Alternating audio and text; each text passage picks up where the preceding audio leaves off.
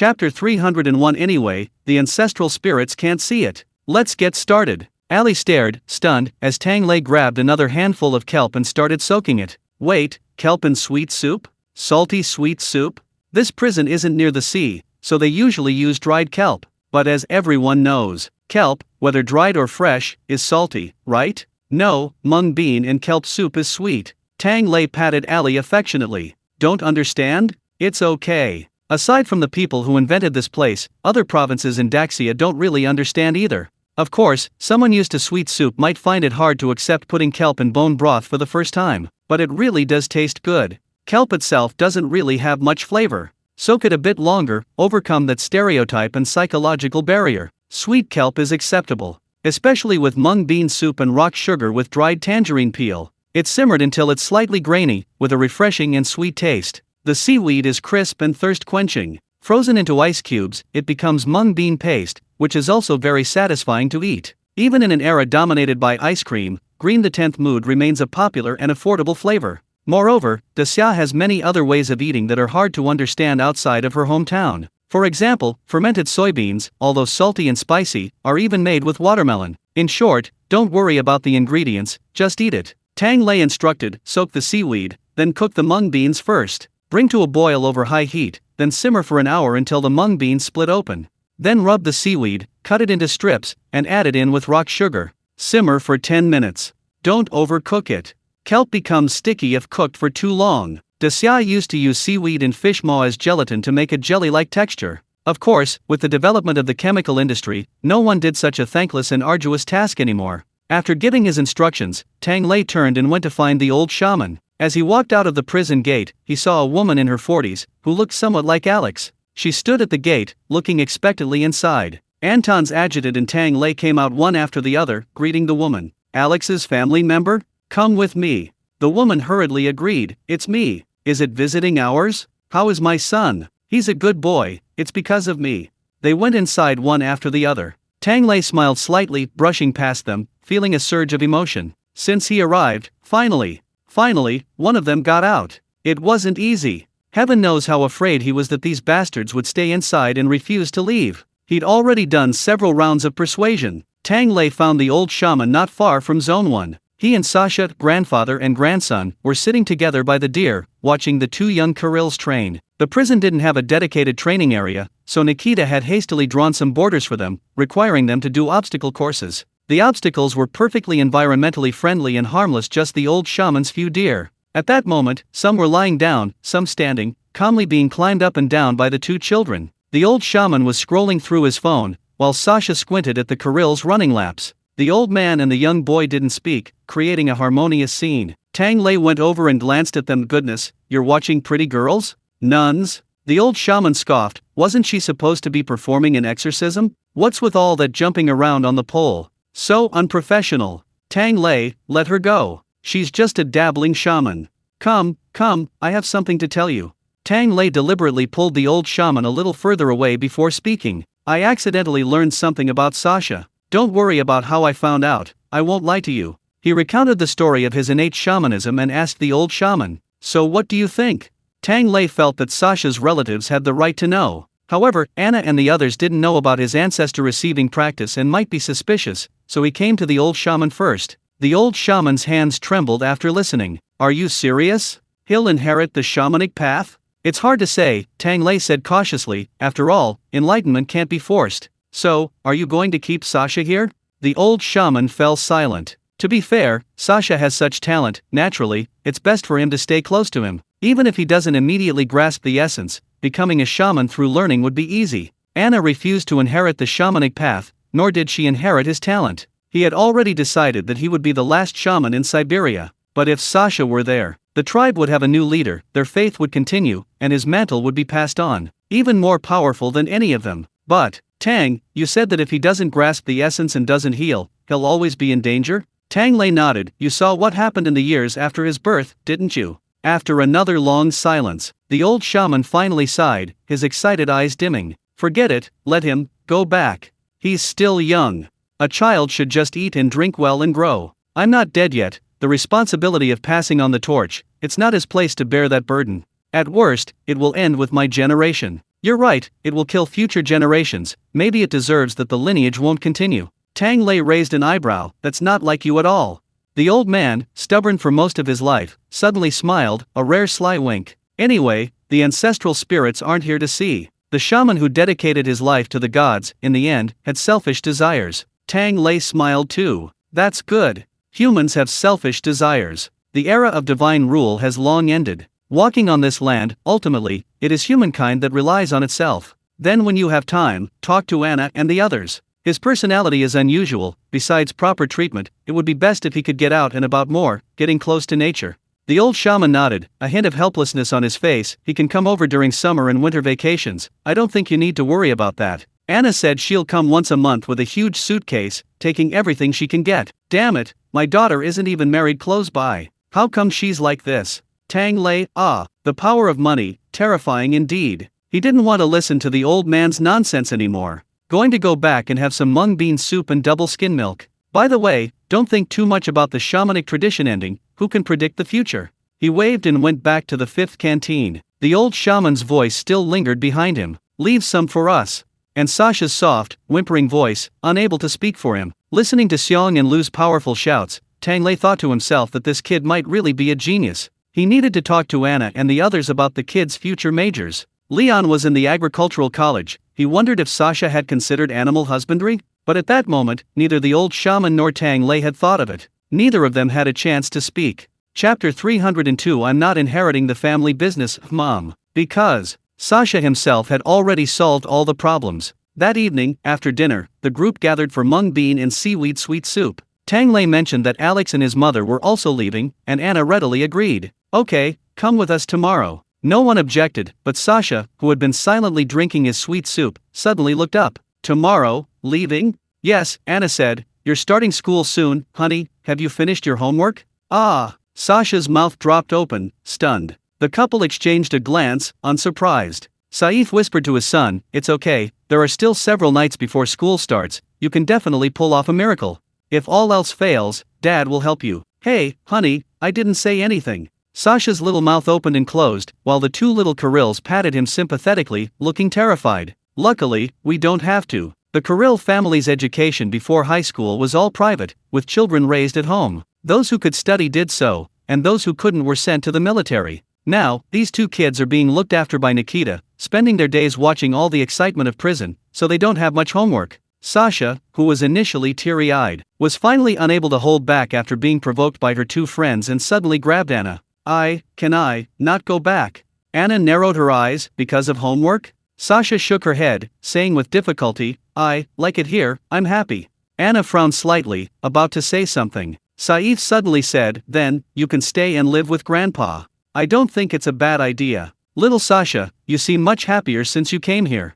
Anna glanced at him disapprovingly, but we have to go for checkups every month, and get our medication. Her words were ambiguous, and Saif gave her a wink, you can go back when it's time. We have to fly back and forth anyway, and we have a plane. Sasha looked nervously at his parents, and after a moment of silence, the old shaman suddenly said, come out with me, I have something to tell you. He went outside, explained about the natural shaman, and then spoke again under Anna's anxious gaze. I won't force him, but if he stays, I will definitely take good care of him. What do you two think? Anna said nervously, it's too dangerous. He should go back and receive treatment for a few more years. Saf suddenly grabbed Anna's hand, reassuring her. Darling, calm down. Perhaps this should be a decision for Sasha. He's not an infant anymore, he has his own ideas. If he really wants to stay, let him live with his father for a while. Dawn is here, and Kiril is a reliable person, it's safe. Anyway, they can afford private tutors. Even if Sasha plays with two Kirils, he won't go astray. Not to mention Dawn. Saif even added slyly. Little Sasha, are you interested in learning to cook? It's much more interesting than counting money. We don't need to be rich, we'll never have to worry about food or drink. But, Anna took a deep breath, tears streaming down her face. How could he be a born shaman? How much suffering will he endure here? Saif muttered, I can endure all this gluttony and endless feasting. Ouch, honey, I'm sorry. He rubbed his stomach and hugged Anna. Don't worry, darling, he's as brave as you. The old shaman snorted. Of course, you dared to argue with the ancestral spirits when I was performing a seance. How come your son isn't good enough to be a shaman? That's because he's annoying. You old geezer. In the fifth canteen, Tang Lei was sitting in a row with several kids eating fruit. Sasha dejectedly clutched his teddy bear cub. I know, I'm sick. Tang Lei comforted him. It's okay, even if you're sick, you still have to do your homework. Sasha choked up, looking even more like he was about to cry. Tang Lei shrugged. It's like us adults who are depressed and withdrawn but still have to work hard and clock in. Nobody lives without going crazy. It's all the same. The little Kurils quickly pushed the mature and annoying adult away to comfort their friend. Just then, the old shaman and his family walked in. Anna's eyes were slightly red as she whispered, Sasha, it's your choice. If you want to stay here, Mommy will finish her work and come back. No need. Sasha's eyes lit up. Mommy, go ahead and do your work. I can manage. Anna raised an eyebrow. You think your mom's a nuisance? Sasha looked at the old shaman, then at her parents, her heart heavy with unspoken thoughts. Finally, she only whispered, I'm the trouble. Mommy, do you regret it? Anna paused for a moment, then suddenly smiled. Sweetheart, you don't think we'd regret having you just because you're a little different from others, do you? Sasha looked up, as if asking, isn't that right? It wasn't because of him that Mommy argued with Grandpa and ultimately had to leave home. Because of him, the family spent so much money, and Mommy and Daddy sighed with worry every night. Sasha had heard countless people say that. Such a child is born to torment his parents. It's only because he was born into the wealthy Ivanov family. Otherwise, he would have been abandoned long ago. Anna helplessly took her cramped youngest son into her arms and shook her head. I gave birth to you because I wanted to be a mother. It has nothing to do with anyone else, and it's certainly not to expect you to do anything for me. You shouldn't think of your birth as a burden. After all, you can't choose whose child you're born to, and I am the adult who truly makes the choice, so no matter what you were born like, Mommy loves you. Daddy loves you too. Sibi poked his head out from the side. Darling, I'm not some unrelated nobody. And you can't think of taking the child and abandoning me. Ouch. He was hit again and silently pulled away by the old shaman. Sasha blankly raised his face, his dull eyes suddenly filling with tears. He hugged Anna tightly. I love you too. He was finally able to utter a sentence smoothly. With that sound, something seemed to shatter silently. Tang Lei stood not far away, smiling as he watched the loving mother and child, casually tapping the system. Did you hear that? The sound of my chicks and ducklings hatching. Quickly, send me 2 more. The system rolled its eyes. No live eggs, only eggs. 100 points for a single egg of a specific breed, 2,500 points for a box of 30 mixed breeds. Tang Lei, why do I feel like you're subtly criticizing me? System, just tell me if you want it or not. Yes, Tang Lei waved his hand. Who can resist the temptation of blind boxes? I'll take a set. By the way, put it safely, don't let it get stolen and eaten before I can give it to Sasha. Don't worry, the system muttered, I put it under your stove, it's warm there. Aren't you going to give it to him now? Tang Lei, they're having a heart-to-heart with their child, why would I disturb them? This child can open his heart, maybe he'll really be a very powerful shaman in the future. Sasha also heard this and suddenly turned his face expectantly. Can I become a shaman? The old shaman stroked his beard, smiling and nodding. Would you like to? Sasha, if I become a shaman, does that mean I won't have to inherit a fortune? Saif was speechless. Isn't inheriting the family business better? That's how I got here. Sasha, but Dad, every time you count money, your hair falls out, and Mom started to dislike you a long time ago. Saif almost spat out blood, desperately looking for Tang Lei. Why are you saying this? I'm waiting for him to be a little older so I can take him to work, and then I'll run away. Tang Lei thought about how these kids could take forever to calculate even something as simple as cilantro and how to chordata, and said sadly, what if people only become shamans to avoid learning math? To be honest, when he couldn't hand in his homework before, he also hoped that a meteorite would fall from the sky and school would be cancelled. The difference is that Sasha actually did. Well, did she? No. Anna patted her youngest son, her stern, motherly face returning. Whether you're a shaman or not, now, you have to do your homework. Chapter 303 The Friendship of Fighting for Food and Copying Homework. Sasha had only been enjoying his love for a few minutes when tears streamed down his face again. The love was gone. So even underage shamans have to study. But with his mother in front of him, no status mattered. Anna's face hardened, and the old shaman didn't dare utter a sound. Saif patted his son gleefully. Serves you right for complaining about me. I won't help you with your homework. Anna, Saif, you actually helped me? No wonder his teacher said those words. The couple paused briefly, then erupted into chaos. The 2 little Kurils pulled Sasha aside, happy that their friend could stay. Don't be afraid, Sasha. We'll help you with your homework. Sasha cried, Uncle Nikita copied my homework.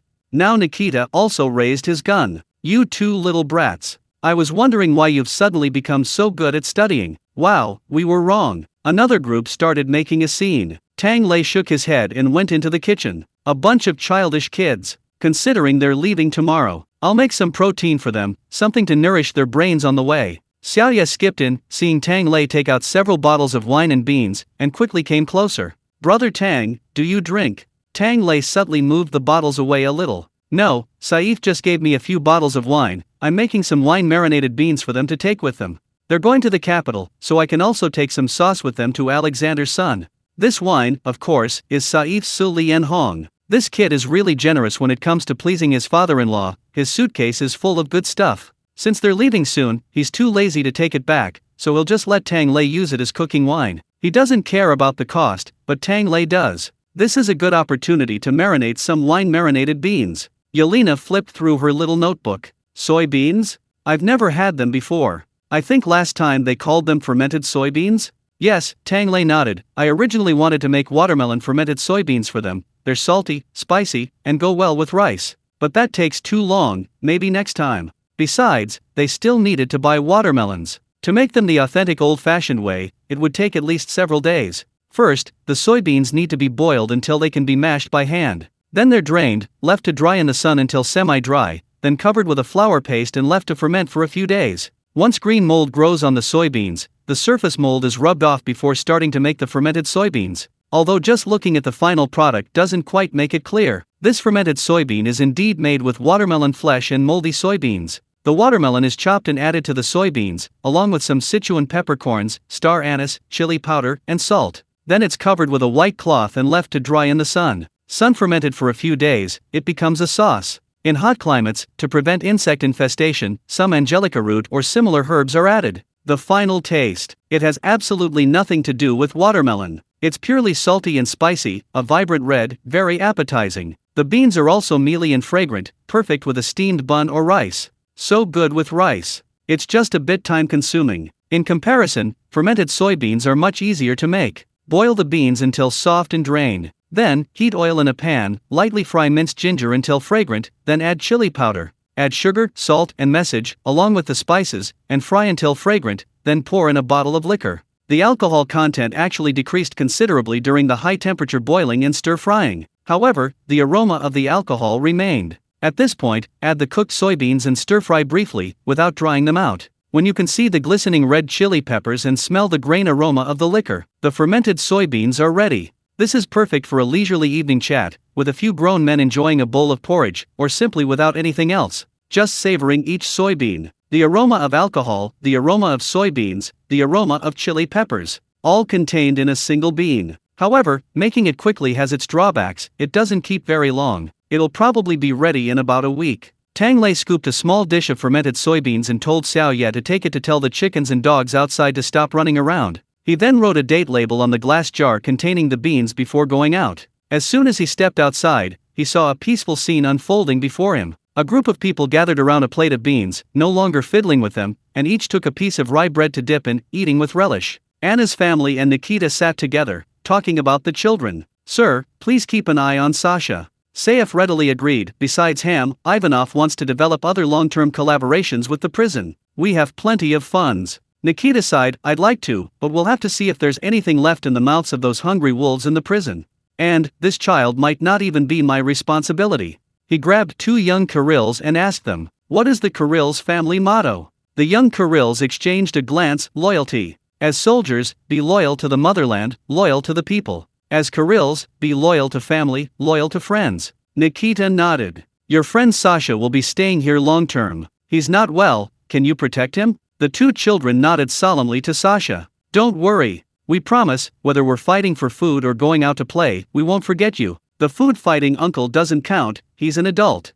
Nikita? Sasha was incredibly moved and whispered, I won't forget to let you copy my homework either. Hey! This time, all the parents simultaneously asked with question marks. What's with this friendship between you kids? Chapter 304 Mission Progress 2/50. The three kids hadn't even had time to enjoy playing together. Their scheme to copy homework was completely exposed. Anna's tenderness for her son turned into rage. The three boys ultimately received a beating from their mother and uncle. The scene was so intense that even the real bear cubs were too scared to utter a sound. The next morning, Anna's family packed their bags and went to the 5th canteen. After a night's rest, they had recovered. Saif put his arm around Anna and grinned. It's perfect that our son isn't here, we can have some marital bliss again, darling. Heaven knows how inconvenient it is for a young couple like them to have a child at home, especially when he suddenly bursts into their bedroom at night asking for a hug, so much so that he had to repeatedly explain to his wife afterwards. The feeling that it wasn't the same as before was definitely due to the psychological trauma Sasha had inflicted on them. Tang Lei's gaze lingered meaningfully on Saif's face before he finally pulled a bottle of liquor from under the cabinet. Since you gave me so much liquor, I'll share some with you. Don't say I'm not being a good friend. Saif was taken aback. What's this? He vaguely recognized the sliced deer antler. Tang Lei patted him. Ginseng, deer antler, Cistant deserticola, Polygonatum sibericum, Morinda officinalis, Cinnamorium songericum, Gastrodia elata, seahorse, and three-leaf clover. Oh, right, three-leaf clover has another name. He lowered his voice. A few seconds later, Saif's lips involuntarily curled into a grin. Hey, Tang, you're really something. Tang Lei grinned. Of course. Hurry back and work hard with Anna.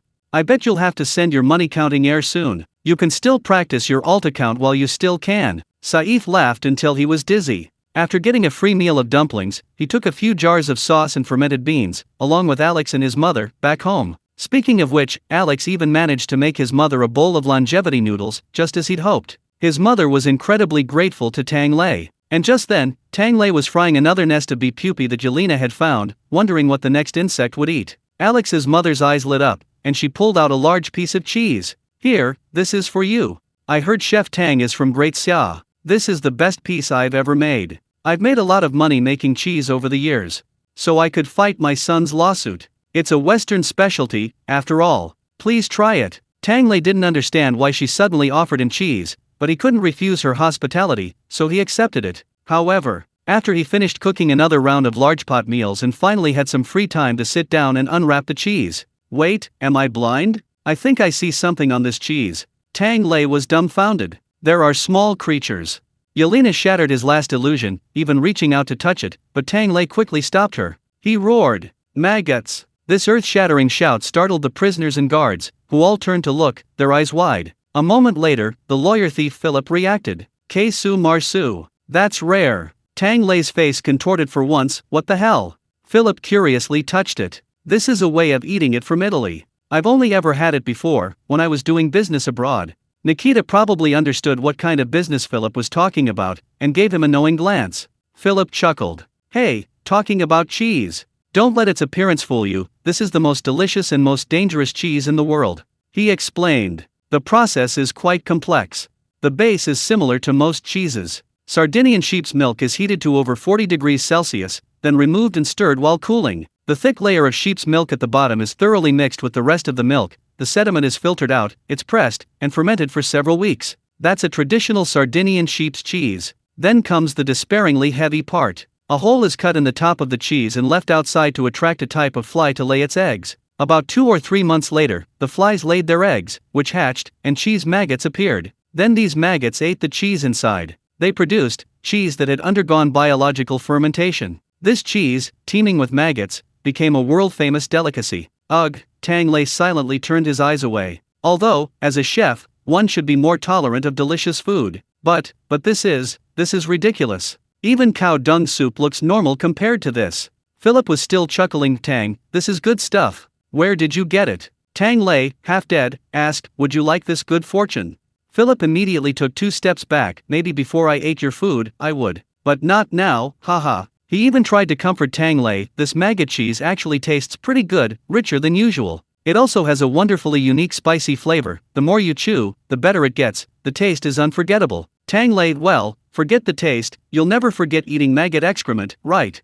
Philip couldn't keep up the lie and shrugged helplessly. My business partner said, just treat it like cheese with meat in it. Tang Lei was shocked. Damn it, it's all fermented, and you're not going to remove the maggots before eating it. Philip, hee, do you think this stuff is so dangerous that it's banned from public sale in the West? Besides the difficulty in completely ensuring the maggots are always inside the cheese, virus-free and bacteria-free, if you eat too much, the maggots can jump into your eyes. Ouch! Yelena grabbed a rag and shoved it into Philip's mouth, interrupting him. Tang Lei was touched. Little yeah, you're so good to me. Yelena patted him. It's okay, Tang Ge, this tastes much better than blue cheese. The patterns on blue cheese are from mold, and it smells like foot odor. Tang Lei. Damn it! I thought some of the ways of eating in Great Xia were already pretty. Well, how come the food outside of Great Xia is so disgusting? Just like that cat poop coffee that you eat in poop, I can't understand it. Philip whispered, besides being delicious, there's also, cough, local legend says it. It's an aphrodisiac. Tang Lei, never mind then. He suddenly understood everything. Sure enough, as long as there's that reputation, men will eat anything. If only he'd given Saif a piece too. But now, he had to bear this pain alone. Oh wait, there was Yelena too. After the prisoners and guards who had eaten at the 5th canteen had gathered around to look at the maggot-infested cheese, they praised it to the skies, but their feet retreated even further. In the end, only the brave Yelena and Tang Lei took a bite together. It was undeniably creamy and flavorful. If one could ignore the fresh, bursting texture in their mouths. Alex, damn it, what a disaster. Tang Lei, hearing the system's 250th announcement again, harshly noted down his unlucky apprentice's mistake. This was practically a case of the apprentice paying for the master's debt. Alex had just made so many prisoners vomit with Hautunia chordata. And now, he'd been made to vomit by this precious cheese. My understanding of humans is still insufficient. Tang Lei tried to calm himself down, muttering to himself. That's good, now I can relax about bringing out the filthy stuff from Great Xia. You guys will definitely accept it.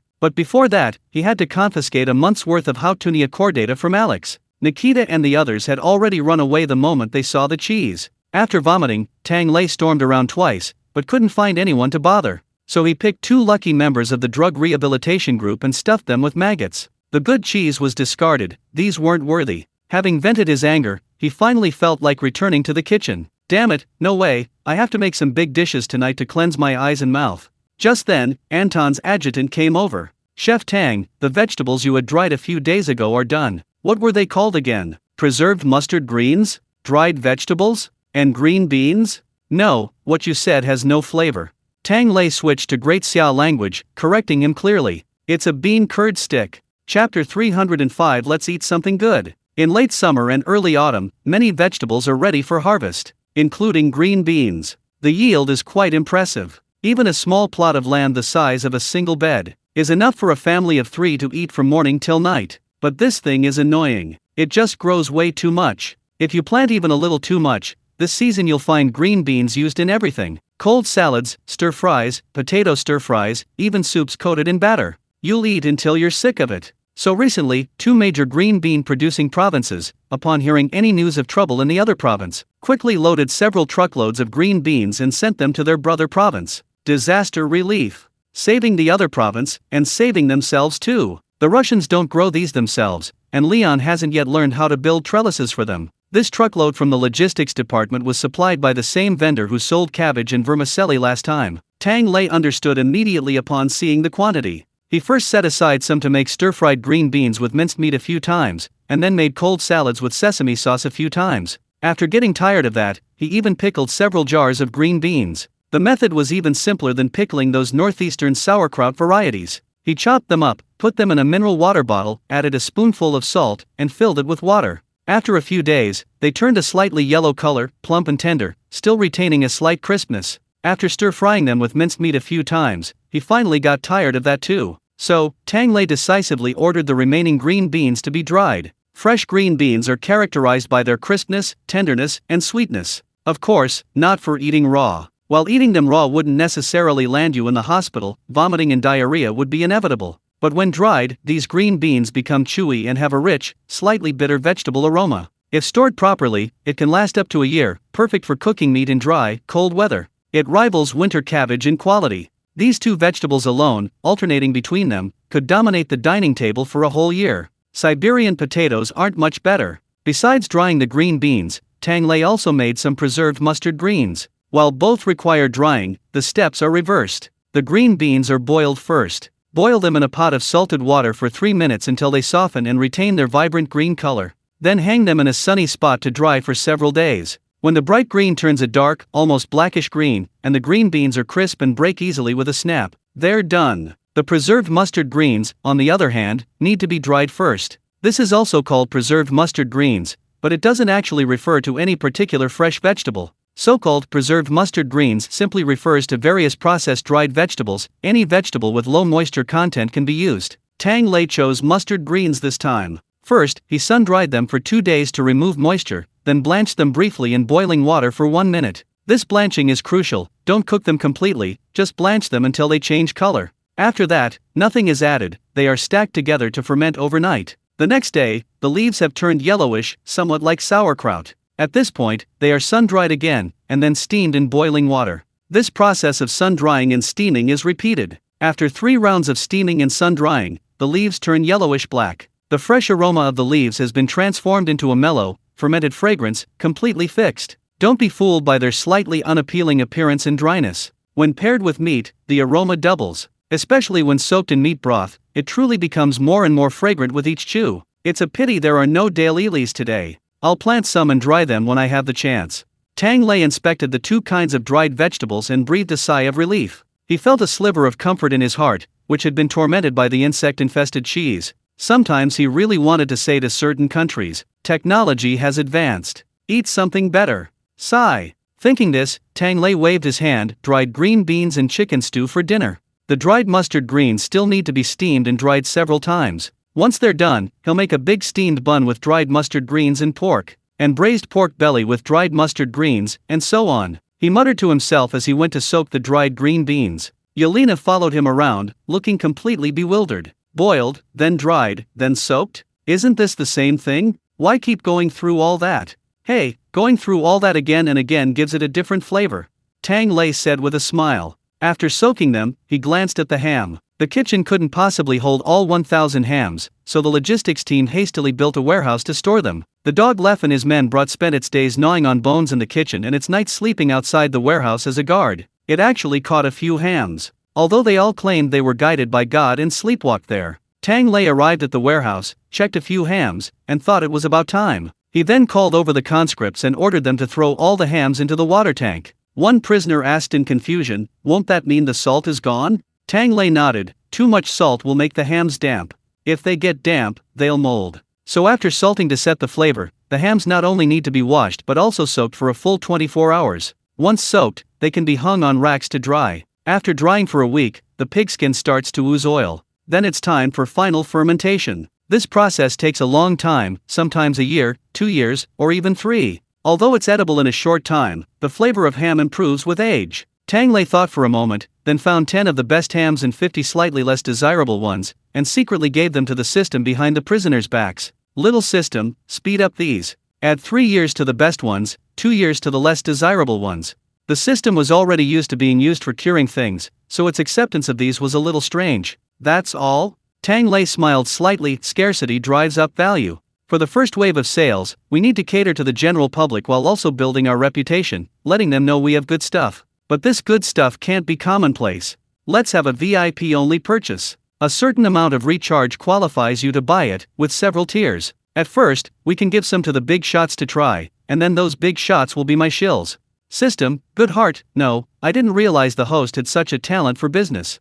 Ha, Tang Lei chuckled resentfully. That's right, from playing games. The sucker, finally, has become the very thing he hates most. Chapter 306. So cute, it smells so good. Tang Lei deeply understood one thing. The best at exploiting people aren't farmers, but those with all sorts of schemes. So, VIP subscriptions, Supreme VIP memberships, and the like. These had to be arranged for the bosses of the fighting nation. After sending this sinful yet pleasurable suggestion to Siberia, Tang Lei then dragged over several imprisoned lefts. Valerie, the leader, was digging in the dirt, covered in dust, when he was pulled over, looking furious. "What are you doing now?" "Tang Lei, don't pretend. The officer told me your land grows 24k pure vegetables, the kind that won't grow a single real vegetable. But I see your knife skills are alright. Come on, keep chopping chicken." "Valerie. Me, a dignified left, not some fishmonger for you to butcher." With a bang, the cleaver fell on the chicken. The left shuddered. Tang Lei smiled and said, "First, make 2 cuts on each side of the chicken leg, then pull it apart forcefully from top to bottom." He demonstrated as he spoke, and with a light snap, a chicken was folded in half.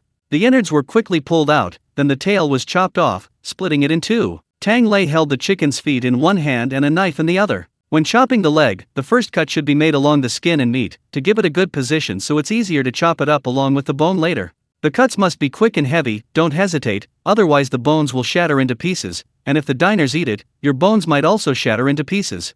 The upper body is even easier. Remove the heart, pull out the trachea, and chop its neck while holding its head. It's very easy. If you find the chicken head troublesome, just chop off the beak too. With a few words and a laugh, a chicken was reduced to a handful of minced meat. Tang Lei put away the minced meat and looked up at the lefts. Oh, right, what were you going to say? Valerian. Looks like there are no problems. Tang Lei clapped his hands in satisfaction. Let's get started. The group began working, seemingly without further objections. At this moment, 3 children finished their morning classes and skillfully made their way into the 5th canteen. Brother Tang, what are we eating today? Old Shaman had gone to pack his things this morning, preparing to move to the vicinity of the prison. Sasha was running around with the 2 Kurils. He was still young, and had cried when he left his parents. His eyes were still swollen. Tang Lei looked at him kindly, as if looking at a glittering tool. Sasha, have you ever raised chickens? Sasha nodded vigorously. Yes, my mom bought me some, they were very cute. Tang Lei was satisfied.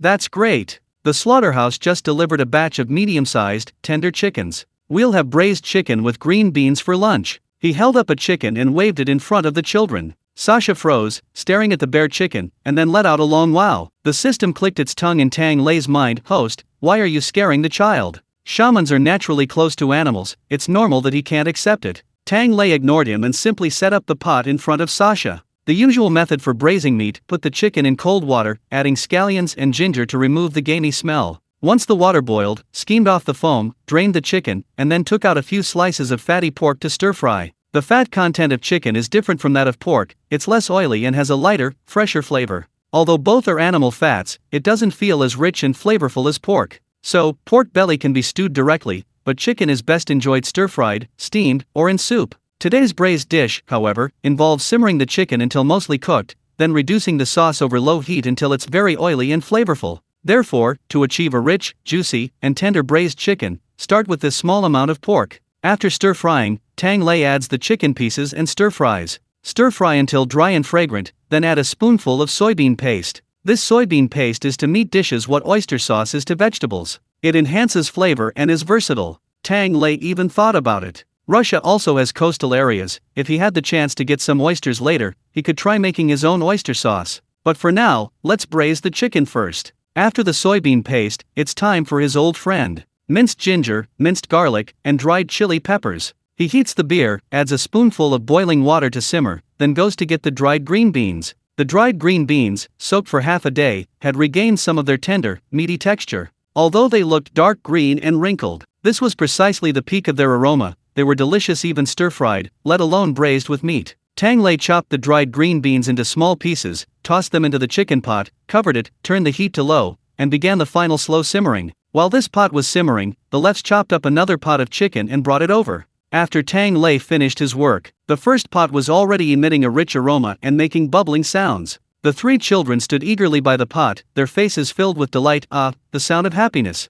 Sasha, whose eyes had been watering, was now drooling. After Tang Lei served them a plate of braised chicken with dried green beans, and gave each of them a bowl of rice, topped with a spoonful of meat gravy, Sasha could no longer care about the cute chicks. He grabbed a spoon and devoured the chicken. The first bite, the chicken was tender and juicy, savory, and delicious. Even the breast meat was perfectly tender. The second bite, the dried green beans had a perfect balance of chewy and crisp textures, soaked in the broth, offering both the aroma of vegetables and the savory flavor of meat. A few more bites, and you could even find a few beans, adding a satisfying chew. Even better than the meat. The third bite, the rice at the bottom was soaked in the meat broth. Besides the savory flavor, the rice grains had a slightly sticky and sweet aftertaste, offering another soft and fragrant texture. No need for further words, just devour it. Watching Sasha finish the whole bowl with tears in his eyes, Tang Lei asked him, "Is the chicken delicious?" Sasha, "Delicious." Tang Lei coaxed, "Then should we still slaughter it?"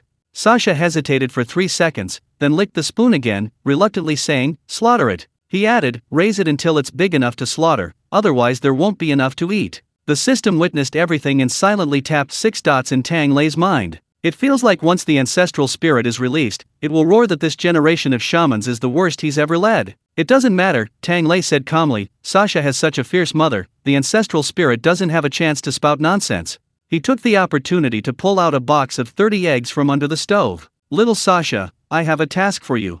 Help me hatch these 30 eggs, raise them until they're big, then slaughter them and you'll have plenty to eat." Sasha hugged the box with delight, nodding repeatedly. "Okay, I'll definitely raise them big for you." The 2 little Kurils also joined in the fun. "We'll help you. So, how do you hatch these eggs?" "Sasha, are you going to sit on one? Go without food or water for a month? No, people will die. I have an incubator. Dad bought one, I'll just ask him to send it to me. Tang Lei grinned. He even has experience with hatching eggs. You're something else. I wonder what kind of monsters are in this box. Let's see how it hatches. They finished eating first, and then the prisoners arrived. The cheerful sounds of eating and the screams of the anti-drug squad mingled together again, a truly delightful scene. Tang Lei was full, and there was nothing left to clean up. He was sitting leisurely, contemplating whether he could finally slack off. Suddenly, the system notification exploded. Nikita ate 3 bowls of rice today. System detection shows she has recovered. Congratulations, host, on completing the Build Connections mission, helping Nikita regain her health and return to the Siberian prison. Rewards received, +1 lottery draw chance, 1 special gift.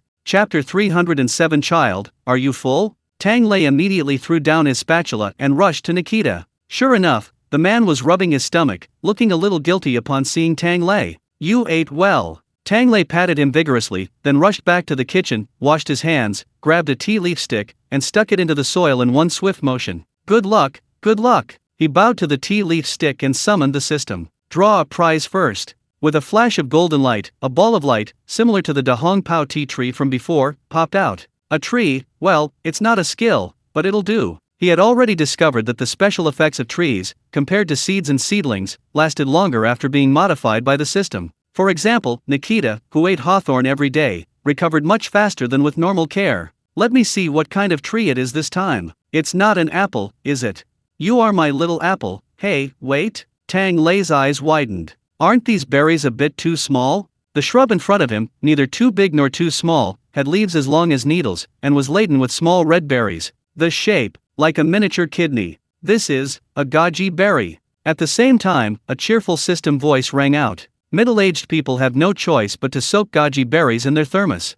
Congratulations, host, for obtaining a Ningzhou goji berry ahead of schedule. By the way, a little-known fact. Daxia goji berries are just ordinary plants, only Ningzhou goji berries have medicinal value. The characteristics of Ningzhou goji berries are that they have a small white dot at the tip, and they won't sink in water. They are sweet but have a bitter taste in the throat, so be careful when eating them. Tang Lei, what do you mean by this little-known fact? Not very offensive, but extremely insulting. The system snorted. Goji berries nourish the liver, moisten the lungs, and tonify the kidneys. Goji leaves clear heat, improve eyesight, and replenish qi. Any objections? If you have objections, go back to eating maggot-infested cheese. No, Tang Lei quickly waved his hand. Goji berries are fine. Only something that looks good and tastes good is suitable for Daxia kidneys. Maggots can go see God. Tang Lei went to his adjutant and asked him to clear a plot of land near the prison. After arranging for the goji berry trees to be placed in a suitable location, he called the old shaman to haul them back, and also to see if he could get the Dahong Pao tea.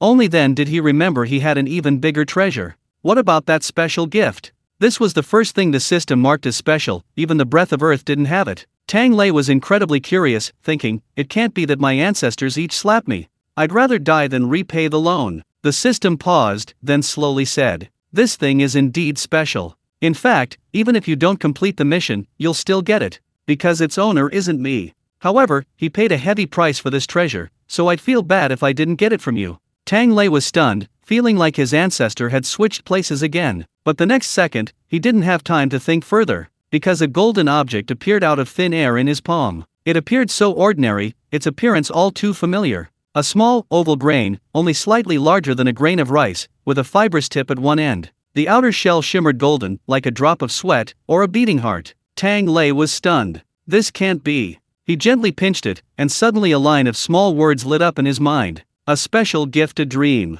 The next moment, Tang Lei's vision went dark. He found himself standing on a piece of land. Here, the land was cracked and scarred, and the air smelled of blood and fire. A faint cry could be heard. Tang Lei took a few steps and saw a sign hanging under a withered tree, the ancient characters crookedly written. Vegetable people. A sudden pain shot through his heart. He understood where he was. A great famine. People eating each other. This was the pain this land had repeatedly endured. A drought, a flood, a locust plague, a war. Countless people would be displaced, starving. Thus, water control began 5,000 years ago, and the dams that have stood guard over the waters for over 2,000 years. And then, amidst the black and gray landscape, suddenly, Tang Lei saw a bright corner. A young college student, fresh out of school, looked at the starving corpses lying by the roadside, sighing and weeping. I am one of the first generation of college students trained by the nation. I studied farming, and in the future, I must solve the food shortage problem. He spoke, walking into the field. The rice sprouted golden ears from green leaves, and his figure gradually became hunched. The surrounding sounds grew increasingly noisy, but the college student's voice became clearer.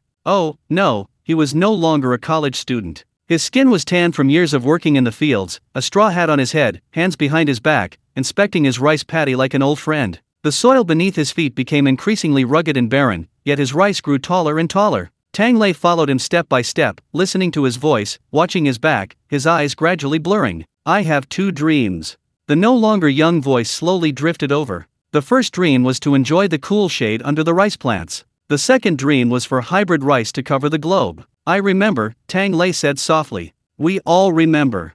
As long as there are people still eating, no one will forget. The rice paddies in the distance rippled with golden waves. It was another year of abundant harvest. The old man took off his hat and finally smiled. He turned to Tang Lei and said kindly, Child, have you eaten? Yes, I've eaten my fill, don't worry. The darkness faded, and Tang Lei dazedly wiped his face, murmuring. He looked at the rice seed again. More annotations appeared in his mind. I have a dream, buried in the soil. I firmly believe it is different. It is my dream, and the dream of millions. May all people in the world one day no longer go hungry. It will. Tang Lei clasped his hands together and grasped the rice seed. Your dream will one day come true. Chapter 308, Classic of Mountains and Seas. 10 full minutes passed. Tang Lei remained motionless, until the system panicked and started poking him. Host, are you all right? You can't hold back your tears. It would be a problem if I could hold them back. Tang Lei grabbed another tissue and wrapped the rice seed in it. Then he wiped his tears and nose, making himself look less alarming. Only then did he begin to consider the real issue. They've given me this rice seed, so I have to plant it. How do I plant it? He dared to mess with anything else, but he really wouldn't dare with this rice seed. Just this one. Shouldn't I hand it over to the government? Should I try contacting the embassy? The system slowly replied, if it were that easy to hand it over, why do you think it didn't come out before? There's a reason I gave you this, it's called opportunity. Opportunity? Tang Lei frowned slightly, then suddenly spoke. Tell me honestly, little system, what exactly is your purpose in sending me to Siberia? The system lazily replied, the time isn't right yet. You'll know when it is. Don't rush the planting either. This kind of treasure takes a long time and requires a lot of resources to grow. Take your time figuring it out. Tang Lei suddenly slapped his forehead and went to the windowsill to bring over the potted soil. Little mud spirit, can you plant this seed? The soil tentatively touched it, then twisted. The system translated for it, it's the best soil, but seeds need more than just soil to grow. Tang Lei nodded, I'll find the rest later. Can I leave it with you for now? The soil automatically revealed a small indentation, indicating its welcome. Tang Lei carefully buried the golden rice seed in it and began to ponder what else he needed. Siberia, could there be something special about Siberia? He had long suspected that there was something fishy about the system assigning him this task, but he hadn't expected that this unexpected rice seed was also related to this place. Tang Lei couldn't help but poke the system, what's going on? Wasn't that old man a native of Changxia? Although his rice could even survive in seawater and deserts. But there was no reason for the thing that could grow this miraculous rice to be in Siberia. Before he could finish thinking, there was another bang in his mind. A long scroll landed in Tang Lei's hands, which he unfolded. It turned out to be an ancient map, marked with ancient place names. But, wait, the North Sea? He pointed to Lake Baikal, this name sounds familiar? Hat, the system scoffed. What do you think you're holding? Tang Lei, system, that's the land your ancestors conquered for you. This land submitted to your ancestors 3,000 years ago. Do you understand? Tang Lei's mouth dropped open. This was incredibly awkward. Sigh, never mind, I've always said conquering a kingdom is hard, but maintaining it is even harder. The system calmed itself down. Tang Lei curiously looked at the map again and saw another familiar name. Fuzhang? Wait, why is Fuzhang marked here? Isn't that the place that loves tacos and chicken wraps? It's across the Pacific Ocean from Great Xia. The system glanced at it, is there a problem? This land was originally here. Tang Lei's hands holding the map trembled slightly, our ancestors even conquered this place. System, no, your ancestors usually only went to make friends with places they didn't border. That was a land our ancestors had already seen, about 4,000 years ago. The story of shooting down 9 suns still circulates there. So, Tang Lei's lips twitched, the Japanese kingdom has been fighting over Fuzhang for so many years, isn't it theirs? The system scoffed, nonsense. Fuzhang is 20,000 li east of Hanzhong. How far away is that? Does it deserve to be called east of the Great Xia? Besides, it's so small. Yingzhou is actually a more accurate name. Later, it was renamed WA, Japan. Tang Lei. Today, another day of being awestruck by his ancestors. We still have a long way to go. He silently rolled up the map, preparing to put it away. Suddenly remembering something, he flipped it over. On the back of the map were 3 ancient characters, classic of mountains and seas. As expected, Tang Lei took a breath and asked the system, "Are you taking it back?" "No," the system said lazily, "I'll give it to you sooner or later anyway. The classic of mountains and seas is actually, hee. Tang Lei's lips twitched. He had a feeling the system was thinking something terrifying. However, the scroll was quite down to earth, just a tattered roll of paper. Tang Lei wrapped it up neatly and stuffed it into the box where he kept his pattern cleaver, intending to take it back later. Just as he finished, Sergei ran over excitedly. "Tang, is there a new round of desserts yet? It's been a week again." Tang Lei was still immersed in the rice, but upon hearing this, the aroma of rice immediately filled his mouth. "Then this afternoon, let's make rice snacks." Long before corn was used for popcorn, rice, millet, and other grains had their own ways of making rice popcorn. Before popcorn machines became popular, there were always quite a few old men at the village school entrance, pulling along a large, black, round ball connected to a long cloth tube. With a loud bang, a pot of snow-white, crispy rice popped out. Tang Lei, of course, couldn't get his hands on a rice popper for that kind of high-temperature extrusion, so he used another method: deep frying. The oil was heated until it smoked, just enough so that the raw rice would float to the surface quickly. In just a few seconds, the rice burst open into tiny, pale yellow pops. Tang Lei poured handfuls of rice out, quickly scooping out each batch and draining the oil. Occasionally, a ruthless hand would grab a rice popper from a pot that had cooled slightly. The kitchen was filled with the constant crackling and popping sounds. The aroma of rice and oil wafted out the door, and soon Yelena ran in, pulled up a small stool, and started eating. She casually asked Tang Lei, "Brother Tang, are you unhappy? You seem troubled." Tang Lei was a little surprised. He had already washed his face, yet she could still tell. "No, I'm just so happy I'm a little nervous, afraid I'll mess it up." "How could that be?" Yelena smiled. "You're the best. If you have any trouble, I'll help." Tang Lei thought for a moment and asked her, "Besides soil, what else do plants need? Water, fertilizer?" Yelena thought for a moment, and light. "That's true." Tang Lei scratched his head. "Everything grows thanks to the sun. So, does he need to find special water and light?" "Wait." Tang Lei snapped out of his daze and stopped Yelena's outstretched hand. "Eat slowly. There won't be any more candy to make later." He almost didn't notice that while they were frying, this girl was secretly stealing handfuls of candy. "Ah, there's a next step." Yelena was startled and quickly let go. "I thought we could eat it right away. It already smells delicious." Tang Lei smiled. "And there's something even more delicious. Here's one for you, a fragrant, crispy, and tooth-sticky rice candy."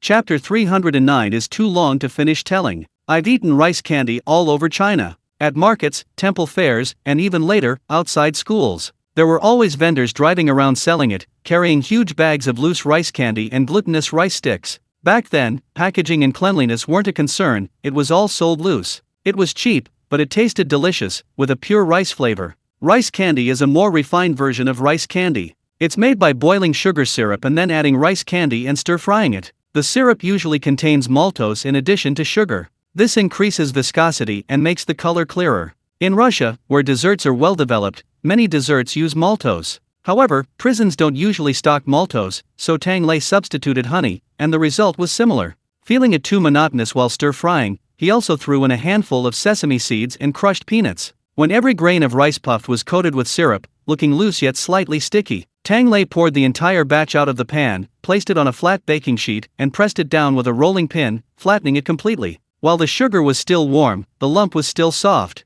After rolling it out, he placed it out the window, and in the blink of an eye, it hardened into a solid block. Tang Lei quickly withdrew his hand, and while it was still slightly warm, he swiftly chopped it down. Crunch, crunch. A small but pleasant crisp sound rang out. The rice puff candy was divided into rectangular pieces, with occasional grains of rice falling off, which Yelena picked up one by one and popped into her mouth. Sweet, delicious. Tang Lei smiled and gave her a piece. Yelena's little tiger teeth crunched it down, her eyes crinkling with laughter. The solidified rice candy had a thin sugar coating on each grain of rice. One bite, and it was crisp and sweet. but not the cloying sweetness of industrial saccharin. It was the pure, natural sweetness of honey and rice flour. Add a few crushed peanuts while eating, and your mouth would be filled with a wonderful aroma. Tang Lei made this batch first, and seeing Sergey and the others outside already getting restless, he decided to take it out and eat some himself. Come and try some rice candy.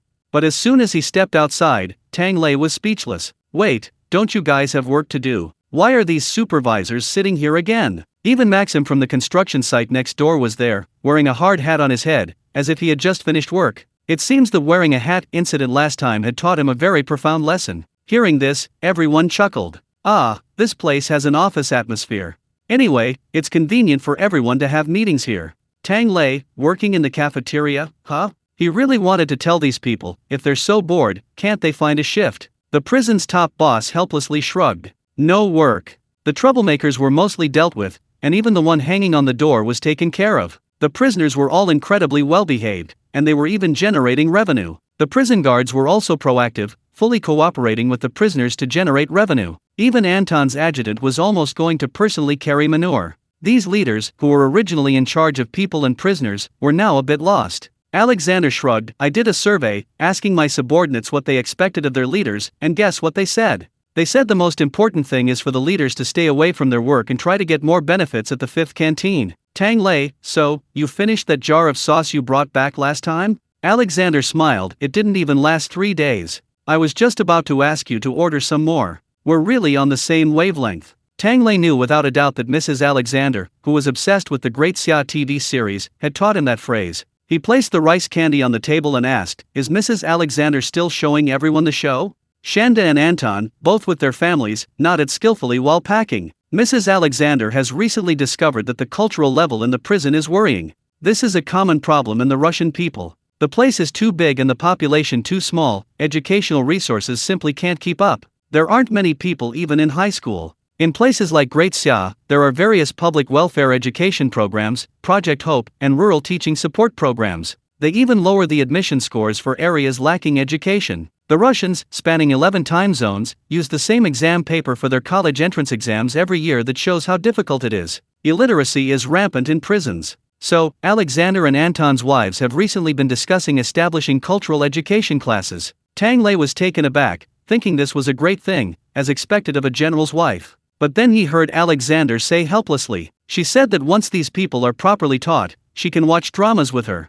Some of your Chinese dramas are so ruthless. Without some education, you wouldn't even know how you died. Tang Lei's lips twitched, and he helplessly spread his hands. Well, there's nothing I can do. After Madame finishes watching True Legend of the Ring, she can also watch the 4 great classical novels. This is the kind of quality that even his own family members couldn't guarantee surviving more than 3 episodes after time traveling. There are many more that can't be made into dramas. For example, The Strategies of the Nation and Sun Tzu's Art of War. Tang Lei didn't even want to mention the Western epic political dramas, like Game of Thrones. He stumbled upon the fact that those political intrigues had essentially been played out in the Great Xia dynasty years ago. Take the famous Bloody Wedding, for example. If described differently, 500 axemen lay in ambush beneath the tent, using a thrown cup as a signal. Doesn't that sound familiar? Oh, Nikita, munching on rice candy, eagerly pulled out paper and pen. And then? They wanted to hear, loved to hear, and wanted to take notes. Tang Lei had no choice but to recount the events leading up to the feast at Hungmen. The group listened with shining eyes, urging him to continue. Amidst the crunching sounds of rice candy, Tang Lei's mind went blank. What? After being a cook and a startup mentor, was he going to be a storyteller now? Believe it or not, these listeners were so engrossed in their candy that they didn't even need sunflower seeds. After finishing a plate of rice candy, Tang Lei's throat was parched from talking. He slammed his hand on the table. I'm done. All right, you're done eating. Time to go to work. He couldn't finish talking, he just couldn't finish. The wardens chuckled awkwardly. Yelena glared at them and shoved a glass of water into Tang Lei's hand. Tang Lei felt better. It has to be Yelena. He took a sip to moisten his throat, then suddenly remembered. By the way, what kind of water in Siberia do you think is special? Water? Nikita thought for a moment. You mean lakes? Special. He pondered for a second. Lake Rose, is that special? A little south of Siberia, there's a lake called Berkskoy. In August, the water there turns a pinkish gold color. Many tourists like to come here, it's very romantic. The lake is shallow, and there's even a train built on the water. As the train travels, leaving pink waves in its wake, it's like a dream. Tang Lei glanced at Yelena, wondering if he should take her there for a romantic getaway sometime. But Yelena shook her head slightly. That's so, nothing special. You have to go to Lake Baikal. Speaking of which, the fishing season before winter is almost here. Tang Lei checked the date. True. Lake Baikal may be large and deep, but the climate here is so cold that it does have an ice-covered period.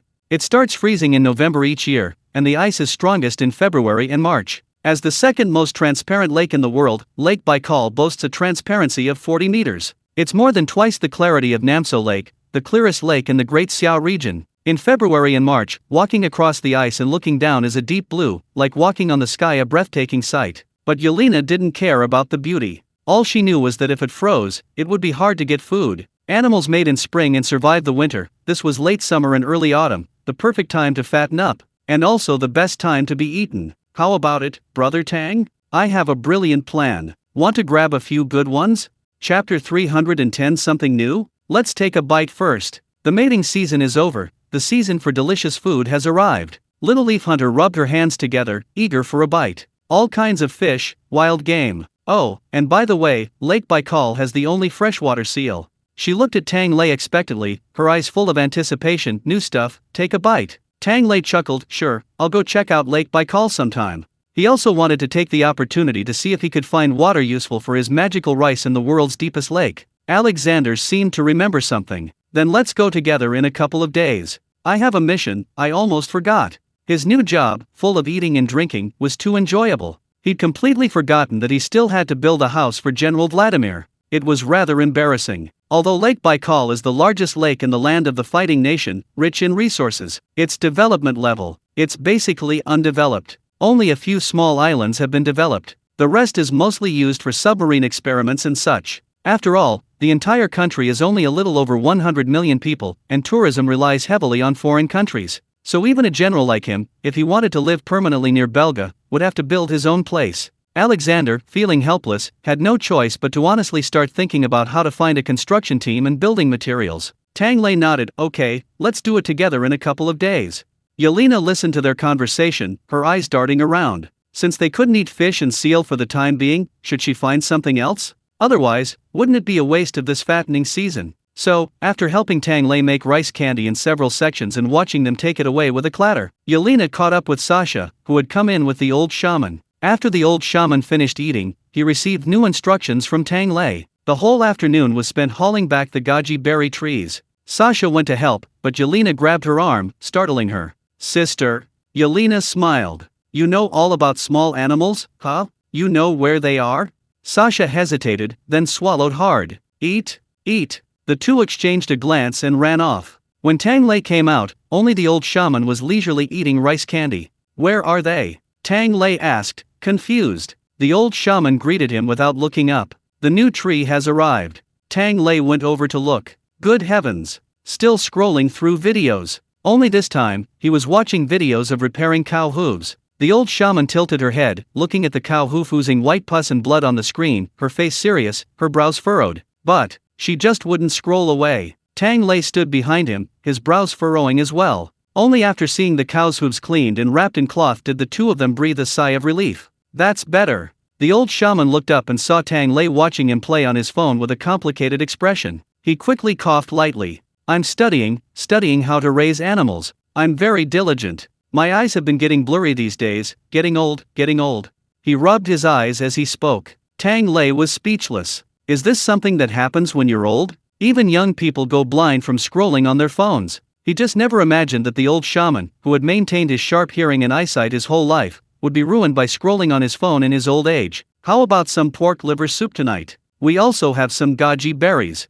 Transplanting inevitably leads to leaf loss. Perfect for making soup. Speaking of which, goji berries are truly a treasure. Not only do the roots and fruit have their own benefits, but the leaves and branches are also edible. The branches can be used in soups, while the leaves can be used in salads or stir-fries, good for eyesight and overall health. They're practically edible year-round. Moreover, goji berries originally started as low-lying shrubs. After being planted on a large scale in Ningzhou, they've been cultivated into trees 1 or 2 meters tall. Tang Lei glanced at the goji berry tree the old shaman had given him and was very satisfied. This is great. So edible. Hey, is this Boris from the slaughterhouse? Want a couple of pig livers? Yes.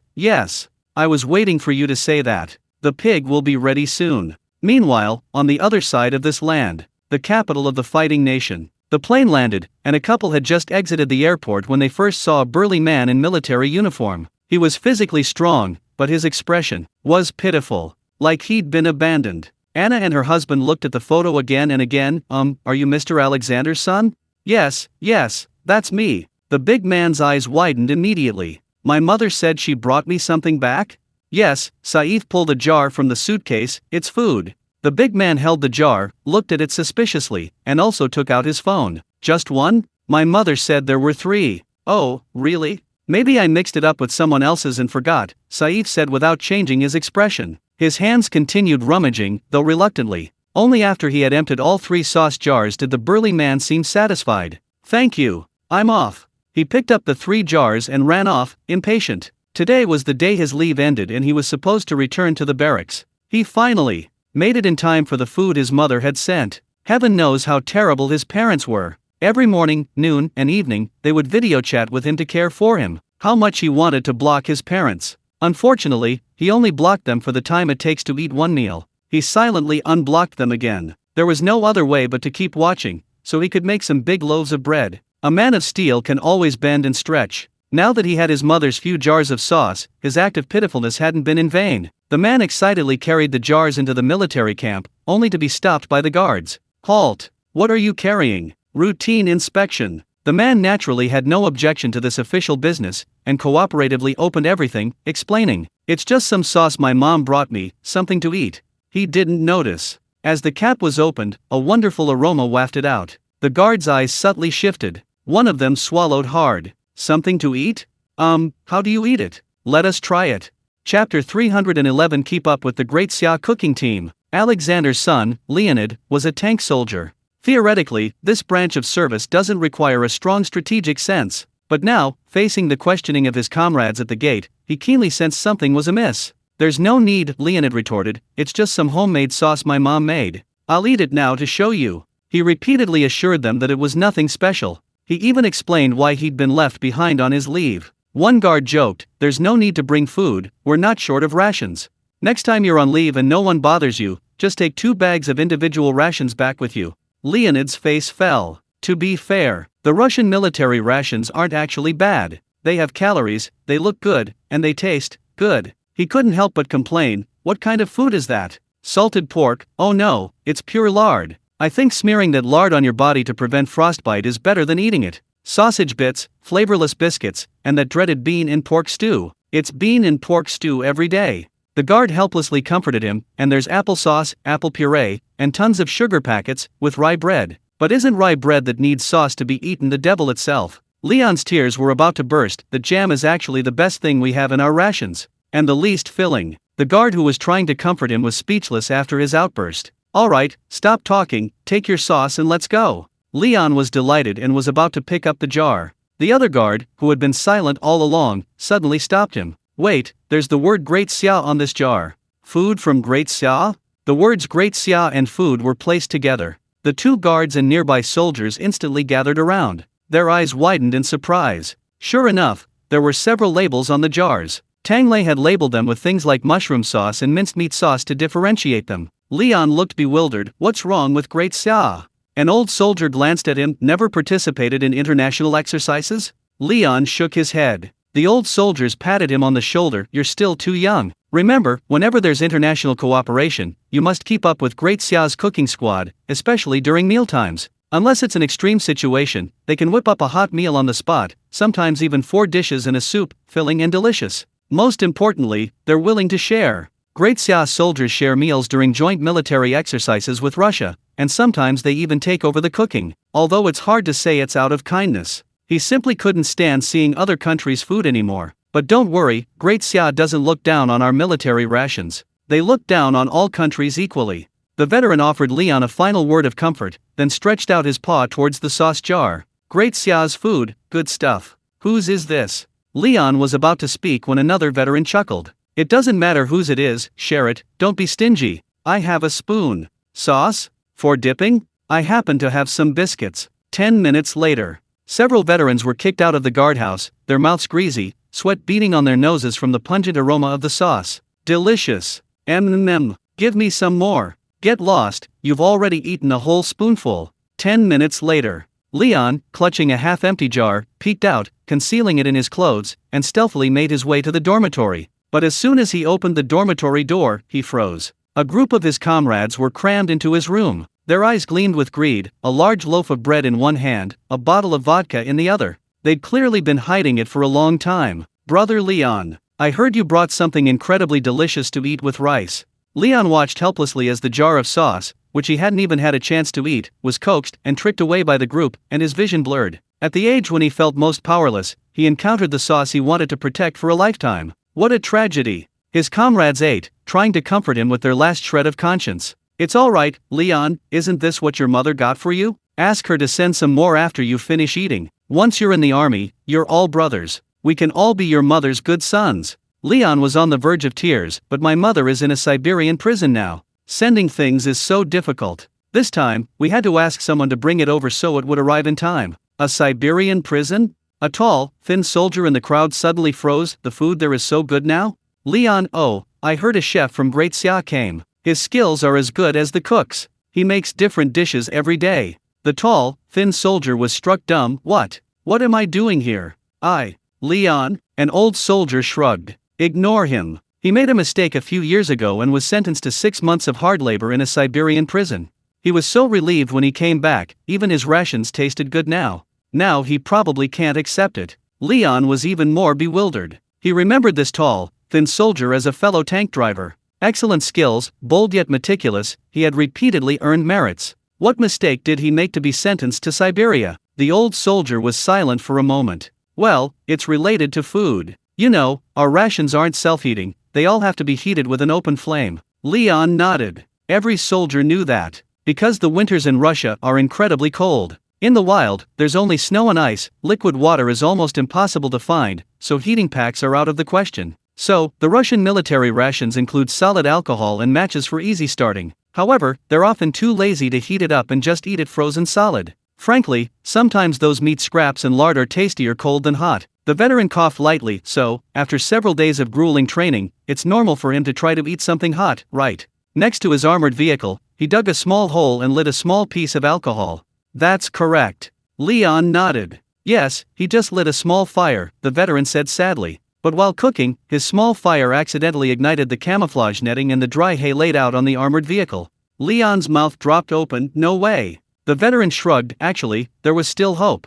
But he thought the steel behemoth couldn't be defeated by little flames, so he went to try and salvage his grenade launcher, gun, and lunch. Unfortunately, he ended up losing everything. So, an armored vehicle worth over 40 million rubles, along with the soldiers' weapons and lunch, reduced to ashes. Leon was stunned. So, the simultaneous loss of the armored vehicle, weapons, and lunch was the greatest tragedy of his most helpless years. What does it mean to take out a loan to join the army? Chapter 312. What kind of crime do you have to commit to get in jail? Seeing that Leon seemed stunned, the veteran quickly comforted him. It's all right, he was just sent to forced labor for 6 months. They didn't make him pay back the money anyway, he'll never be able to pay off the loan in his lifetime. Leon paused, even more distressed. The veteran patted him helplessly. There was nothing they could do. While the Russians are known for their martial spirit, their soldiers' salaries aren't high, because they really have no money. Although, to protect its vast territory, Russia has always been one of the few countries in the world with a regular army of over 1 million. But this is over 100 million people supporting 1 million soldiers, which is completely different from China's billion-plus supporting 2 million. How poor is the Russian army? Data from a few years ago revealed that Russia's military expenditure ranks 4th in the world, at $61.7 billion. That seems like a lot, doesn't it? In the same year, the US military expenditure was $778 billion.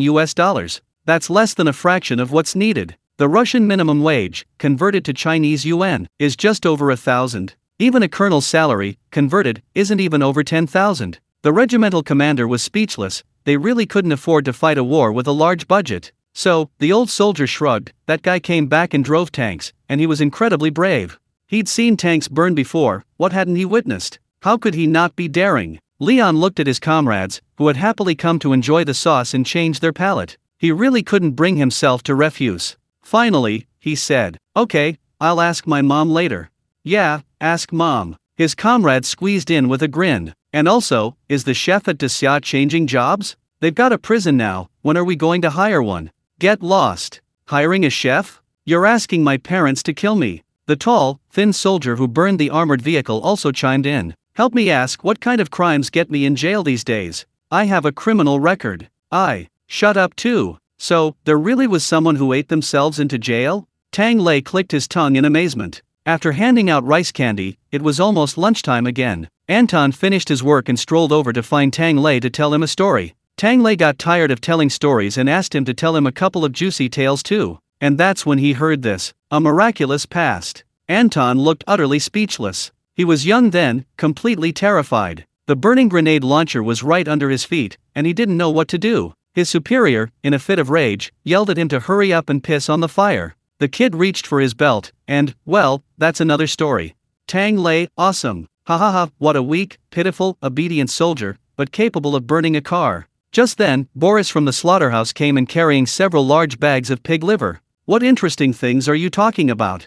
Through their daily meals together, he had become quite familiar with the people in the prison. Tang Lei took the pig liver, letting Anton recount the story, and then went into the kitchen. He had already instructed the inmates who came to help to bring over some goji berry leaves, still attached to the stems. He then washed the pig liver and sliced it diagonally into large pieces. He sprinkled some salt into the liver slices, mixed them, and squeezed out the blood and unpleasant odor. Soak it in clean water for a while. While Tang Lei was soaking the goji berry leaves, Dennis came in and handed him a handful of goji berry branches. Tang Lei stripped the leaves off the stems and put them in a pot of water to boil first. These firmer branches, though inedible, have the strongest aroma. So, soaking them in water for a while softens them and enhances the flavor of the broth. Meanwhile, he took out the pork liver, sliced 2 pieces of pork belly, marinated them with ginger and salt for a while, and then coated them with cornstarch. Pork liver is also good for replenishing qi and blood. It's fragrant when cooked, but a bit bland in soup. Therefore, the versatile, oily, and fragrant pork belly comes into play. They were mixed together, sealed with oil.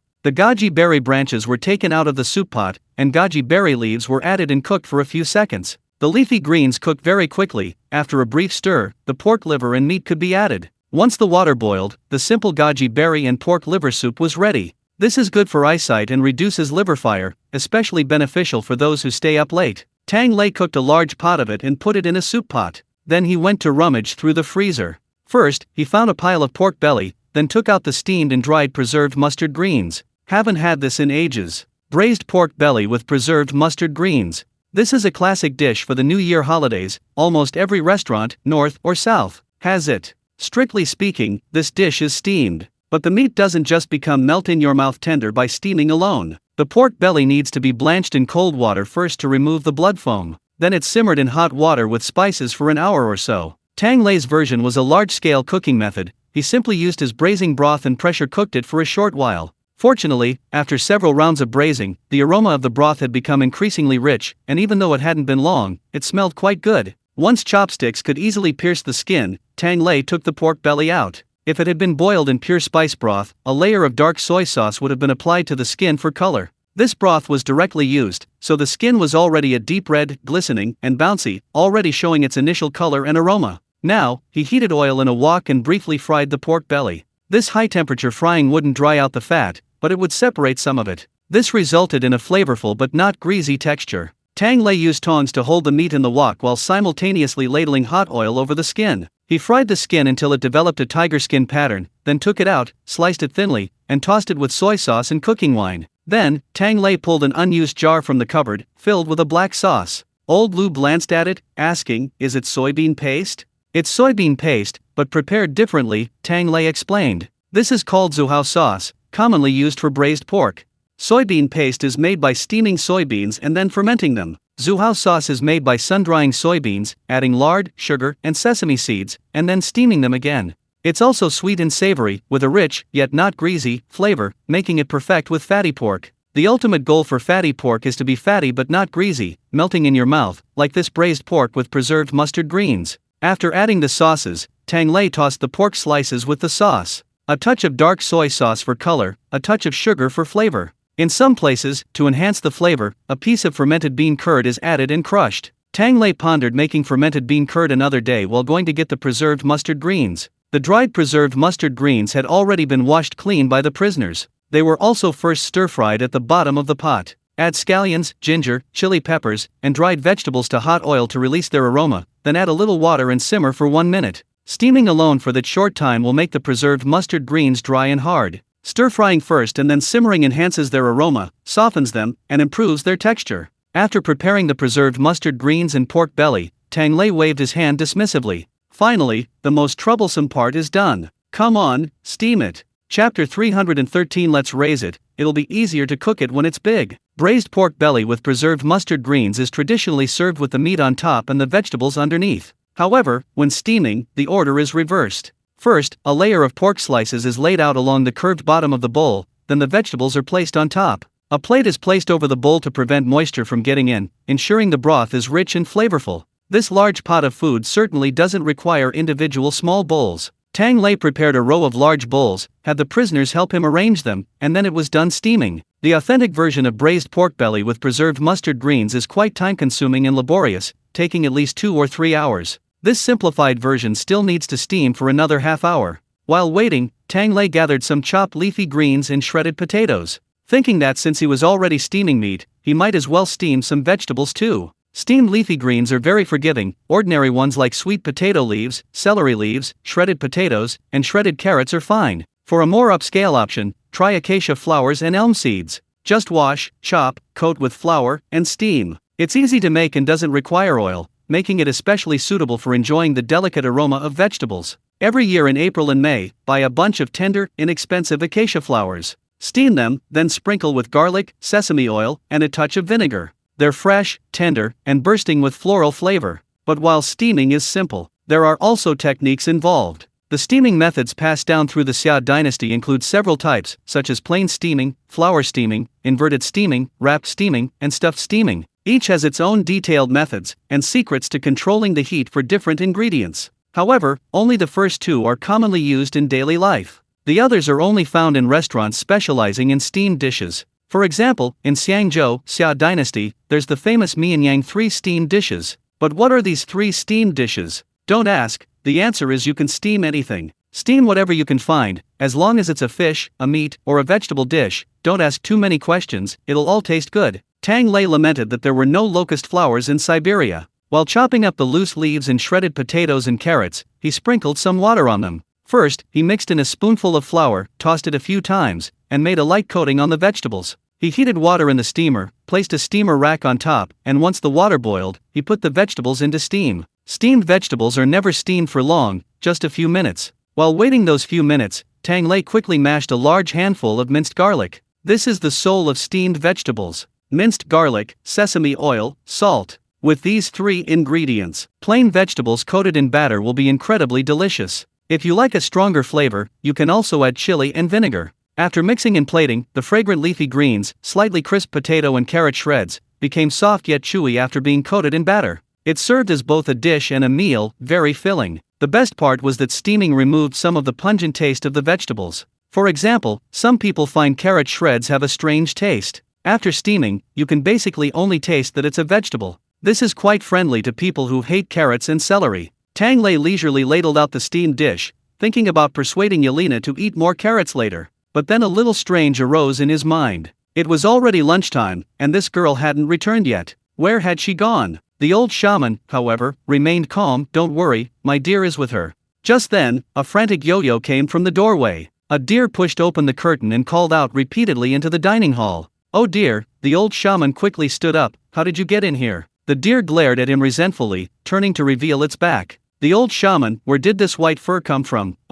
Rabbits? So many. Tang Lei also came out, stunned. He saw that the deer was covered in rabbits, from front to back, at least 10. These rabbits were huge, white and gray, over half a meter long, fluffy, and very cute. They looked perfect for eating. Tang Lei was captivated by the aroma, and his mind instinctively began to recite menus. Cold rabbit, spicy rabbit, double pepper rabbit, hot pot rabbit, mischievous rabbit, fresh hot pot. Brother Tang. Hey. Before Tang Lei could finish writing the menu, Yelena peeked out from behind the deer and patted it. Are you satisfied with what you saw? You caught this? Tang Lei asked in surprise, in such a short time. Yelena proudly puffed out her chest and pulled Sasha, who had been squeezed behind the deer and couldn't see her, out of sight. I had to rely on little Sasha's help. The rabbits are quite fond of him. They don't run away when they see him. Sasha had a shy smile on his face, looking very happy. He carefully unzipped his coat and pulled 3 little white balls out of it. Brother Tang, look. These little ones are 1 male and 2 females. I'm going to keep them. Tang Lei looked at his excited expression and hesitated. Shouldn't he brainwash? No, give the kid some psychological preparation before setting up the pot? The system was right. After all, he was a shaman, naturally drawn to animals, and besides, children love furry things. The book says they grow big and reproduce a lot. Soon we'll have even more rabbits to eat. Tang Lei choked on his saliva, trying to reason with him. Cough, cough. Sasha, are you planning to raise them to eat? Yes, the child's big eyes were innocent and sincere. Although my brother gave me a lot of eggs, we can't eat them yet. The book says we have to raise them in batches so we'll have fresh ones all year round. Tang Lei paused, then patted Sasha. Very good, young man, you really have a bright future. He was the most promising shaman he had ever seen. He called over a few prisoners to help unload the large rabbits that had been caught. After today's communal meal, they could clean them up tonight, skin them, and so on. The deer, finally freed, gave Tang Lei a resentful glare before lowering its head modestly after being fed a few pieces of bread. It nuzzled Tang Lei, then ran off, not even bothering to glance at the old shaman. Such a realistic deer, Tang Lei grinned as he returned to the kitchen. However, as he passed the old shaman, he felt inexplicably guilty, as if he had led the child astray. The old shaman, after checking that little Sasha was unharmed, gave a soft snort. We always do this, what's wrong with it? They were lucky today, catching so many rabbits. When we have no prey in winter, we slaughter our horses and deer. Tang Lei, horses? I've never seen you bring any. The old shaman shook his head. Our tribe has many branches, and on days without sacrifices, they all live separately. In fact, there are many such small tribes in this frozen land. A family might only have a few brothers, and their only connection to civilization is a black and white television. There's a group of Yakuts who love raising horses. When their horses die, they hang their heads on trees in remembrance. Tang Lei nodded. In such a remote place, horses are probably their companions. Even when they die, it's quite. Oh, the old shaman said casually, they usually kill them themselves for meat. Tang Lei? Wait a minute, what happened to the morning? It has to be you guys, Russians. Chapter 314. Sasha, who loves you all. It's a commemoration, but there's nothing to be sad about. The old shaman shrugged. Sasha smiled as well. Because sooner or later we'll all finish our work and meet again in that common place. The old shaman smiled and patted his grandson. Yes, shamans never crave immortality. Death is merely our final destination. So, in this life of a few decades, before you go, make sure you eat well and are full. This is the greatest expectation of everyone who makes a living on the Siberian permafrost. Tang Lei, no wonder you agreed to be the prison procurement officer so readily. Damn it, he had initially thought the shaman might have his own pride and refuse, needing an ancestral spirit to threaten him. Turns out, as long as the food is good, the shaman is eager to hire him. The old shaman smiled slyly, incidentally asking for his grandson's wages. Sasha, you'll have to give credit for raising this kid. Everything you eat has to be a piece for my grandson, Sasha said shyly, and my Kirill friend and grandpa, my dad and mom. Tang Lei thought to himself, not bad, he hasn't forgotten his parents yet. If Saif knew, he'd probably cry tears of joy. He waved his hand. Alright, you raised him well, you'll get your share. Let's eat today's first. The braised pork with preserved mustard greens is ready. Can you eat the fatty part? As soon as the words left his mouth, Tang Lei remembered. I forgot you can eat raw fatty meat, never mind. He went to the kitchen to get the food. The prisoners lined up in front of the window, looking curiously at the large bowl turned upside down and the plump braised pork with preserved mustard greens. The dish looked really delicious. The slices of pork belly hanging down completely obscured the dish, making it extremely deceptive. It's similar to the braised pork stuffed with eggs at restaurants. Before serving, Tang Lei poured out the gravy from the steamed pork in the large bowl and thickened it with cornstarch. He poured it over the pork, making the skin glisten and the sauce rich and flavorful. At first glance, it was simply delicious. Then it was served to the prisoners. A few slices of pork with a spoonful of preserved mustard greens, pierced with a fork, were so tender they almost slipped off. They quickly put them in their mouths. Salty with a hint of sweetness, truly soft, chewy, and melt in your mouth. The preserved mustard greens underneath, salty with a slight spiciness, soaked in the meat gravy, were crunchy and fragrant with every bite. The prisoners wolfed down the meat, then eagerly ate the preserved mustard greens. Before they knew it, the plates were completely licked clean. Tang Lei also picked up a few pieces and sighed contentedly. This braised pork belly with preserved mustard greens was a magical dish. For someone who eats it regularly, surrounded by plenty of meat and oil, it might seem greasy, but if they go a month or two without it, they'll crave it. During holidays, it's a must-have dish from all over the country. All for that rich, meaty aroma and the rich, oily flavor. Tang Lei ate it with a nagging feeling. This fatty pork is so easy to cook and tastes delicious. Why do the Russians always crave raw, cured pork? Unbeknownst to him, the shaman grandfather and grandson outside the window were also eating with a lot of suspicion. Little Sasha had lived in Beijing for the past few years and had the feast of trying the infamous cured fatty pork. He had diarrhea for 3 days afterward. Children have sensitive stomachs, eating too much oil can cause diarrhea. For example, if you eat a pork knuckle and then a pear, someone who is slightly weaker will be easily defeated. Sasha's mother, a fierce woman, never imagined her son could be so weak, and it terrified her. From that day on, Sasha never ate a single piece of fatty meat again. Until today. Sasha carefully gnawed away the lean meat from a piece of braised pork, examining the fatty part closely. His Kirill friend had already finished eating and, seeing this, immediately offered to solve the problem for his friend. This made Sasha instantly reluctant, and he tentatively put a bite in his mouth. Just that one bite, and his eyes widened. Is this fatty meat? It wasn't greasy at all, instead, it smelled delicious. Completely different from raw lard. He solemnly borrowed the old shaman's phone, took a picture of the food, and sent it to his parents. A note, Mom and Dad, I found fatty meat I can eat. It tastes so much better than the ones at home. I took a picture because you've never tried it before. Love, Sasha. Then he put down his phone, ignoring the continuous notification sounds, and started eating furiously. He always remembers to share good things with his parents, he's such a good boy. The old shaman took the phone, looking at the endless stream of question marks and voice messages on the chat interface. He was silent for a moment, then awkwardly took a few more pictures of the steamed dishes and sent them, and then he found the block button. Too noisy, these young people. For the sake of peace and quiet for this old man, he'd better let them out at the next mealtime. He slowly finished his meat, then took a couple more bites of the steamed vegetables. After all, he's getting old. A lighter flavor suits his taste better. The faint garlic flavor mixed with the soft, chewy steamed vegetables. It had a strangely refreshing taste. Today was another day of eating and drinking to his heart's content, hee. Thinking back to the days gone by, grandpa and grandson both frowned. Shamanism in that frozen wasteland? Let whoever wants it do it. Meanwhile, Tang Lei, enjoying his braised pork with preserved mustard greens, ate until he was unusually full. After the prisoners finished cleaning up and left, he spun around for a bit, clutching his stomach, and then made a decision. Let's deal with the rabbits first. Perfect for digestion. To be fair, rabbit is definitely a great ingredient. First, the skin is easy to peel. Just make an opening and tear it off. Second, even the fattest rabbit is lean. It has more protein than most meats, while having the lowest fat and cholesterol among meats. It's extremely friendly to people who are dieting, fitness enthusiasts, or those with cardiovascular disease. It's also easier to digest than most meats, with a tender texture, somewhat similar to lamb. But that's also why rabbit isn't a mainstream meat.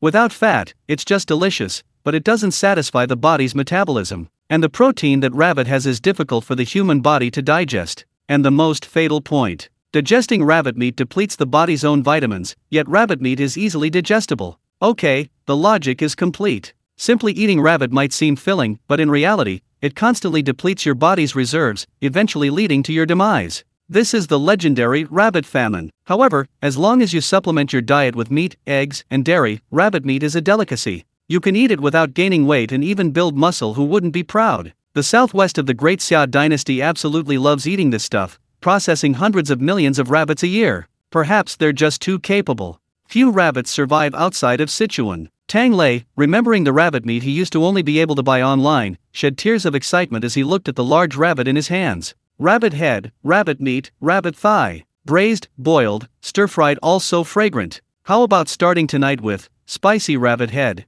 Chapter 315. Eating 4 meals a day, right? Rabbit heads, chicken feet, duck necks. These things might not fill you up completely, but they're incredibly easy to satisfy. A cup of tea, half a day. That's the joy of eating, especially late at night like this. Just thinking about boneless chicken feet, spicy rabbit heads. Even during a night run, I have to detour to the delicatessen. Even though Tang Lei was full, he couldn't help but swallow. Powered by his appetite, he chopped off the heads of all those big rabbit heads. Yelena and the 3 children sat in a row outside the window. Little Yelena was trying hard to recall the taste of the rabbit heads Tang Lei had described to her last time. Then she would tell the 3 children. The 3 children plus a little bear cub were frantically drooling against the blood-soaked background of the kitchen. Their ferocious gazes scared even the kitchen dog so much that it tucked its tail between its legs and ran away. Even while running, he didn't forget to grab a bone. What's there to be afraid of? I'm not going to eat you. Tang Lei shrugged, cleaned the rabbit heads by removing the trachea, and soaked them in water for a while.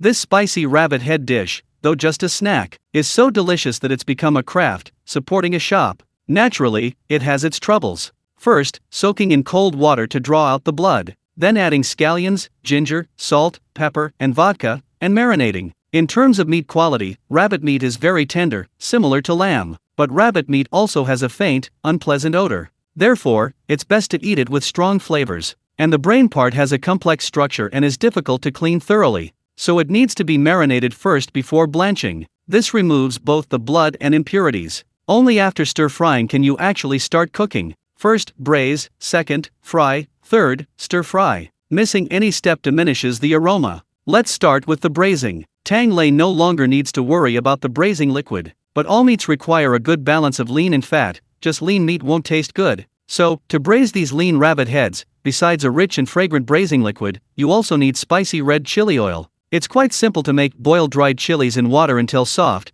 then chop them finely and add minced garlic and ginger. Pour this into scallion oil and simmer over low heat, and it's done. Prepare the red chili oil as the base for the pot, then add a generous handful of chilies and Sichuan peppercorns to fry the spices. Before frying, Tang Lei made sure to wash both of these ingredients. These ingredients will turn bitter if overcooked, and the moisture from frying them helps prevent burning if the heat isn't controlled properly. Of course, there was the unpleasant side effect of water and oil splattering everywhere. Anyway, he had an intermediate level physique, and the ruthless Iron Hand was fearless. Once the chili peppers and Sichuan peppercorns released their aroma, the braising liquid could be poured in. The spicy oil and the rich, savory braising liquid were mixed together. The aroma instantly wafted up, but the rabbit heads couldn't be added yet, because the two ingredients, when first combined, didn't blend harmoniously enough. They needed to simmer on low heat for a while longer until the spicy, fragrant aroma made your nose sweat. Tang Lei added a handful of salt, a spoonful of sugar, and the rabbit heads, filling the pot to the brim.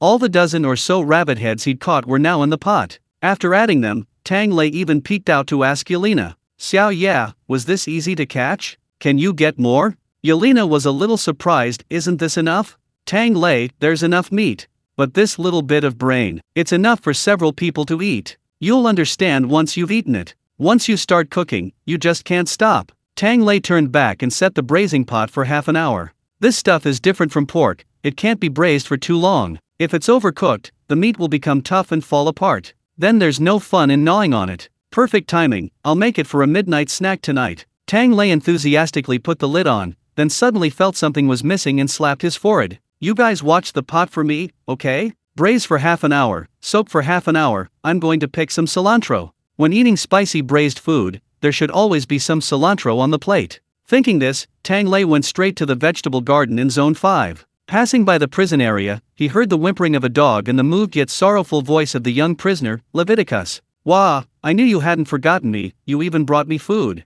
But I really don't eat bones." Tang Lei looked at the man and dog, both seemingly anxious inside and outside the iron bars, and shook his head. "If you're not disciplined, even your dog will shed tears." He came back with some cilantro, watched the three kids doing math problems with the bear for a while, and shook his head again. Mathematics truly is the fairest thing in the world. Life might deceive you, but math won't. Because it truly won't. Even future shamans and young masters of military and political families still have to count on their fingers. After the three kids finished their homework, scratching their heads in frustration, the rabbit heads were finally braised and soaked. They were taken out, the red oil dripping down, and the rabbit heads had turned a golden color. Tang Lei made a cut on the top of each head, exposing a little bit of the brain. This way, it would absorb the flavor when stir-fried and be easier to eat. After processing, it was time for the second step, frying. The oil didn't need to be too hot, frying for a few minutes, keeping it crispy but not dry, yet with a caramelized aroma. Then, the final step could begin. Stir-frying. That's the finishing touch for the spicy rabbit heads. It's also the key to achieving that irresistibly fragrant red color. Based on a base of red chili oil, add chili powder, Sichuan peppercorn powder, and cumin. Stir-fry until the flavors meld with the red oil, then add a touch of sugar for extra umami, transforming the sauce into a fiery red paste. While it's still hot, add the rabbit heads and stir-fry. You can also add some fermented black beans to enhance the aroma. After stir-frying until the sauce is sufficiently numbing and spicy, finally, add some crushed sesame seeds and peanuts. The white sesame seeds, infused with the red oil, turn a golden red. The rabbit heads, fully coated in the sauce, are a vibrant red, incredibly appealing. Tang Lei inhaled the numbing aroma with relish, sprinkled some cilantro in the center of the plate, and then carried the rabbit heads out. As soon as he stepped outside, he saw familiar figures filling a long table again. Old Shaman, Old Bawan, Nikita, and the other wardens. Tang Lei was speechless. Aren't you leaving after get off work? It used to be 2 meals a day, then breakfast was added. What's this now? Even late night snacks. 4 meals a day. Nikita is almost fully recovered now, his energy has improved considerably. He even dares to speak boldly in front of the bright red rabbit head. Just passing by after the meeting, he familiarly grabbed a rabbit head, staring at it with wide eyes. How do you eat this?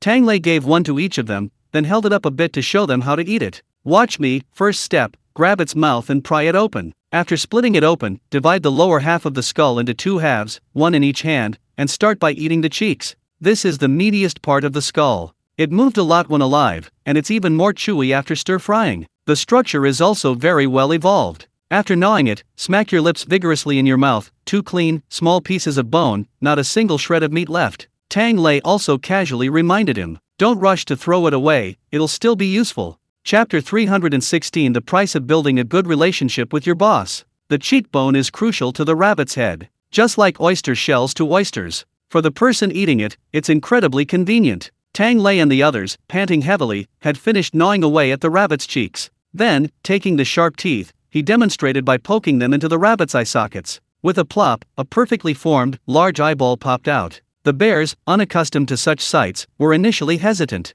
However, after Yelena relished a spicy, fragrant eyeball, everyone's reservations vanished. No need to think too much, this piece is really good. Eyeballs are naturally juicy and absorb flavor easily. They'd be just as delicious on other parts of the brain. On a fish head, you could even add a piece of the cheek meat below the eye. After finishing this piece, tear off a piece of rabbit palate. This piece is called heavenly meat. A thin slice, incredibly tender and bouncy. A few bites later, it's time for the main attraction. Brain. This piece is exceptionally tender. Tang Lei held the top half of the brain by both ends and gently pried it open. Then, he slurped up the exposed brain. It melted in his mouth, even more tender than tofu. Because of the pre-cut cut, it was fully infused with flavor. A mouthful of spicy red oil aroma, spreading from the top of the rabbit's head to his entire being. It was simply divine. After finishing these large pieces, the rabbit head was almost gone. Finally, he popped the remaining pieces into his mouth and savored them. He gnawed on the cheek meat, the bones, both braised and fried, were crispy. He then bit open the nose. He couldn't forget the last piece, the crispy bridge of the nose. In no time, a small, adorable spicy rabbit head was reduced to a pile of bones, not a single bit wasted. A group of hissing bears also appeared. While hissing, they unconsciously reached for their fingers to suck on. Spicy, oh my, delicious. So fragrant. One more. One more. It's only a little bit, it's gone before I even realized it. Tang Lei shrugged, indicating the plate was empty. Luckily, he had come prepared. He had hidden 2 for Xiao Ye beforehand. None of the wardens had had their fill, and could only watch Nikita expectantly. Nikita shrugged helplessly. Don't look at me, you can't conjure it up. This isn't meat we bought. These are rabbits they hunted themselves. Hearing this, the men's eyes immediately lit up with greed as they looked at Yelena again. Little Yelena, can you catch any more?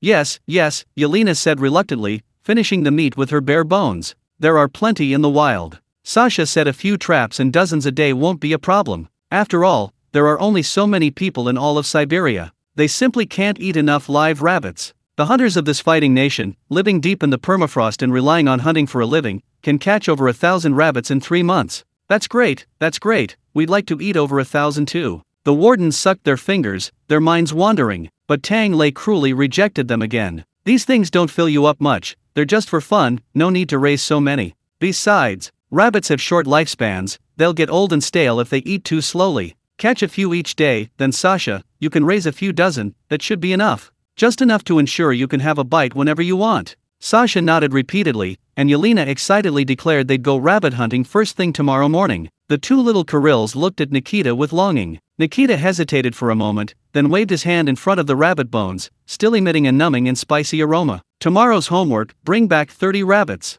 If you don't finish, you don't get to eat. Wow, uncle, you're so mean. Tang Lei, meanwhile, smiled and began drafting tomorrow's menu. Oh dear, so many rabbits again. It would be a shame not to make cold-served rabbit. What other ways are there to cook it? Let's check the Sichuan Salt Capital cuisine menu, that's sure to be a good place for rabbit. The group ate and drank their fill, and, still warm from the spicy food, comfortably headed home. Second Warden Alexander and his wife, always together, were happily assigned 2 rabbit heads. At this moment, the couple shook their heads as they walked towards their lodgings. Anton couldn't get his wife a bite again. I told you, we should just let her work at the prison. A ruble, darling? Guess if Anton will get another black eye tomorrow? I won't take a bet I'm sure to lose, darling. Ah, our family is so harmonious and happy. Mrs. Alexander said, turning on her phone to tell her best friend about the rabbit heads tonight. She froze as soon as the screen lit up. Son, why are you calling so many times? Alexander was also surprised. Is something urgent? Didn't you hear the noise? Mrs. Alexander apologized. My hands were all greasy from eating, I really couldn't free them. Oh no, my dear son, I haven't forgotten you, and I certainly didn't eat behind your back. What's the matter calling me so late at night? Their son, Leonid, looked at his mother suspiciously. Mom, there seems to be a sesame seed on the corner of your mouth. Mrs. Alexander nonchalantly put the sesame seed in her mouth and smiled. Your observation skills have improved again, not bad. We had spicy rabbit heads tonight. That's what you asked about. She meticulously described the appearance and taste of the rabbit heads, using all her literary skills, trying to make her eldest son feel like he was there. Leonid, thank you, but it's not necessary. Looking pale, he quickly brought out his nearly empty sauce jar. Mom, can you still get any sauce from the great Xia chef? Many of your godsons in the camp want it. Alexander and his wife, if I remember correctly, we just sent it to you? Leonid was on the verge of tears. It was just a guard checking.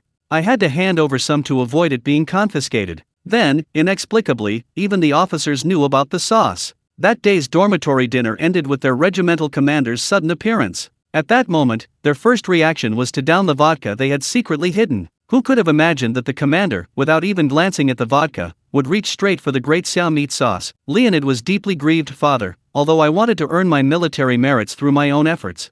But he never imagined that the price of cultivating a good relationship with his superiors would be so devastating. Everyone in the unit really likes this sauce. Could you send some more? We can buy some too, but I don't know how much a jar costs.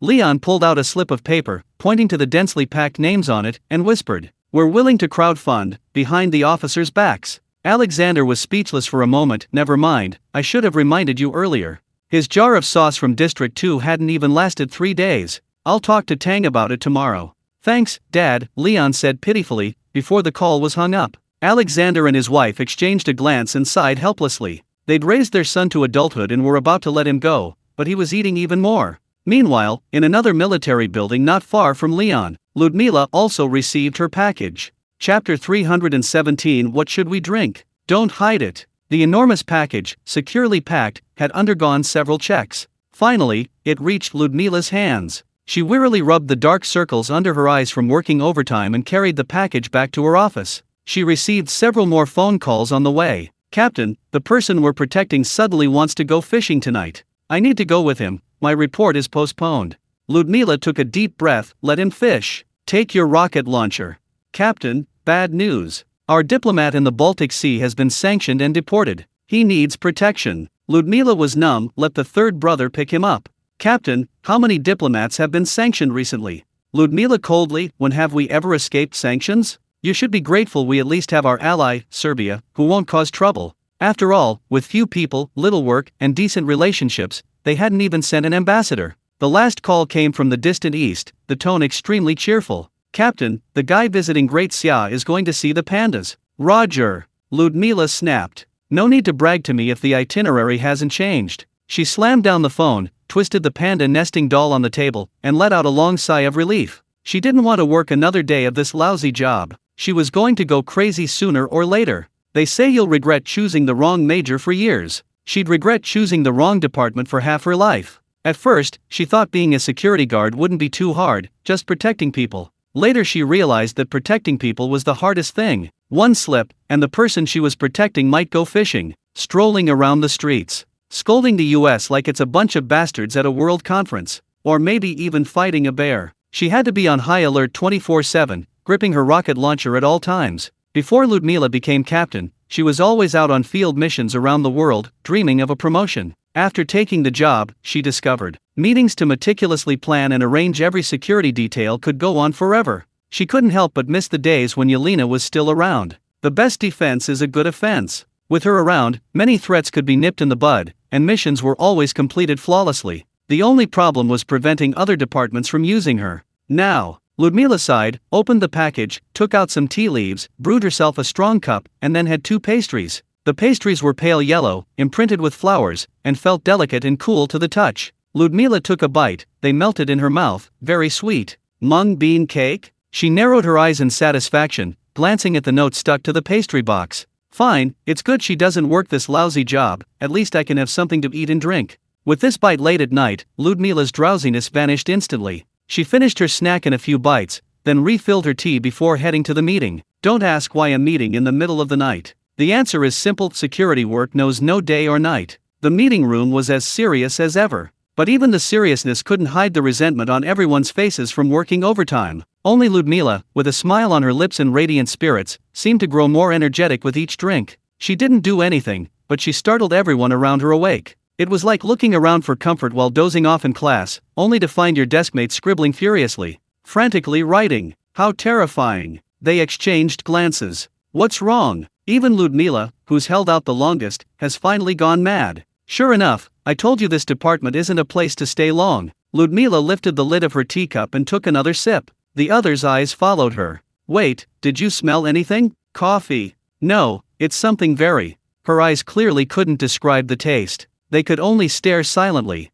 Half an hour later, the impromptu meeting ended. Ludmila was about to leave when the elderly man sitting at the head of the table behind her suddenly stopped her. Director General? Ludmila bowed, looking at her superior, General Palavik, with a puzzled expression. The still sprightly old man smiled faintly. You seem to be in a good mood tonight, aren't you? Ludmila subconsciously touched her cup, blurting out a lie. Work makes me incredibly energetic. The old man smiled knowingly at this nonsensical statement and spoke. I read your report. You went to a Siberian prison during your leave. Ludmila nodded frankly. Yes, some personal matters.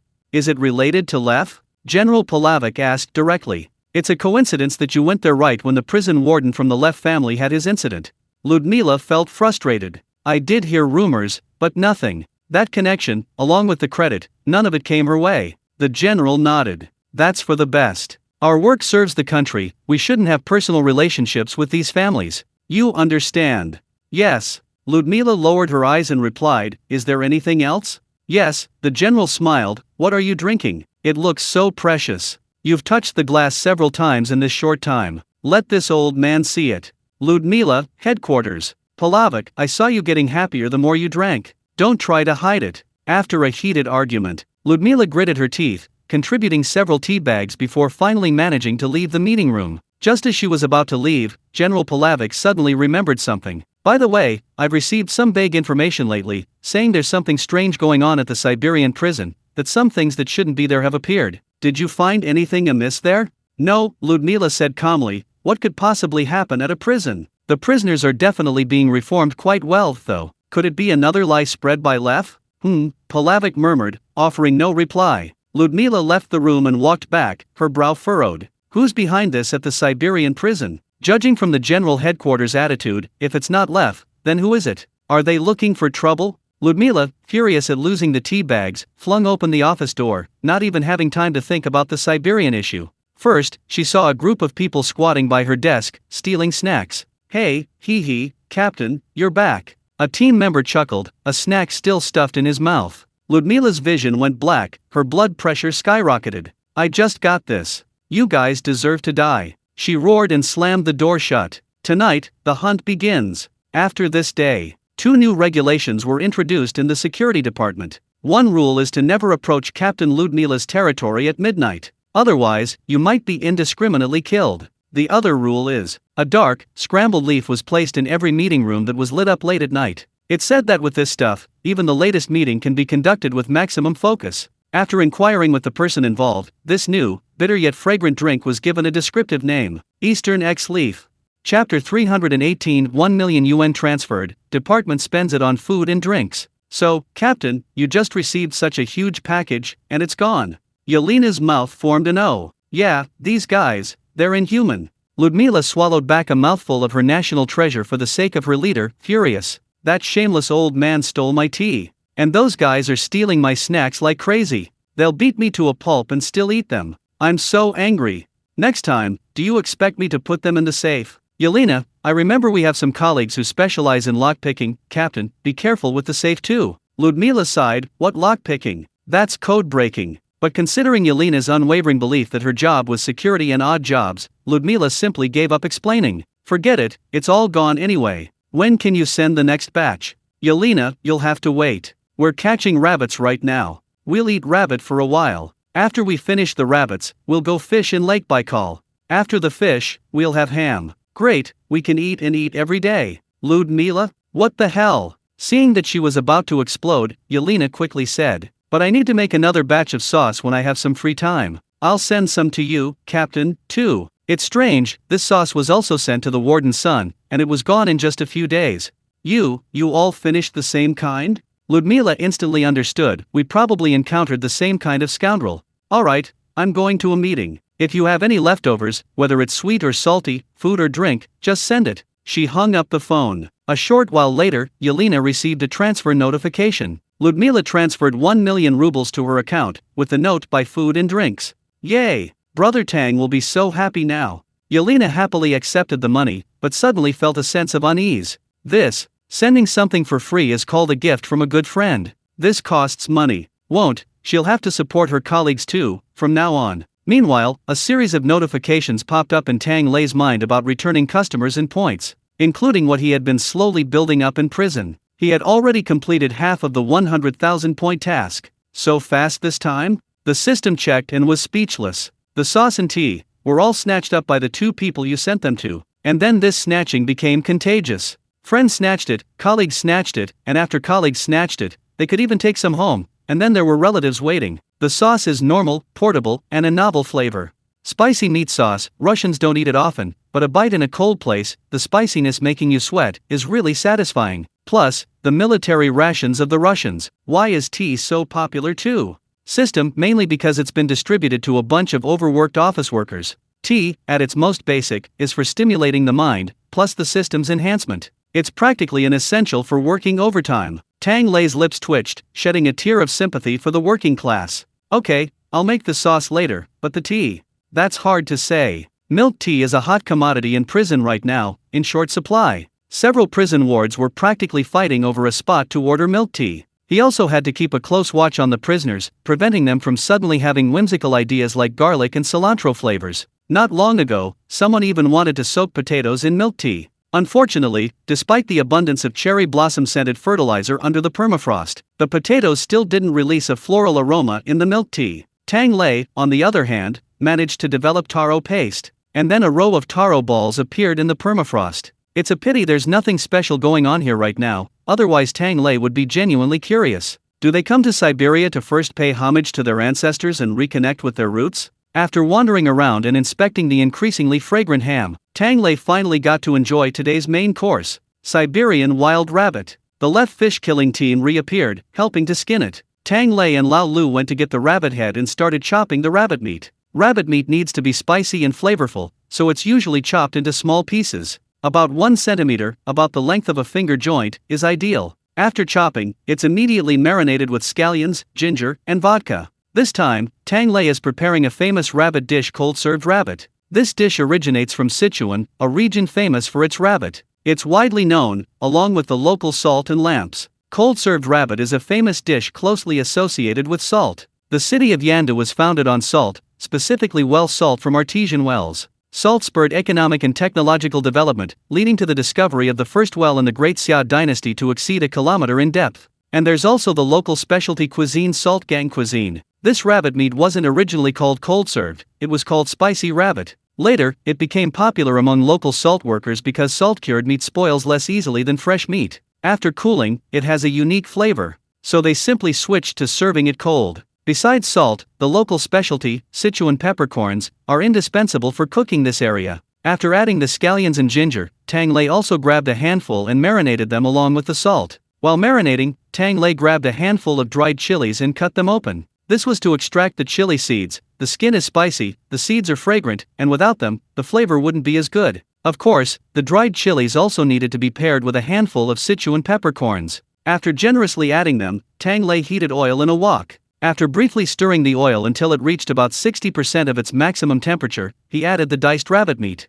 This step didn't require high heat. A quick boil would make the meat crispy on the outside and tender on the inside, frying it until golden brown and fragrant. Then he added the dried chilies and Sichuan peppercorns and stir-fried it over high heat. In just a few dozen seconds, the numbing and fragrant aroma rose from the wok, forcefully filling everyone's noses. A chorus of sneezes filled the kitchen. While sneezing, everyone's eyes were glued to the wok. The fire roared to life, and Tang Lei tossed the meat around, stirring rapidly. When the aroma was at its strongest, a ladle of water was added, simmering briefly, until the salt had penetrated the meat without overcooking the skin. Then the sauce was reduced. A spoonful of star anise powder, a spoonful of soy sauce, and a spoonful of sand ginger powder. Sand ginger powder is made by drying and grinding sand ginger. It's spicier than chili powder, Tang Lei explained, seeing the others' curiosity. Besides the pure spiciness, it also has the unique spiciness of ginger, and its pungent flavor can even repel insects. Yelena's eyes lit up. Got it. I can add it to the anti-drug team's deluxe lunch break package.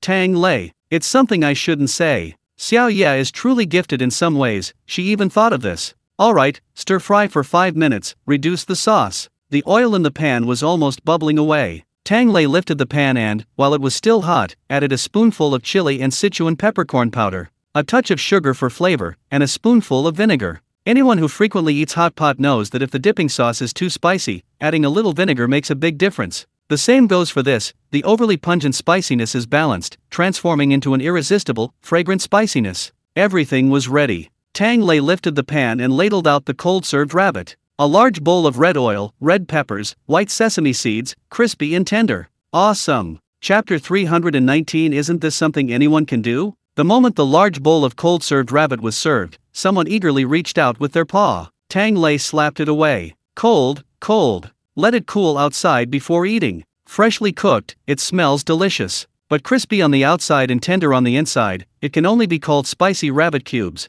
After cooling, the meat becomes fragrant, crisp, and chewy, with a unique flavor that's what makes it cold-served rabbit. Because of its long shelf life, Xia used to love this snack when traveling and marching. Even when the meat is cold, it's still bursting with a numbing, fragrant, and spicy flavor. How satisfying! In Siberia, the effect is even more outstanding. Some prisoners, for the first time ever, didn't finish their meals in the mess hall. Of course, they couldn't possibly not finish them. But, Tang, can you sneak some paper? Dennis quietly showed him the leftover rabbit cubes at the bottom of his bowl. I want to wrap this up and take it with me, he thought to himself as he ate. A meal at mealtimes is gone in a flash. But if he could chew on a few pieces of spicy meat while working the fields and feeling the wind, or when it's cold and unbearable in the middle of the night, how wonderful that would be. Whether he'd be full or not, it would definitely be incredibly satisfying. Some prisoners had already secretly stuffed pieces of meat into their prison pockets. Dennis was a reasonable man, so he decided to ask Tang Lei for leniency.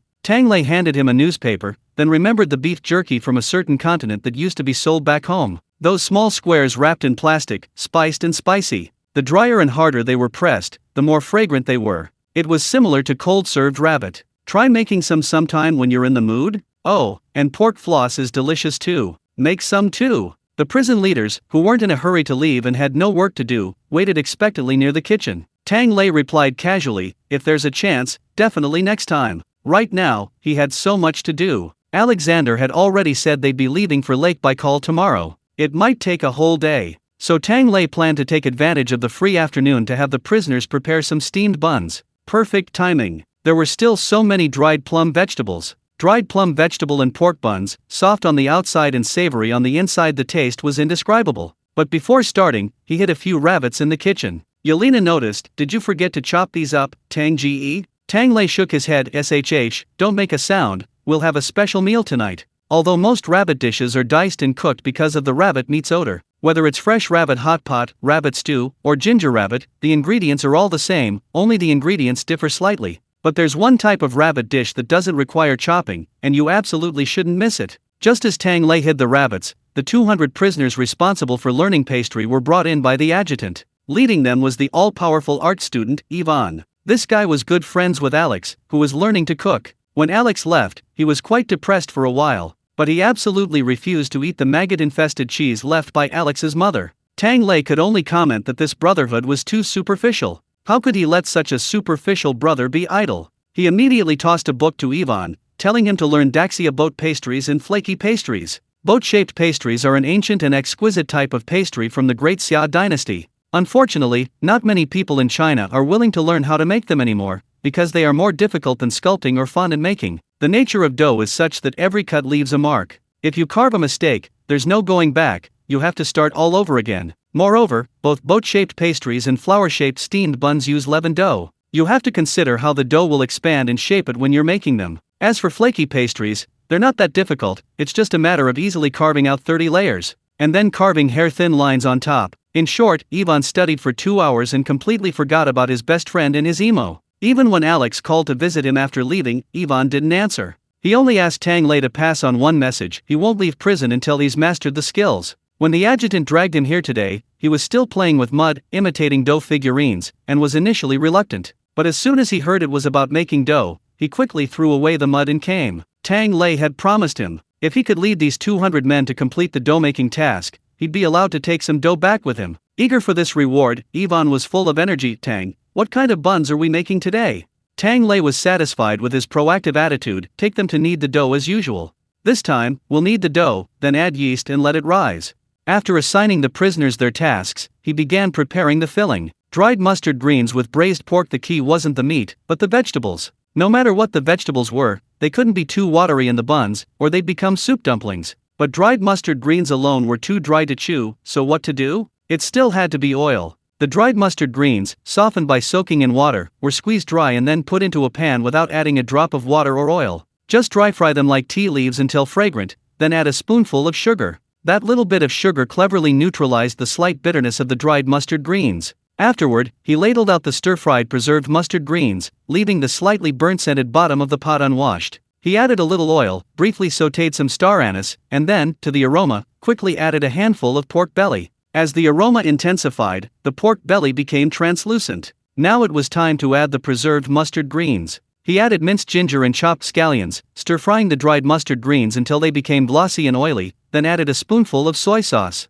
He added a little water and simmered it over low heat. After a short while, the vegetables and meat were perfectly combined, thickened, and a deep reddish brown, savory and oily. The preserved mustard greens and pork filling was now ready. Tang Lei also chopped a bowl of scallions. Whether for buns or dumplings, fresh scallions are always best for meat fillings. Once steamed, the pungent taste is removed, and the aroma is enhanced even more. He was all set. But Ivan ran into trouble. His own dumpling-making skills were, of course, excellent. After Tang Lei demonstrated it once, he had already learned how to make a circular pleat by going around the filling once. He even learned how to make a circle in the middle by pinching the center into a point, without any instruction. Tang Lei praised his talent. Knowing more ways to make dumplings would make it easier to distinguish between different fillings. But the genius and talented Ivan never expected that when he tried to teach others. Wait, why can't you guys learn? It's that simple, anyone with hands can do it. What are you making? Explain to me, what were you thinking when you pinched the dough diagonally to make a quadrilateral? Is human logic this twisted?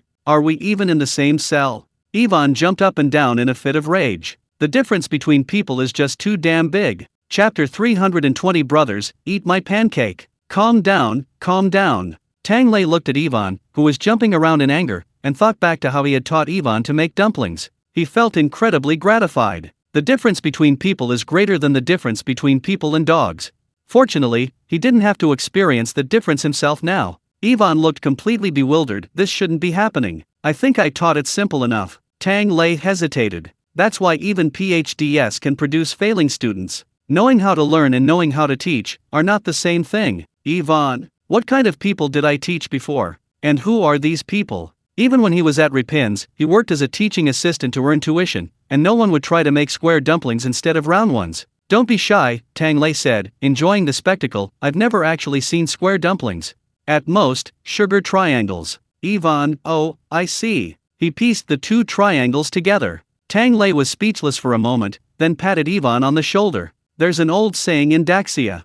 A garden of peach and plum trees, a bitter gourd growing at home. Do you know what this situation means? Ivan, Tang Lei, it means our prison is as warm as home. Keep it up, you can do it. Teach me slowly. I believe in you. Ivan murmured, really?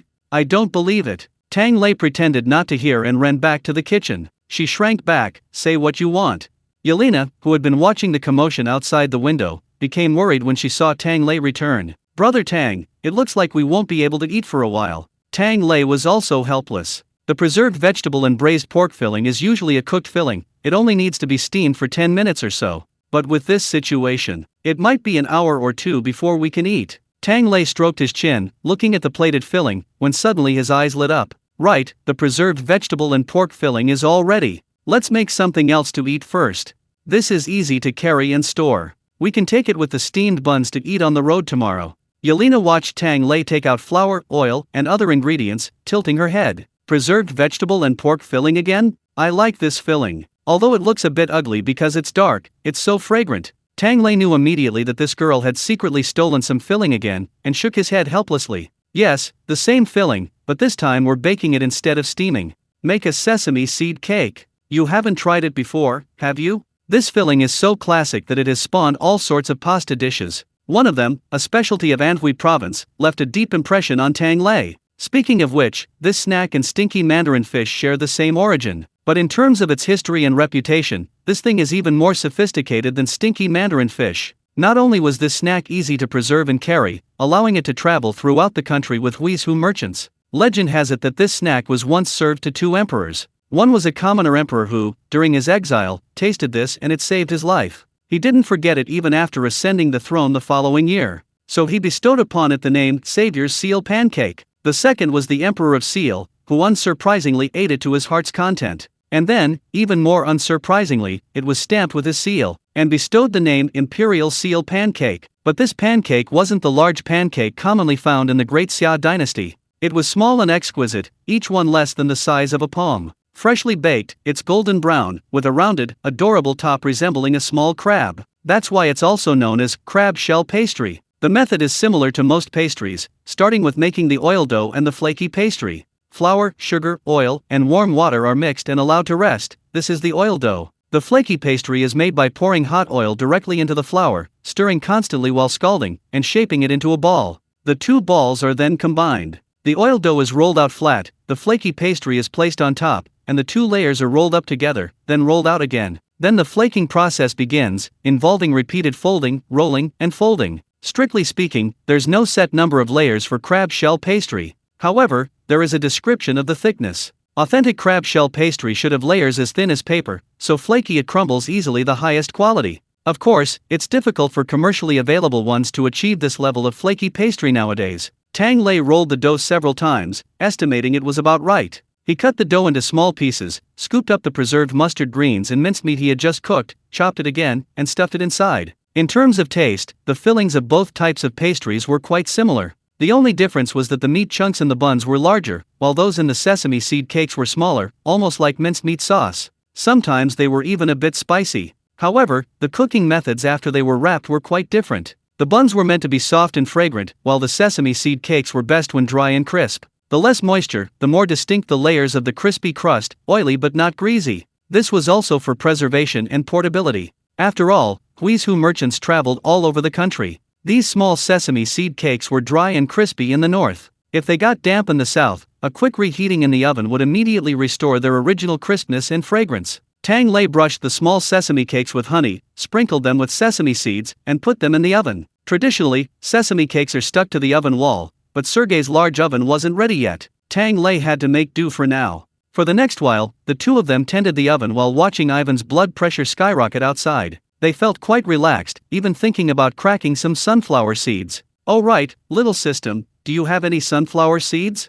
Tang Lei mentally tapped the system. "Forget about watermelon seeds, but you should have sunflower seeds." More and more people were chatting, watching the commotion, and binge-watching TV dramas in the prison. They all came to him for a treat. From now on, he might as well just give them all a handful of sunflower seeds. After arguing with the system for a while, just as Ivan outside finally couldn't take it anymore and was about to smash someone to extend his sentence, the oven finally dinged. Tang Lei took out the crab shell-shaped sesame seed cakes and quickly called to Ivan. Don't rush, eat something to calm your nerves." Ivan walked over, panting. His first words were, "If I'm guilty, God should punish me. Instead of giving me a bunch of people who can make dozens of mistakes with just one way of wrapping them." Tang Lei patted him understandingly. "That's perfectly normal. Even 1 + 1 can be wrong in countless ways." He didn't waste any words and directly handed him a cake. "One, please." Ivan took a big bite. A crisp crunch sounded. First, his hands were covered in crumbs. He quickly scooped them up with both hands, a little stunned.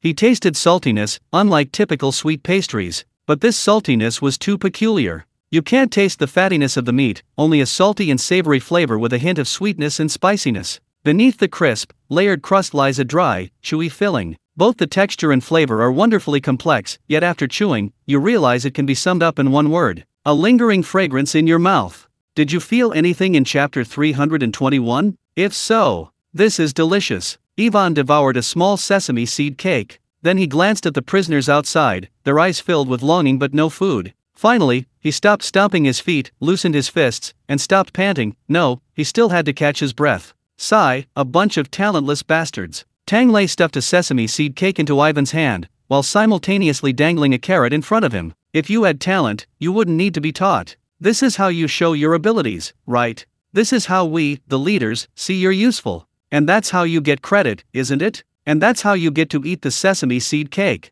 Oh, right, after dangling the carrot, Tang Lei decided to get to the point. You can take some small sesame seed cakes and tell them whoever makes the best can eat them. Ivan hesitated. Huh? Can I make all of theirs and get a few extra? Tang Lei, damn, he rolled it up. He quickly waved his hand, limited. 2 per person. You've done a great job teaching, have one more. Even if you're capable, you can't let them have it. It's not good for long-term development. It's like screwing in a machine on an assembly line. The task requirement is 1, you do 1.1, occasionally 1.2, and sometimes maintain 1. The boss will think you're a diligent and good employee, and you can earn more. But if a worker is working themselves to the bone every day to achieve 1.3, then the whole line will be in big trouble. Because the boss will think that's the average level, and then raise the overall requirements. Not only will the hard-working bonuses be gone, but it will also lead to average workers losing their jobs, leaving only the hard-working geniuses. Over time, it becomes a situation where workers ruin themselves. It's not a crisis, not a time when not working hard means certain death, so why bother? Tang Lei had to repeatedly remind Ivan. This is a prison, a place for reform. Everyone needs to work, not make anyone unemployed. There's no need to play those capitalist games here. Ivan was dumbfounded after hearing his explanation. The naive art student's eyes were filled with, so that's what the boss was thinking? How could his heart be so dirty?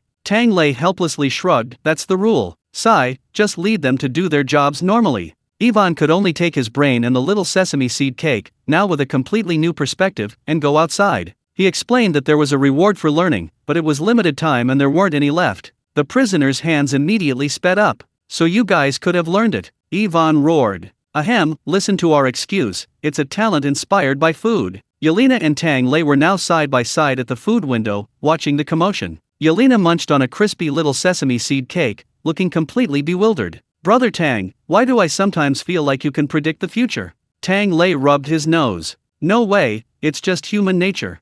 Yelena paused for a moment, then suddenly whispered. Brother Tang, sometimes the reactions of these people make me think they're really nice. And sometimes I think, people are truly terrifying. Tang Lei smiled. It's normal. Humans are so complicated. They can't stand seeing others suffer, yet they can't stand seeing others prosper.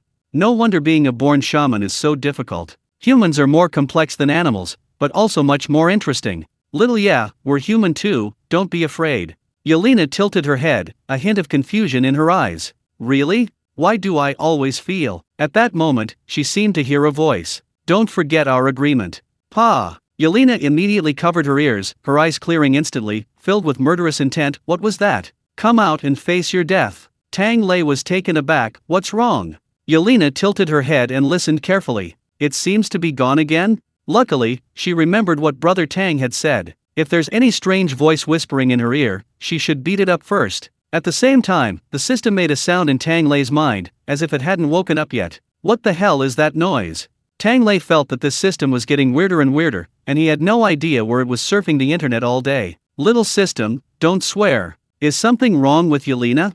The system beeped for a while. It seems like there is, but it also seems like there isn't. Just a blink of an eye, and it touched something deep within this system. Tang Lei, is there or isn't? System, if there is. Tang Lei, go to sleep. There's no hope with this thing. He could only look at Yelena, hoping she would say something. But Yelena blinked her eyes expectantly. Brother Tang, I just cursed away a strange feeling. Can we have a bigger meal? Tang Lei's lips twitched, unsure whether this was good or bad. He could only comfort himself, as long as Yelena was all right. Eat, eat, oh right, don't eat the sesame cakes yet, there are steamed buns coming later. After we finish making the steamed buns, I'll go to the logistics department to get their new tools and make you a rabbit. Yelena cheered, then I'll go urge them. With the added benefit of both sesame flatbread and small leaf buns, the prisoners quickly filled their buns. Another hour passed. Each prisoner had a large plate of buns in front of them. Tang Lei directed the prisoners to pick them up one by one and put them in the steamer. They were using the kind commonly used in Desiao breakfast shops. You'd never know which steamer had any buns left unless you peeled back the layers one by one. The buns were all pre-cooked, so they only needed 10 minutes to steam. Once steamed, the prisoners started eating them while they were still hot. The buns were fresh out of the steamer, each one plump and white.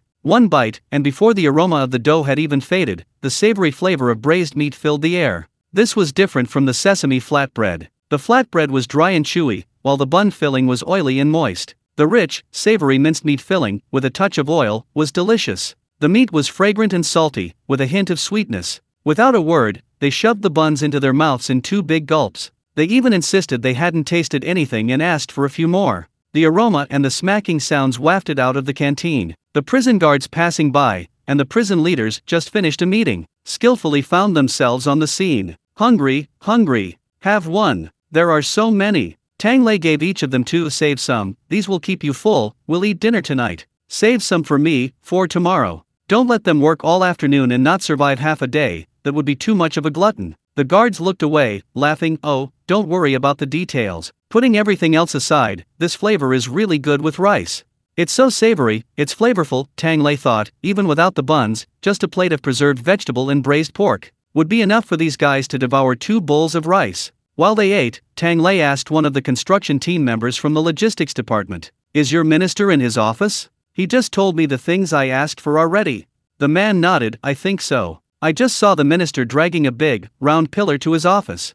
Tang Lei nodded, took 2 steamed buns, and went to find him. As soon as he entered Sergei's office, Tang Lei immediately saw the familiar treasure in the center. "Wow, you actually made it. What was this big iron pillar?" It was, of course, the old-fashioned oven he had long coveted. The kind with an iron plate on top for making vegetable pancakes and egg crepes. The bottom of the oven was for roasting meat and baking flatbread. Sergei munched on the steamed buns Tang Lei had brought him, quite pleased with himself. "Reliable, right? It's made exactly as you described. So, on top, we can make that, jianbing qiwazi, Chinese savory crepe? And on the bottom, we can make that, hanging oven roast duck." Tang Lei patted the oven surface excitedly. "Jianbing will definitely work. As for roast meat, I'll have to try." Mainly, he wanted to see if there was enough space inside the oven. Sergei exclaimed happily, "Then we can eat soon." Tang Lei smiled slightly. "Don't rush, I want to ask first, is the cost of making this oven high?" With delicious food hanging in front of him, Sergei was too happy to even think about his usual stinginess.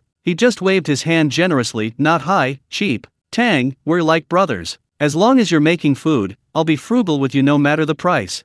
"That's great." Tang Lei gratefully grasped Sergei's chubby paw. "Then, while you're at it, make me 100 of these ovens." Chapter 322 Driving? Bring your beloved vodka. Pfft, ugh. Sergei spat out a mouthful of steamed bun. He quickly covered his mouth at the last moment, carefully pressing it back in. Cough, cough. "Tang, you're killing me," Sergei cried out indignantly. His face was filled with the expression, "I've given you my heart, and you're playing tricks on me." Tang Lei waved his hand, skillfully offering Sergei another glimpse of hope. "Hey, sir, we need to think long-term. I'm planning to have the prisoners who make pastries learn to make jianbing, Chinese crepes, But learning anything takes practice, right? Once they learn, they can feed more people, right? The prisoners chosen are all good at reforming. They'll get out sooner or later. Are you worried they won't earn money? Even if they don't get out, helping with food and drink in prison will save you money, won't it?" "Sergei, you're right, but..." "No buts." Tang Lei smiled. "Just distribute them to the prisoners first. 200 prisoners learning to make 100 ovens, some will inevitably be left out. Then you can issue a rule, accumulating a certain amount of merit allows them to exchange for their own oven, which they can put their name on. Or, upon release, they can take their own oven with them for a certain amount of money. If they don't have the money, they can write a note and return it to the prison with interest. That's what you call casting a long line to catch a big fish." Sergei was shocked. He spent all his time thinking about how to skimp on the higher UPS budget and the leader's savings. At worst, he'd secretly plot to kill a couple of rich and powerful troublemakers, but he never expected this guy to even include the money ordinary prisoners get after their release. Pretty much, Tang Lei smiled. Sir, you can't be discriminatory. A prisoner's money is still money. Who else would we look down on if we didn't make some? Sergey, Tang, I recently learned a new word, pua, but what you said does seem to make a lot of sense. Tang Lei patted him. If it makes sense, then here are 100 grills, please. He dragged the grills away, satisfied. While he was thinking, hey, what if I can't grill meat? Roasting a couple of sweet potatoes would be good too. Autumn is almost here, lots of things will be ready to eat. And there are big pumpkins, we can eat them from late summer until next spring. Pumpkin porridge, pumpkin pancakes, stuffed pumpkin. Tang Lei thought about the menu as he walked back. Meanwhile, Yelena wasn't idle either. She ate 2 steamed buns and felt almost full, leaving a few for her father. Old Bawan had been spending a lot of time with the old shaman lately, and now he was taking the children along again. He kept glancing at Sasha and then at his own daughter, his expression complicated. Yelena felt uneasy all over, and when she asked her father what he meant, old Bawan wouldn't say. Over time, Yelena became afraid, and wished her father would go out to play with the old man. Today was no different. After leaving the food, she started packing for tomorrow's trip. Package was really just food. She took a suitcase and filled it with a large bag of small sesame cakes and steamed buns. Eat all this on the road. What else? Oh, I'm driving a long distance tomorrow. It's been a while since I've driven this long. What should I bring on a long trip? Right, vodka. To keep me alert. She excitedly rummaged through the kitchen. I remember Anna and the others left a few bottles here, right? Ah, found them. Yelena reached into the cabinet and pulled out a bottle of Su Lianhong liquor, somewhat puzzled. Why is there so much stuff soaking at the bottom? Did Brother Tang do this? Never mind. Brother Tang always makes good stuff. She stuffed the liquor into the bottom of the box, humming a tune as she left the prison and put it in her trunk. When she returned, she ran into Tang Lei pulling a large iron stove back. Seeing her, Tang Lei quickly greeted her. Come on, Yelena, give me a hand. Yelena quickly went to help. The two pulled the stove into the kitchen and cleaned it. Tang Lei fumbled for charcoal, observing the temperature. Not bad? Should be able to grill meat. However, when he ate roast duck in Daxia before, he only saw electric grills. This charcoal grilling method would have to be tested to see how well it would work. Tang Lei stroked his chin and took out the whole rabbits he had saved earlier. Roasted rabbit? Yelena, lying beside him, curiously reached for the stove opening with her hand. She probed and withdrew, then probed again. While preparing the rabbits, Tang Lei managed to pull her aside at the last moment before her hair was singed by the fire. Have you ever seen a cat crawling into the stove in the countryside of Daxia? Yelena? Tang Lei teased her, someone as fair-skinned and beautiful as you, once you go in, your fur will be charred black, like a burnt chestnut. Yelena accurately grasped the key point, roasted chestnuts. Delicious. Tang Lei. At this moment, he resented that Daxia's descriptions always revolved around food. Back in geography class, the teacher would say one day that a type of marble looked like streaky pork. The next day, he'd say a line on a map looked like a licked-off ice cream drip. At the time, he thought it was vivid and descriptive, but now, thinking back, he'd forgotten everything he'd been taught. Just remember, it was delicious, hee. Exactly the same as Xiao Ye right now. Tang Lei snapped out of his reverie and said helplessly, let me see if there are any chestnuts around here before I fry them for you. Let's roast the rabbit first today. Before this oven, he wanted to make a hand-shredded rabbit. That kind involves skewering the whole rabbit, braising it first, then frying it. The bones are crispy from frying, and finally drizzled with sesame and chili oil. Tearing it into large pieces is incredibly satisfying. It's somewhat similar to spring chicken, but the ingredients are more complicated. However, seeing the oven today reminded him of another kind, a whole rabbit dish that's almost no one makes anymore, even in Daxia. Xiao Ye, go find me some hemp rope. Today, we'll give the rabbit a grand funeral.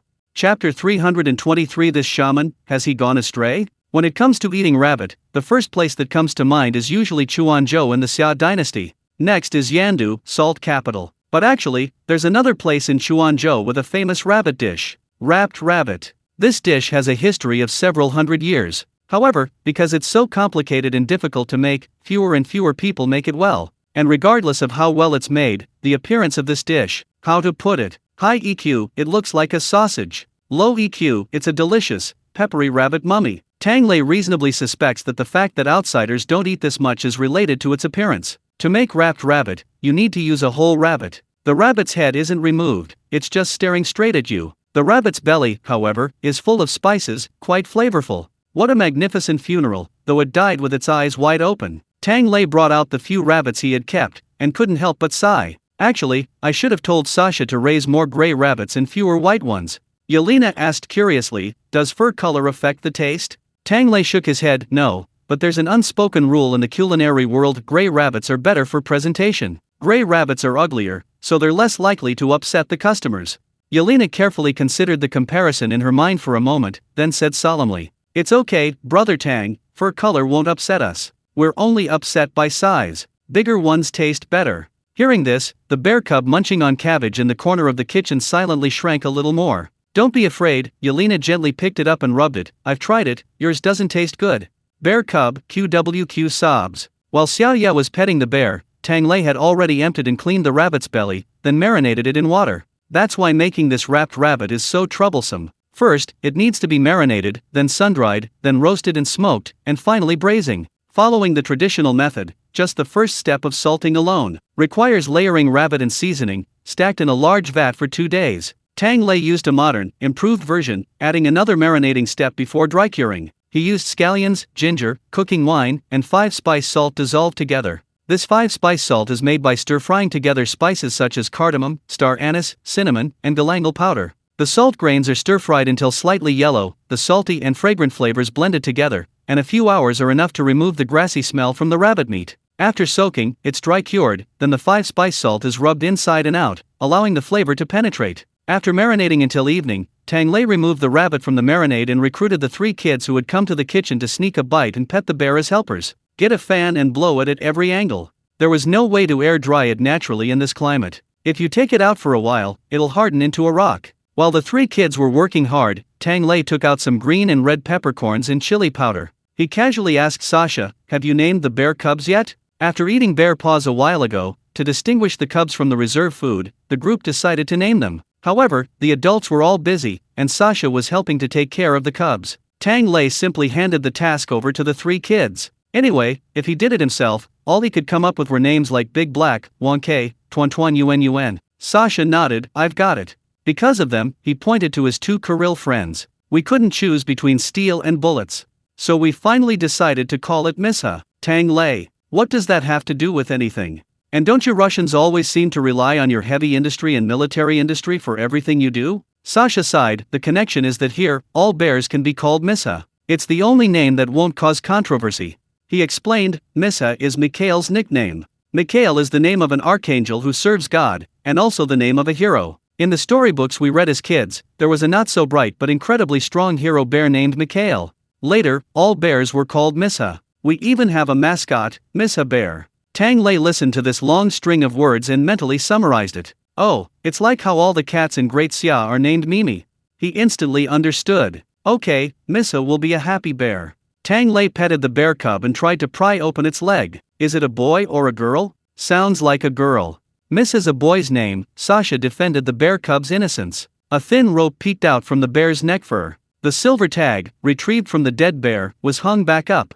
Besides the original pattern, crooked letters were now etched on the back, clearly the scribbles of little Kurils. Great, with the tag, you can't eat it anymore. From now on, it'll be a working bear in prison. Tang Lei stuffed the tag back into the bear's fur and went to prepare the edible parts. The rabbits had been dried by several large fans for a long time, their outer skin just beginning to dry. Tang Lei removed them and brushed on a sauce. The sauce consisted of sweet bean sauce, sugar, soy sauce, and, of course, Sichuan peppercorn oil. Several layers were brushed on the rabbit meat, making it numbingly fragrant. Now, lay the whole rabbit out. Stuff the belly with a mixture of green and red Sichuan peppercorns, and chili powder made from Urjingtiao and bullet chilies with sesame seeds. Slimly roll it into a sausage-like shape and tie it with hemp rope from end to end. Later, we'll wrap it like this, smoke and then braise it, letting the flavor penetrate thoroughly into the meat from the inside out. That's true numbing and fragrant goodness. Sasha pondered earnestly beside him. Then, Brother Tang, what if I feed the rabbit spices when I raise them? Wouldn't they smell even better when they're cooked?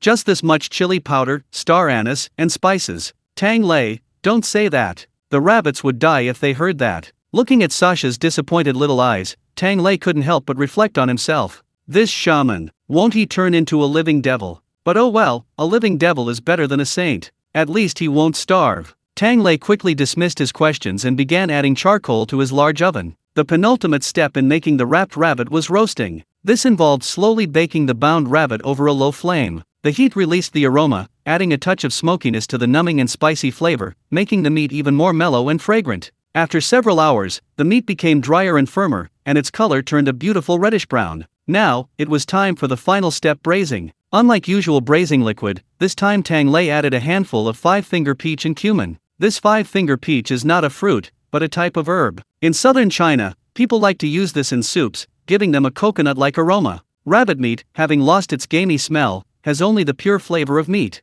It tastes like chicken when cooked with chicken, and like pork when cooked with pork, so you can add more spices. However, the braising time shouldn't be too long. The meat is too tender, and it becomes greasy if cooked for too long. After bringing the braising liquid to a boil, Tang Lei simmered it on a low heat for half an hour before lifting the wrapped rabbit rolls out. Want to try some? Chapter 324 revealed it. There was chili powder on his teeth. In fact, there was no need to ask. The aroma of the wrapped rabbit wafted out the moment it was lifted. The three children and the adult immediately craned their necks, drool practically dripping down their faces. To ensure there was enough for tomorrow, Tang Lei unwrapped one. If it were just for one person, one could simply tear it open along the rolled up side and eat it in large bites. With so many people, it had to be cut into smaller pieces. With each slice of the glossy, reddish-brown rabbit meat, the Sichuan peppercorns inside rolled out. This rabbit meat might be a bit chewy, chew slowly, don't break your teeth. After several drying processes, the wrapped rabbit meat was dry yet slightly springy, with distinct strands, making it quite chewy.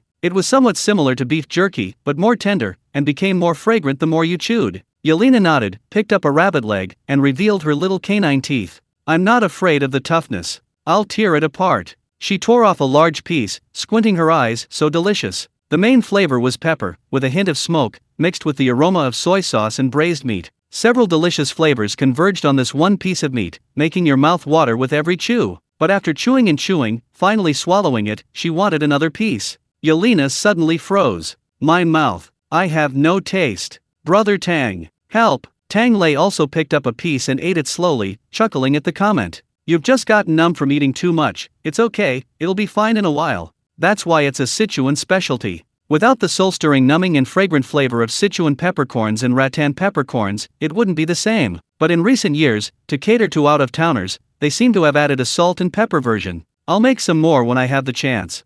Being willing to choose between numbing and spicy, that's probably the biggest concession Sichuan people make to out-of-towners. Enough talk, hurry up and show off. That's all, or we'll fight when people come. The three children were startled and quickly devoured the meat. While Nikita and the others were passing by the door, Sasha just managed to stuff the last rabbit bone into Mrs. Mouth. Nikita tilted his head suspiciously. He no longer needed a gun to walk, but he had grown to love the feeling of using a cane. Now, with the cane in hand, he asked the three children with an air of authority. Is it good? He knew asking Tang Lei was pointless, and asking Yelena was even more unapproachable. So he specifically targeted the younger ones. The three children shook their heads vigorously, trying to say something. They opened their mouths. Plop. A small white tooth fell to the ground. A little Kirill covered his mouth, stunned for a moment, then cried out. My tooth fell out, wah! Nikita rarely saw his mischievous monkey wailing like this, and thought he had bumped something. Don't cry. What happened to your tooth? Does it hurt? The little Kirill cried even more heartbrokenly, I can't tear meat anymore. Nikita's lips twitched. Tang Lei picked up the little tooth and examined it. It's okay, as long as it's not a front tooth, just a normal baby tooth. Nikita also glanced at it, then suddenly frowned. Why is there chili powder on it? You little rascal, you were eating it behind my back, weren't you? Tang Lei. Okay, so the culprit is you, the silky rabbit. Chewing on this thing really did break his tooth. The little Kirill's tears instantly vanished. They hesitated for 2 seconds, then Sasha finally said with difficulty, I just remembered I have homework. Goodbye, Uncle Nikita. The three of them took off running. One bear cub remained, waving its paws on the ground. Wait, bear. There are too many bones stuffed in it, and it hasn't finished gnawing. Nikita angrily picked up the cub and shook it. Did you get some too? I'm not having it. Spit it out and let me see. What did you eat? Let it go, Tang Lei said helplessly, taking the cub whose 2 short paws were covering its mouth. You shouldn't have shared the same food with it. Nikita asked expectantly, so what? Tang Lei, no, you're late, I'll definitely eat next time. Not getting any is also a form of not sharing the same food, no problem. But you can ask Xiao Ye to describe what you ate, what it tasted like, do you want to hear it? Nikita. This was a difficult choice. While he was making his decision, Tang Lei wrapped up the little white tooth and handed it to him. Here, go back and check if your kid's tooth fell out on the top or bottom. Oh, I don't think you have that saying here. Huh? Nikita asked, confused. Great Xiao metaphysics: if an upper tooth falls out, put it under the bed, if a lower tooth falls out, put it on the roof? Apparently, it said that old teeth attract new teeth to grow in the direction of the old, making the new teeth grow faster. Okay, I'll try it when I get back. Nikita put the paper package away. After this period of freeloading, he had gotten used to all sorts of Great Xiao metaphysics. Sometimes he and Tang Lei would even take turns learning each other's metaphysics. The main thing was flexibility. Flexibility meant adaptability, very tolerant. But, Nikita argued, putting away the tooth. You missed this meal, and you're going out again tomorrow. Even if there are preserved vegetable and meat buns, you should at least make a decent breakfast. Breakfast and late-night snacks were now the only things they didn't have to fight with the prisoners for. Tang Lei thought for a moment, it seems like it's been a while since I made breakfast. He couldn't even remember what he'd had for breakfast last time. Sure. Lately, he found rice increasingly appealing, so he decided to make some rice noodle rolls. Oh, perfect, I have a stove now, I can make something to go with the rice noodle rolls, all set. Tang Lei soaked a large pot of rice and then left it at that. After cooking the large pot of rice for dinner, he prepared to go back and rest. He'd have to get up early the next morning to make more. As he left the prison, Tang Lei remembered the journey for tomorrow and asked Yelena, "Little yeah, do you need anything? It's a long journey tomorrow, I'm afraid it will be hard for you." Yelena calmly patted her chest. "It's alright, brother Tang, I've prepared everything." Tang Lei was relieved and went back without asking any more questions. The next morning, just as dawn was breaking, Tang Lei arrived at the kitchen, rubbing his eyes and sighing. That's why selling breakfast is so hard work. Work has to start around 4 or 5 a.m. If we're slow, we really won't be able to supply enough. For the complicated stuff he's making this morning, we have to get there early. The rice is already soaked. Rice noodle rolls, despite having intestine in their name, have absolutely nothing to do with animal offal. The name comes only from their resemblance in appearance. There are many kinds in Daxia, making them difficult to categorize. If we're talking about preparation methods, there are two relatively well-known types: the cloth-wrapped rice noodle roll and the drawer-style steamed rice noodle roll. The cloth-wrapped rice noodle roll is filled with various ingredients, both meat and vegetables. The drawer-style, on the other hand, is basically just the rice itself. Eating the drawer-style rice noodle roll is a matter of personal preference. Some people think the main thing is to enjoy the aroma of the rice, and it's best to eat it plain, a vegetarian rice noodle roll. This really tests the quality of the rice batter itself. Some people believe that rice noodle rolls are inherently bland, and the focus should be on the accompanying soy sauce. If you just add a spoonful of soy sauce, the noodles lose their flavor. It has to be a secret recipe from each vendor. Therefore, rice noodle rolls are the hardest to recommend. If you want a good one in Daxia, the only advice is go find a local vendor. Only locals understand the local tastes and can make the right rice noodle rolls. To put it bluntly, this is a matter of personal preference. Every region has its own unique flavor. Here, Tang Lei thought about the Russians and gave up on the pure rice flavor. Even if I made it, it wouldn't taste good. I'll have a meat one. Simple and unpretentious, but filling. Chapter 325. What kind of food are you eating that's not good enough? To make rice noodle rolls, the first step is to grind the rice into a batter. For a more refined approach, the rice is soaked and then ground by hand using a stone mill. Less meticulous vendors often use a high-speed blender. While the texture may differ slightly, you get what you pay for. For rice noodle rolls costing only a few yuan, there's no need to go through all the trouble for the vendor. 10 kilograms of rice can yield 3 times the amount of batter, which Tang Lei figured would be enough for his needs. Then he mixes in wheat starch and potato starch, stirring it all together. Pure rice batter, while fragrant, isn't smooth or chewy enough. The 3 most important textures for rice noodle rolls are smoothness, elasticity, and tenderness. Without these 3 qualities, it's not rice noodle rolls, it's dumpling wrappers. And the types and proportions of starch each vendor uses are their own secret recipes. Tang Lei finished mixing the 3 types of batter and then ground it again. The rice batter, smooth and white, is ready to be spread with a layer of peanut oil on a steel plate and started cooking. Making these rice noodle rolls is simple in some ways. Pour a spoonful of rice batter onto the steel plate, toss it around a couple of times to coat it, and then steam. But it's also difficult in others. Too little filling makes it too thin, bland, and prone to breaking. Too much filling makes it too thick, sticky, and loses its tenderness. The heat control and other factors can't be taught. It's something a chef has to figure out for themselves. Even father and son working together will find it hard to achieve the same taste. After pouring the rice batter, Tang Lei added an egg, sprinkled on some lightly marinated mincemeat, and steamed it. While it was steaming, he prepared 2 sauces to go with the rice noodle rolls. For those who prefer a simpler version, a few soy sauces with a little lard will suffice. Tang Lei, however, preferred a stronger flavor, so he chopped some garlic. Heat oil in a pan, sauté garlic until fragrant, add some shiitake mushrooms. That's enough for a savory flavor. Next comes soy sauce, message, sugar, etc. The mixture is quickly cooked in the hot oil until slightly thickened, just as the rice noodle rolls are steaming. In a short while, the rice noodle skin becomes translucent and slightly puffed up. A touch with chopsticks and it curls up into pleats. Add a spoonful of sauce. The slightly thickened sauce coats the steaming rice noodle rolls. Take a bite. Flavorful, fragrant with rice, and with a tender skin. Soft and bouncy, it goes down easily, bringing a wave of warmth. I need this first thing in the morning. Tang Lei slurped it down contentedly in a few mouthfuls, then steamed some for Sergei and Maxim, who were still lingering in the fifth canteen, now sleepily emerging from their drowsy shells. They were still wearing their nightcaps, their only clear-headed feature being their mouths. When a bowl of rice noodle rolls was shoved into their hands, their eyes widened in shock. They looked at the only bowl, then at their own and their brother's two mouths. Brother. No, we're not brothers anymore. For a short time. A burst of shouting erupted between the logistics manager and the engineer before he could finish the sentence. Yelena slurped her own bowl. Brother Tang, shouldn't you make more?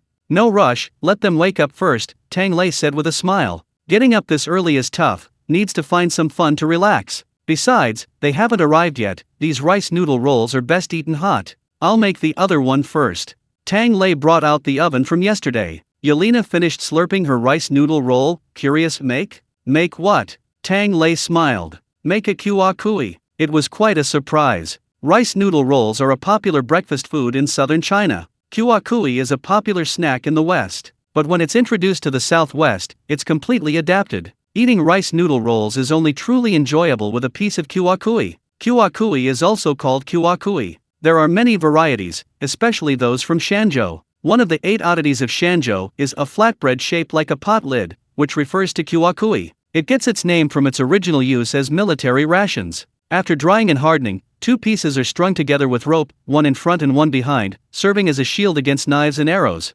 Similar to a baguette that could kill someone, but it's a product of the Great Xia dynasty. Even military rations can't tolerate something that doesn't taste good. So, the more you look at kua kui, the more delicious it becomes. Until it developed into a situation where you could smell its aroma even without seeing the kua kui in the same carriage. It had to be retired from military rations. It's far too conspicuous. Whether marching or lying in ambush, it could easily disrupt morale. Tang Lei thought that today's outing wasn't a raid, so he made an ultimate, improved version. It's a specialty from the Southwest, Juntun kua kui. To make kua kui, you first need to knead the dough. The first batch of dough is a type of starter dough. Then, add a piece of fermented dough from the last batch of steamed buns. Using a starter dough requires adding some alkaline water. Otherwise, it will easily turn sour. Once all 3 are kneaded together, the dough base is ready. Tang Lei put the dough aside and went to get a piece of pork belly. The meat for kua kui can be made with pork belly or pork head meat. But regardless of the type, the key is a good balance of lean and fat, fatty but not greasy. Finally chop a few pieces of meat into a sauce, sprinkle with numbing and spicy salt, and that's the large meat filling for the kua kui. Then, bring the rested dough over, pinch off small portions, roll them into long strips, and toss them onto the table. Slap.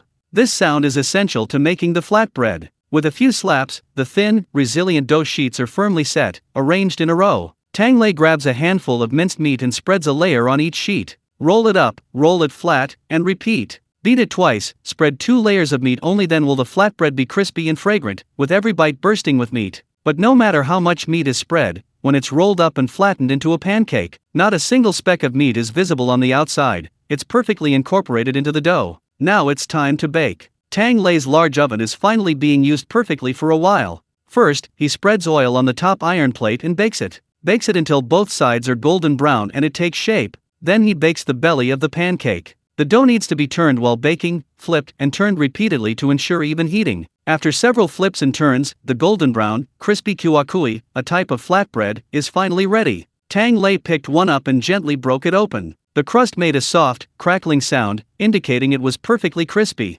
But while crispy, the kua kui didn't crumble. The inside remained soft and tender white dough, paired with slightly spicy, peppery minced meat. It doesn't have the overwhelming impact of a large piece of meat in a rujiamo, Chinese hamburger, but it has a crispy, fragrant dough flavor that makes you want to keep eating. Add some rice noodle rolls. One is smooth, the other crispy and fragrant. Tang Lei ate it with great relish. Back when I was in school, buying one near the gate would make people crave it all morning. Ah, do you guys go through all that trouble making it in the morning? Sergei stopped fighting with Maxim, and the two of them happily ate their kyuakui. Tang Lei stroked his chin, struggling. That's nothing. Let's not even talk about the morning tea. Well, most breakfast shops in Daxia at least offer steamed buns, fried dough sticks, and tofu pudding, and maybe sugar cakes, glutinous rice cakes, and pan-fried dumplings, and soy milk, oil tea, and egg drop soup. How can a shop operate without a few things? Breakfast nutrition is very important. You have to eat a good breakfast. Sergei, what kind of meals in Daxia are bad?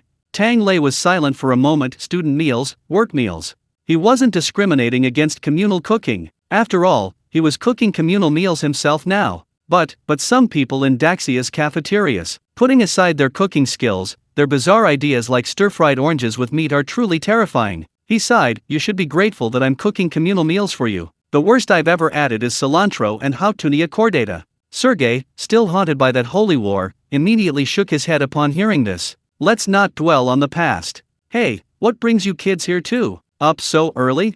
Chapter 326. Pandas can't be frozen, but people can. As Sergei's voice rang out, Sasha and the two little Kirils entered. They were carrying a teddy bear cub in their arms. What are you doing here so early? Tang Lei noticed a layer of frost on Mrs. Fur. Do you bring it with you to do your homework? The three children's faces fell, dark circles under their 6 eyes. Homework is already finished. Don't mention it again. Tang Lei then realized. Although Sasha didn't have to go back to school, Anna had communicated with the teacher and secured online grading. To keep up with the other students, Sasha had ultimately stayed up all night. Just finished. So what were you doing the past few days? Sasha held up the bear to block the adult's view. Wah, Mom's paper was due right before the deadline. Tang Lei felt a subtle sense of empathy. The little Kiril yawned listlessly. It's good enough if we can finish it. We used to just tear off several pieces. Oh, Uncle's not here, is he? It's okay, Uncle was working out hard last night, he probably can't get up now. The other little Kiril replied, luckily our parents aren't here this time. They know our tricks. Hee, last time I tore off too many pieces, and when the teacher found out my homework was only half of everyone else's, Dad got a good scolding. The two dutiful children happily handed the bear cub to Tang Lei. Brother Tang, help me wipe it clean, we specially left it outside for training last night. Tang Lei, what kind of training method is this? Little Kiril asked curiously. It's something all children have to go through. Here, after a child is born, whether it's winter or any other time, we have to take them outside to freeze for a bit when it's below zero. Yelena nodded as well. Yes, we need both boys and girls. The first time it's a few minutes, the second time about 10 minutes. Further north, we even leave the stroller outside overnight to determine if the child can survive. Tang Lei, if they can't survive, wouldn't they be killed sooner rather than later? We'll check, Yelena said with a smile. If it's really bad, we'll take them back, let them thaw a bit, and then let them freeze again. They'll definitely adapt. After all, we have ice water baths and stuff, they won't die. Tang Lei, okay, you guys are really something. This would scare his parents to death in Daxia. But are you this strict with pandas too? The three children nodded repeatedly. It's okay, Missa isn't black and white. Sergei, if she were black and white, the whole country wouldn't agree to let her freeze. Okay, anyone who dares to mention it will be beaten to death. Tang Lei mentally typed an ellipsis for the third time.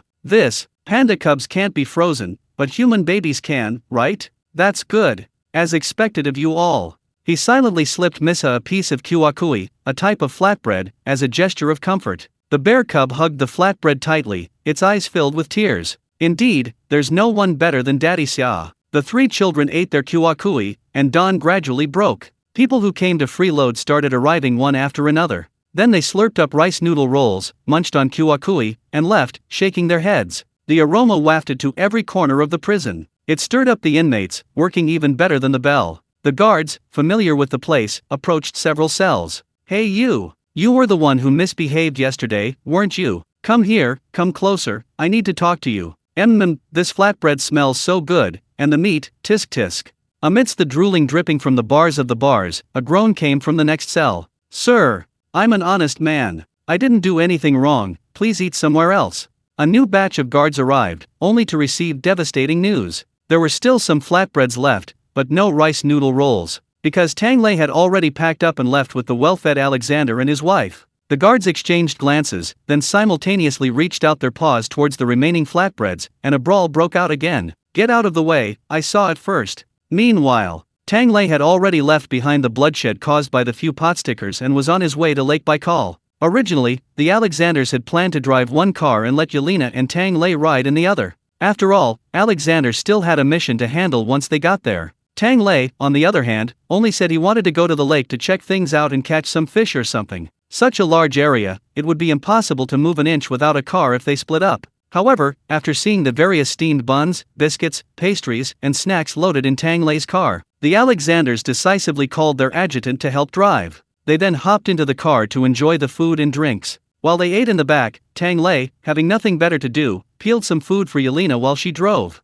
Lady Alexander, watching from the back seat, saw this, and her gaze returned with that familiar burning intensity. She nudged Alexander with her elbow and gave him a look. "Honey, any gossip?" Alexander returned the look with the knowing gaze of an old married couple. "Yes, I'll tell you later." The two of them were exchanging glances in the back, making Tang Lei so jealous he didn't even want to look in the rearview mirror. He inexplicably felt like a dog that had been kicked in the street. He couldn't help but glance at Yelena again. Sigh, when will Yelena finally get it? When will Yelena agree to date him? He'll definitely, then, finally, he. Tang Lei was lost in his fantasies. Suddenly, Yelena slammed on the brakes. The SUV smoothly swerved and stopped by the water's edge. "We're here. You're getting off here, right?"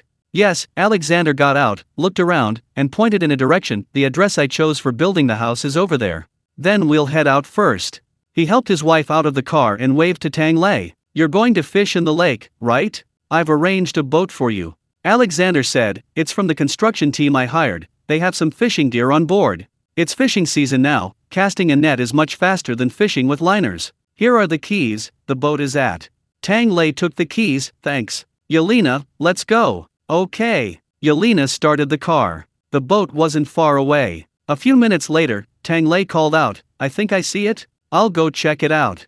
He got out of the car. Yelena stretched in the SUV. "My mouth is so dry from the ride. Where's my vodka?" Chapter 327. The little boat drifts and drifts. Yelena rummaged around and pulled a bottle of vodka from under the car seat, happily opening the cap. "Let's chug it." After the first gulp, Yelena frowned. "This vodka is a bit bitter." She swirled the bottle, hesitating for a second. "Oh well, Brother Tang wouldn't make something so unpalatable. Let's keep chugging." She downed it in one go. She even popped some of the red berries and bits of grass at the bottom of the bottle into her mouth and chewed them. "This red stuff is delicious. Leave some for Brother Tang, hee. Hey, why do I feel so hot?" A blush crept onto Yelena's cheeks. Just then, Tang Lei opened the car door. "The boat's fine, let's go." "Little yeah." Tang Lei immediately spotted the very familiar empty bottle in Yelena's hand. "Wait, what did you drink?" "Ah." Yelena looked at the bottle, seemingly a little dizzy, and it took her a while to react. "Tang, Brother Tang, I was so thirsty, I forgot to save some for you. But, this is delicious." She suddenly leaned in. The sweet and wine-like aroma swept across Tang Lei's face. A sweet fruit was enveloped by even sweeter lips, unexpectedly fed into Tang Lei's mouth. "Delicious. I'll share with you." Lips met, her voice sticky and sweet. Tang Lei tried his best to remain calm, but one hand couldn't help but press down on the back of Yelena's head, deepening the sticky kiss. Even after he had completely savored the wine, Tang Lei still couldn't figure out what he had inexplicably eaten. Maybe it was the kiss that caused oxygen deprivation. Tang Lei thought hazily. Also, he had to tell Yelena not to put everything in her mouth. That bottle might be his. But before he could say it, Yelena suddenly tilted her head, her eyes glazed over. "Brother Tang? You smell so good." Tang Lei. He took a step back warily. "Yelena, you're drunk. Delicious food, don't run away." Yelena pounced on him. They were originally sitting inside the car and standing outside. With this pounce, Yelena jumped out of the car, and Tang Lei, afraid she would fall, quickly reached out to catch her. Unexpectedly, Yelena nimbly wrapped her arms around his neck, her legs wrapped tightly around his waist. "Hee, Brother Tang, let me have a taste, just one bite." While saying one bite, she rubbed against Tang Lei's chest, her hands seemingly ready to strip him naked. She even muttered this with righteous indignation. "What kind of packaging is this? Why is it so hard to open?" Tang Lei froze completely. Don't misunderstand, he was stiff as a board. Below his chin was a fuzzy, blonde head. It sniffed around like a puppy, occasionally licking and nibbling. Warm breath brushed against his neck, soft and slightly pointed, taking turns. Beside him was something round and soft, tempting to touch.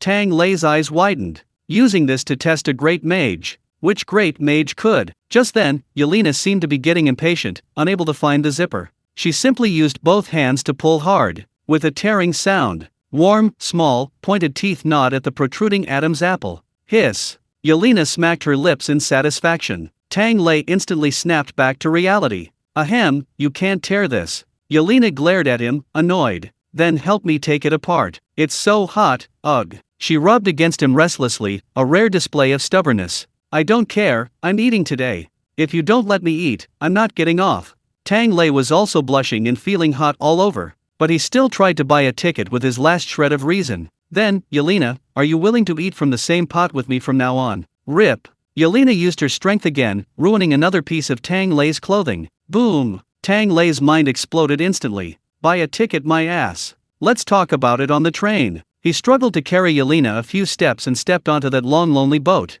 Ugh. Tang Lei roared in his mind with his last bit of sanity. Little commander. Use that trick you used to summon your ancestors last time, create a gust of wind. And, no peeking. A soft tisk sounded from a corner. Then, a sudden gust of wind arose. It whipped up the small boat, drifting it into the unseen depths of Lake Baikal. Brother Tang, it hurts. Little yeah, don't be afraid. It's like cooking, it takes time. Cooking. Yes, didn't I teach you? An hour later, the small boat drifted into the deep blue, uninhabited area. The people on the boat seemed to have regained some of their senses. Yelena hastily wrapped her clothes around herself and sat up, her expression quite subtle. It wasn't surprise or anger. It was more like when she ate something new in the 5th canteen. It was a little strange, something she'd never seen before, and she wanted to savor it. Tang Lei, guessing that Yelena's initial shock had finally subsided, also sat up, breathed a sigh of relief, and wondered how to begin. Before he could say anything, Yelena noticed the intense scratch marks on Tang Lei's back and froze. Brother Tang, I bullied you. Tang Lei choked on his words. Yelena said nervously, Brother Tang, don't be afraid, I'll take responsibility for you. Tang Lei silently wiped his sweat, feeling like all his hard work had been wasted. No, more like wasted on a bear. Ahem, Yelena, although you did take the initiative, taking responsibility is my duty. Tang Lei reluctantly began to elaborate. Well, it's not the kind of responsibility you're thinking of fighting and paying medical bills. It means I hope to spend the rest of my life with you. From now on, half of your life will be my responsibility, you understand? Seeing Yelena blink and remain silent, Tang Lei scratched his head, giving up on his flowery language. Simply put, I like you. I want to eat from the same pot with you, sleep in the same bed with you, and be buried together after we die. Would you? Yelena's eyes lit up. Can we eat together until we die? I would. I dream about it. Tang Lei was both amused and exasperated. Think it over carefully, this is a serious matter. Yelena interrupted him, saying earnestly, I know. You want to spend your whole life with me, like my dad wanted to be with my mom. But my mom found someone better, and she left. Brother Tang, will you find someone better and leave? Tang Lei hesitated, then shook his head. No, I can't be sure if I'll meet someone you call better in the future. But whatever it is, it won't make me leave my love and family. This is my responsibility to you. Yelena breathed a small sigh of relief and smiled. Then, does that mean I'll never go hungry again? Of course, Tang Lei gently ruffled her blonde hair. As long as I have breath, you'll have food to eat. This was the most solemn promise a cook could give. Chapter 328 Didn't eat? So, Yelena's expression returned to one of confusion and reminiscence. What we just did, was it the kind of thing only lovers do? But I heard that kind of thing is very pleasurable. Tang Lei. Not pleasurable? Yelena, my head is spinning, I can't remember clearly, it feels a little painful. Brother Tang, are you not up to it? She blinked her innocent blue eyes. Is it because you didn't eat lunch? Tang Lei's anger flared instantly. Impossible. Little yeah, you were drunk just now, let's try again, you feel it again. A shadow crept across Yelena's face, and she couldn't help but swallow. Brother Tang, why do you seem like you're going to eat me up? Gently. Too late. Today I'll show you just how strong the cook is. The small boat began to rock again. Meanwhile, on the shore, the Alexander couple found Yelena by her large boat and asked curiously, those two young people, they didn't even close the car door, aren't they afraid of getting robbed? Honey, car thieves are rarer here than bears. Yeah, speaking of which, are they going fishing? How long are they planning to stay? Young people, full of energy, let them be. Honey, tell me quickly, what's the story behind Tang and Xiao Ya? Oh, that all started with Xiao Ya's troublesome mother marrying Jaeger's illegitimate son. Until dusk. On a small boat deep in Lake Baikal, the blonde girl sat up, looking unsatisfied. Tang Lei. Tang Lei silently gazed at the deep blue sky. The system's electronic voice, finally released, drifted in a roundabout way. It's over? Really don't want the power pill? Sigh, if I'd known it would be like this, I would have just given the power pill to your Xiao Ye. Tang Lei said weakly, shut up, you haven't explained what happened with that bottle of medicinal wine. What's there to explain? The system grumbled. You think women don't need tonics for their kidneys? They need them all. Everything produced by this organization is top-notch, whether it's for nourishing yin or strengthening yang, we've got it all. After all, in our great Xia, most of the time we're advocating facing human desires squarely. Tang Lei sighed, covering his face. How could they not face them squarely? Even the younger brother of a certain great poet could write the great joy of the exchange of yin and yang in heaven and earth, and it's been passed down through generations. In fact, aside from a few problems at the end, Great Xia didn't have such a severe problem with the suppression of human desires through Neo-Confucianism. They didn't emphasize chastity either, even emperors married divorced widows. But, if women have no requirements, but men want to sleep with 10 women a night, 7 times a night, that's going too far. Occasionally it's okay, but in the long run, it'll kill people. The system sighed, isn't this the standard setup for a male protagonist in a modern novel? Tang Lei took a deep breath, I'm a cook, not some overpowered protagonist. Let's get normal. Buy me some power pills, but not the expired kind. The system beeped with satisfaction. By the way, how are you feeling, host? This system has no senses, just curious. Tang Lei stroked his chin. Feeling, by the patriarch's grace, this disciple has achieved enlightenment. He believed that with continued practice, his culinary skills would definitely improve even further. System? His host, has he gone mad? Tang Lei ignored it, got up, and tidied himself and Yelena. The two looked at each other and couldn't help but laugh again. Yelena's face was flushed, and she rolled into Tang Lei's arms, still wrapped in her clothes. Hungry. Tang Lei suppressed a laugh, still not full? Ouch, don't pinch me. I'll get some food right away. Yelena huffed and looked around. Wait, brother Tang, where are we? Tang Lei checked the route the system had set in his mind and was somewhat speechless. The wind's strong, we've drifted a bit far, into the deserted area. Luckily, the small boat had a motor, so they could still go back. Let's find some ingredients along the way and cook when we get back. Tang Lei pulled out 2 fishing rods from the boat, one for each of them, and skillfully sat at the bow to start fishing. Although a fishing net would be faster. But fishing slowly is just for fun. Anyway, with fishing skills, there's no worry about food. Back to the fishing net. Tang Lei couldn't help but grin again, ha ha ha. Yelena silently watched him. Brother Tang, you look like a pervert when you laugh, and your clothes do too. Tang Lei looked at his torn shirt and pants, speechless. Yeah, whose fault is this? Yelena leaned in, smack. Tang Lei, okay, blame it on its poor quality.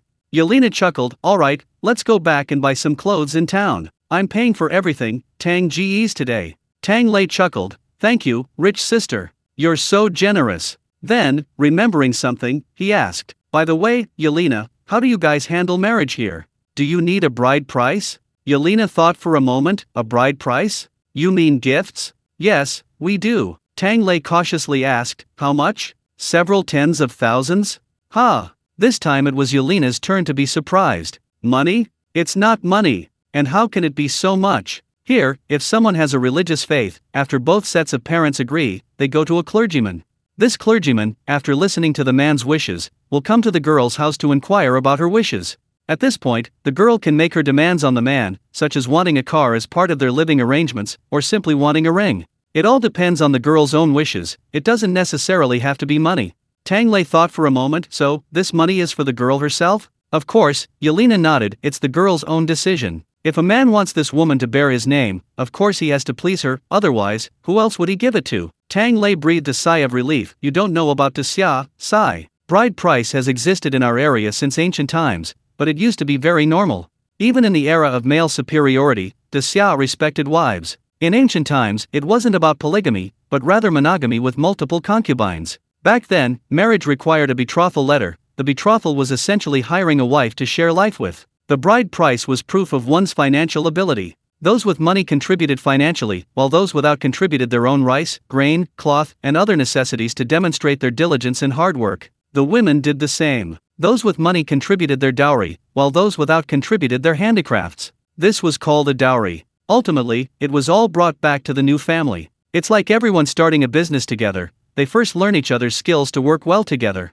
But now, it's difficult. Forget about the dowry. Those demanding exorbitant bride prices mostly end up in the hands of the older brothers, leaving their newly established families struggling to make ends meet. Tang Lei didn't know what to say. If you say the women aren't doing this, then the men are the ultimate beneficiaries. But if you say these women are foolish, then they were pressured into it. So where we're from, it's really hard to get a wife if you don't have money. Yelena was a little confused. Where there are poor men, there are also poor women.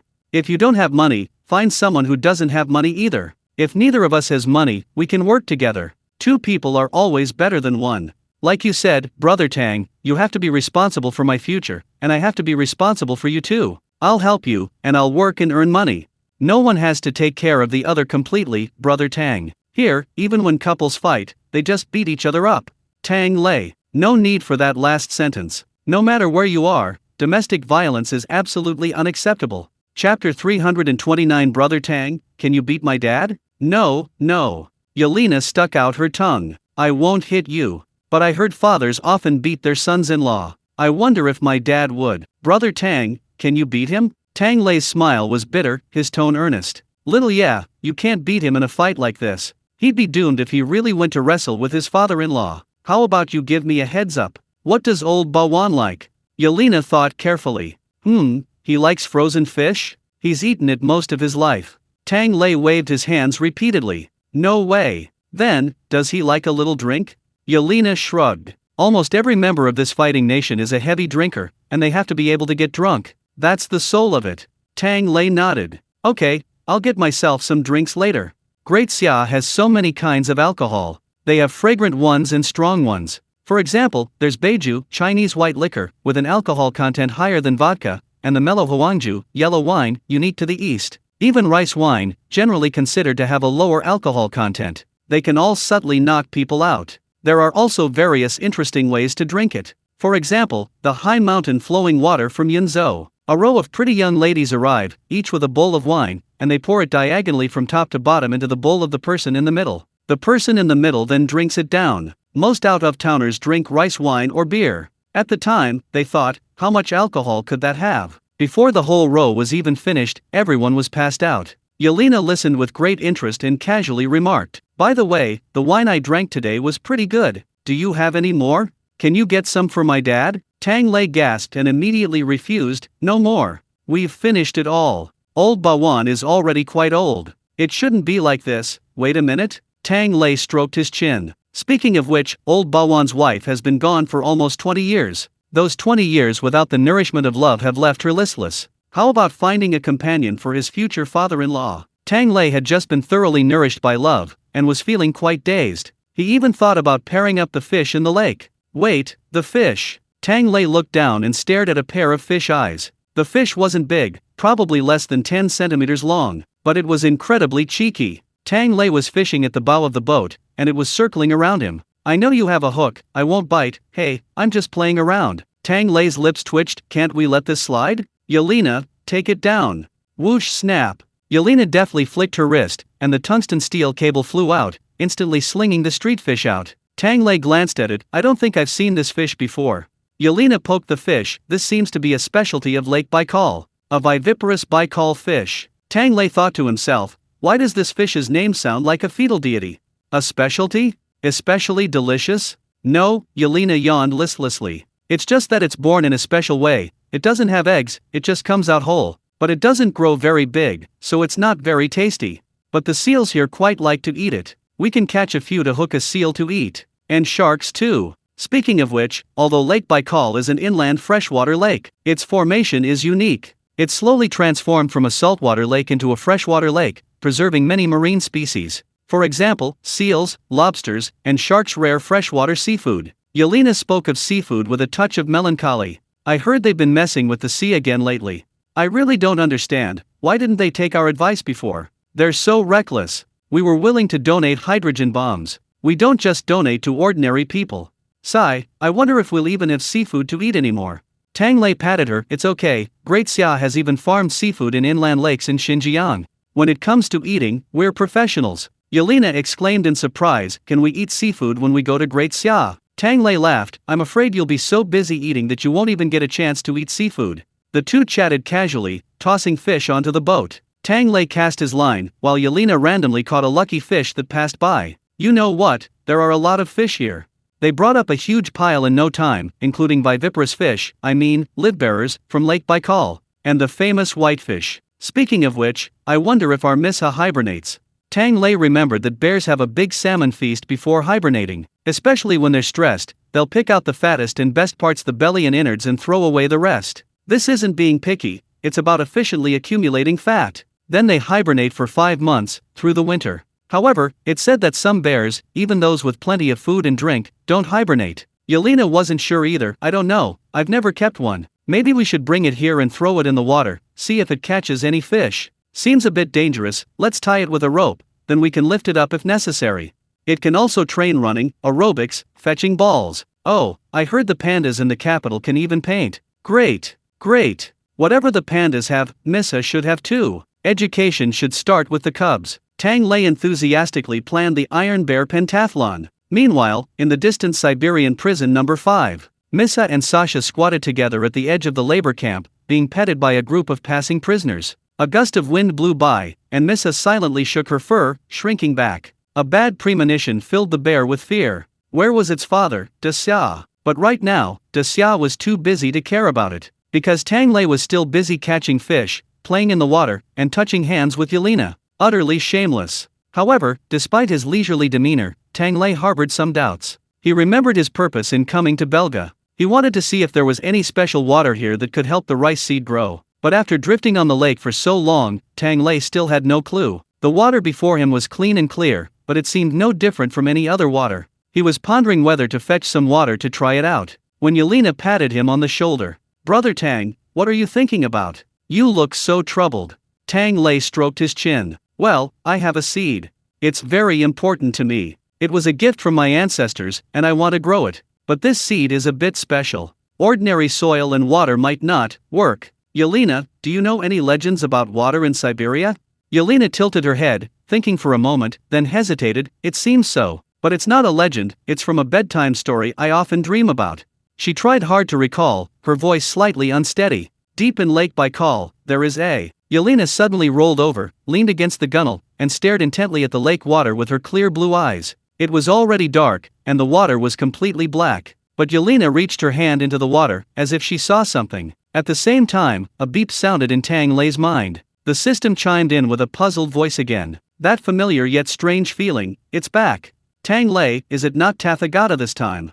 "System, I told you, those who understand, understand, those who don't, I can't help." "Wait, there's something underwater." Tang Lei was startled and rushed forward to pull Yelena away. "Little yeah, be careful." But Yelena was still staring intently at the water, a smile even appearing in her eyes. "I remember there's some special water here. In this." "Tang Lei, this what?" "This fish that looks delicious. 330. The octopus is so big that it can't fit in one pot." "Tang Lei?" The next moment, a splash. A dark flash cleaved the lake. Tang Lei was speechless. Based on his professional culinary skills, this, probably, maybe, possibly, it's a fish's head. But this is huge. Tang Lei remembered the largest fish ever caught in Lake Baikal. It was 2 meters long and weighed over 300 kilograms. And that was only in the shallow water. At the time, the media asserted that nobody knew how big the fish would be at the deepest point, over 1,600 meters. But now Tang Lei felt he understood. This one in front of him was definitely more than 2 meters long.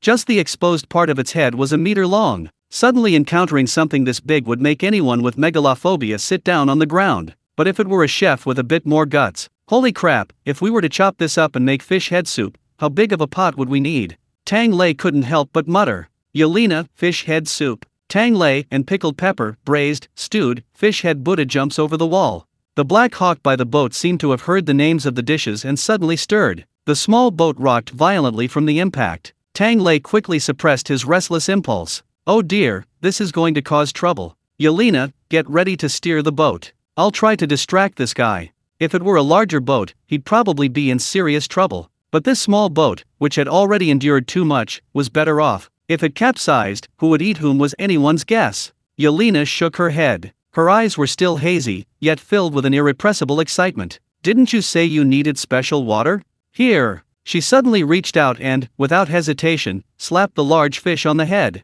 Tang Lei couldn't stop her and quickly stepped forward, prepared for any unexpected events. But then the fish head stopped. Tang Lei looked down and saw a dark, indistinct head. The fish's body was hidden underwater, only its scales faintly tinged with blue. It resembled a bronze fish, ancient, mysterious, and ugly. hissed Tang Lei gasped. Never mind, it's underwater and we can't see it anyway, so it can grow however it wants. I can understand. Anyway, many sea creatures are like that. But Xiao yeah, is this fish one you raised? What? It's one thing if the bear she encountered listens to Xiao yeah. After all, that bear doesn't look like it can beat her. But what's with this fish? Just looking at its size, how many years has this fish grown? Yelena tried hard to remember. It seems so? Like something I raised in a dream?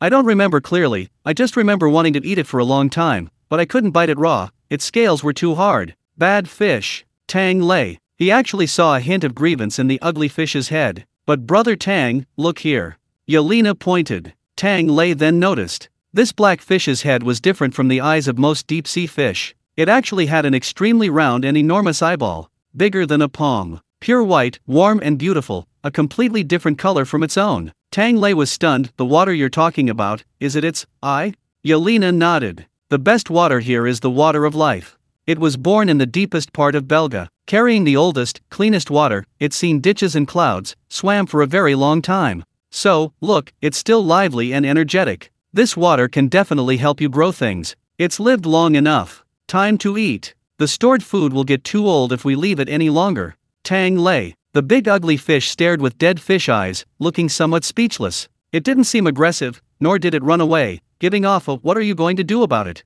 vibe. Tang Lei coughed lightly. Forget it, Xiao yeah, this meat is too old to eat. People get wise with age, things get strange with age, and the great Xiao's main character is someone who's grown this big. It's not easy. Of course, maybe it's also because it's really not tasty when it's old. Just take the water. But how? Gouge out its eyeballs? That wouldn't pass censorship, would it? Will the fish die? No, it's blind anyway. Yelena pouted in disappointment, reached out and touched the fish's eye, finding a spot. Then, she quickly and accurately poked it. Plop. Hiss. Tang Lei's eyes stung. But then he saw Yelena holding a glistening, clear substance in her hand. It looked like water, but it also seemed viscous, rolling nimbly. Done. Looking at the ugly fish again, its eyes and body had returned to the same color. The ugly fish seemed relieved, mockingly bumping the boat, and amidst Yelena's fierce, "Next time I'll definitely eat you," it slipped away silently. Yelena, holding the glistening water, was about to tell Tang Lei to find something to put it in. Suddenly, a soft voice sounded in her ear. "This is our treasure. Are you really going to give it to him?" Yelena frowned slightly. Who? The voice was cold. "You are from a different race, a different nationality, even a different ethnicity. Isn't there a saying among humans? Those who are not of our kind will surely have different hearts." That's different, Yelena subconsciously retorted in her mind. How is it different? Don't forget, humans will invade, they will plunder. Aren't you afraid that if you help him, he will harm you instead? Yelena thought about it seriously. But brother Tang is very good to me. Not just to me, but to my captain, my dad, my friends, everyone. After brother Tang came, dad was happier, the captain's job wasn't so hard anymore, even the worst prisoners have reformed. Everyone's life is getting better and better, we're eating happier and happier, I can see it. Could you have done that without brother Tang? I definitely couldn't. I'd blow up the kitchen and let everyone starve. The voice abruptly stopped, as if choked. Yelena, also, were you the one who kept playing bedtime stories to keep me awake? Are you getting angry now that you're talking to me? The voice vanished without a trace. Yelena pouted and handed the clear bottle of water to Tang Lei. Brother Tang, find something to put it in. Tang Lei had just been busy negotiating with the system and had temporarily exchanged points for a bottle. Alright, let's try it when we get back. Yelena, this time it's all up to you. If you can grow it, you can have the first bowl. Yelena tilted her head, smiling broadly. Okay, brother Tang, this frozen land will be better because of you, right? Tang Lei scratched his head. It's not that amazing.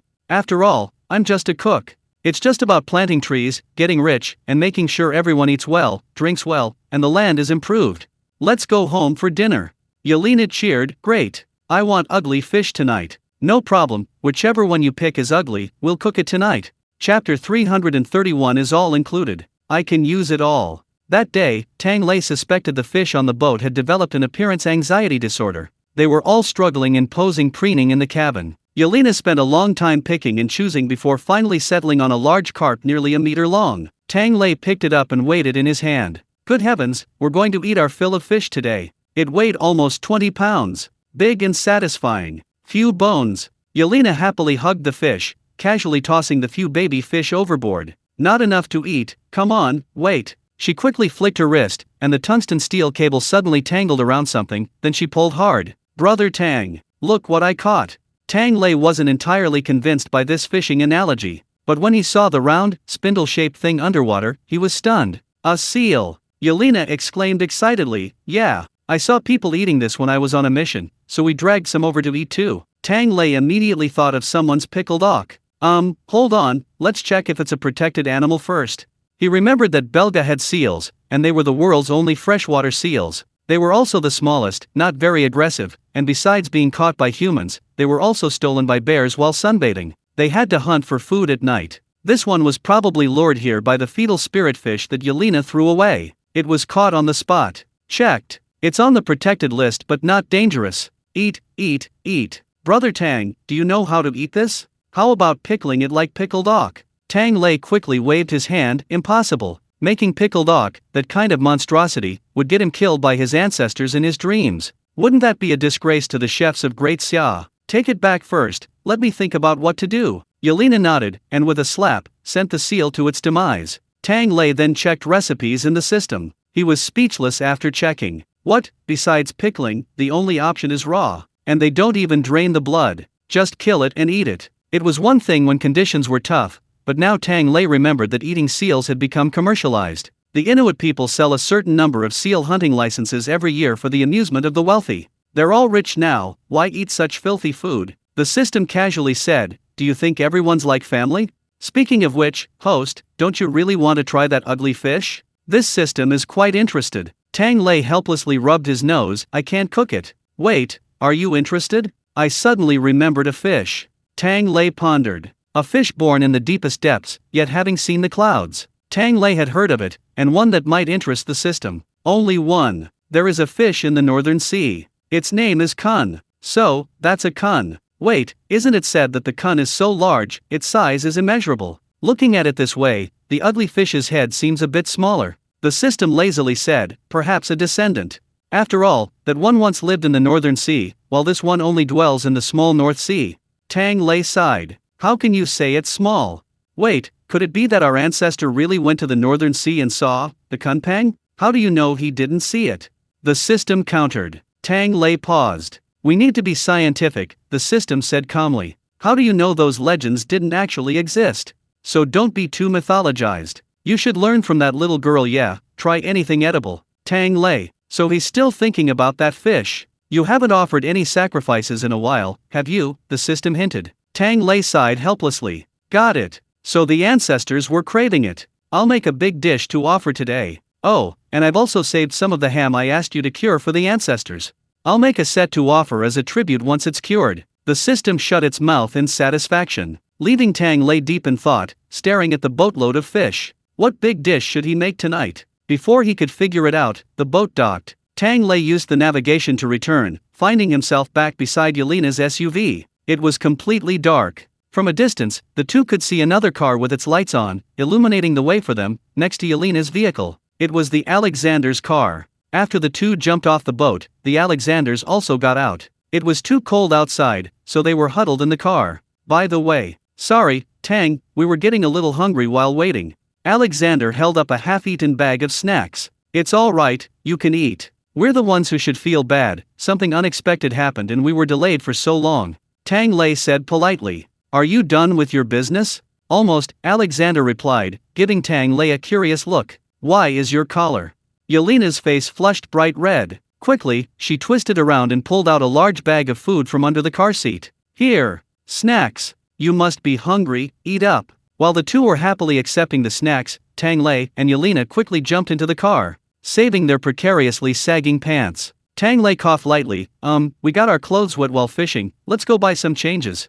You guys go back first. See you at the 5th canteen. Oh, and don't forget to take the fish and seal we caught. The off-road vehicle roared and sped off. Mrs. Alexander watched the two young men flee in disarray and chuckled. Darling, you're a little naughty. Alexander smiled and touched the snack bag. How else would I know they still had food? Still too young. Lieutenant, come give me a hand, let's get the fish back for an extra meal. Meanwhile, the off-road vehicle sped all the way to town. Tang Lei changed into a new outfit at the supermarket where he had bought the phone card before, finally breathing a sigh of relief. As soon as Tang Lei came out, Yelena was pointing at a row of balloons at the checkout counter. This, and this. The sales clerk looked at her in surprise. Ma'am, are you sure you want to buy so many? These are all large packages. Tang Lei had just walked behind her when he saw Yelena shake her head and wave her hand generously. Except for these 3 colors, which I don't like, pack up all the other models and styles. Swipe my card. She also sincerely told the sales clerk, don't worry, I think I can use them all.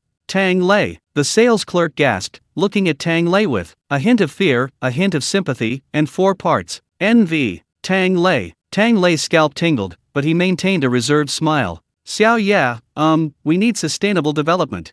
Yelena was a little disappointed. Huh? We won't use it all? Tang Lei took a deep breath. It's fine. Never mind, I'm going to go back and get some goji berries tonight. Yelena smiled slightly, revealing her pointed little tiger teeth. Okay, let's go back to the 5th canteen for dinner. Chapter 332 The freshest delicacies in Siberia. The return journey was a whirlwind. But it was too far, and even at top speed, it was past lunchtime by the time they arrived. Tang Lei first went to the 5th canteen to inquire about the day's events. Since he wasn't there, Lao Lu and Gennady had been filling in at the 5th canteen all day. For lunch, we cooked 1 meat dish, 2 vegetable dishes, and a soup. For dinner, we had large pork buns with preserved mustard greens. The biggest problem is that there weren't enough pork buns. They're so big. They wanted to eat 5 each. Lao Liu's heart was bleeding as he said, I only ate 4. Oh, by the way, Lao Bawan left after getting the food. Shaman needed to talk to him and said he'd be back later. Tang Lei nodded, exchanging a relieved glance with Yelena. Lao Lu asked expectantly, Tang, coming to the canteen so late? Are you going to cook? Tang Lei nodded, grabbed a cart, and brought over a seal and a bunch of fish. Thanks for covering for me all day. I'll have an extra late-night snack tonight. Old Lu exclaimed in surprise, wow, a seal. How are you going to eat that? Tang Lei smiled slightly. I just remembered, this guy might be able to make an innovative dish. Roasted camel and lamb stuffed in a fish belly, ever heard of them? Roasted camel is a top-tier banquet dish of the nomadic Arab people. It's also known as the world's most spectacular cuisine. It involves stuffing the camel, from smallest to largest, with eggs, pigeons, chickens, lamb, etc. One layer after another, stuffing them into the camel's belly, finally placing the lamb inside. Layer by layer, it's boiled, steamed, roasted, and served with almonds, pine nuts, and rice. It's a complete hodgepodge of various meats and vegetables. Tang Lei had seen the recipe and thought the concept was ingenious, but the execution was rather rough. It reminded him of a refined version of a dish with a fish belly in the Great Xia dynasty. Fish belly stuffed with lamb. This dish has a grand name. It was created by Yi Ya, the patriarch of chefs. It changed the way the word fresh is written, and it's known as the most delicious food in the world. And Tang Lei decided to use the method of fish belly stuffed with lamb as inspiration. He'd make a Great Xia version of roasted seal. Tang Lei first called over Valeri from the fish killing team to help him remove the seal's fur. Although seals live in water, they do have short, dense fur. Seal fur is even a major economic product for the Inuit people. It has the characteristic of remaining soft even at extremely low temperatures. Tang Lei only scraped the fur, not the skin, to prevent it from falling apart during roasting. This took Valeri a lot of effort. After he finished, Tang Lei also cleaned the scales off the large carp that Xiao Ye had chosen. Yelena was about to help throw it away when Tang Lei stopped her. Wait, I'll make 2 snacks for your dad to enjoy with his drinks. Yelena was surprised. Fish scales. Tang Lei smiled and nodded. Yes, you'll see once you try them. He wasn't trying to seduce his father-in-law. These fish scale snacks not only taste good, they also contain various proteins and unsaturated fatty acids that can reduce cholesterol. They also contain trace elements like calcium and iron. They're perfect for middle-aged and elderly people whose bone density has declined. After setting out the fish scales, Tang Lei picked up a pair of scissors and started working around the carp. Hidden lamb inside the fish belly. The first challenge. Not the seasoning, but how to perfectly remove the bones from a fish from the inside without damaging its integrity. Tang Lei first used a pair of scissors to remove the gills. Then he lifted the fish by the tail and broke off the central bony protuberance at the tail end. Next, he carefully inserted chopsticks into the fish's mouth. He carefully removed the swim bladder and other internal organs. Once the internal organs were out, he switched to a knife, found the spine, and slowly cut through the flesh. He couldn't break the skin even a little. Otherwise, the freshness would leak out. Tang Lei carefully probed the bones, feeling relieved. Luckily, the fish he caught today was big enough. Its belly was spacious enough to fit his hand, making it much easier to handle. Once the backbone and flesh were completely separated, Tang Lei put on gloves and reached in. With a slight pull. Finally, he pulled the entire fish skeleton out. Without the rebellious bone, the carp was much smoother. Tang Lei stuffed scallions and ginger into the fish's mouth to remove the fishy smell, then rubbed it with cooking wine. Let it marinate for a while. Next, stir-fry the filling. The lamb stuffed inside the fish should ideally be tender, marbled lamb pieces. The gamey smell won't be too strong. Add scallions, ginger, vodka, and a few diced shiitake mushrooms and dried shrimp, then stir-fry. The meaty aroma has a subtle milky fragrance. After stir-frying, it can be stuffed into the fish's belly. After Tang Lei finished the fish, he looked at Valerie, who had also cleaned the seal. Valerie was sweating profusely. Luckily, this thing isn't big. If it were bigger, I would definitely rebel today. Rebel, rebel, rebel, Tang Lei skillfully brushed him off. So, are you still eating tonight? Yes. Valerie was as firm as a rock. Eat first, then complain. Tang Lei calmly pulled the seal over. To be fair, these creatures are quite cute when they're small. Their heads look like a puppy's. But when they grow up and become fat and rugby ball-shaped, a bit ugly. It's clear that whether it's a leopard or a human, obesity is the enemy of good looks. Normally, when cutting a seal, you make a circular cut around its round body, cutting the fur into strips. Tang Lei wanted to hide the meat, so he simply gutted it and removed the internal organs. The blood was drained after Xiao Ye killed it. Now, all that's needed is to rinse off the blood. Touching the belly, the first thing you see is a handful of trembling fat. This is what keeps the seal lively even in extremely cold weather. It also proves swimming doesn't necessarily help with weight loss. Tang Lei scraped off several pieces of seal fat, diluted them with vodka to remove any fishy smell, and then wrapped them around the prepared large carp. Originally, the method of stuffing lamb inside the fish involved wrapping the fish in a layer of pork caul fat. This fat would melt with the fish skin during baking, forming a protective film. The baked fish skin would become crispy and flaky, adding even more aroma. Meanwhile, the fish meat inside would absorb the savory flavor of the lamb, remaining tender and delicious. Crispy on the outside and tender on the inside, it was truly a delicacy. Now, Tang Lei used seal fat instead of pork caul fat and first put it in the oven to bake at high heat. Watching the fat melt and the fish skin crisp, Tang Lei took the fish out, sprinkled a spoonful of vodka, and lit it. Sizzle. In the flickering blue flames, the fish skin emitted a subtle crisping sound, its golden color pleasing. The aroma of the meat was now enhanced with a touch of charred fragrance. After being seared, the outer skin becomes fragrant, while the fish meat inside remains raw. At this point, it's ready to be stuffed into the seal's belly. The seal was roasted over a large fire, the heat slowly simmering the flesh until tender but not overcooked. The seal, inside and out, had already been soaked in vodka and scallion water to remove any fishy smell. The abdominal cavity had been carefully brushed with spices and sauce,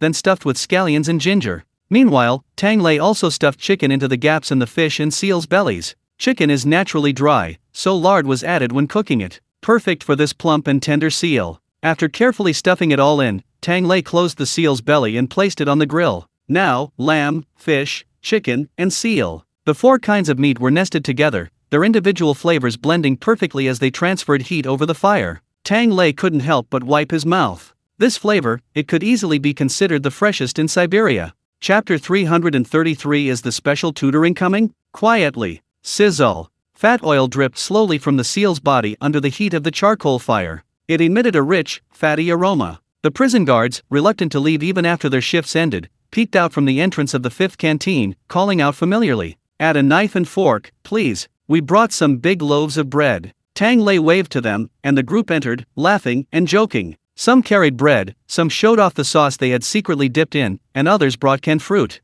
This was practically an unwritten agreement to freeload. Unplanned breakfasts and late-night snacks, they couldn't come empty-handed. Even though the fifth canteen was constantly expanding, not everyone could get food every day. So, the guards, on their days off, would come over, bringing their usual rations that were hard to swallow, to dip in some vegetable soup. Tang Lei didn't mind, or rather, he was already numb to it. After sending the group of freeloaders to watch the fire for him, Tang Lei brought out the basin of fish scales. Fish scale snacks require large scales. Small scales result in a crumbly texture. Carp and grass carp are the best. Tang Lei poured salt and wine into the basin of soaking fish scales. He scrubbed and washed them several times. This washed away the outer layer of slime, greatly reducing the fishy smell. At this point, the fish scales were a semi-transparent color, but still hard and bony, so they couldn't be eaten directly. They needed to be cooked again. He added Sichuan peppercorns, bay leaves, scallions, ginger, etc. He threw them into a soup pot and brought it to a boil over high heat.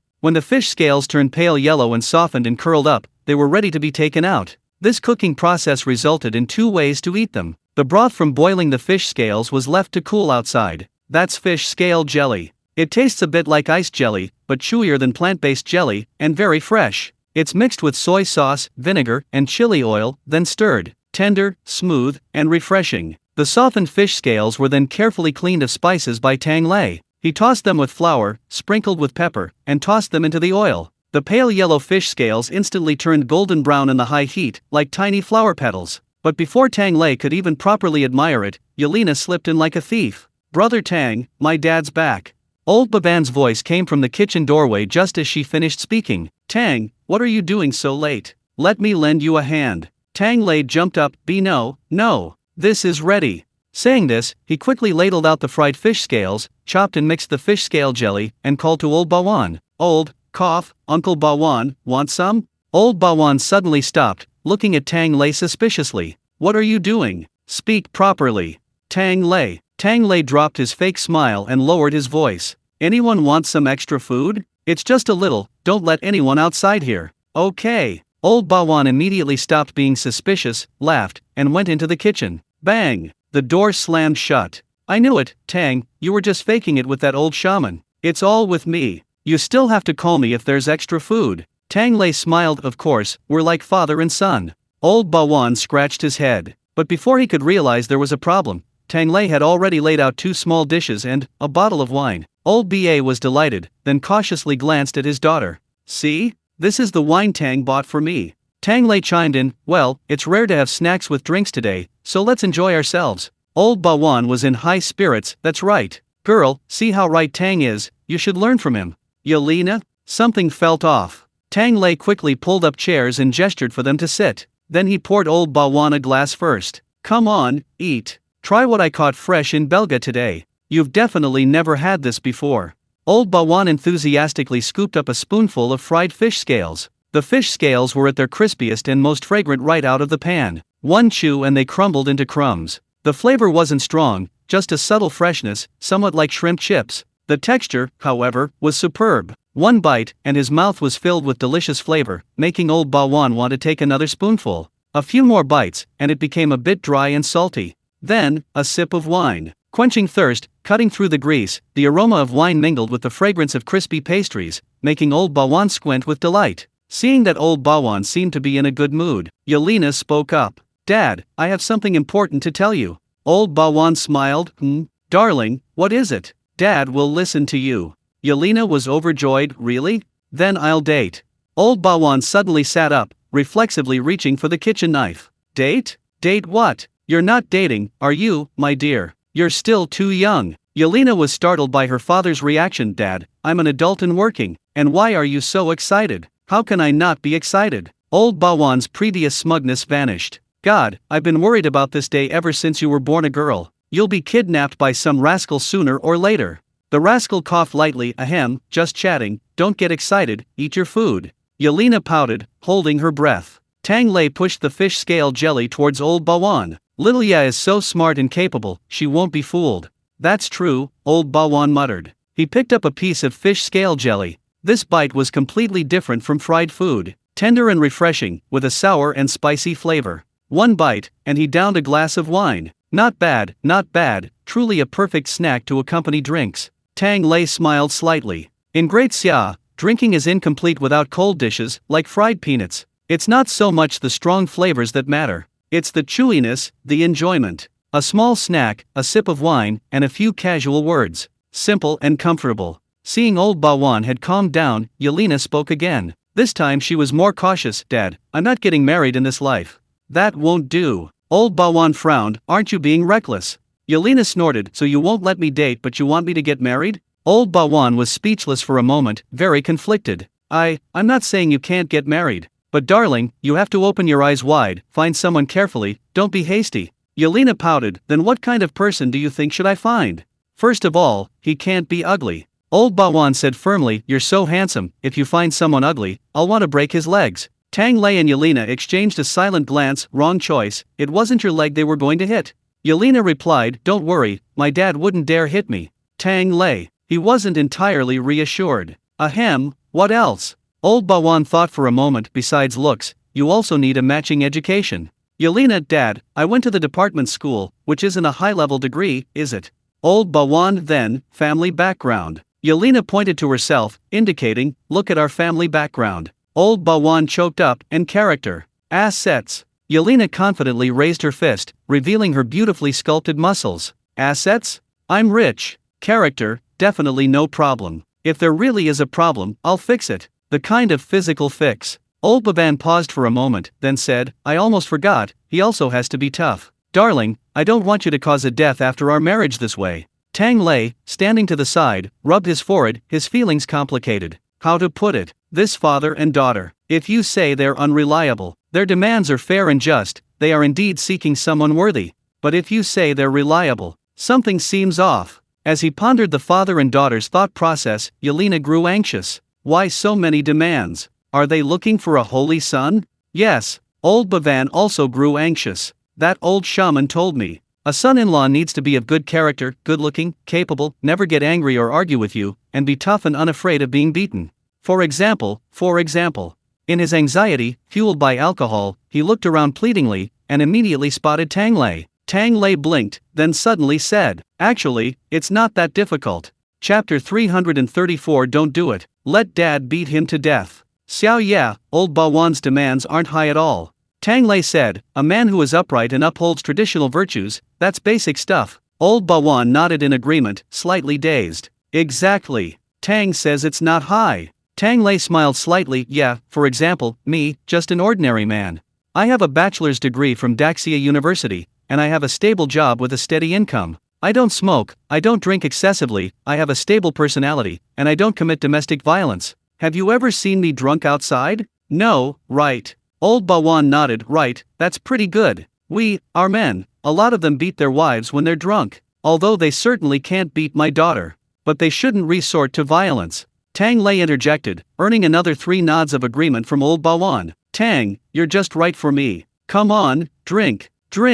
I'll toast you. After downing a glass, Tang Lei continued. I have a normal family, normal values, I don't gamble or visit prostitutes, and I can save money. Oh, and I can cook and do housework. Isn't that normal? Yes. Old Bawan nodded vigorously. To our goodness, drink. Tang Lei poured him another glass. Old Bawan was a little tipsy, but still stubborn. See, my requirements aren't high, are they? Someone like Tang is pretty good. Yelena looked at Tang Lei blankly, seemingly not understanding how things had turned out this way. But it seems, it's actually quite good? She couldn't help but glance at Tang Lei. Brother Tang, you look like you've grown a wolf's tail. Tang Lei wiped his sweat and smiled. Haha, it's nothing, come on, have another drink. Haha, okay. After a few drinks, Tang Lei went along with it. So, Old Bawan, don't worry too much. Just think of it as finding yourself a son. He'll be there to take care of you too, right? If there's another one later, you'll be a grandfather. The old shaman won't be able to brag about his grandson anymore. Old Bawan paused, then sighed after a long while. Sigh, that's true. The kids grow up, they all have to go through this. With a clatter, he could no longer hold the spoon, collapsed drunk at the table, and snored loudly. Yelena quickly went to help him up, glaring at Tang Lei as she did so. Brother Tang, just this once, don't let him drink this much again. Tang Lei guiltily touched his nose. I understand, just consider it a relaxing day. I'll make some honey lemon tea. It'll help him sober up.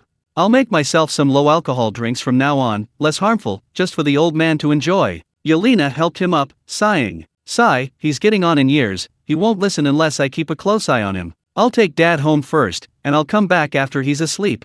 Tang Lei got up to make tea, adding casually, go ahead, if you're too tired tonight you don't have to come. No way. Yelena refused decisively, I still want to eat roasted seal. Tang Lei was both amused and exasperated. I was thinking of packing some for you to take home. It's alright, Yelena smiled, I'll keep you company. It has to be hot. Tang Lei smiled, filled the teacup, and handed it to her, then, be careful on the road.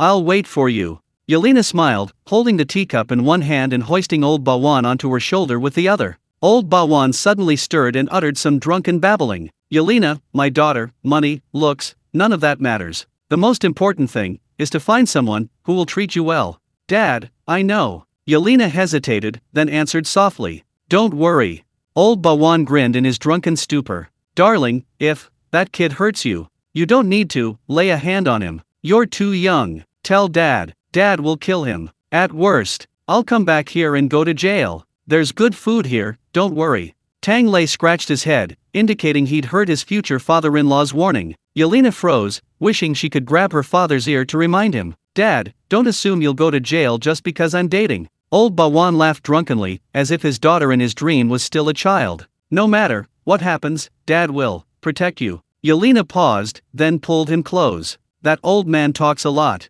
Let's go home. Who's protecting whom is still up in the air. She hurriedly carried the person out. The old shaman peeked out from the kitchen doorway, still shaken. Good heavens, old Bawan's daughter is really fierce, even more so than my Anna. Tang Lei reminded him, you remember when you got drunk with old Bawan last time? Xiaoye carried you away like this too? Sister Anna even took pictures of you, saying she'd take Sasha away if you got this drunk again. Her exact words were, little Sasha will learn bad habits from alcoholic old men. The old shaman shrugged back, muttering to himself. You young people, you have no respect for your elders, so annoying. Sigh, little Sasha, come to grandpa's. It was more fun when you were little. Tang Lei just smiled at this complaint. So all fathers say that. The system frantically flipped through books in his mind. That's strange. It's already rare for a natural-born shaman to have family relationships strong enough to compensate for their physical limitations. And what's with this little Ye girl? People with special characteristics usually have weaker blood ties. Tang Lei shrugged, doesn't that just prove that Ye is perfectly fine and normal? Rather than talking about her special identity, I'd rather she be happy. The system fell silent. Tang Lei, however, started poking it. Little system, how's the ham fermenting? Come and help again. Chapter 335 This dish. Let me take a picture first. You want to borrow points? The system's expected response. Tang Lei, you're obsessed with points. Help me ferment something else. The system's attitude instantly changed from serving black card users to serving VIPs. Fine, even spending is fine. What do you want? Tang Lei searched through the system's shop for a while. The system looked at it strangely. Sprouted cornmeal, wheat bran, rice husks. What are you asking for?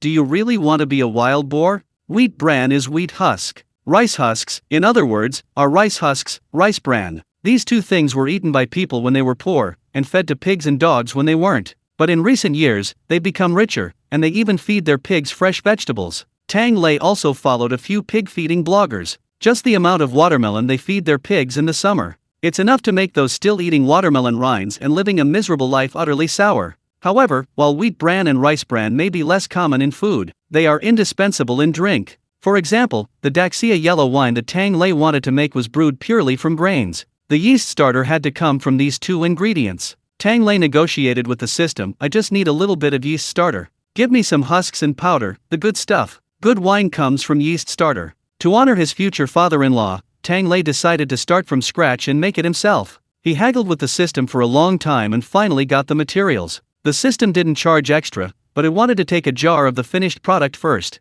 What kind of wine does this system want? Tang Lei muttered, with this smug look, it's not secretly hoarding some behind its ancestors' backs, is it? The system remained silent as if dead, but suddenly a bag of rice fell from the sky. It landed right on Tang Lei's head. Good heavens! Trying to silence me. Tang Lei caught the attack quickly. He went to the warehouse and rummaged through barley and wheat, grinding them into flour. He added sprouted cornmeal and wheat bran, then mixed it with water, kneading it into a rough dough. He pressed it into a square and wrapped it in a towel. This was the starter culture. In the ancient method of making starter culture in Daxia, herbs were added to the grain flour, wrapped in mulberry leaves and lotus leaves. But this method produced a starter culture with a strong herbal aroma and a milder grain aroma. Besides drinking it, he also used it for cooking. Pure grain was fine. Furthermore, Daxia and the Russians had different preferences for alcohol. Tang Lei figured that if he added too much aroma, old Bawan wouldn't like it. Daxia alcohol production placed great emphasis on the aroma appreciation process. For example, in Beiju, Chinese white liquor, they made it into a sauce aroma type or a strong aroma type. The aroma should be rich, complex, and sophisticated, suitable for appreciation. However, most Beiju, Chinese white liquor, worldwide actually has a very low aroma, sometimes even intentionally masked. They strive for a pure alcohol taste. But this doesn't mean that world-renowned Beiju has a high purity. Currently, the best-selling soju in the world, from South Korea, is only around 15 to 22% ABV. Even vodka, known for its strength, is only between 40 to 60%, generally around 40%. Daxia Beiju has many 52% ABV options. But because of its relatively subtle aroma, foreigners don't appreciate it. This leads to the common perception that Daxia Beiju doesn't have a high alcohol content. Foreigners primarily appreciate the aroma of red wine. Tang Lei heard that the best sommeliers can identify the grape variety and vineyard of a wine with just one sip. They speak with great expertise. But to ask him to taste the wine from the Great Xia dynasty and identify the grains it was made from, that's ridiculous. In the Great Xia dynasty, if the cook isn't willing to do it, they might not even be able to tell the difference between the raw materials and the ingredients when they sit down to eat, let alone this wine. Tang Lei shook his head, wrapped up the yeast starter, buried it in the rice, and handed it to the system to help ferment. Just as he finished, a shout came from outside. "Chef Tang, is the seal ready to eat? Our saliva is practically flooding the oven." Tang Lei chuckled and quickly went out to see. What he saw made him gasp. Good heavens, it wasn't an exaggeration. Because there were too many people gathered around the oven. In the short time Tang Lei had been cooking in the back kitchen, the prison guards, having nothing else to do, slipped in from all directions. And their superiors, too. Nikita, along with several wardens, was also watching. He even squeezed to the front, using his cane like in '94 as a shield. Upon seeing Tang Lei, they all greeted him with beaming smiles, too lazy to even bother with formalities. "We've been waiting all day and finally caught you. The wardens are really something, they knew you'd get something to eat while hunting. Quick! This seal looks smaller. We can't roast it any longer, it'll be too small to eat. Don't worry, there's plenty. If all else fails, there's rye bread with vegetable soup."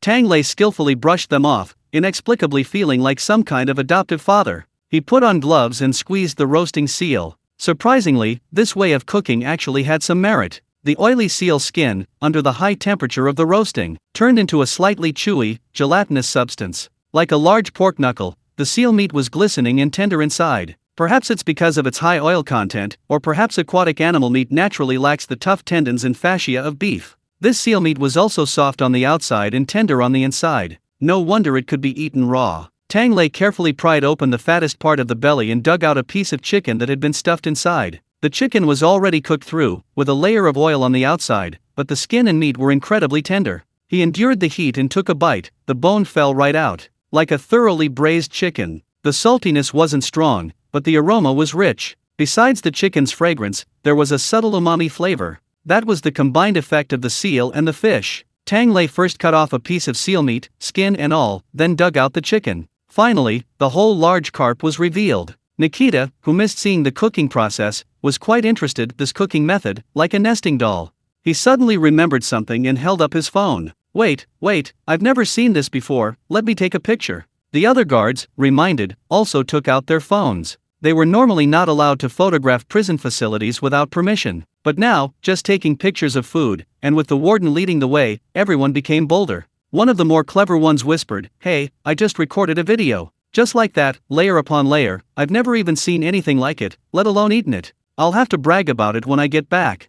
"You? Good brother, no need for formalities, send me a copy of the video too." Tang Lei patiently took out a plate of the best seal meat and chicken. After the group had finished photographing the large carp, he raised his hand, and a cold light flashed from the cleaver. He sliced open the fish's belly. Swoosh! The fish belly, pre-roasted to a charred crust, made a slightly crisp sound under the knife. It was as if it were slicing through paper. Immediately afterward, those nearby involuntarily closed their eyes and took a deep breath. The fish belly opened, and the final aroma burst forth. Tender cubes of lamb rolled out of the fish's belly. Soaked in oil and spices, they were a perfect blend of various meaty flavors. Even before taking a bite, just smelling the aroma was enough to tell it was no ordinary dish. Thus, the color, aroma, and flavor of this roasted seal were finally complete. Tang Lei sniffed the aroma, then contentedly scooped up a large spoonful of lamb cubes. Although it was a bit of a hassle, the finished product truly deserved to be called the most delicious in the world. I won't divide it up, eat whatever you want, get started. Chapter 336. Talk more with your family about what you eat. Attack! Those two short words sounded like a battle cry. Hurrah! The guards cheered, raising their knives and forks. Nikita raised his cane, pointing. Don't forget to line up, gentlemen, manners. We can't be worse than the prisoners. The guards hurriedly formed a line. They didn't forget to stand tall, heads held high, fingers pressed against their trouser seams. Absolutely not, sir. The only prisoner, Valerie Leff, the fish cleaning machine, was kicked in the crowd. He was pulled back. The guard looked somewhat embarrassed. Sorry, I almost thought you escaped to steal food. I forgot you're here to work. Come on, get in front of me. Valerie was about to unleash a torrent of curses. But hearing the last sentence, he silently shut his mouth. Never mind, he needs to eat his fill to have the energy to curse. A man must be able to bend and stretch. While waiting in line, he thought of his brothers from Left's fish-killing gang. Unfortunately, he was the only one getting to eat tonight. Meanwhile, exclamations arose from the prison guard's queue. Such an amazing dish. My family has never seen anything like it before. It's a pity we can't let them come too. If only they could see it. Hee, I just posted the photos in the family group chat, and now they're all cursing me. I just wanted to share, not show off. It's so sad, boo-hoo. Nikita glanced at his subordinate, whose crying mouth was practically pointing to the sky, and narrowed his eyes. What you said makes sense. He waved his hand, signaling to close the door to the fifth canteen. Alright, you're allowed to film this dish tonight, so you can video chat with your families. But only in the fifth canteen. Filming is not allowed in the prison, mainly to prevent leaks of classified information. However, in special circumstances, the authorities may record some prison facilities and prisoner rehabilitation demonstrations. It used to be a warning, but now, Nikita smiled slightly, her words carrying a deeper meaning. Working in prison is tough, talk to your family more often. Like, what do you eat every day here? The guard's eyes lit up. There's such a good thing. Thank you, sir. Some were more reserved, still taking photos and writing short essays. Some guards had already happily dialed the phone. Mom, I'm so proud of me. I had a feast today. You've never cooked this before. Brother, let me show you my work meal, hee. I'm so glad I didn't listen to you and switch jobs. Son, have you ever seen a seal? Oh, your mom took you to the zoo, huh? Dad ate seal today. Hey son, why are you crying? Look, the seal looks delicious. This cheerful atmosphere, of course, didn't miss the presence of several wardens. Fifth Warden Anton immediately received a call from his wife, saying he would pack up the food right away. The Alexanders sent their warm wishes to their son, who was far away in the capital. Of course, the image of their son licking the bottom of an empty sauce jar was also quite heartwarming. Nikita ate slowly, sending a picture to the Kirill family group chat. Working overtime, having an extra meal. Stay healthy, everyone. The Kirill family always had a good relationship. Nikita's message received several concerned replies in the group chat. Stay healthy. Working overtime, take care of yourself. Wait. A moment later, a voice message exploded in the group chat. Nikita, you're eating this while working overtime? Nikita glanced at it and saw it was his fourth uncle, the CPU of his father's generation. Fourth uncle, still not resting? Have you eaten? This is our work meal, everyone's eating. His fourth uncle sent a row of question marks, along with a picture of a large loaf of bread. Why is our work meal different? Nikita said with some sympathy, you can dip it in sauerkraut, the new stinky vegetable jar should have arrived by now. This only made his fourth uncle angrier. I'm still in the military camp. Dealing with their mess, I can't go home again tonight. Nikita, oh well, never mind then. So others can at least look at delicious food while eating stinky vegetable jars. This guy is even worse off. Working overtime and still no food. Nikita's fourth uncle was furiously sending voice messages in the group chat. If you have any conscience, come and give me some work. The comments immediately flooded in with replies from his siblings. Sorry, you have a conscience, but no brains. +1, +2. They also retracted the good health message they had sent Nikita, to express their anger that the kid shouldn't have been comforted. The last message from the copy-pasted army came from Nikita's biological father. As the eldest brother of that generation, he earnestly typed no brains to his younger brother. He then asked his son, Nikita, shouldn't those road workers be changing shifts? I'll go next. Nikita stroked his chin. Father, although I'm looking forward to seeing you, I think it's a bit difficult. Not to mention that those stationed here refuse to leave. As for the family, Nikita was very suspicious. His father, who was now dancing in front of his fourth uncle at this time, could he still come? The sheer power of a CPU's manipulation, every generation of Kirill has experienced it firsthand. What a sin. I should have called Dad for a private chat. Nikita sighed softly, put down his phone, and picked up his knife and fork again. Never mind. Since things have come to this, let's eat first. It won't taste good if it gets cold. But he had only taken 2 bites when the third warden approached, hesitantly saying, Sir, is it really okay to let them send out this kind of message? Won't it set a bad example, like people deliberately committing crimes to get food and going to jail? Nikita shrugged. You have to pay attention to the main subject. The ones spreading this message are prison guards, not prisoners. They'll only tell others about working hard and getting good pay. As for committing crimes to get food, don't worry, petty thieves won't get in here. And those who get in haven't done enough work to earn a living. The anti-drug squad, they're still calling it that. The warden shrank back, suddenly understanding. So, sir, you're recruiting. Nikita smiled slightly. Well, it's recruitment season again. In previous years, not many people were willing to come, so the higher UPS had to spend a lot on salaries. The remaining funds are really not enough to eat, no, to develop. The warden was stunned. The third warden understood. So that's how it is. Let the prison guards act as shills, making empty promises, luring no, attracting more people to come to Siberia to work. That way, we'll have more funds to eat. Nikita waved his hand. We call this telling the truth, spending money wisely, and reducing the burden on the country. The third warden nodded repeatedly, utterly impressed. No wonder he was the superior who had left him all alone. Sir, brilliant. Chapter 337. Having you is Tang's blessing. Sir, having you is a blessing for the prison. Sergei squeezed through the crowd, grinning. With this funding, the Maximgay Mess Hall project can speed things up again. By the way, he said today that another large dining hall is finished. We can feed another 10,000 people. But the manpower. Don't worry about that, Nikita said, stroking his chin with satisfaction. Transfer another batch of people from the other mess halls to learn cooking at the 5th mess hall. Hurry up and select inmates who can do odd jobs. Sergei nodded. All right, logistics will arrange the transfers when we get back. Also, the 200 stoves Tang requested are being expedited and will be completed soon. Once finished, there will be a large batch of snacks. Based on my observations these past few days, Tang's cooking with these stoves is so delicious that it could completely help the entire district achieve breakfast freedom. Nikita patted Sergei on the shoulder with satisfaction. Very good, having you is Tang's good fortune. Remember to tell him yourself. Sergei, sir, we're going together, I'm scared. Nikita calmly ate his rice. Busy, I have a meeting after I finish eating. Sergei, I'm the logistics minister, why won't you take me to that meeting? Sir, don't run away. What about Tang? Tang Lei was completely unaware of the two outsiders' attempts to flatter him. He was busy making offerings. After cutting up the roasted seal and removing the best parts, Tang Lei made his escape, quietly slipping back to the kitchen. As usual, he used a clay pot to hold tea leaves, then arranged the plates. Although he only roasted a seal in the middle of the night, it wouldn't look proper without at least 3 plates, so Tang Lei also brought out preserved vegetable and pork buns and flatbread.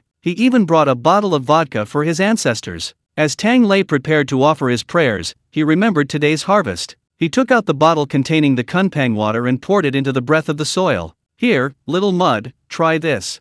The round ball of water touched the breath of the soil and vanished in a flash, leaving only a slight dampness. At the same time, the breath of the soil began to thrash about joyfully. It seemed to feel a bittersweet joy at finally getting a good meal. The mud in the flower pot shifted and shifted, eventually revealing a depression. Tang Lei glanced at it and saw a pool of clear water in the center. In the water, a golden rice seed floated on the surface. The system translated for Tang Lei. The mud said, first soak it, nurture it, and once it germinates, it can go inside its body.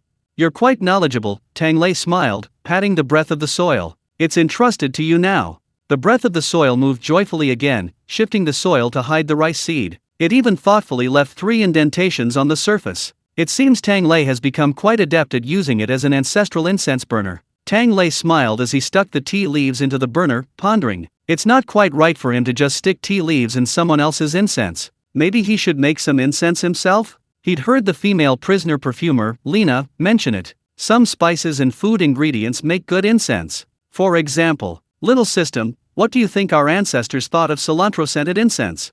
The system paused for a moment. I don't know their opinion, but I do know your head is really hard. Ahem, Tang Lei chuckled. No, I was just thinking. Enough said, ancestors, come and eat and drink to your heart's content. He bowed 3 times, and in a flash, the food and wine vanished. Tang Lei waited a while, and seeing that no one was going to knock him on the head, he breathed a sigh of relief. Good, it seems the ancestors are quite satisfied. Putting the stainless steel flower pot back in its place, Tang Lei glanced at the time again. Half an hour had passed, and Xiao Ye still hadn't delivered old Bavan? He decided to make a phone call. Hey Xiao Ye, the seal is ready. Ah, Yelena's voice sounded a little panicked. I have something to do here. I'll have to wait a bit. Brother Tang, save some for me. I'll be right there. She hurriedly hung up the phone, leaving Tang Lei scratching his head. Xiao Ye usually just says what she wants. If she doesn't, she's either causing trouble, like doing human art at the entrance of Zone 2, or she has a mission. Tang Lei was curious for a moment, but didn't take it to heart. Never mind. That's not important. There's something more important right now. He looked around and closed the kitchen door. Hee, little system, you know a lot, right?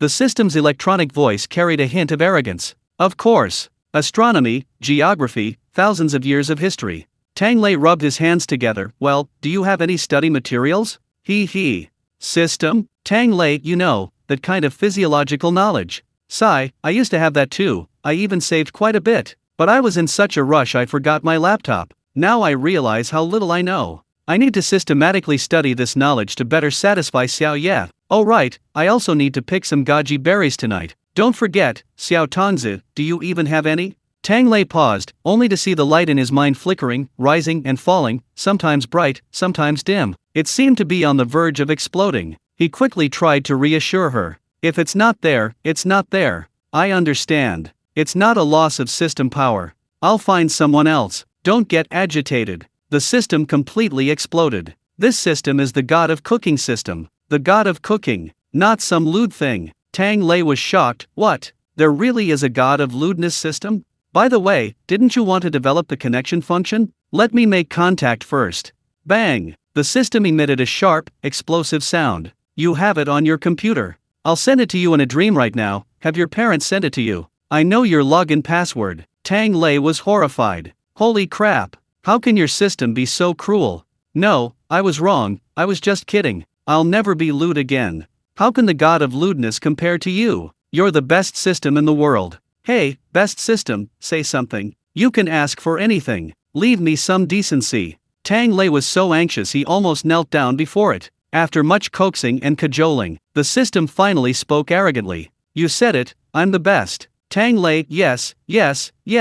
You're the best. System, then ham, yellow wine. Make it right now. Tang Lei was forced to sign the contract while sighing. How could he forget that he had to format the hard drive before leaving? Now he not only failed to get the data but also wasted a lot of effort, and he had to find another way to learn scientific knowledge. Sigh. Being a man is really hard. Meanwhile, at old Bawan's doorstep, Yelena paced anxiously in the snow, phone in hand, watching the file being transferred on the screen. 98%, 99%, why is it stuck at 99? Hey, it's done. Captain, I received the file you sent. Ludmila's lazy voice came from the other end of the line. Good, these are all study materials that your captain painstakingly collected. Study them carefully. Chapter 338. You're still young, study hard. Yelena glanced at the screen, her cheeks instantly turning bright red. Team leader. This.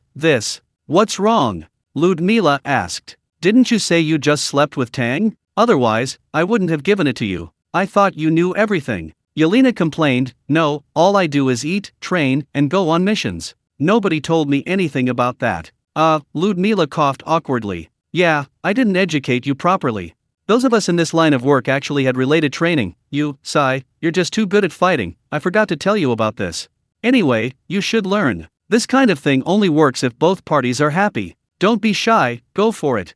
Yelena looked at her frozen phone, on the verge of tears. But this is, too, not enough? Ludmila pondered. Sai, what can I do? Our department is just too busy. Everyone's so busy they're practically oblivious to everything else. I teamed up with those lock-picking guys next door and hacked every computer we could find in our department. That's all we got. It's pointless, Sai. Ludmila said earnestly. I don't have time for your practice, Captain. You should take advantage of your youth. Play around more. We'll exchange experiences later. Okay, I'm off to a meeting. Bye. The call ended. Yelena stared blankly at her phone for a long time. So, Captain, you sound so knowledgeable, but you don't even know what you're doing. She struggled to open the file again, then covered her face with her hands. Okay, learn, practice. How many times do I do each position? Wah! Yelena touched her burning face and plunged her forehead into the snow. She looked like an Arctic fox trying to catch prey with her face, attempting to cool herself down. Sigh, I'll learn slowly later. Get back to normal quickly, I want to go eat seal. Another half hour passed. The prison guards in the 5th canteen, having eaten and drunk their fill, were still reluctant to hang up the phone with their families. Just as they were discussing sending home more pictures of the menu tomorrow. Bang bang bang. The tightly closed door of the 5th canteen was pounded on. Yelena shouted loudly from outside. Open the door. Don't hide inside without making a sound. I know you're in there. I can smell the aroma. Nikita's expression changed, and she quickly told 2 guards to open the door. A leg had already been raised outside, and Yelena, who had been poised to pounce, immediately resumed her gentle and obedient smile. Thank you. Is there any more food? You didn't finish eating already, did you? The guards chuckled and slipped away, incidentally betraying Tang Lei. How could that be? Chef Tang must have saved some for you. He's in the kitchen, hurry up. Okay, Brother Tang, I'm coming. Yelena ran to the kitchen and turned the doorknob. Click. A crisp sound. The door opened. Tang Lei inside was also startled, looking down. A doorknob lay on the floor, indicating where the crisp sound came from. Yelena was also startled, picked up the doorknob, and her face turned red again. Brother Tang, I'm sorry. I was a little too excited. She couldn't help it. Whenever she thought of Tang Lei, she couldn't help but think of her study materials. And her mind automatically switched faces. Wah! Tang Lei quickly pulled her into the kitchen, bringing over a plate of roasted seal. Eat up, leave that doorknob alone. Being pulled off her post was bad enough. If she squeezed it any longer, it'd turn into a block of iron and be beyond saving. With food in her eyes, Yelena instantly returned to normal.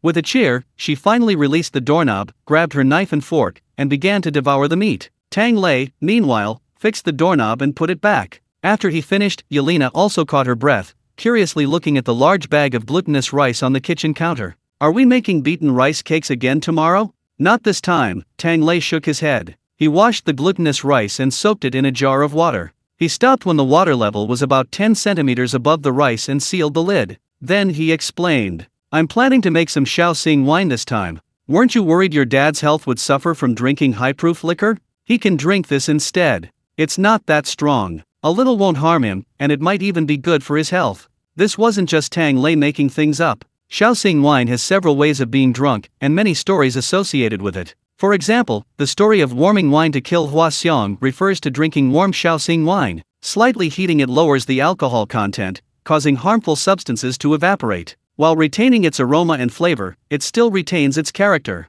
So, those who can't handle the strong taste of liquor, or those who can't drink beer because of uric acid, can try Shaoxing wine. Besides drinking it on its own, it also adds a unique flavor to dishes. Tang Lei continued. In Great Xia, there are many dishes specifically made with this wine. I'll cook them for you once it's brewed. Yelena's eyes lit up. How long will it take? Tang Lei smiled slightly. Soon. Soak the glutinous rice for 2 or 3 days, then we can start.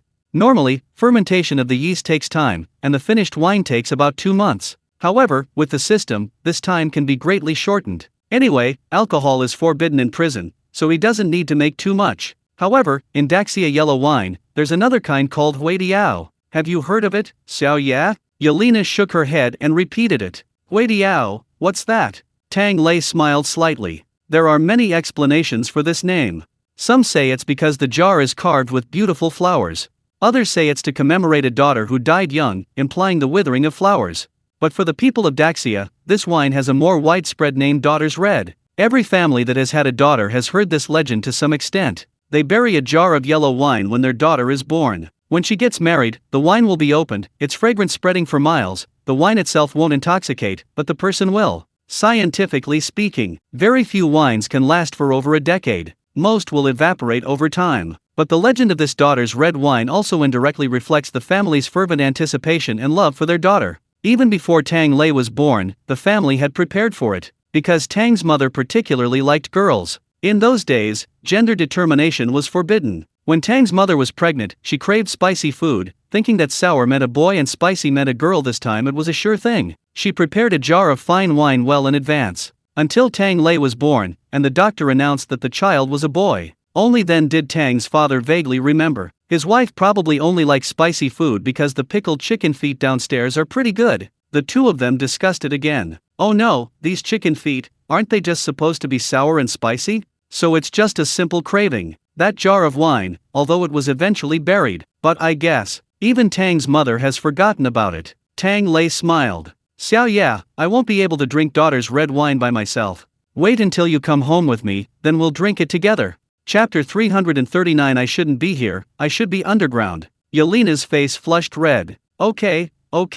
Of course I'd like to. Tang Lei was completely charmed by her and gratefully took her small hand. Little Ya, Yelena, brother Tang. Holding hands, they looked at each other with teary eyes, speechless. Ahem. A deliberately affected cough suddenly sounded from the doorway. Sergei's voice drifted in. I shouldn't be here, I should be underground. Tang Lei silently let go of her hand. Old Sergei, what are you doing here? Yelena looked at her hand that had been released and sincerely asked Sergei, Are you not underground because you don't know how to dig a hole? I do, I'll help you. Sergey shivered. Ahem, I didn't mean to bother you, but you two should check the time. We're all finished eating. Old Ma and I are going to sleep. We just happened to be passing by. Tang Lei sighed, remembering that the two of them were still lounging in the fifth canteen. Forget it, it's really inconvenient in public. I'll get rid of these two third wheels when I find a chance. He glanced outside. Have you cleaned up the place after eating? Sergey pointed to the busy prison guards outside. Just you wait, when it comes to sneaking food, no, cleaning up we're more professional than people who've been in the food service industry for 20 years.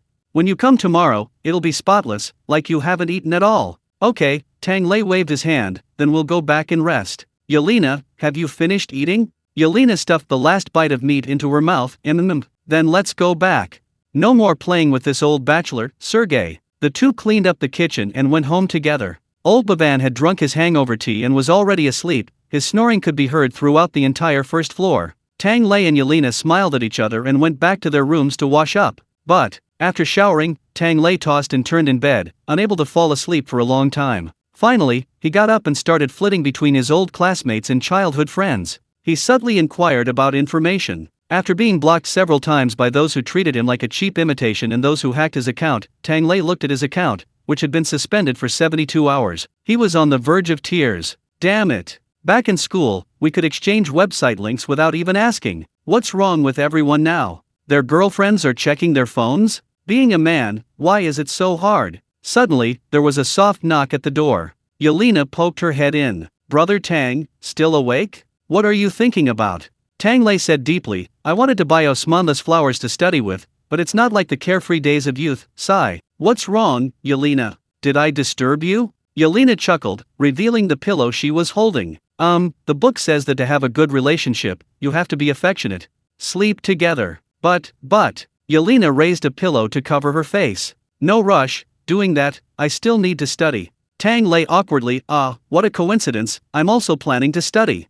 Then tonight. A moment later. On one side of the bed, Yelena lay on her side, intently looking at her phone, clearly finding the content on the screen more interesting than Tang Lei. Tang Lei lay on the other side of the bed, feeling the slightly cool, sweet scent beside him, pressing his lower abdomen, his eyes numb. This really is just chatting under the covers. Tang Lei silently pulled out his alternate account. No, I still have to work harder. The two turned to opposite sides, their eyes blazing with fighting spirit. Study hard. We'll definitely succeed. This joyful yet painful study period lasted for 2 days. During these 2 days, Tang Lei took the soaked glutinous rice out, washed it, drained the water, and put it in the steamer. Halfway through steaming, he poured in some hot water. This made the glutinous rice absorb water and expand further. After it was fully steamed, he added another round of cold water. This hot and cold water caused the glutinous rice to absorb water a second time, loosening the clumps and lowering the temperature. At around 30 degrees Celsius, a temperature that wouldn't kill the yeast.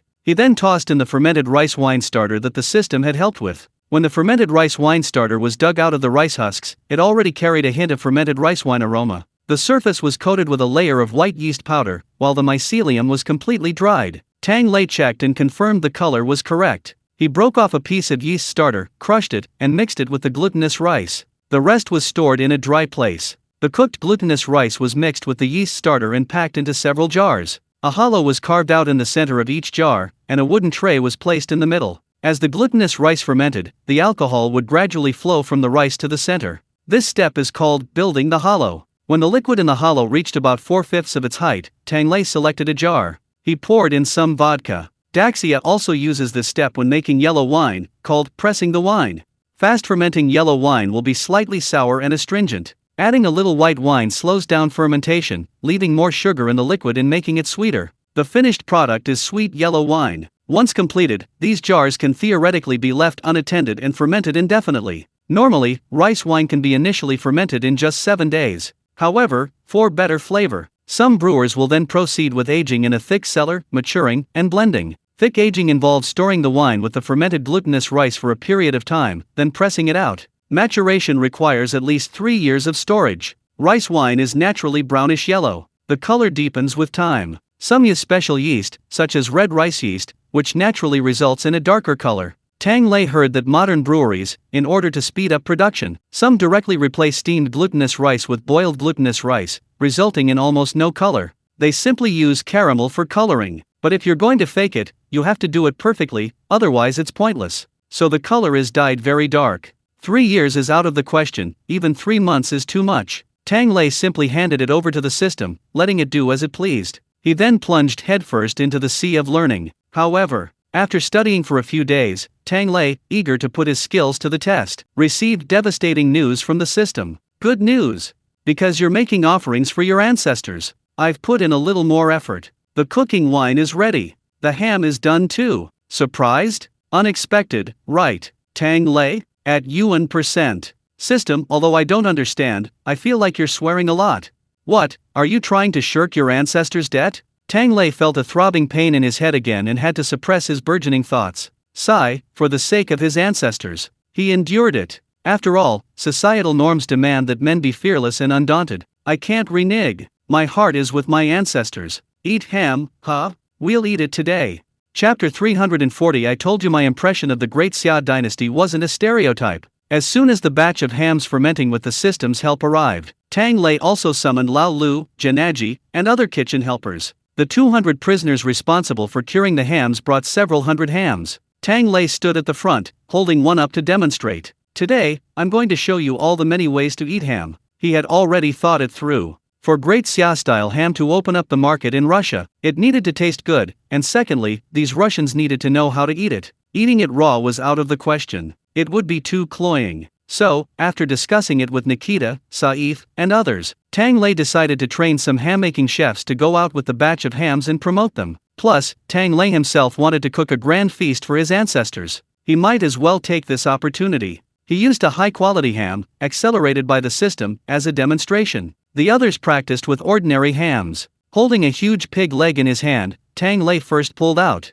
a flamethrower. That's right. Don't ask why the kitchen needs this, you need everything for cooking. The first step in eating ham is singeing and washing. You see, these hams are basically hung out to dry in the open. The ordinary versions in everyone else's hands were cleaner. The VIP ham in Tang Lei's hand was completely black. At first glance, it looked like it was moldy. So, he first used a flamethrower to singe it, thoroughly disinfecting the surface. Then he rinsed it clean with a hose. After washing, he scraped it with a steel wool pad or something similar. The soot and pig hair were completely burned away, revealing the golden brown skin underneath. Next, he flipped the ham over and started by removing the trident. The trident is the piece of meat where the leg connects to the body. This piece was dark and unappetizing, seemingly inedible. But Tang Lei, with the knife tip pointing downwards, cleanly cut it open around the bone. A delicious aroma of meat wafted out. This trident acted like a sealed lid, sealing off the aroma and preventing the ham from spoiling. So, whether De Xia was grating hams or acquiring them, they would always poke a few toothpicks near the trident bone. They'd pull them out and smell them.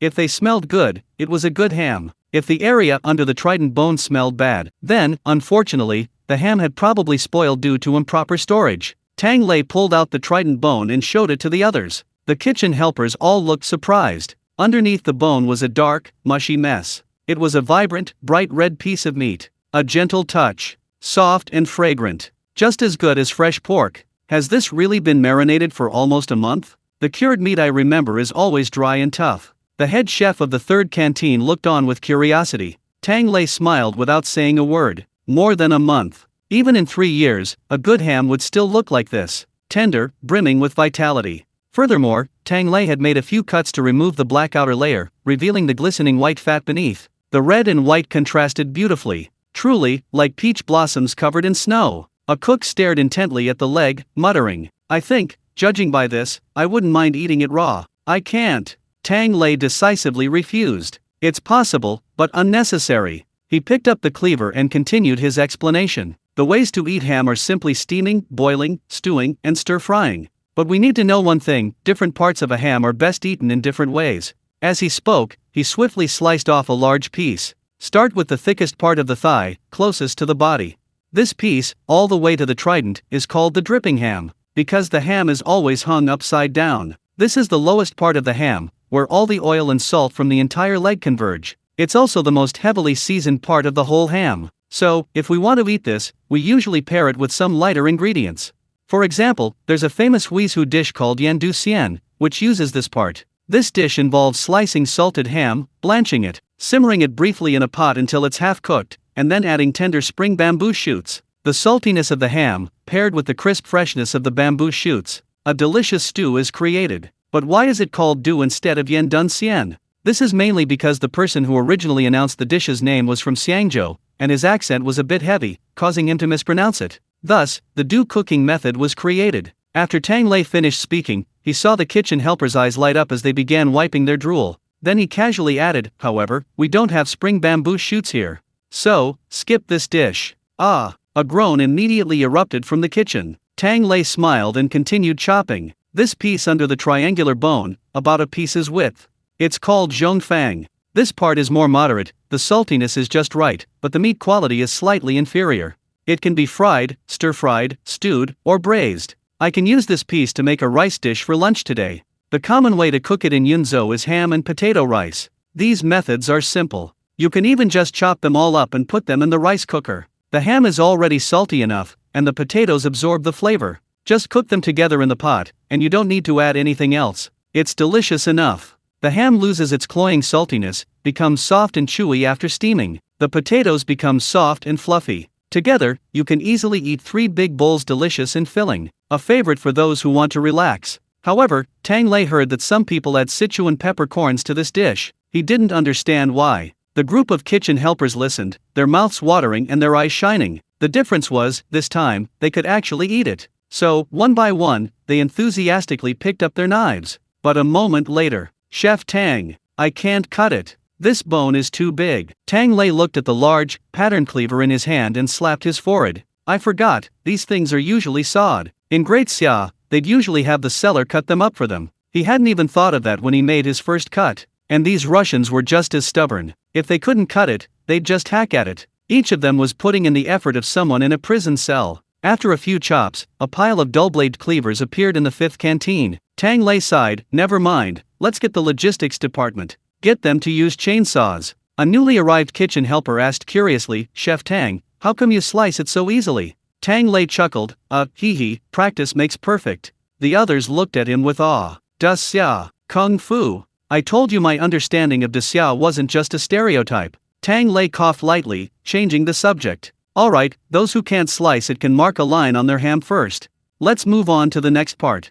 The next part is the essence of the whole ham. The best part. That is, from the last section of the belly to the leg, this part is called the upper part. The meat here is tender and not too oily or salty. Today at noon, we'll use this part to make a special dish. Sweet. Chapter 341. Did you learn it? No, let's try again. When it comes to dishes made with ham, most people think of salty dishes, since it's all salt. But there's one dish that transforms the salty flavor into a sweet and salty one. That's the famous Zhejiang cuisine honey-glazed ham. It's quite remarkable. This dish originates from the same place that produces Westlake vinegar fish. In its early days, Westlake vinegar fish wasn't considered a notorious culinary disaster. Hangzhou cuisine held a prominent position in the culinary world. Its flavors were known for being light, sweet and salty, and savory. For example, famous dishes like dongpo pork, longjing shrimp, and song sao fish soup. But for some reason, in just a few decades, the reputation of Hangzhou cuisine plummeted. Westlake vinegar fish, once a renowned dish, became a dish where vinegar is vinegar, fish is fish, and the fishy smell is unpleasant, a completely incomprehensible mess. This honey-glazed ham isn't on the classic Hangzhou cuisine menu. Its reputation has remained excellent. Over a decade ago, it was even featured on the menu for the Beijing Olympics alongside braised lion's head meatballs. This shows that the sweet and savory flavor is popular worldwide. Tang Lei led the group in cutting off the top part of the ham, slicing it into small pieces about 3 centimeters long and wide. These are the ham squares. The sliced ham has distinct marbling, a beautiful interplay of red and white. If the ham is dry, it needs to be soaked in hot water beforehand. Fresh ham can be placed directly into a bowl with rock sugar and Shaoxing wine. For a more refined touch, a spoonful of osmanthus flowers might be added. Tang Lei, not wanting to be fussy, simply added water to completely submerge the ham. Steaming began. This steaming process takes at least 2 hours. And then, wine and sugar are added again during the process. In the rising steam, the ham is steamed until tender and mushy. The sweet and wine-like aromas infuse the meat, while also bringing out the saltiness, creating a perfect balance of sweet and savory. After steaming, comes the other crucial ingredient for honey-glazed ham: hollowed-out white lotus seeds. These are white lotus seeds with the bitter core removed. Watertown cuisine is always inseparable from lotus and lotus root. especially between midsummer and late autumn. The lotus seeds are just ripe, in their water-green stage, tender and fresh. Even the core is sweet when eaten raw. And then there's the lotus root, crisp in stir-fries, or soft and sweet in osmanthus-flavored lotus root. A few pieces on a hot day are sweet, refreshing, and incredibly delightful. Unfortunately, Tang Lei doesn't have any of these pleasures now. He can only helplessly use dried lotus seeds, obtained from logistics, to cook. He even has to console himself. Perfect, no need to peel and core them. Giving this kind of work to these bears would be no less than torture. He asked the system. By the way, little system, why don't I see any lotus seeds you sell in your shop that can be grown? He was still thinking about seeing the twin lotus blossoms with Xiao Ya. The system slowly replied, which kind do you want? Belga. Tang Lei scratched his head. Is that not possible? Or maybe another lake? I wonder if this place can be leased. System, I didn't expect you to be so enthusiastic, not developing the aquatic plant function yet. Tang Lei was stunned. When will you develop it? Why are you leaving it like this? The system retorted, have you completed your mission? Tang Lei said sullenly, the hot pot restaurant and the 100,000 are almost done. You can do them first. The system replied perfunctorily, I'm doing it. Tang Lei rolled his eyes and tossed it aside. He directed everyone to soak the dried lotus seeds. While the lotus seeds and steamed meat were cooking, he also started cooking the potato and ham rice to save time. With the rice cooking, the meat was steamed, and the lotus seeds were soaked. Tang Lei took the ham out, setting aside the steaming liquid. Then he arranged the lotus seeds and ham on a plate, drizzled with Shaoxing wine again, and added rock sugar. He continued steaming. Steaming this dish was to soften the lotus seeds and infuse the ham with their delicate aroma. While steaming, Tang Lei heated a pan and melted a piece of lard. He heated the oil to medium-high heat, added a handful of pine nuts, and fried them until golden brown and fragrant, then set them aside. Once the meat and lotus seeds were steamed, the dish was mostly complete. The final honey glaze came from the steaming liquid from the meat. This liquid was a blend of meaty and wine aromas with sugar syrup. Bring it to a boil again, then add honey and cornstarch slurry. Pour the sauce over the ham and lotus seeds, instantly coating the dish with a glistening layer of sugar. Then sprinkle in golden pine nuts.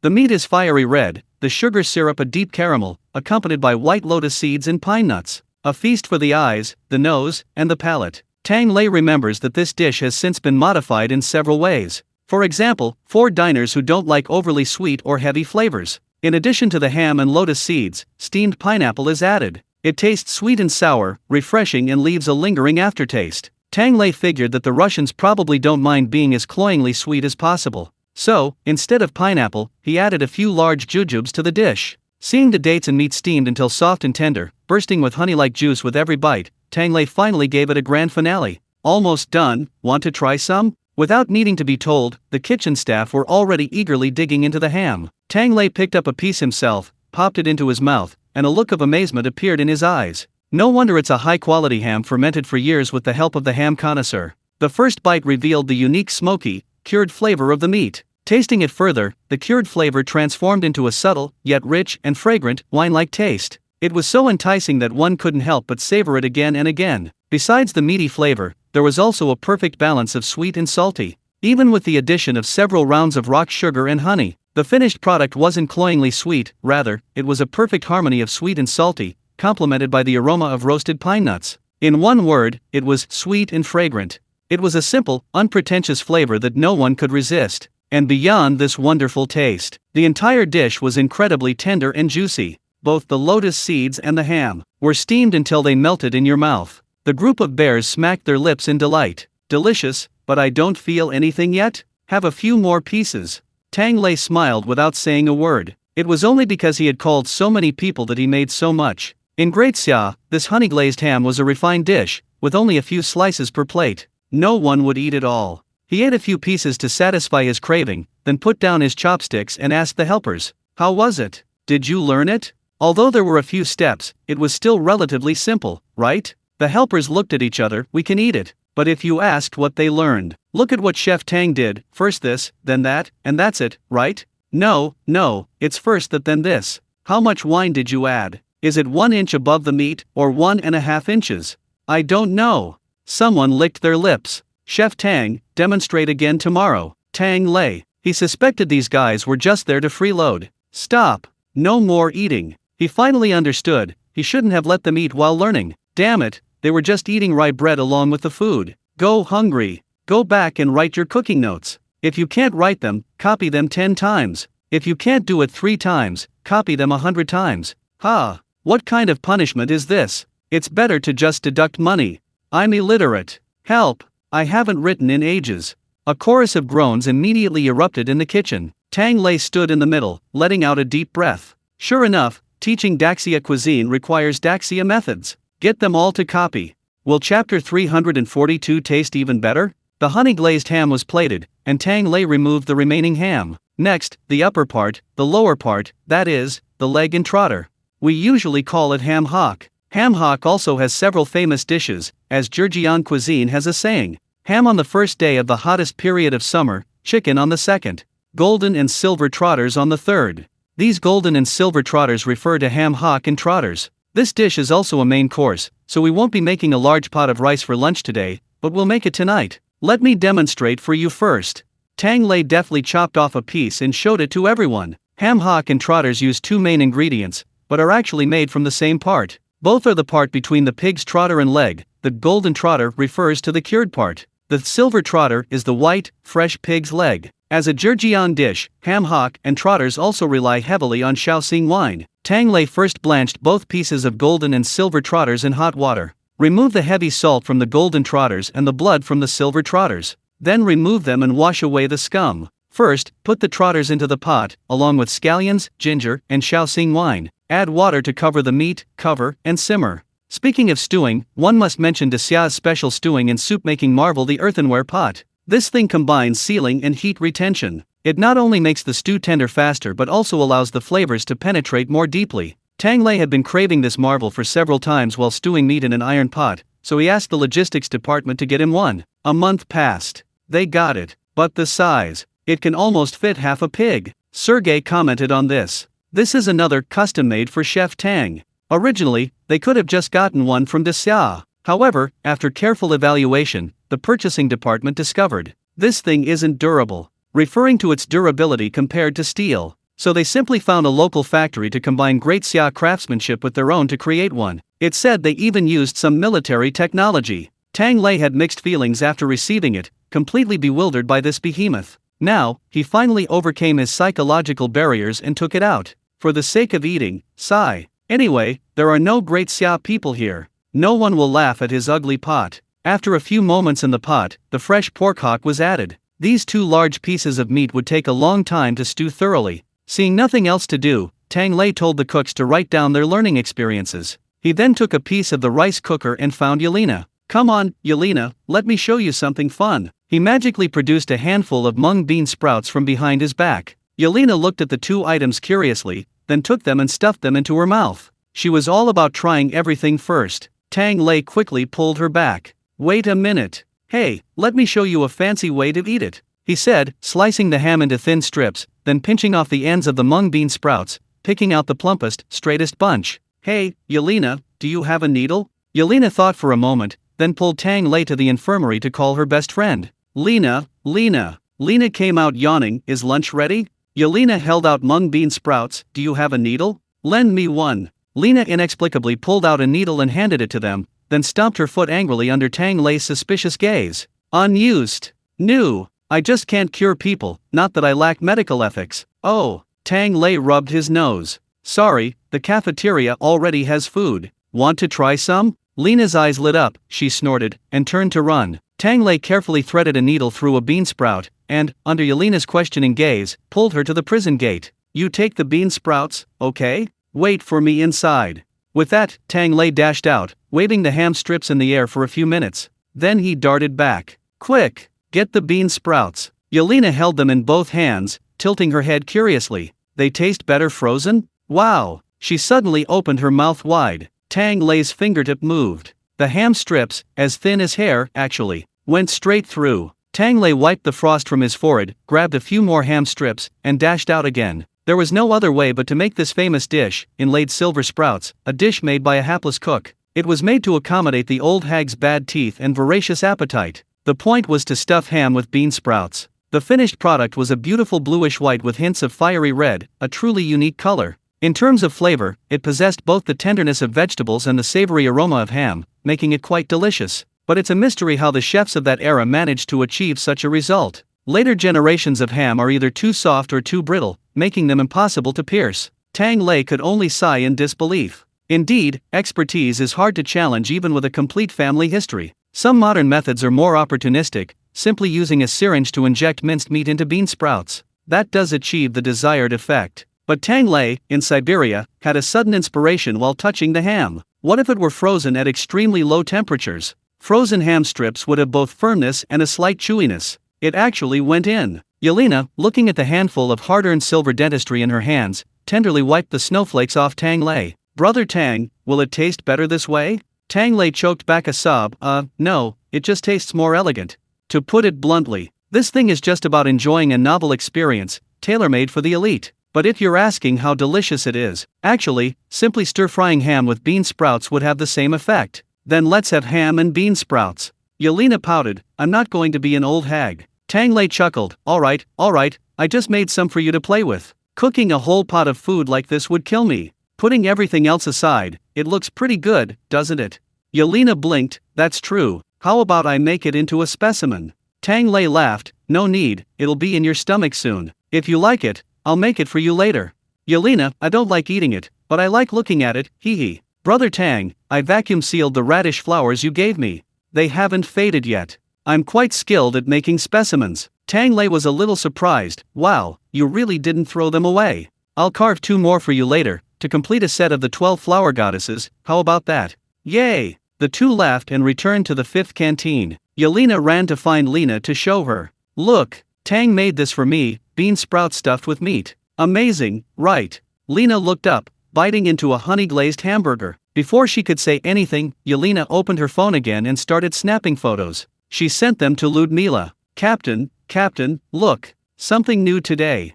"Ludmila, I want to block her." Meanwhile, Tang Lei went into the kitchen, at a dish, bean sprouts and ham. "Oh right, is my pork hock ready? Take it out of the pot." Chapter 343 Test. "Everyone, get the fuck to take the test. It's ready." Cheers echoed from the kitchen. When Tang Lei lifted the lid of the casserole, he felt inexplicably like he was in court. A row of ox-headed and horse-faced demons stood nearby, banging their spoons and shouting, just in time for the meal. Majestic. Getting off topic. Tang Lei shook his head and looked at the pot. To be honest, the military-grade casserole was ugly as it was, but its performance was truly impressive. It was just that having this technology and making it for civilian use couldn't help but remind Tang Lei of certain agricultural machinery factories and home appliance factories in Great Xia. Ahem, enough of that, let's take the ham out first. Tang Lei left the pork hock to continue cooking, while taking out the ham hock. He cut the ham hock in half, sliced it, and steamed it again. He added a little salt to the pork hock and stewed it for a while longer. Once the skin was soft and translucent, he took the whole thing out and placed it in a large soup bowl. The whole pork hock sits atop a platter surrounded by blanched leafy greens. Bottoming the hock are sliced, steamed ham hocks. The stewing broth is poured over it. The ham hock slices on top are a deep, golden red.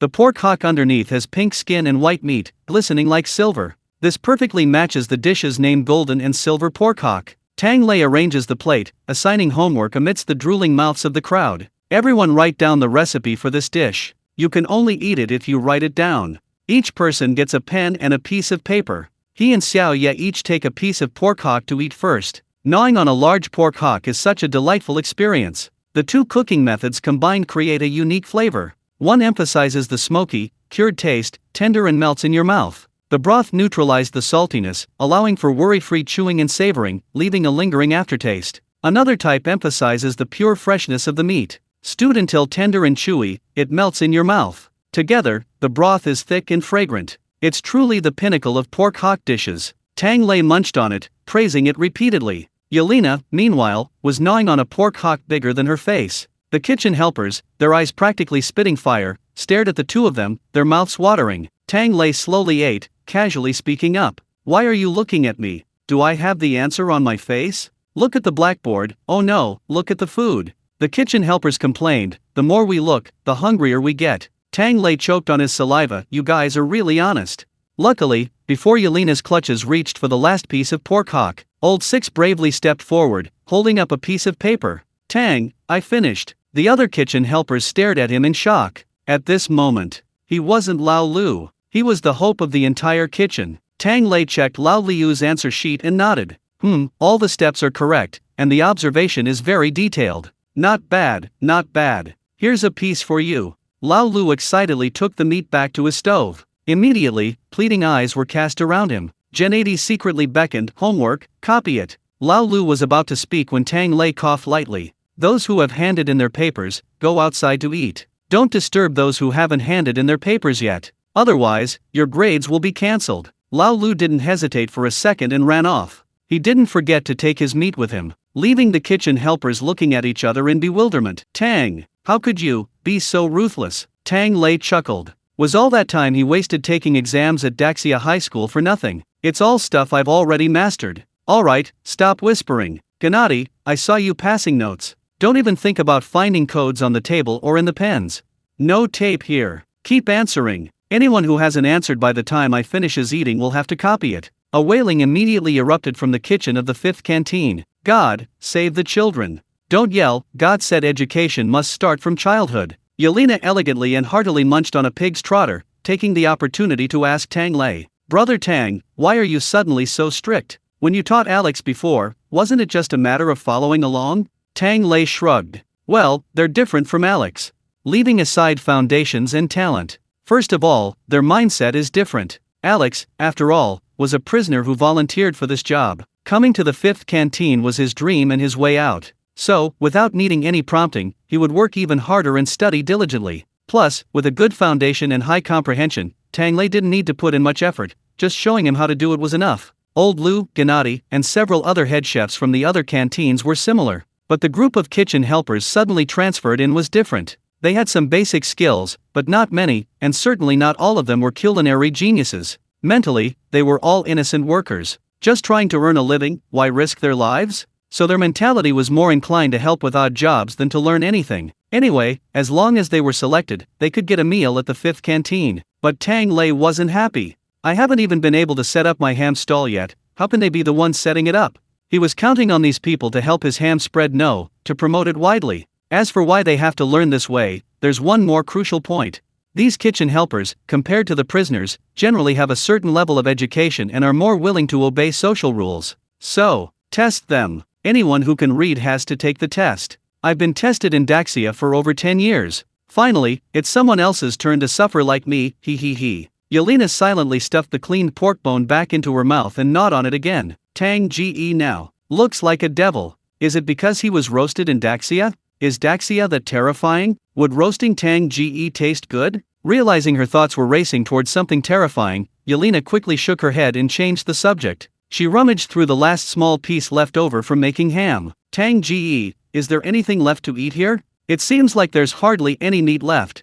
She was pointing to the pig's trotter, the part that had been tied up while the ham was hanging. It was shriveled, blackened, and slightly bent. This was nothing like the braised pork trotters with soybeans you usually eat. Yelena thought it was definitely going to be thrown away. It's too tough to chew, but throwing it away seems a bit wasteful.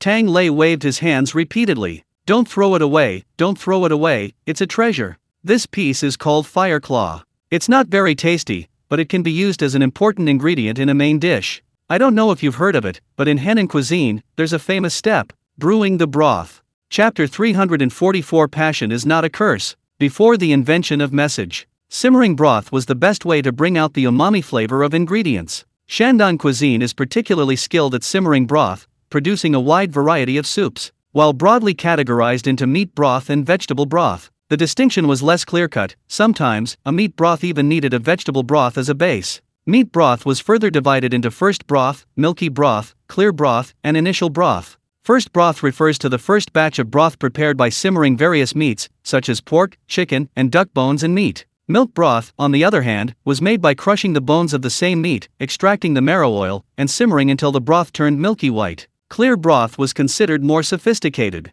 Here, a special type of meat was used: chicken paste, also known as chicken gizzard. This small paste made from chicken breast, when added to the first broth, absorbed any impurities. Meanwhile, the chicken itself had a mild flavor, not overpowering the broth's freshness, but leaving it clear and flavorful. So, though named clear, its true nature is unpredictable. The pinnacle of this clear broth is a famous state banquet dish of the Great Xia dynasty, boiled cabbage in clear broth. Both the dish and the clear broth possess the uniquely understated pretentiousness of the Great Xia dynasty. Boiled broth, cabbage. The simplest name. the most luxurious core. A perfect example of playing dumb to deceive others, leading to self-inflicted embarrassment. And the final broth among these 4 types of soup, it is truly unpretentious. The broth, also called the second broth, is, as the name suggests, made by adding water to the ingredients after the first broth has been cooked. This is what most dishes and diners eat. It's inexpensive and doesn't require much from the chef, very user-friendly. Tang Lei wanted to use ham to make the broth,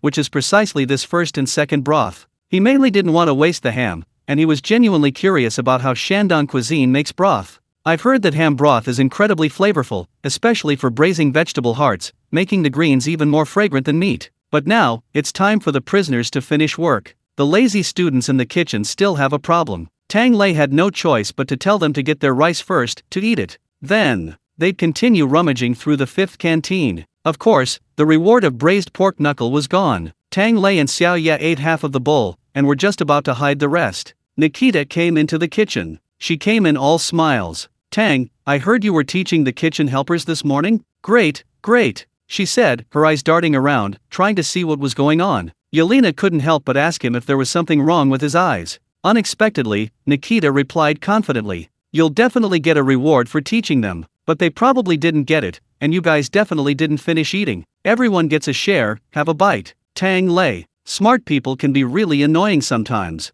He could only take out the pork hock basin and say sullenly, "You know they won't listen to you." Nikita waved his hand, "It's all temporary. I'm sure you'll have it sorted out in less than 2 days.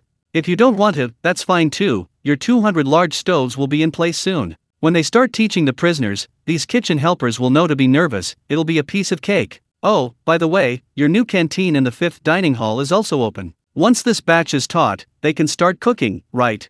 Tang Lei? "Wait, I only need 100 stoves." Nikita blinked, "Oh really? Maybe Sergey misheard, haha." Tang Lei slammed down on the pork hock basin, "I suspect you're acting against me. Where's Sergey? Let him out. You've been secretly giving me extra work, haven't you? No food for me now." "Nikita, don't be stingy. Isn't Great Xia the most hospitable? We're like brothers." Tang Lei gritted his teeth, "Hospitality doesn't mean being a victim." "Nikita, look, I share all the work with you, shouldn't you share the food with me?" "Hey, brother." "Tang Lei, not even my best buddy today. Let go." Seeing he couldn't get the food, Nikita's eyes darted around. Suddenly, he gave up on grabbing the bowl and pulled a piece of pork hock from it, stuffing it into his mouth. "Hee, Tang, see you for dinner."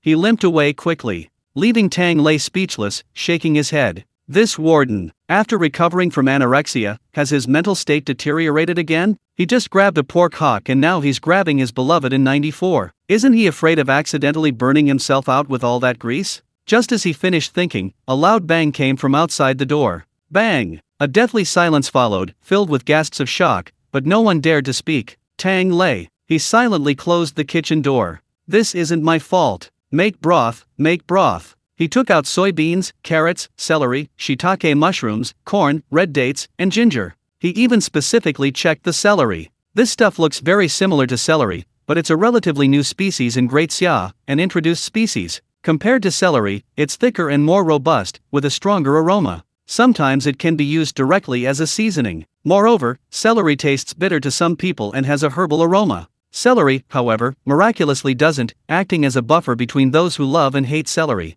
Yelena wrinkled her nose as she looked at the ingredients Tang Lei had laid out. "Brother Tang, weren't you going to make ham broth? Why did you bring a bunch of vegetables, including the dreaded carrots?" Tang Lei smiled slightly. "I guarantee you won't taste a single carrot in the end. Didn't I just say that sometimes meat broth needs a vegetable base? Shandong cuisine believes that the value of meat broth lies in its nourishing properties. The value of vegetable broth lies in its ability to regulate qi, vital energy. What is qi? Ancient Chinese medicine says, wind is the chief of all diseases, and qi is the source of all diseases. When qi stagnates in the body, it leads to restlessness, difficulty sitting or standing, and thus a variety of illnesses. Just from a dietary perspective, Tang Lei believes, simply put, it's because eating too much rich meat leads to indigestion. Too much oil is too much for the body to handle, so a balanced diet of vegetables is necessary. Tang Lei chopped the carrots, crushed the celery, and then put all the ingredients into water to boil. He also poured in the water used to soak the shiitake mushrooms. Bring it to a boil, then simmer for 2 to 3 hours. After that, all the ingredients can be removed. The ingredients for the broth are either cooked a second time or prepared for later consumption. Since they're all cooked food, nothing is wasted. Tang Lei busied himself straining the broth, tasting it first. The vegetable broth was a bright red color, crystal clear.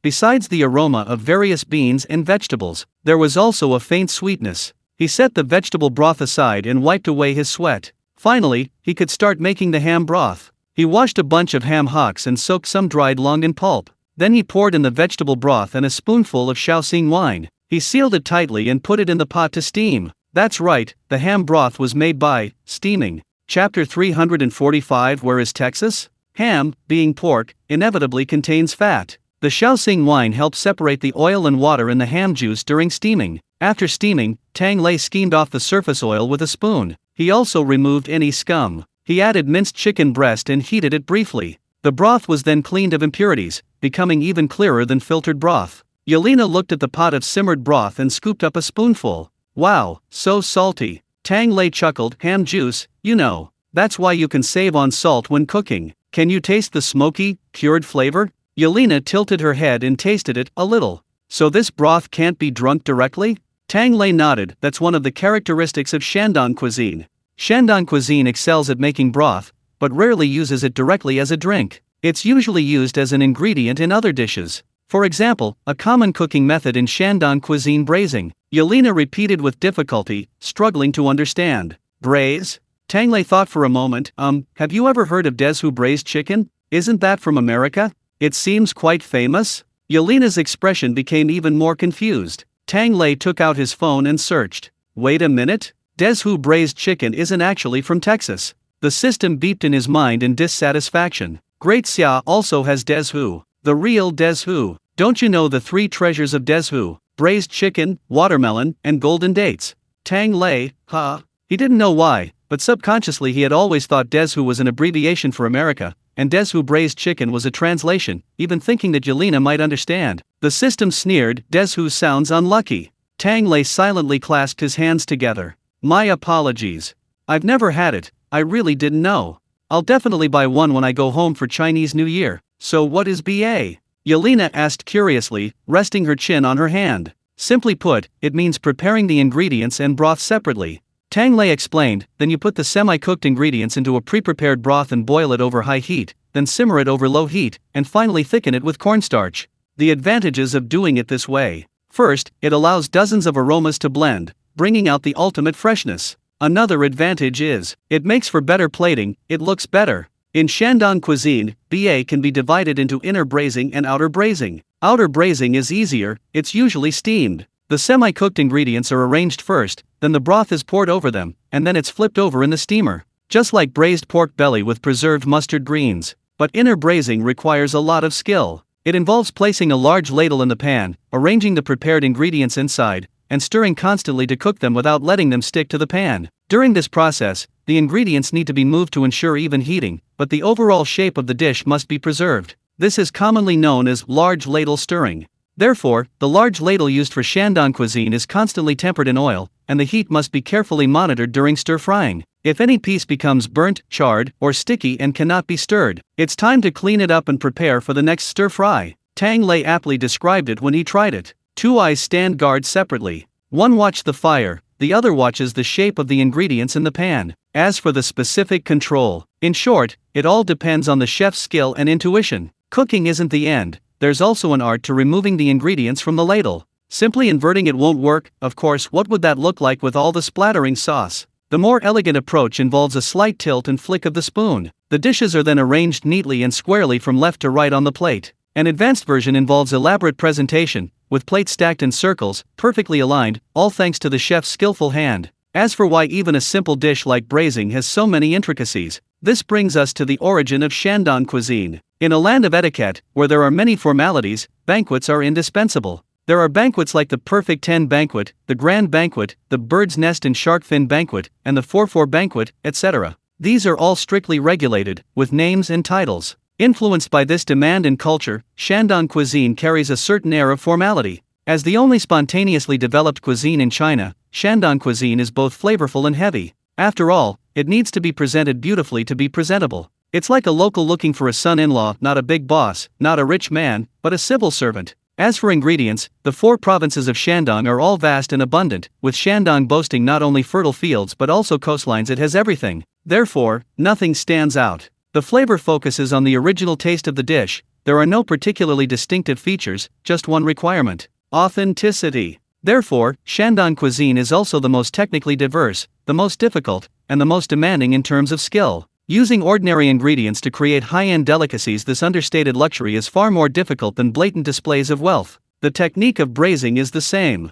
On the surface, it all seems like boiling in water and simmering over a fire. But the broth, the cooking time, the details can drive a chef crazy. Even with his system, Tang Lei wouldn't dare presume to claim he could prepare a good dish without practice. This kind of thing is incredibly easy to mess up when you're meticulous. He just wanted to practice with a simple ham gravy first. Thinking this, Tang Lei picked and chose in the kitchen, holding up cabbage and bok choy and asking Xiao Ya, "Want that?" Yelena cupped her face, pointing her chin at the cabbage. "This one." Tang Lei glanced at the cabbage, several sizes larger than the bok choy, and wasn't surprised. "Okay, then let's make a white braised cabbage roll with ham sauce." BA has many names depending on the appearance of the ingredients. For example, red braised lamb strips. It uses a caramelized sugar that's been caramelized to a chicken blood red color, steamed until it's a deep reddish brown, oily, and brightly colored. Another example is scallion BA. Speaking of this, one must mention the scallions of Luzhu. Thanks to the local scallions that grow as tall as a person, there's hardly a day without scallions on a Luzhu person's table. After the scallion pancakes are finished, they'll use scallion oil to braise vegetables. Although the vegetables aren't visible after cooking, the aroma of scallions is everywhere. It's all about the soul of everything. Everything has to have scallions. There are also meat-based bacon, chicken fat bacon, and cream bacon made with milk and sugar, etc. And then there was the clear, flavorful broth, perfect for vegetarian dishes: braised cabbage. Tang Lei peeled the cabbage leaves. By now, lunchtime had ended, and only a few idle leaders remained in the canteen. Their backsides looked like they'd been coated in 520, a type of anti-inflammatory drug, a semi-permanent smear. Tang Lei handed out a few cabbages to the idle ones, asking them to help peel them. He then flattened the cabbage, sliced it horizontally with a knife, and shaved off half the thickness of the cabbage stalks. Sergei couldn't stand it. "What kind of Dubai knife technique is this?" Tang Lei waved his hand. "Use the shaved off parts to chop into filling for buns. Don't worry about it. If you don't shave them too thick, you won't be able to roll them later."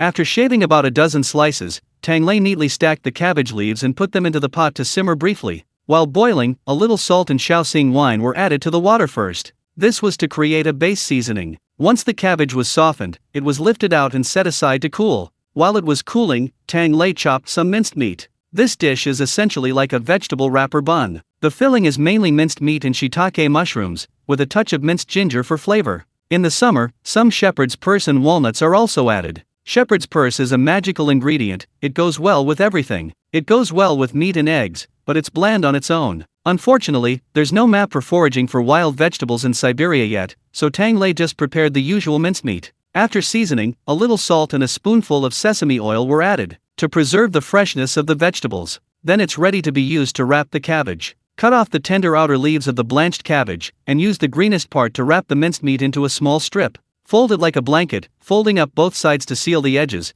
and tie it with a scallion leaf in the middle as a belt. It resembles a jade ribbon wrapped around a green belt. Now place it on a plate, pour ham gravy over the bottom and steam. Chapter 346. Master, you're not angry, are you? Hiss. While the cabbage rolls were steaming, Tang Lei's hands were busy. He was stir-frying scallion oil and pouring in ham sauce. As a white-cooked dish, the sauce was a bit darker in color, but the meat and scallion flavors blended together, making it even richer. After thickening with cornstarch slurry, the entire pot of sauce turned a pale golden color. Once the cabbage rolls were steamed and taken out of the pot, Tang Lei carefully poured a spoonful over them. The emerald cabbage immediately took on a light sheen of oil. The slightly pale color also came alive. Now look at the plate. The neat, tender green cabbage rolls, with a slight pinkish tinge of meat inside, were soaked in a clear, oily sauce. Even the meat-loving Mao Xiong couldn't help but widen his eyes. Sergei even took a careful breath.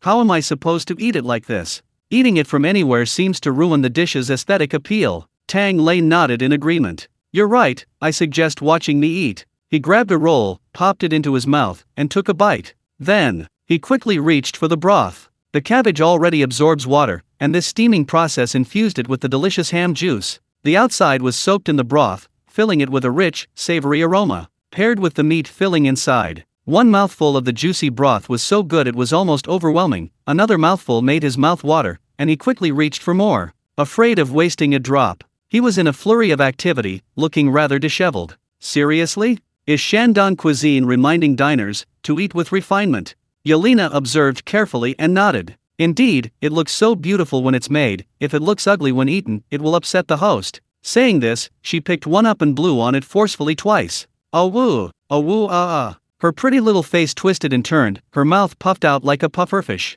Tang Lei glanced at her speechlessly. Oh well, she's got the looks to do whatever she wants. Little Yelena must be the prettiest pufferfish in the whole river. Sergei listened for a while, speechless, and asked Tang Lei, what is she saying? Tang Lei, probably, if you stuff the whole thing in, it won't look ugly when eaten? As soon as he finished speaking, Yelena nodded vigorously at Tang Lei. The meaning was, Brother Tang understands me best. Sergei. He chose to scoop one up and then carefully cut it with a knife. If you cut it like that, there won't be any soup left, Tang Lei said, crunching on a tender cabbage leaf. While pointing, take a bite first, then slurp the juice, chew with your lips covering your teeth. Ugh, so hard, I'll just use my hands. He sighed, abandoning his elegance, and choked on his food. Let's eat. Sergei struggled to put some in his mouth, saying as he did so, where is this cuisine from? I've never seen it so elaborate before. Tang Lei, it's mainly because I was reminded of a certain ancestor who ruled with virtue, and suddenly I wanted to be a little more refined.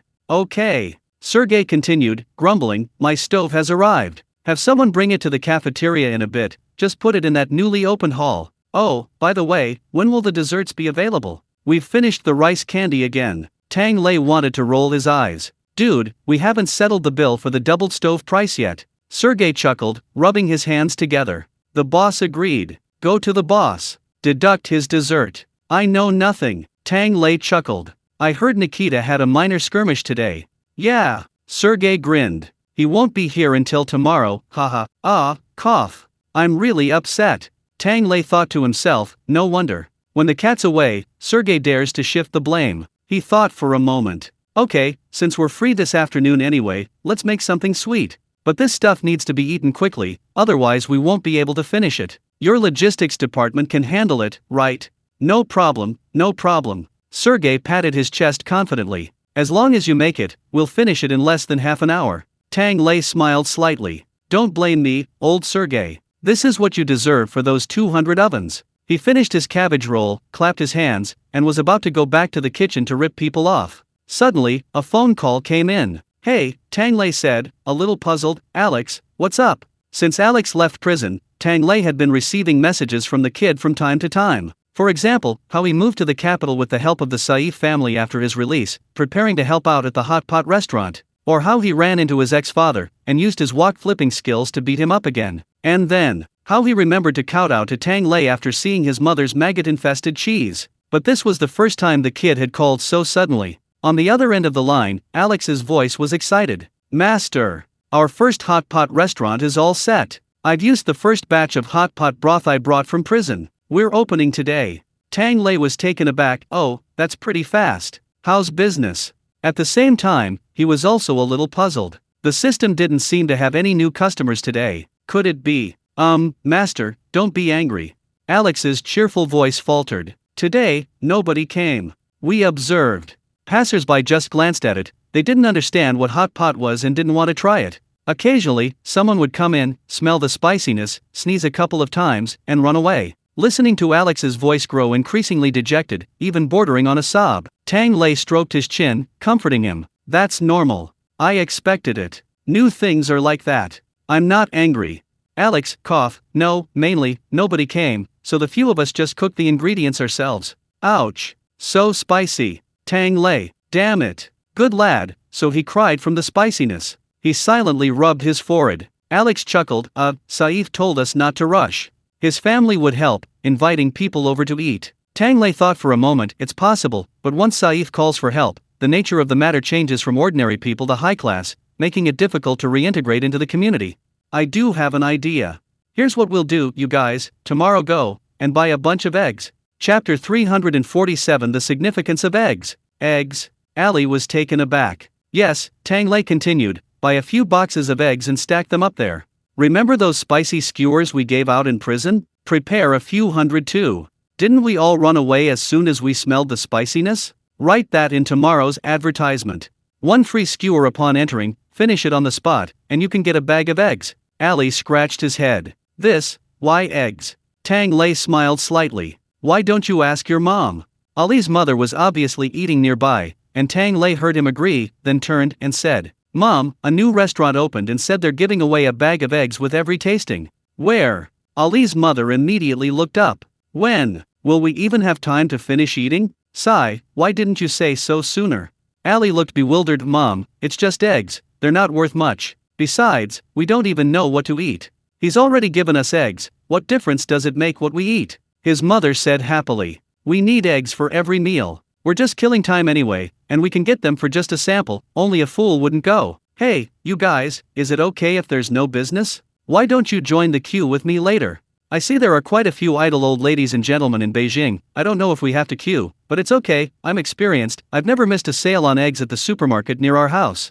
Ali hesitated. Mom, when I'm not around, you. Oh dear, his mother said firmly, even if you were here, you couldn't stop me from taking the bus to buy discounted vegetables. Don't you know, we middle-aged and elderly women have our own social circles too? Do you want your mother to miss out on eggs and be laughed at by the old ladies next door? Ali choked up, tears welling up in his eyes as he picked up the phone. Master, brilliant. I get it. So the symbolic meaning of eggs is so great. Then shouldn't we buy more eggs? Ali thought, given their taste. Once you take the first bite, it's hard to refuse. A few boxes of eggs probably won't be enough, right? No, Tang Lei wagged his finger, just the first 50 each day. After all, our current production capacity can't accommodate too many tables. The key is to create the effect of making sure you get your eggs early. The same goes for meals. After saying that, Tang Lei thought for a moment. But one promotion for a new store opening is a bit slow. How about this? I'll give you 3 brilliant ideas. This afternoon, go discuss them with Yarif and Saif, and see if they're feasible. First. A moment later, Tang Lei stretched. These are all common marketing tactics in Great Xia, they shouldn't be a problem. Okay, that's all, I'm going to go play with people now. Good luck, do a good job. He hung up the phone, leaving Ali holding his phone, dumbfounded. After a long while, he finally uttered a sentence. Great Xia, it's terrifying. Yarif and the others at the same table, enjoying hot pot, exchanged bewildered glances. What's wrong? Alex solemnly put down his phone and muttered. I think we're going to be famous. After a moment of silence, Alex's mother was the first to snap out of it. Hey, forget about whether it's popular or not, tell me which restaurant is giving away eggs. I need to go check. The one you're eating at right now. Mom, you can share this on your WeChat moments. Tang Lei was still unaware of the storm the hot pot restaurant was causing among middle-aged and elderly people's WeChat moments. He had already washed his hands and taken out a large bag of candy. And a huge pile of potatoes. Yelena followed closely behind, poking at the potatoes, and asked Tang Lei, Brother Tang, is the hot pot restaurant not doing well? It's in the capital, right? My captain and colleagues are there too, I'll invite them to eat. They're rich. They're always on missions and have nowhere to spend their money. It'd be a waste not to take advantage of them. Tang Lei was both amused and exasperated. Your captain still hasn't deducted the $1 million from the food and drinks he bought last time. I said I'd send her some more snacks, but I haven't had a chance yet. Yelena pointed to the potatoes and sugar. We're making them today, so why don't you send some? Tang Lei shook his head. No, this won't do. It has to be eaten hot, it won't be the same if it gets cold. Because although this is a sweet dish, the focus isn't on the dish itself, but on the outer layer, the candied sugar.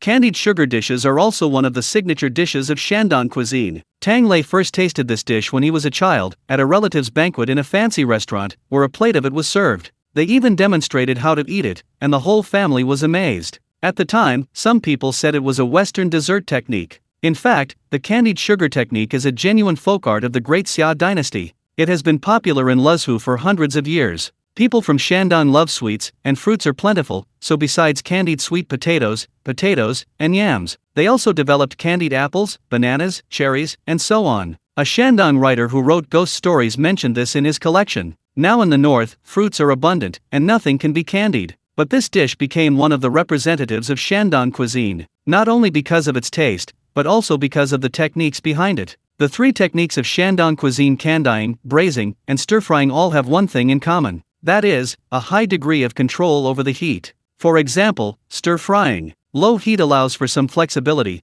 but high heat can easily burn it. Take candying for another example. Common methods include dry candying, oil candying, and water candying, but regardless of the method, if the heat is too high, the sugar paste will turn black and taste bitter. If the heat is too low, it simply won't melt. As for the specific temperature to cook, as the saying goes, it's all about the color and the feel, and the chef's flair. Tang Lei considered himself a fairly flary cook, but even he held his breath as he took the potatoes out of the pan, because today, he not only wanted to pull them up, but he also wanted to give them a good shake. Thinking this, Tang Lei peeked outside and grabbed a group of strong men to help peel and chop the potatoes. He also gave Yelena a task. "Little Ya, go outside and find me some twigs, thin ones. Not the burnt kind." He carefully measured the length, lest Little Ya pull in a birch tree later. After Yelena nodded somewhat regretfully and ran off, Tang Lei grabbed the chopped potatoes. First, he washed them to remove the surface starch and prevent oxidation and blackening. Then he sprinkled a layer of potato starch on top, mixed it well, and absorbed the surface moisture.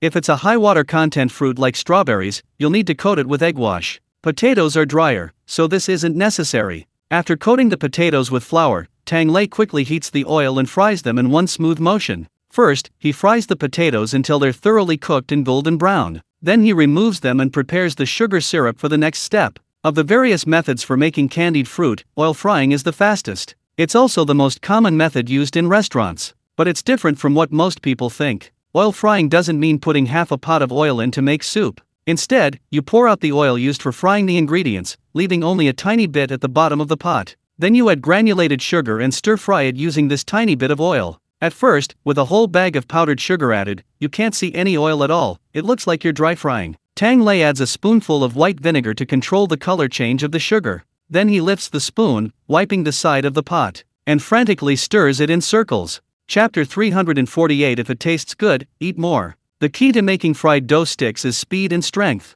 Before the sugar could even react and start to caramelize, it was quickly cooked into a pot of thick syrup. In no time, the pot of powdered sugar was transformed into a thin, apricot yellow syrup. This was different from when he made hawthorn snowballs, where he simply added the ingredients and sugar together and cooked them together. Not only did it not turn into powder, but the color remained very stable. At this moment, Tang Lei lifted the pot, poured half of it into a stainless steel bowl to cool. Then, he quickly tossed the potatoes into the other half and stirred them a few times. While still hot, he ensured that each piece of potato was evenly coated with the syrup. The potatoes were taken out of the pot, and Yelena ran back. "Brother Tang, the branch you wanted, is this what you're eating?" Tang Lei looked at the meter-long branch in her hand. "This," Yelena said shyly, "it's the smallest one." Tang Lei smiled helplessly. "All right then." He took the largest plate from the cafeteria. First, he put in the candied potatoes, then washed the branch and stuck it into the pile of potatoes. The meter-long branch stood bare in the air, carried out of the kitchen. A group of people from the logistics department had already gathered around, looking puzzled when they saw the plate.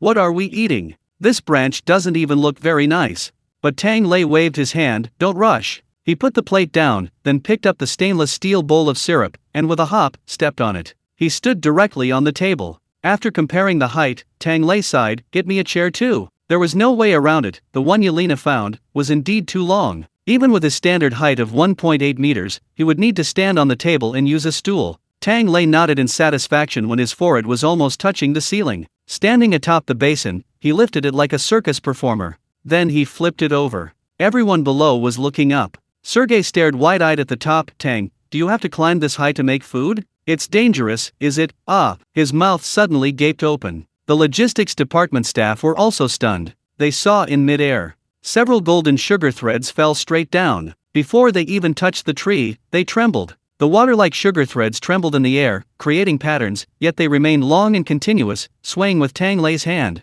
They actually stretched into thin, hair-like golden threads. The golden threads then clung to the tree branches. The bare branches were instantly enveloped in a soft golden light. Fuzzy and fluffy. Like a bird's nest, or even more like the golden thread of a fairy-tale godmother. It slowly draped the branches in a golden coat. The ugly black was concealed, leaving only a hazy yet beautiful golden tree. "God!" Someone murmured, "Is this your golden tree?" Above their heads, Tang Lei smiled slightly, patiently circling and shaking the stainless steel basin. This was hardly God's golden tree. It was merely an advanced form of candied sugar, the spinning technique. The sugar syrup is thick and highly elastic when hot. Therefore, the best time to appreciate candied sugar dishes is when you eat them. A single bite with chopsticks inevitably produces strands. But what if you only want to see the strands and don't want to eat the dish? Easy. Just stand at a sufficiently high height and spin downwards, shaking the dish. The difference in height and gravity will simulate the effect of picking up the food. Besides this shaking, there are also ways to create shapes. For example, you could make a bird's nest and put vegetables inside. Of course, this kind of design comes at a different price. After Tang Lei finished making the bowl, he got off the stool and table. He was greeted by a group of burly men with their hands clasped in prayer. Tang Lei rubbed his nose. It's done, want to eat? This. Sergei stared blankly at the golden tree, completely mesmerized. Eating something this beautiful is a sin. It's golden. It's golden. Tang Lei reminded him, it's just candy, don't look like you're looking at a gold mine. Who says a gold mine isn't this beautiful? Sergei muttered. Tang Lei shook his head. Hopeless. This tree needs to be cooled before eating. Once it cools, the sugar strands become brittle. Combined with the delicate texture of the golden tree, it actually tastes a bit like eating a crunchy version of cotton candy. One bite and it makes a satisfying crunching sound. The taste, however, is nothing special. It's just candy, after all. If you want to taste the flavor, you have to eat the candied potatoes underneath. Tang Lei brought over a plate of water and demonstrated. Look, pick up a potato, then quickly dip it in the water. The candy, after being pulled into strands, cools and forms a crispy crust, which, combined with the potato inside, creates a perfect balance. It's crispy on the outside and soft and chewy on the inside. It's incredibly sweet, but it's so beautiful. The logistics team was still mesmerized, reluctant to part with it. Tang, look at it a little longer before you eat it. I haven't taken a picture yet. Tang Lei shrugged. Hurry up. The candy will solidify into a lump when it cools down. Then there won't be any left. Finish it within half an hour. Asterisk. Upon hearing this, the group immediately abandoned their composure. Enough talk, let's eat. I'll cherish your memory in my stomach, you're so beautiful. Let's meet in our dreams tonight. Tang Lei's lips twitched, quite pleased. Very good, it seems no matter how beautiful someone is, in the face of food, it's like cuteness and sexiness. He smiled and took a step back, not joining their scramble. Instead, he took out his phone, snapped a picture, and sent it to Nikita. In the center of the photo was a 1-meter-tall golden tree, draped in golden jade. Its delicate golden branches reflected the light, shimmering and dazzling. And beneath this exquisite golden tree, a group of logistics staff, some grinning widely, some with their butts sticking out. They were squatting together, devouring the food. Less than a second after sending the photo, Tang Lei received Nikita's reply. A simple question mark. Behind it all lay endless hidden meaning. Tang Lei smiled slightly and explained, Sergei was urging me to make dessert? I was just researching Shandong cuisine. I made this thing, is it pretty? It's a pity you weren't here today. By the way, are you alright? Nikita. But only 3 seconds later, a sudden, loud noise erupted from Sergei's body in the crowd. He reached into his pocket and slammed the phone down. Tang Lei gently reminded him, don't you need to answer? It sounds urgent. Sergei waved his hand, it doesn't matter, you said we should eat this quickly. What else matters? I'll show off first. With that, he decisively silenced his phone. My darling, I'm here. Crunch. Delicious. Tang Lei was silent for a moment, then patted him on the shoulder, his smile kind. To thank you for the 200 stoves you worked so hard on for me. If it's delicious, then, eat more. Chapter 349 Logistics Minister and Engineers Not Allowed. If you like it, then, eat more. Tang Lei's smile was kind yet tinged with pity. Honestly, having been in prison for so long, it was only today that he realized. The most fitting food for a prison setting seems to be the last meal before execution. But in Great Xia, execution usually happens in the autumn. I wonder what the fighting nation does, Tang Lei was thinking when suddenly hurried footsteps sounded outside the door. They sounded uneven, like someone was limping. Bang! A loud shout rang out from the entrance of the 5th mess hall. Sergei, what are you doing? Everyone turned around and gasped. The familiar superior, leaning on his N94 pistol wrapped in bandages, stood defiantly furiously at the door. His face seemed ready to unleash a divine judgment. Sergei froze. Behind him, the plates and the golden tree had been completely devoured. And in his mouth, he still had the last piece of candied potato dangling from his mouth. Sergei's vision went black. He suddenly realized what was happening. Oh no! I'm doomed! He hesitated for a moment, then spat out the potato, forcing a fawning smile. I wasn't doing this behind your back, haha, it's just that this can't wait. It's the last bite, or maybe you shouldn't take it. It's all sticky, haha. Nikita. He glanced at him, then said coldly. It's not because you stole food. I just wanted to ask why you didn't answer my call. Don't you know that in important work situations, this is dereliction of duty? Sergei quickly stuffed the potato into his mouth and chewed, then his expression changed. Ah, it was your call. Is something wrong? As the logistics minister, only the chief of staff could give him direct orders. Calls that come directly are either for personal matters or extremely important. Plus, Nikita insisted on coming despite his injured leg. There might really be something going on in prison. Nikita said calmly, no, but what if? That's a serious hypothetical. Sergei, okay, he understood. She was just angry that he'd sneaked a bite, right? Nikita snorted coldly. To prevent this dangerous situation from happening again, you're forbidden from approaching the 5th canteen during work hours this month. Sergei's mouth gaped open, the potato in his mouth suddenly lost its flavor. This, he could still eat, but what about all the miscellaneous snacks and treats? Nikita wasn't finished yet. And, how long has your place been empty? What kind of image is it for a minister to be lounging in the canteen? Move back right now. With a wail, Sergei's sorrow flowed like a river. I've done my part for the canteen, I've contributed to logistics, I don't want to move, boo-hoo. Maxim has to come with me too. A good brother shouldn't hog all the food. Nikita sighed disdainfully. What kind of behavior is this, a minister and an engineer? Get out, get out. With that, the supervisor limped into the canteen, carefully examining the empty plates on the tables. After a while, he coldly snorted. I see your logistics department isn't working enough. The logistics department members chuckled awkwardly. Haha, got busy now, goodbye, sir. With that, they grabbed their leader and scattered like birds.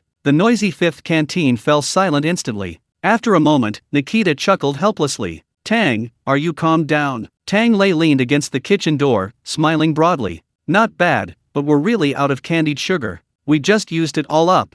This stuff really has to be poured out by the bag a lethal dose. Nikita waved her hand, get some more. This is cheaper. But could you get another tree like the one you made today for my grandfather's New Year's banquet?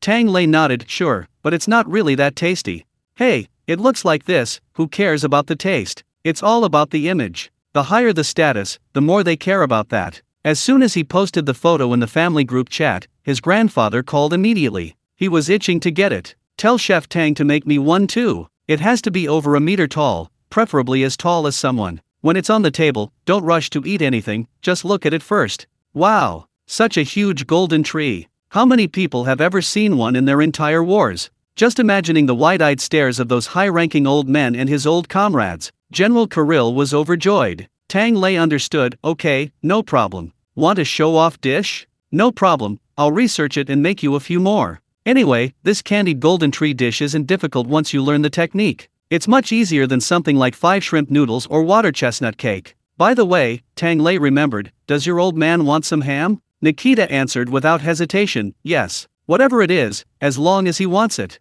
Is the ham ready to be sold? Tang Lei nodded. I taught everyone how to make ham today, and the remaining 800 hams are almost ready to eat. I'm thinking we can contact Saif and sell them out gradually in batches. The short-term batches can be sold cheaper. Once the market opens up, the remaining batches with longer curing times can be sold in grades. As for the 10 best hams that the system accelerated, Tang Lei plans to keep 2 for his ancestors, 1 for General Kirill, and 1 for General Vladimir, the elusive old fisherman who helped him back then. He plans to give 1 to him as well. The rest, along with the other second-best cured hams, will be left to Saif to handle. Nikita listened and nodded. That's a good idea. Don't be shy, just tell me the price, I'll transfer it. I want 1 too. My uncles are working on the road here, I need to treat them. Also, are you going to send a cook out to teach how to cook ham while you're selling it? Are you sure he can learn? Tang Lei thought for a moment. Personally, I think Lao Lu is almost capable of handling things on his own. But mastering ham cooking isn't easy. I'm considering whether to have him learn 1 or 2 dishes first. Which of these cuts of ham do you think was the best? Nikita paused. What other cuts were there? I only ate a piece of pork hock. He rushed to the kitchen to sneak a bite as soon as he entered the canteen, then accidentally injured his leg and was dragged away by the adjutant. He didn't even get to eat the honey-glazed ham that was served first. Tang Lei coughed lightly. Then, let's call a few more people to vote. After a brief discussion, the two fell silent. The prisoners only got to eat honey-glazed ham, the pork hock was prepared for dinner, and only Tang had made one for lunch in the kitchen. And, only Lao Lu got to eat it. As for the ham and cabbage rolls, only the logistics department got to eat them. The braised pork and bamboo shoots with chili oil? They'd only heard of it, no one had actually tasted it. Finally, the group sat together, each expressing their opinions. The entire 5th canteen was thrown into chaos. The cabbage rolls are delicious. I don't believe I didn't get to eat them. It has to be the honey-glazed ham. I didn't eat those either. I think the pork hock. A weak voice muttered, the candied potatoes are the best. After a moment of silence, Mr. Logistics Minister, what brings you here again? It's working hours. Quickly, get them out of here. What's the point of chapter 350? Just arrange it. The argument raged until dusk. The large pot of porridge in the fifth canteen finally stopped bubbling. After several rounds of describing the taste, arguing and playfully tearing at each other while drooling, and finally having a delicious meal of braised pork hock that evening, the vote on the best way to eat ham finally came to a conclusion. So, you all ultimately think honey-glazed ham is the best? Tang Lei stroked his chin, thinking to himself, that's true. This ham has meat, wine, and it's sweet. It's practically stuck to my DNA. Tang Lei waved his hand, alright then, Lao Lu, focus on practicing this dish for a while. After dinner, after the gathering dispersed, Lao Lu came over to him. Tang, you're making me practice this? Are you trying to get rid of me? I don't cook cilantro and how tunia cordata in the cafeteria. Tang Lei was both amused and exasperated. What? Ali's just been released from prison. This is at most a business trip. His labor contract is with the prison, of course he has to come back. Old Lu was relieved, that's good. So tell me, what kind of business trip is this? Tang Lei was exasperated by his relief. It's to sell ham, and I'm worried they won't know how to eat it. I want you to go with a batch of ham to demonstrate how to eat it. The reason I called you is twofold. Firstly, your skills are better than theirs, and secondly, I remember you learned your craft in the capital, right? You should be more familiar with that area, which will make things easier. We can have Saif find one of his restaurants to develop ham dishes. Actually, at first, Tang Lei really thought that if old Lu was doing well in the capital, he could just let him stay there. After all, there are more opportunities outside than in prison. We can't really let this filial son put his parents in prison to live out their old age. But looking at Lao Lu now, oh well, we'll take it slow later. Lao Lu scratched his head. Why don't we just go work at a hot pot restaurant making ham? I heard from Ali that the hot pot business is a bit tough. Should I go help him? Tang Lei shook his head, mainly because the taste is too different, it's not really suitable. As for the hot pot business, don't worry, let's see tomorrow. Meanwhile, in the kitchen of a hot pot restaurant in the capital, thousands of miles away, Yarif, several veterans, Ali and his mother sat around a table, taking a deep breath. We couldn't get in touch with Mr. Saivi, is that alright? He seems busy running connections, promoting the hot pot restaurant, but it's fine. Yarif laughed heartily. Tomorrow, we'll do it the way we've prepared. I still have some savings, I'll cover the expenses. Okay, then, let's give it a try. The next day, early in the morning, a long queue suddenly formed in front of a shop. Upon closer inspection, the queue was mostly made up of middle-aged and elderly men and women. Each of them carried a cloth bag, shifting their legs and chatting with those around them. A curious passerby went over to look at the sign. Dasya Hot Pot Restaurant? What is that? A restaurant? Do you have to queue to eat at a restaurant? What's going on? Getting free eggs. The passerby was confused. Wait, how do you get free eggs at a restaurant? The older woman chuckled. Young man, you're out of touch. This shop is giving away free eggs for tasting today. If you want one, get in line. The passerby was about to ask more. Suddenly, an older woman came out from inside. His eyes were red, but his face was beaming with joy. I got mine. And let me tell you, the snacks they gave us were delicious. Too bad they were limited. I'm going to get my husband and daughter to come too. The line behind him immediately tightened. The line for the eggs stretched all the way to the street, attracting even more passersby. What's going on? Getting eggs. What for? Getting something. What's going on?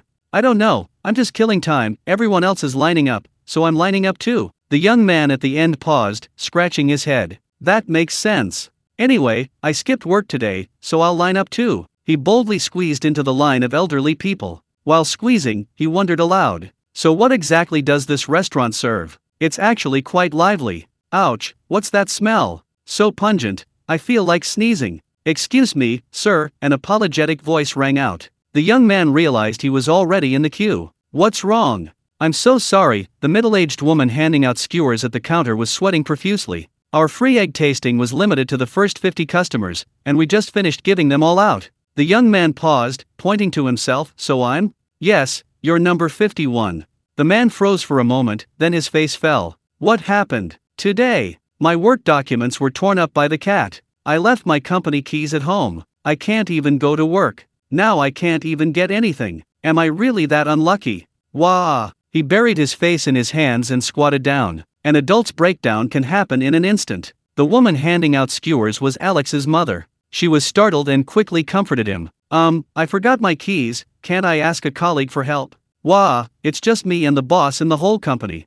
Boss, I locked him in last night, and he was just yelling at me, saying he never wanted to see me again. Why, Ali's mom. She hesitated, then stopped, then sighed. Alright, I've had a husband before. She smiled as the young man abruptly stopped crying, handing him a few skewers. I didn't finish earlier. Even though we're out of eggs, we're still serving skewers today. Here's an extra one for your locked up boss, he must be hungry too. The young man froze, suddenly feeling embarrassed. So, what kind of food do you sell here? I'll order something to take home for him. Haha, that's nice, but it's better to eat here. Ali also came out, smiling as he explained. Hey buddy, we've got a new store promotion going on. It's fine for one person, but if two of you come to eat, you get a free bottle of vodka with your meal. The young man. Oh, well, wait a minute, maybe I should go back and save my lousy boss. Oh no. At this moment, he wasn't his lousy boss anymore. He was his dining buddy. Ali laughed heartily. Sure, you can take a number and wait in line, then you can come back faster. Speaking of which, we have something even more interesting, want to try it? Chapter 351. He shed tears. Something even more fun? The young office worker's curiosity was piqued. Alex pointed to the large sign at the front. The game of the brave. Challenge: eat a bowl of our insanely spicy food without shedding a tear. Your entire meal is free. At a table not far from the sign, Yaruf was laughing heartily. Old buddies, I told you, you guys couldn't do it. Several burly veterans, their eyes bloodshot. Don't talk nonsense. I was shot through the thigh back in the day and didn't shed a drop. Hiss. Men bleed but don't. Hiss. Yaruf. You're playing dirty, my eyes. The young man watching hesitated. That hard? Alex smiled slightly. That's why it's called the brave one, isn't it? If you succeed in the challenge, not only will your meal be free, but your name will also be added to the warriors list. See, isn't it fun to try this with a friend? The man blinked, instantly recalling the dog-headed boss's tearful outburst. Ahem, you're right. I'll try it in a bit. But this level of spiciness won't kill anyone, will it? Alex shook his head. Of course not. I recommend you order a half and half. You can challenge yourself and try different flavors. By the way, clear broth goes even better with cilantro and hautunia cordata. I'm the head chef here. If you order cilantro and hautunia cordata, you're my best buddy. Really, trust me, order hautunia cordata and I'll personally give you a side dish. Wow, Mr. Yaruf, don't pull me, I haven't finished yet. I'll let you finish. The customers will start fighting. Yarrow pulled Alex away, saying casually, Sir, please remember, don't listen to the chef's recommendations here. Alright, go order now, we'll close up shop when we're done. Even after he walked away, the young office worker vaguely heard him muttering a few words. Something about, not even enough for myself, I'll call 2 more old guys to come cry tomorrow. Oh right, and the boss too. He slapped his forehead and sprinted back to the company. Boss, I'm coming to save you. A loud bang. His boss kicked open the door. Petrov, you finally know how to come back. The office worker Petrov looked at the door panel that had detached from the frame and swallowed hard. Boss, I thought you were hungry, so I went to buy you some food. Here, have some skewers. He shoved a skewer into the boss's mouth and chuckled awkwardly. It's on me today. The boss glared at him angrily, about to unleash a torrent of curses, but his mouth chewed twice first. What is this? It's a bit spicy. The taste is alright.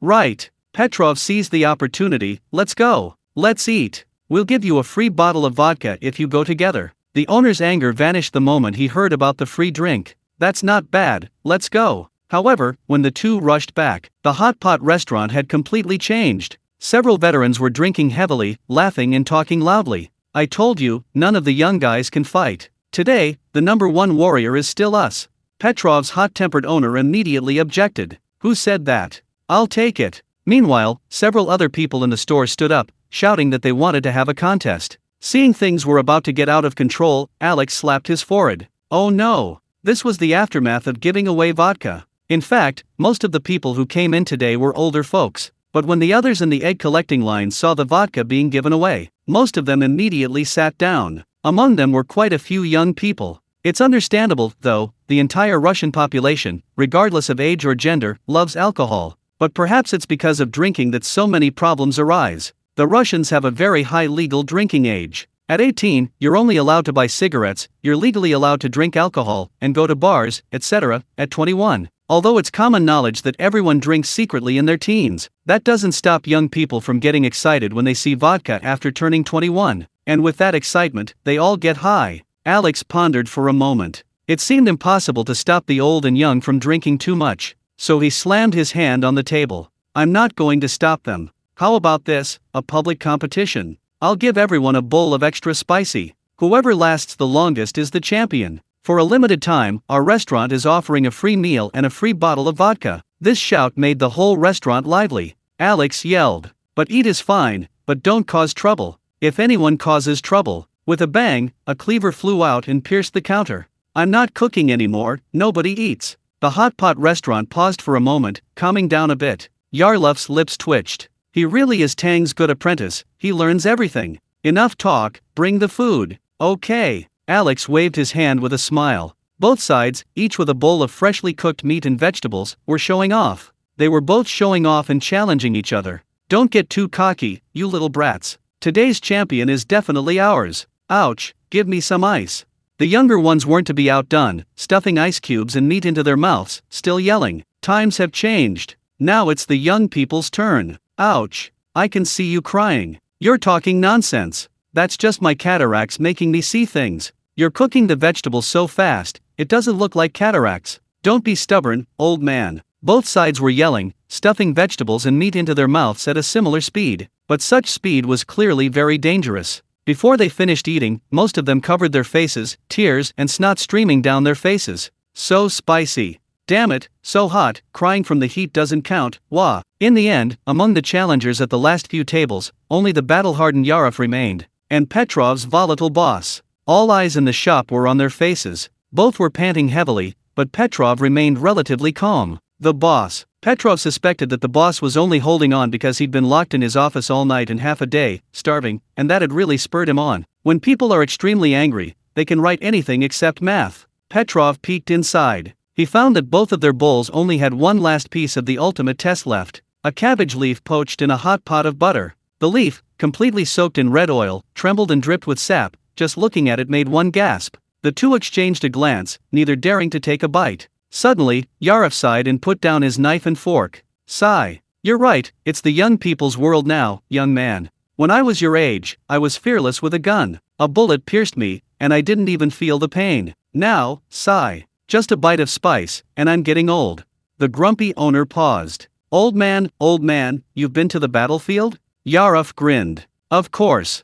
Back then, what man didn't go to the battlefield? If needed, we'd go. Even if there's war now, I'd still go. But, sigh, I can't even handle the spice anymore. I doubt the battlefield would want an old man like me. You can't argue with that, I can't help anymore.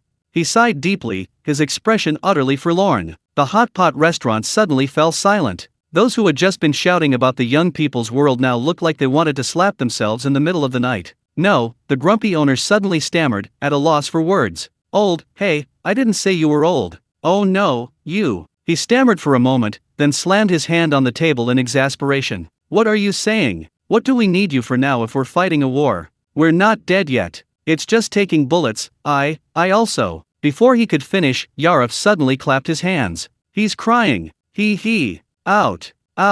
Chapter 352. A brilliant plan. Terrifyingly so. Boss, what's wrong? What happened? Is that really a person, not a dog? The veterans burst into laughter. Kid, old foxes are spicier than new. Just kidding, we can still handle guns. Yarov laughed, wiping his eyes. Hey, you little brat, going to the battlefield isn't for you to catch bullets. You should train for a few more years. But since you said that, your Uncle Shan is treating today. The hot-tempered boss stubbornly said, No, I own a company. I have money. Petrov quickly covered his mouth. He's joking, our company doesn't have any money, thank you, uncle. Yarov laughed heartily, turned around and continued drinking. Petrov then let go, carefully saying, Boss, you're still crying. Don't cry, you've been starving all day. His boss finally spoke. Whose fault is this? Petrov coughed lightly. Since it's come to this, let's eat first. How about this sliced beef? I see a lot of people have ordered it.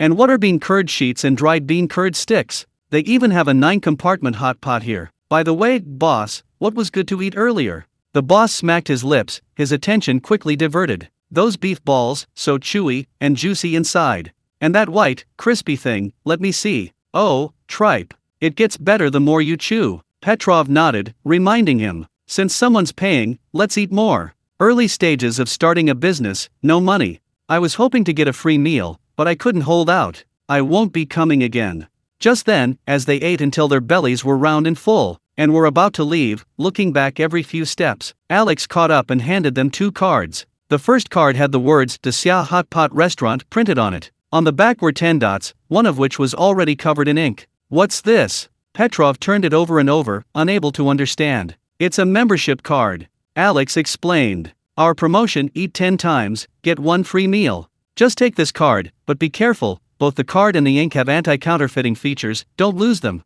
That's our current promotion. If you're interested, you can add our official social media accounts. We'll update with new promotions and activities from time to time, various lucky draws. Scan the QR code to follow us now and get another free vodka. Thank you for your patronage, welcome back next time. Oh, by the way, here's another card for you, it's Mr. Yarof's business card. I heard you make software, and I'd like to discuss some business with you. A moment later, Petrov and his companion left the hot pot restaurant, feeling dizzy. A cold wind blew as they watched the customers still enthusiastically pouring in. They shook their heads. Next time, not coming? But we only need 9 more visits to get a free meal. How about we get some friends and old classmates to form a group? They'll throw in vodka. Besides, we already have orders. We're sure to get paid. You're right, we can definitely make 10 visits. The two clutched the card tightly and walked away confidently. Behind him, a luxury car pulled up in front of the hot pot restaurant. Several middle-aged men in suits got out, glanced at the packed restaurant, and paused in silence. Then they turned to look at the last man to get out of the car. Saif, is this what you meant by business isn't doing so well, so you're showing some support? You're really not here to sabotage me? This business is better than my newly opened French restaurant. This group of people were naturally Sif's friends. A group of wealthy second-generation heirs from the business district. But at this moment, even these young masters, who had seen it all, were stunned. Seriously, since when do restaurants that can't even get a seat need support? Saif was also taken aback, then waved his hand. Don't worry, I'll go find out what's going on. As soon as he went inside, Yarof came to greet him. Mr. Saif, you've finally arrived. We've been looking for you since yesterday. Saif scratched his head, bewildered. I was busy contacting people and organizing a gathering last night, so what happened this night? He'd already brought everyone, it would be really awkward if they couldn't get a meal. Oh, you're planning to host a gathering here. Yarof slapped his thigh. What a coincidence. We were originally planning to open all the seats. Alex's mother is so thoughtful. Thinking that some of your friends and family might come over, she asked us to reserve some of the best private rooms on the 2nd floor. Don said this is called VIP, haha, come on, there's a seat. I'll show you around. He laughed heartily and led the group upstairs to their seats. Only then did he have a chance to tell Saif what they had been up to that night. Saif listened, remaining silent for a long time. Yarof scratched his head. Tang only mentioned these 3 points. What's the secret plan? We just follow them, and we have customers. This restaurant is pretty easy to run. Saif gave him a silent look. Giving out eggs is about reaching the most knowledgeable and complex group of people, getting those who wouldn't normally be interested to come in. Giving away vodka is about getting more people who want to eat to sit down. The competition, needless to say, is about forcing people to sit down, preventing them from being scared away by the smell. The most brilliant thing is the membership card. This is to ensure that those who have eaten there once can't leave. You still think this is simple? Great Xia's marketing is terrifying. Chapter 353 Everything is a routine. So, besides Yarof, no one else successfully took on the super spicy challenge. Tang Lei sat behind the stove, chatting with Alex. On the other end of the phone, Alex chuckled. One person almost succeeded. He's a friend of Mr. Saif. Honestly, he kept eating, one bite after another, without batting an eye, no matter how spicy it was. We were terrified just watching him eat. But then, with only a few bites left, he suddenly burst into tears. Tang Lei exclaimed, "What happened? Did you use tear gas?" "Of course not," came a laughing voice from the other end. It was Saif who answered the phone. "It's quite a coincidence, this kid, Sai, I just found out, he has a sympathetic nervous system disorder. He can't taste spice. He could eat a whole pot without a problem, but we were enjoying it so much, we had to talk about the flavor, right?" And as they talked, they started crying. "It smells delicious, looks delicious, and everyone else's food smells good, but his tastes like nothing. What's the point of challenging him? He can't take it, he'll just drop his little pearls. Sai, this unlucky guy. We don't usually eat spicy food. I really didn't know he had this problem. I wouldn't have brought him if I'd told you. But after he went out, he glanced at the sign. It said Great Xia, maybe this is fate, and then he left crying. What does that mean, Tang? Tang Lei touched his nose. Maybe it's related to a certain Type 27 aircraft. Ha! Tang Lei coughed lightly. Nothing, it just means he has a connection with Great Xia. Maybe we can try acupuncture to see if it can cure his nerves. Saif was skeptical. Is that so? Okay, I'll tell him. By the way, your 3 brilliant plans are absolutely brilliant. To be honest, although Sif's family has been involved in business for many years, mostly they've focused on maintaining century-old brands and operating large department stores. Their own light industrial production capacity is limited. They buy when they need it, and stop when they've sold it all. They don't really do much of this kind of sophisticated marketing design, so he's extremely excited now. How did you come up with all this? Anything else? Tang Lei asked helplessly. If you've ever seen a street in Daxia with only 3 restaurants, and the others are either small shops selling snacks and drinks or milk tea shops, they'll basically all come up with something. That's the pressure of competition. Those who can't come up with ideas have closed down and changed careers. Any other ideas? Yes, there are, but if you want to get into this business, you only need to grasp one key strategy. Saif paused. You mean? Tang Lei smiled slightly. Everything else is just a formula, only truly delicious food matters. A restaurant, no matter how fancy its tricks, can't compare to the most basic thing. Delicious. A skilled chef is remembered for many years. Even a street food stall, a small family-run business, has its own unique flavor and reputation. So, Alex, you must always stick to the bottom line of taste. Don't cut corners, don't try to be lazy or take shortcuts. Even a slight oversight will be noticeable to the customers. Alex nodded obediently. Yes, master, I remember. And master, hurry, the ingredients are here. The broth is cooking faster than we expected. I'm also planning a new promotion. Order Hautunia Cordata and get a free side dish. Saif shoved him aside. Don't listen to Tang. I saw someone ate too much. He'll definitely complain. Tang Lei nodded and hummed in agreement, checking the new customers in the system. Several hundred in such a short time. Not bad, not bad. People who eat skewers and then hot pot count as repeat customers? Hey, great, more points to count. The progress bar for 100,000 repeat customers, which had been stagnant, started to grow steadily again. Tang Lei felt incredibly satisfied. Okay, we'll speed things up with the base sauce. Saif interjected, by the way, Tang, if we're sending in large quantities of the base sauce, it'll need to go through a food safety inspection. Don't worry about that, I'll have someone expedite the review, but you need to send it out quickly. Tang Lei nodded, indicating he understood. This is actually similar to some small restaurants in Great Xia. They buy their ingredients from the market, and no one checks them one by one. But large quantities are spice products. That requires going through procedures. Tang Lei wondered if he should just register a trademark for the base sauce? But then, wouldn't the prison become an assembly line factory? That's like hiring disabled people in Great Xia, or prisoners in Siberia. Of course, the most important thing is whether production can keep up. Tang Lei counted his points again. Forget it, let's just leave it to Anton and Leon, the farmer. I'm just a cook. He had Saif send him a text message, then forwarded it with one click. He patted his pants and jumped off the stove. Little system, is the rice wine ready? The system replied, it's still aging, let it soak and settle with the lees. Do you still want the lees? If not, I'll use them for farming. Tang Lei quickly said, leave some for me. Don't use everything for farming.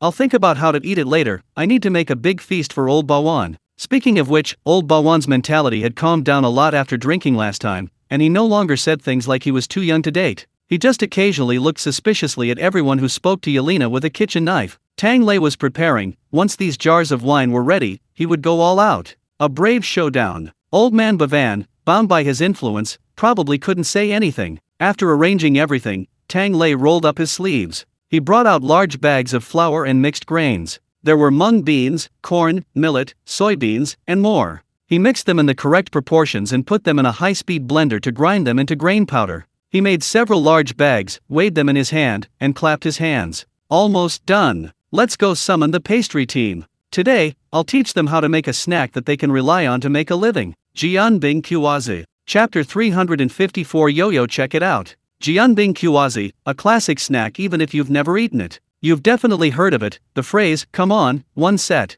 But its origins are a bit complicated. It seems to have started around the time of the Three Kingdoms period, during the Xia dynasty. The Lu family and their followers lost their cooking utensils while fighting in Luzhu. Starving, they simply used a gong as a fire stand to cook the jianbing. That's how this famous jianbing came about. As for why they brought a gong with them when they lost their cooking utensils, this is because fighting in ancient times had its own schedule. They would advance at the sound of a drum. They would retreat at the sound of a gong. This gong refers to the gong itself, so when they lost that, they could truly pack up and surrender. Therefore, this dish originated in Luzhu. The jianbing roll with scallions, still beloved in Luzhu today, is the basic version of jianbing kiwazi. But then, several hundred years later, merchants began taking the jianbing with them. Finally, it flourished in Jinzhou. So now, when people mention it, they say only Jinzhou's jianbing kiwazi is authentic. Outside of Jinzhou, it's called mixed grain jianbing. Jinzhou even produced videos and tutorials specifically on how to make authentic jianbing kiwazi, what can and cannot be added.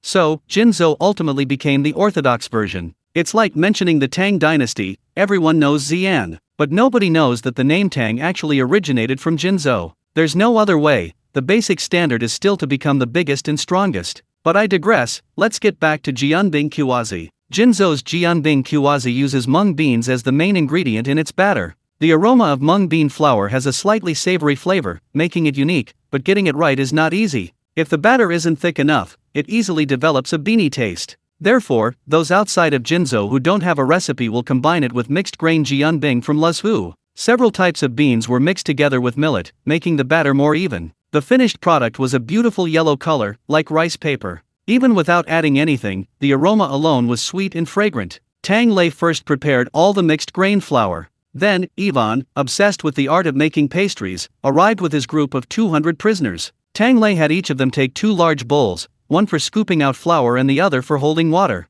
Then he gave instructions. First, add a spoonful of salt and 5 grams of baking soda to the water. Then pour in the flour and mixed grain flour mixture, and use your spoons pound it vigorously. That's right, pound the dough. Remember to add plenty of water.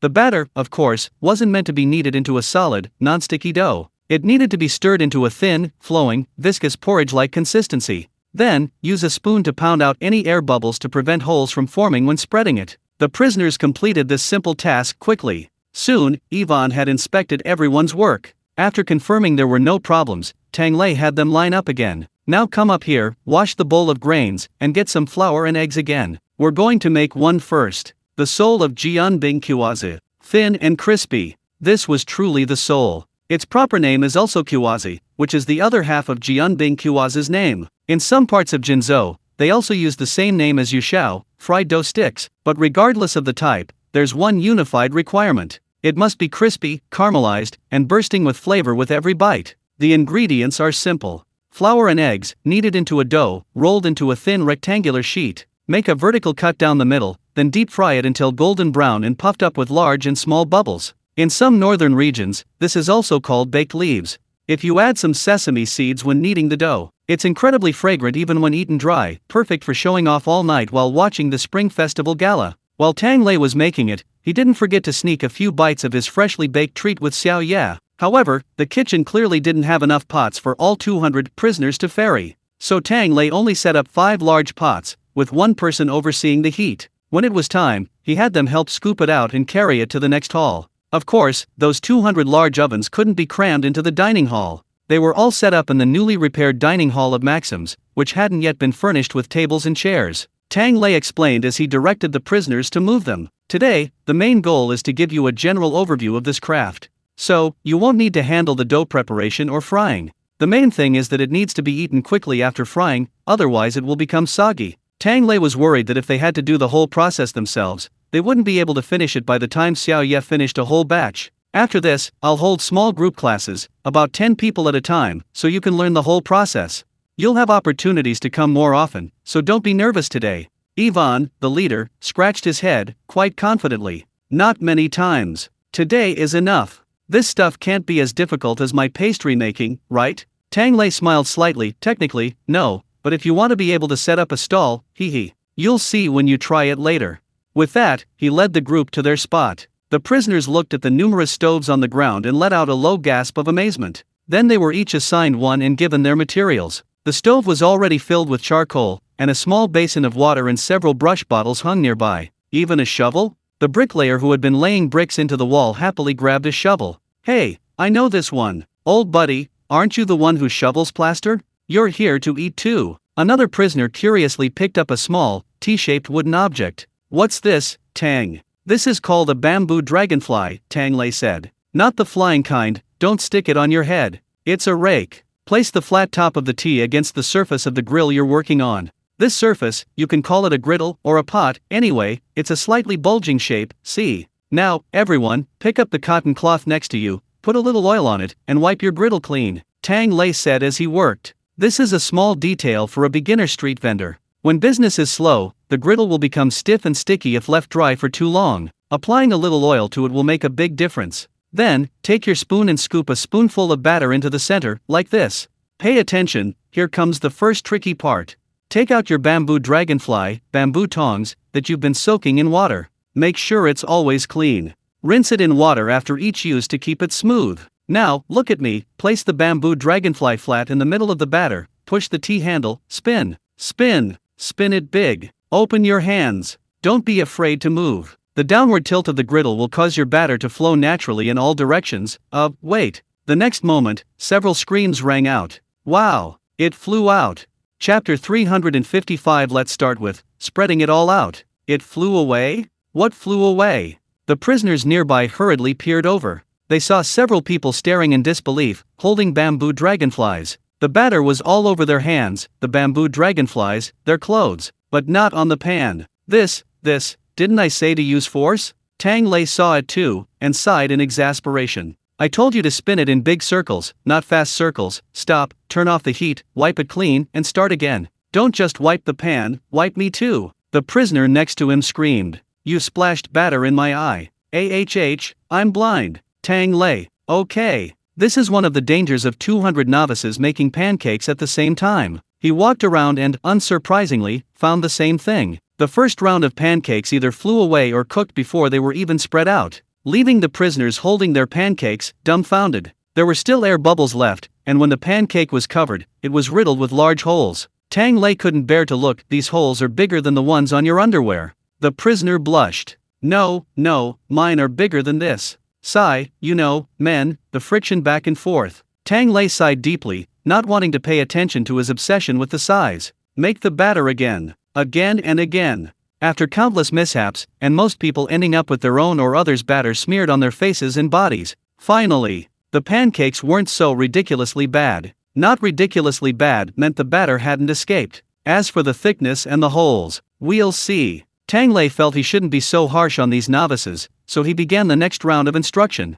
Now, here's the second tricky part. Pick up an egg and crack it open next to your pan. Tang Lei said, cracking an egg with one hand and tossing it onto the pancake. He tapped it with the bamboo spatula, spreading the egg mixture evenly over the half-cooked pancake. Then spread the egg mixture evenly over every corner of the pancake. It needs both egg and flour to be soft and fragrant, otherwise, it will be dry. He demonstrated as he did so, thinking this step should be quite simple. He continued, picking up the spatula to demonstrate. After spreading the egg mixture evenly, sprinkle a layer of sesame seeds. When it's almost set, use this small spatula to scrape around the edges. If you've greased the pan beforehand, the pancake won't stick. You can easily flip it over with both hands. Like this. Snap! He made a soft sound. A large, round pancake was flipped neatly. But what followed that sound? Snap! Oh my God, it fell on the ground. Ouch! Whose pancake is this? It's on my head. It's so hot. I'm blind again. Flip it, I flip it. Help! I can't flip it. It's stuck. Oh my God, pull it off. This piece is all black, it's about to catch fire. What are you waiting for? Ouch! It's hot.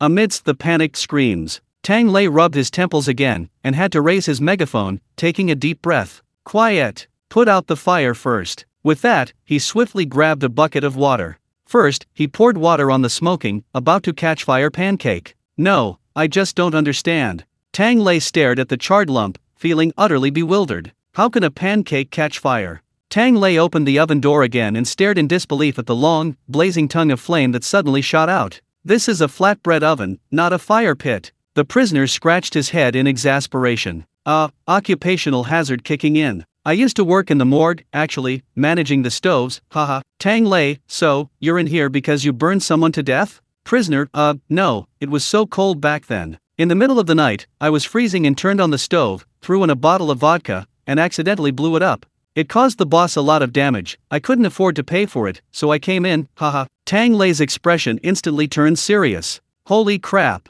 This destructive power is more terrifying than a kitchen killer. You brat, I'll remember you. From now on, whenever you use a stove, there must be 2 people supervising. Did you guys hear that? Keep an eye on him. If you dare blow up my stove, you're fired. The offender nodded hurriedly. No. Tang Lei took another deep breath and raised his voice. Alright, the fire's out, now tell me your problems, one by one. The prisoners below started talking all at once. Some were more basic, like, how do you crack an egg with one hand? Can I just crush the egg in my hand and throw it in, shell and all? Tang Lei sternly reprimanded this group and ordered them to immediately crack 100 eggs with one hand. Eggshells had to be removed by hand. Finally, they stopped thinking about how to sneak eggshells into the pan for customers. Another group had their pancakes stuck to the pan because the heat wasn't right, which was easy to fix. The most problematic step was flipping the pancakes. This wasn't entirely unexpected for Tang Lei, but this step truly required practice to master. Tang Lei could only teach them the angle and the force. Then he had each of them take a stack of paper and practice flipping it with a small spatula. If you really can't master this, you can practice the ruthless iron hand technique. If it flips crooked and runs away, just grab it and pull it back. That's not impossible. It can even entertain the customers. However, after everyone painfully began practicing, Tang Lei noticed one person. Ivan, why aren't you moving? Burned your hand? Ivan shook his head blankly, his face showing unprecedented frustration. Chef Tang, I can't make this pancake, not a single step is perfect. I clearly learned it from watching. He pointed to a messy, torn lump of eggshell on the pan. This art student, who could master making dough and buns without a teacher, was now almost doubting himself. How could I be so stupid? Oh no, am I going to never learn this? Tang Lei understood immediately. This was a top student suddenly realizing he'd failed his exam, and his mentality had collapsed. This is nothing. You've only practiced a few times. But, Ivan frowned, I've received a higher education, after all. I can learn other things in 1 or 2 tries, even difficult ones. But some techniques, you can't just do them because you know how. Tang Lei interrupted him. To be honest, this jianbing qiwazi is just an ordinary snack in Daxia. Even an illiterate person who's never been to school can learn it if they want to. If they want to, they can learn it. But it's easy, it's hard. Take, for example, that uncle in my hometown who's been making this at the market for over 10 years. His hand speed is incredible, he makes one a minute. I'm not even confident I can beat him. Ivan paused, stunned. Chef Tang, is there someone better than you? He's a family heirloom, a master chef. Tang Lei chuckled, there are plenty of people better than me in certain areas. As for a family heirloom? None. To be honest, that uncle's ancestors were a scholarly family for generations. They say a top scholar came from there. Oh, our great Xia's top scholar, just think of it as the first place winner in the college entrance exam. The thing he uses to spread the sauce on his jianbing qiwazi is different from everyone else's. It's a calligraphy brush. It's said to be an heirloom, called the top scholar's brush in the village. Ivan was dumbfounded. A top scholar's brush, to make a snack? Tang Lei smiled. Well, there's nothing I can do. My uncle is a straightforward man. He was educated in his youth, but he's not cut out for this. His father still passed this pen on to him, saying, you make good pancakes. Using this pen to spread sauce can support your family. It's a decent skill. That's why there's an old saying in Daxia, in every profession, there are top performers. Don't have a sense of superiority or inferiority. It's not that if you're good at studying, you can do everything well. Even simple crafts can have their own soul. And that soul requires sweat and wisdom. Practice makes perfect. This applies to even the smallest skills. When you first learned art, didn't you draw stacks and stacks of lines? It's the same with making pancakes. Well, Tang Lei glanced again at the lump on Ivan's pan, then looked away, unable to bear looking at it. Let's start by making round ones. Chapter 356. What are you looking at? Do I have a pancake on my face? Keep practicing. Brother Tang, is that pancake vendor from your hometown still open? Can I get some later? Yelena stood a distance away, watching Ivan frantically tear up another pancake. If that pile of pancakes could even be called pancakes, she asked Tang Lei. Tang Lei chuckled, sure, but you can't complain about mine if you eat his. Everyone has their specialty, I have to admit. Speaking of which, back home they call that old man's stall scholar's pancake. I heard eating it will help you study. Before exams, parents get up early and queue up late. Yelena, oh, does it really work? Tang Lei shrugged, I don't know. I only know he took the opportunity to expand to a 2 pancake and fried tiao combo. Mom said that in recent years they've even been developing a 150 yuan combo, keeping up with the times. This also fully proves that this guy really has a natural talent for selling pancakes. Yelena smiled, that's still impressive. Anyone who can do well, big or small, is impressive. Tang Lei nodded, then glanced at the disastrous state of the hall. Tisk, these people still have a lot to learn. Alright, I'll explain the next step and the script first. You can practice making the pancakes yourselves later. There's a script for making these pancakes? Yelena asked curiously. Of course. Tang Lei raised his megaphone again. Everyone look at me, okay, I'll continue. Usually, after we've flipped the pancakes, we start brushing on the sauce.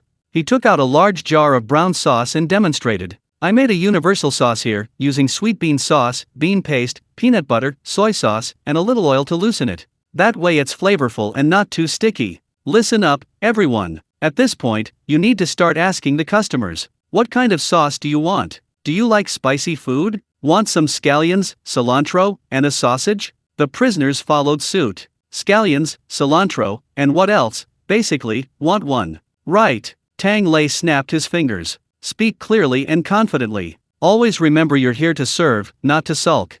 It's a good thing that technology is so advanced now. There are fewer people hawking their wares on the streets. Back in the day, vendors even had to compose songs and sing, like, eat a bun, eat my steamed bun with meat filling. The vendors selling jianbing, Chinese crepes, need to ask about the customer's preferences and what they want to add, although a genuine jianbing only needs a crispy fried dough stick. But now the demands are getting more and more bizarre. Adding lettuce, sausage, chicken strips, tofu skin, and pork floss are all commonplace. Tang Lei has even seen people add spicy strips. Apparently, besides making the jianbing, Chinese crepe, police irritable, the taste is actually quite good. The spicy strips paired with the jianbing are crispy on the outside and chewy on the inside, quite satisfying. Brother Tang, you're turning into a Deli shape. Yelena reminded him. Theoretically, Russian doesn't have such precise translations for interjections. But Tang Lei's tone always rises when he speaks, inexplicably adding a brainwashing effect. De-le. Tang Lei silently banished those two words from his mind.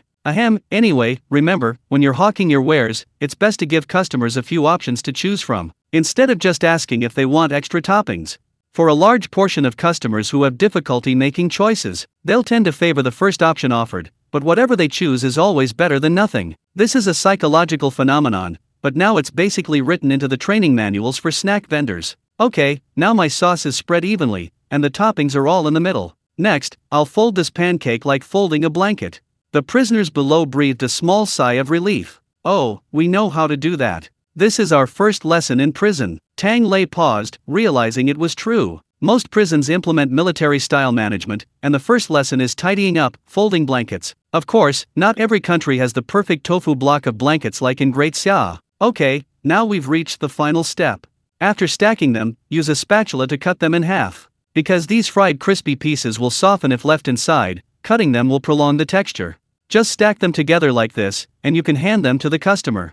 With that, Tang Lei shoved this behemoth, loaded with all the ingredients, into Yelena's hands. Why are you looking at me? Do I have pancakes on my face? Keep practicing yours. The prisoners swallowed hard, looking down at the lump of food they had prepared. How could the same food look so different? Meanwhile, Yelena was already happily munching on it. Tang Lei's pancake was bigger than her face. Yelena held it with both hands, carefully stuffing all the ingredients into her mouth.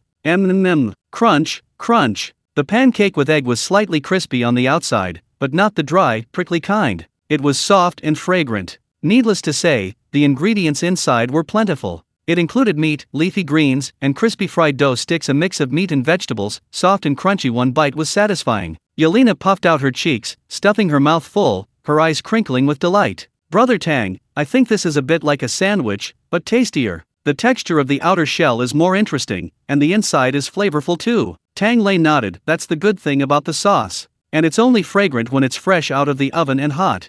I was thinking that if these prisoners could learn this, it would be very popular to serve it as a breakfast option in the prison, but he looked at the prisoners still struggling with their work and hesitated. Is it still too difficult for them? How about something simpler? Let me see the one-handed egg beating set. Can I use it?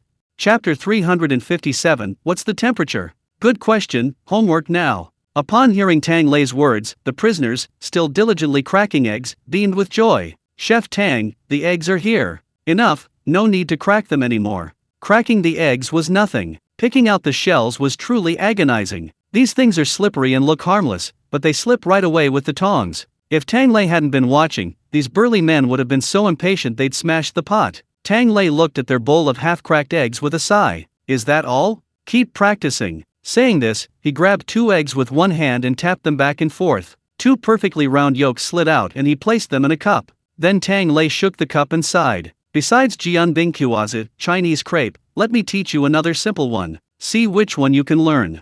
This one isn't too difficult to handle, the main thing is the dough making and rolling techniques. The name is simple too, it's called egg-filled pancake. This dish originated as a specialty of Xinjiang in the Xia dynasty, but now it's sold all over the country. The method is simple, with only 3 key points. The first point is making the dough. As the name suggests, egg-filled pancakes are made by puffing up the pancake while frying, then poking a slit in it and filling it with egg. Once it's cooked, the egg aroma infuses the flour aroma, adding an extra layer of softness and richness. But to make the dough puff up and not crack when poked, the dough needs to be both soft and chewy. That's why there's the so-called semi-scalded dough. First, add a spoonful of salt to the flour, then add hot water at around 60 degrees Celsius to form a dough, kneading it until firm. Then Tang Lei cuts it into small dough pieces. Whether making snacks or breakfast, to ensure the most efficient supply, semi-finished products must be prepared in advance. These dough portions are the first step, the embryos. After shaping, they are all brushed with a spoonful of oil and left to rest for half an hour.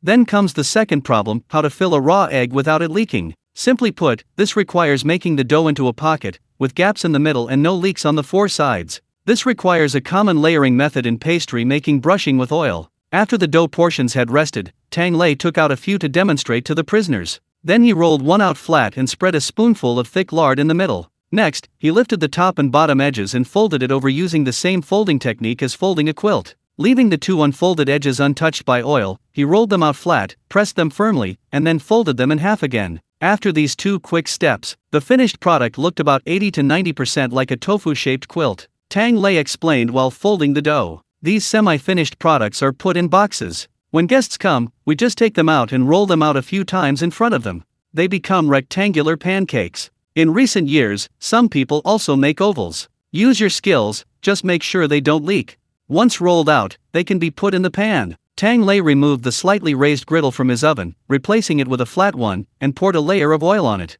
The third question, the heat. To make egg pancakes, the heat needs to be high. Just drop it down like this. As he spoke, he dropped a pancake into the bubbling oil, then smeared some oil on the surface. With a sizzle, the prisoner's mouths gaped open. The thin pancake indeed puffed up rapidly in the oil. It had become a plump, white pancake. Then, Tang Lei swiftly poked a hole with his chopsticks, picked up a small piece of the pancake, and poured in a cup of egg mixture. Then, before the egg mixture could react, he casually picked up the pancake, and with a flick of his wrist, the whole pancake flipped over with a snap. So fast. Not a single drop of egg mixture leaked. Tang Lei even patted it, calming the pancake with the hole. Then he turned to the prisoners. "See, high heat is needed to fry big bubbles. But," he coldly said to the prisoner whose expression was one of glee, "it can't be too high either. If it's cooked through, it won't puff up at all." "What, you're asking about the exact temperature?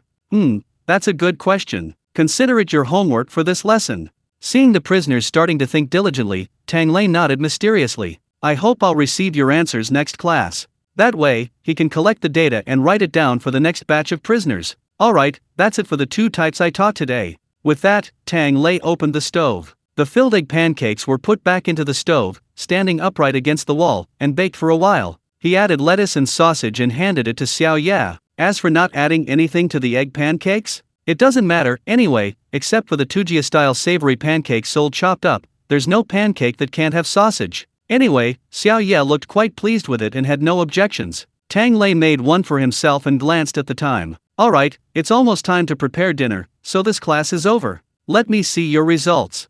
Hiss. "Never mind, let's start practicing in groups of 4 from now on." But Tang Lei thought to himself, just practicing isn't enough, he couldn't let them eat all the unfinished ones. Not only was it uneaten, but it was also quite wasteful. He pondered for a moment, then, noticing it was mealtime, he found Nikita, Anton, and several other prison ward leaders in the mess hall. They were indeed eating every single meal. Officers, I have something I'd like to discuss. Nikita glanced at him warily but didn't speak. The third warden, however, was flattered to hear Tang Lei address him so formally for the first time. Oh no, Chef Tang, please speak. Tang Lei smiled slightly. That's right. You know, I've been teaching the inmates how to make pastries lately. It's a waste if they don't use what they've learned, so I was thinking that since our prison provides 2 meals a day, the inmates don't eat, but you guards have to go through the trouble of finding food outside. The third warden chuckled. It's not troublesome, haha, they're all camped out outside your mess hall. I told them whoever they are to bring me a portion. Cough cough. Tang Lei chuckled inwardly. Damn it. It's because you guys are pitifully squatting outside the canteen before dawn. That's why he gets busier and busier in the mornings. He doesn't want to endure this for even a day longer. He gave a fake laugh, to save everyone from having to squat so hard. I'd like to propose that my 200 pastry-making inmates take turns. How about having 10 people serve breakfast at a fixed time and location every morning? The third and fourth wardens exchanged a glance and hurriedly agreed. 10? We'll need 2 at the entrance to our section, won't we? That sounds great. I think it's a good idea. When, cough cough, the third warden, elbowed by Anton, finally remembered they had a boss and quickly looked at Nikita. Nikita seemed thoughtful but remained silent. Sergei, however, raised his hand. How do we calculate the costs? After all, the ingredients for breakfast would definitely be paid for by the prison, and as the logistics officer, he had to calculate the budget. Tang Lei did the math for him. The ingredients are basically noodles and eggs, cheap. Adding toppings is another matter. As for manpower, it's clever. This most valuable part is precisely the one that doesn't need to be calculated. It's all from the prison. Sergei used the calculator. Then I have an idea. Boss, didn't you say a few days ago to have the guards talk more about what they eat, so you could recruit more people? Chapter 358. Want to work? We have Jian Bing Kuazi. Sergei smiled broadly. If Tang's suggestion is feasible, we can provide all the prison guards with a free basic version of Jian Bing, a type of Chinese crepe. Those who want extra toppings can pay for them themselves. That way, when we recruit, we can include 3 meals a day, hee. Anyway, the basic version is enough to eat well and feel full. Want something better? Well, the prison makes money, the prison spends it, that's normal. At least the prices here allow them to bring food and drinks back to their families and friends. That's quite a good deal. But after Sergei finished speaking, Anton raised a question. What about the cost of the guards' meals? If it were up to him, this money should ideally be invested entirely in prison construction, and we should also be wary of individual embezzlement. Sergei shook his head. I suggest the prison keep a portion of this revenue as payment for the venue. The rest should be recorded in the prisoners' names, so they can collect it upon their release. The warden frowned slightly. Prisoners? What money for? Oh, you don't understand. Sergei smiled slyly. When you make a donkey run, do you hide carrots in your pocket? Although everyone knows learning a skill has its benefits, those benefits need to be tangible for them to work harder. Besides, can you be sure that once someone goes to jail, they'll be a criminal for life? Chef Tang is right, play the long game. I want them to know they can earn money with their own hands, instead of spending their lives as lowlifes, stealing and being despised. How many people in this world do you think are born bad? Born without the will to be good? Tang Lei said calmly, there are, but I won't allow those kinds of people to learn. You know, even in District 5, where the earliest program of learning farming skills was launched, there are still some prisoners who haven't achieved anything yet. Right. Sergei slapped his thigh. He wants to be a good person. Why would he worry about them not buying my stoves when they get out? Even if they can't afford them right away, they'll still pay me when they earn money. I didn't say how much commission I'd take, and the stoves aren't being sold at cost. This is practically tuition, another revenue stream for the prison, don't you guys understand? Maybe they'll even donate to the prison when they become successful, hee. Don't those famous alumni donate school buildings to their alma mater? Sergei became increasingly happy, grinning broadly. The others silently looked at him, then at Tang Lei. Their expressions were somewhat complicated, like they were looking at a roadside light in the dark. Tang Lei coughed lightly, looking completely innocent. He swore he hadn't thought that far ahead. This was probably a case of specialization. After the group finished arguing about various issues, they all looked at their superior, Nikita. Nikita considered for a moment, then nodded. It's worth a try, Sergei. Give me a draft later. The other wardens, go back and confirm the location of the breakfast distribution point, and gather feedback from your respective guards. However, after assigning tasks and rushing off to their posts, Nikita remained seated, looking at Tang Lei with hesitation. The method is a good method. But Tang, why do I have a feeling your smile isn't for anything good? Tang Lei naturally wouldn't tell the prisoners that even they couldn't eat what he'd made today. He just laughed. Your imagination. Ahem, I've taken care of everyone's breakfast. Don't bother me in the mornings anymore, open the door whenever you feel like it. Nikita? Where are you going in the morning? Tang Lei waved his hand mysteriously. The night is short and the sun is high. You long-distance couples, tisk tisk, you wouldn't understand. Where are you going? To explore the great harmony of life. He's been studying this for so long. If he doesn't practice soon, his body will explode. He left Nikita, who was slamming her hand on the table in dissatisfaction, and ran away. No overtime tonight, no work tomorrow morning. He. 2 days later. All the prison guards received a message. Siberian prison will now provide free breakfast. It's still the same Daxia snacks taught by Chef Tang. From now on, no one will have to stay home eating cold bread anymore. This news immediately sparked cheers from all the prison guards. I heard the breakfast spots are all open? Right at the entrance to our section. This time, Section 3 has finally caught up. Let's hold our warden's rant for a bit. Sigh, that damn officer finally did something decent. Ah, sir is brilliant. Getting 3 breakfast spots is truly amazing. He's gone, let's keep going. Hey, are any of you on duty tomorrow morning? Anyone want to team up? Yes. However, this enthusiasm didn't last past 24 hours. Reality cruelly extinguished his hopes. Asterisk. There's an eggshell in here. It'll prick your mouth. The prisoner stammered, more calcium. He was still muttering to himself, didn't I already pick it out? Hey, your pancake leaked. The sauce is all over it. Lena was also in line, frowning at the tattered pancake in front of her. The prisoner nodded hastily, sorry, ma'am, I'll redo it right away. A voice behind him shouted, you've redone 5 already. Aren't the people waiting going to eat? The prisoner was almost in tears, wah, I'll eat it all. I won't waste any. We have a rule that if it's not done right, you have to eat it yourself. I haven't eaten anything for 2 days because I've been practicing this, The burly man with a steely resolve suddenly yelled, startling Lena. Asterisk, don't cry, asterisk. The burly man wiped away his tears, no, it's just that the thought of eating again makes me want to vomit. I'm sorry, I'll make the 6th one right now. Lena was speechless for a moment, fine.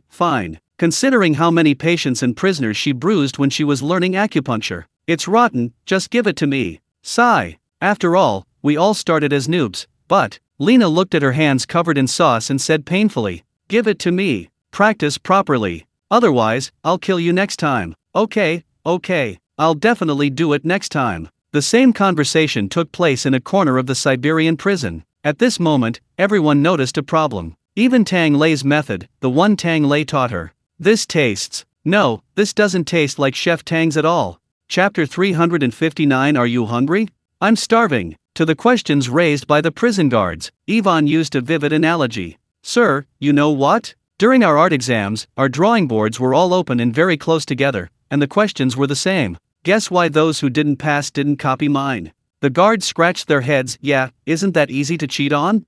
Ivan chuckled. Because the brain and the hand are not the same thing. They were all drawing plaster casts, and no 2 assignments from the same studio were the same. Is it really possible to just copy like that? That's why. If we learned from Tang, we'd be at Tang's level. Picasso wouldn't even be worth anything. The guards finally understood. Damn it, we've been tricked. They're using us as guinea pigs for their experiments. Holy crap. Where's Tang? I want breakfast from the 5th canteen. Help. Ivan raised an eyebrow. Stop yelling. Chef Tang hasn't been here since yesterday morning. From now on, breakfast at the 5th canteen will be served on a whim. Even if you yell your lungs out, you'll only get to eat ours first. Do you want chili sauce, scallions, cilantro, or ham? The first guard in line scrutinized his gesturing. Spicy, no sausage, I want it free. Picasso, what are you doing? Ivan's hand paused. Oh, my hand just itched. Since I was waiting anyway, I drew you on the pancake with chili sauce, sir.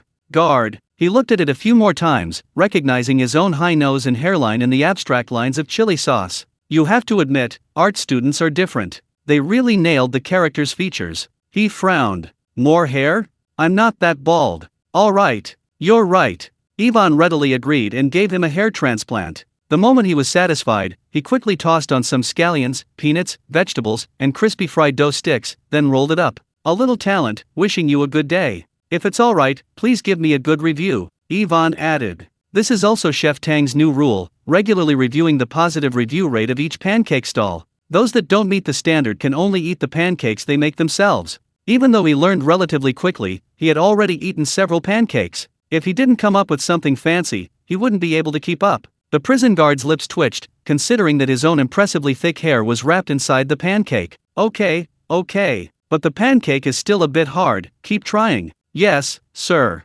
Ivan wiped his sweat and continued drawing a large portrait for the next prison guard. For the first time since entering prison, he felt fortunate for his artistic career. Indeed, Siberia doesn't tolerate idlers. To earn a decent living, you need to be busy. The same scene played out in every corner of the prison. From that day on, the pancake and crepe vendors, taking turns on duty each day, displayed their unique skills, engaging in a fierce struggle with the guards to maintain their good reputations. The first 3 days, the guards were groaning in despair. The 200 prisoners, however, were working with great enthusiasm, and the number of breakfast stalls gradually increased, from 10 to dozens, then hundreds. More and more guards were subjected to the prisoners' torture.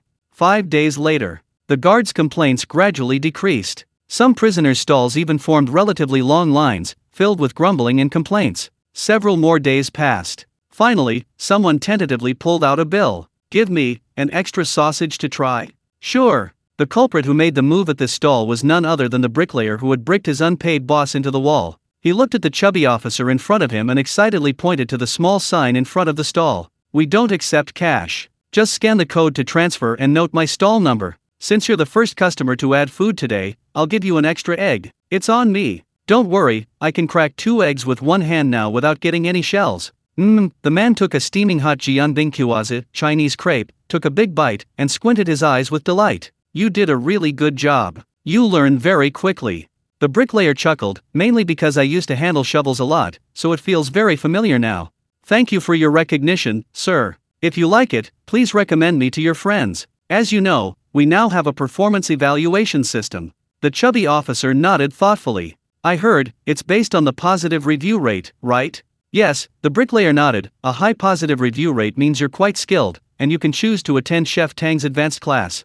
A low positive review rate means you'll have to keep eating pancakes. But honestly, between the 5th canteen and eating pancakes, no one can accept eating pancakes all the time. Of the 200 people in their batch, very few are pancake novices anymore. So now everyone's focused on fancy techniques, flavors, service, and so on. The bricklayer also diligently tried to attract customers. I work here every Tuesday and Thursday. I close up shop at 10 in the morning. Sir, if you're busy, you can tell me a time, and I'll make you something hot right away. You can grab it and go without delay. It's a pity we're prisoners, we can't move around freely. Otherwise, I could deliver it to your office. The fat officer paused. Deliver it. Yes. The bricklayer slapped his thigh. Have you heard of Delicacies takeout? Chef Tang was talking about it the other day. The fat officer scratched his head. Of course I know about takeout. But that's all he knew. He'd mentioned it briefly to a friend outside the prison. But if he remembered correctly, his friend said anyone who ordered it was an idiot. The restaurant wouldn't even show up if it was more than 3 kilometers from home. Even if it was less than 3 kilometers, it would still take an hour. His friend had once ordered one during a busy workday. After finishing all that work, I still hadn't found the delivery. Where was I, and where was the food? After eating at the restaurant, I was wondering if I should report myself missing to the police. The delivery guy called. Hey, we're here now. I asked him why it took so long. He replied, honey, we usually walk, we only use bikes in extreme situations. So what did he mean by extreme situations, 3 kilometers? He answered again, when we get tired of walking. From that moment on, this friend blocked delivery services. Actually, there's nothing I can do about it. How many people are there in the entire Russian nation? Beijing only has about 10 million people, and not many restaurants. The few delivery drivers available serve so few people that they typically only deliver 1 order per trip. There's practically no incentive for them. As for why they deliver on foot instead of using other transportation, well, there's no other way. For half the year, the entire country is experiencing snowfall. In this climate, motorcycles are unusable, electric bikes won't run, and driving, well, you have to be careful. Besides, because they industrialized long ago, there's plenty of public transportation. The modern cities of Russia, the land of the fighting spirit, never even considered non-motorized vehicles when they were planning. Cars are so cheap, let's drive. But when it comes to delivery, it's a dilemma. 3 kilometers, not too long, not too short. It's such a short distance, it's not worth it for a delivery driver to buy a car. If they don't drive, then they walk. Cycling is only slightly faster. Plus, there are so few people doing this job. So, everyone got together and decided to share the workload. Don't rush me, I'm not in a hurry. It'll do, at least the food wasn't lost, right? As for whether I'll starve, I've lived in Russia, I know how big this place is. If you don't want to starve, order an hour in advance. But now, in a Siberian prison, the fat officer slapped his thigh. Right, the prison isn't that big. Delivering food doesn't seem like a bad idea. Chapter 360 gone? Want to buy a stove? But we prisoners can't. The bricklayer shook his head regretfully. We have to go to jail. We need to reform ourselves, we're busy with important matters. The fat officer. He realized for the first time that the prisoners seemed more serious than he was. These guys are really treating reform like a mission. They haven't even thought about slacking off. The bricklayer continued. Sir, if you need anything, you can let us know in advance. How many people do you want to order? What are their sentences? And what time do they need to pick it up? That way we can make enough for the whole office at once, and then have someone who's free take it all. The fat officer stroked his chin. That's certainly feasible, it saves a lot of time. Especially for those in the logistics department who are bored to death when things are slow, and have to live in the office when things are busy. They don't have to participate in the guards' patrols, so ordering meals together is really convenient. Okay, your next shift is Thursday, right? Let me calculate. Then make me 15 servings of jianbing, Chinese crepes, and 15 servings of egg pancakes, add an extra egg to each. Consider it a departmental perk. The bricklayer opened his mouth in surprise. Wow, sir, you're the department head. No problem. I'll definitely prepare them all for you. The chubby officer smiled slightly. You're quite resourceful and talkative. Quite a few people must be adding extra to their orders, right? Good profits? The bricklayer scratched his head sheepishly. Well, it's alright, it's mainly because Tang and the other officers have such good ideas. Even though they take a cut, it's great for us prisoners to earn some money. At first, when we were punished by eating pancakes, everyone laughed at us for being unlucky. Now that they see we get extra money, they're all so envious. They're all desperately trying to perform well and get into the next batch of snack-eating shifts. His face beamed with joy. Well, a few days ago, our commander Anton informed me that my sentence is almost over. I was thinking, after I've finished building the shop, I probably won't be able to do my old job anymore. I need to find a way to make a living, preferably something to save some money. So, I have to work twice as hard now. The fat officer grunted. Not a bad plan. That's right, the bricklayer grinned. Although I'm a little reluctant to leave, my wife is still waiting for me outside. Alright, the fat officer quickly interrupted. Tang has hurt me deeply. How much money have you saved up now? The bricklayer said embarrassedly. I asked at the logistics department. After deducting his cut, plus the credit I've accumulated over the years of reform, it's about 40,000. The fat officer nodded and scanned the QR code. You're quite good, you know the rules and have a sense of propriety. I hope you'll know what you should and shouldn't do after you leave. This is my prepayment for Thursday's big order, and a tip for you. Don't forget. He gave the bricklayer a meaningful look, then turned and left, leaving the bricklayer bewildered for a moment before he reacted. Hey, sir. You haven't said which office you're in. If you deliver to the wrong office, the neighbors will steal our food. Don't take this lightly, there was a takeout theft in District 3 a couple of days ago. Logistics department. A loud shout drifted from afar. I'll have someone come and get it. No one is allowed to give it to anyone except Sergey. Sergey. The bricklayer scratched his head. That name sounds familiar. Who is he again? A few days passed in the blink of an eye. Thursday morning. The bricklayer handed a prison guard a special cilantro-flavored jianbing, Chinese crepe. He added in a low voice, I also got you the hautunia cordata you ordered. Okay. The guard also lowered his voice, looking around furtively before scanning the code. Don't tell anyone I'm a hautunia cordata enthusiast. The bricklayer nodded, giving an okay sign to reassure him. He then took a large bag of freshly made jianbing from the insulated box, looking around. That's strange, that logistics officer Sergey. Was it the minister who ordered the jianbing set meal? A voice came from behind. A prison guard approached. You're the bricklayer who makes the really good pancakes, right? Give me your set meal. Also, come with me for a moment. The bricklayer, puzzled and nervous, stammered, Did I do something wrong? No, I just secretly stole. No, the guard replied, giving him a similarly curious look. Weren't you released this afternoon? Your file and everything else have been handled by Anton, the officer in your 5th district, but because you make pancakes, you have some extra income that needs to be checked with us. The bricklayer paused, then his face lit up with joy. Oh, okay, I completely forgot. Can I collect my money now? How much? The young guard led him to the logistics department. He first gave him a set meal, then handed him a slip of paper. Your pay slip. During your 5 years of imprisonment, all the merits you accumulated, plus your pancake income, amount to 49,000 rubles.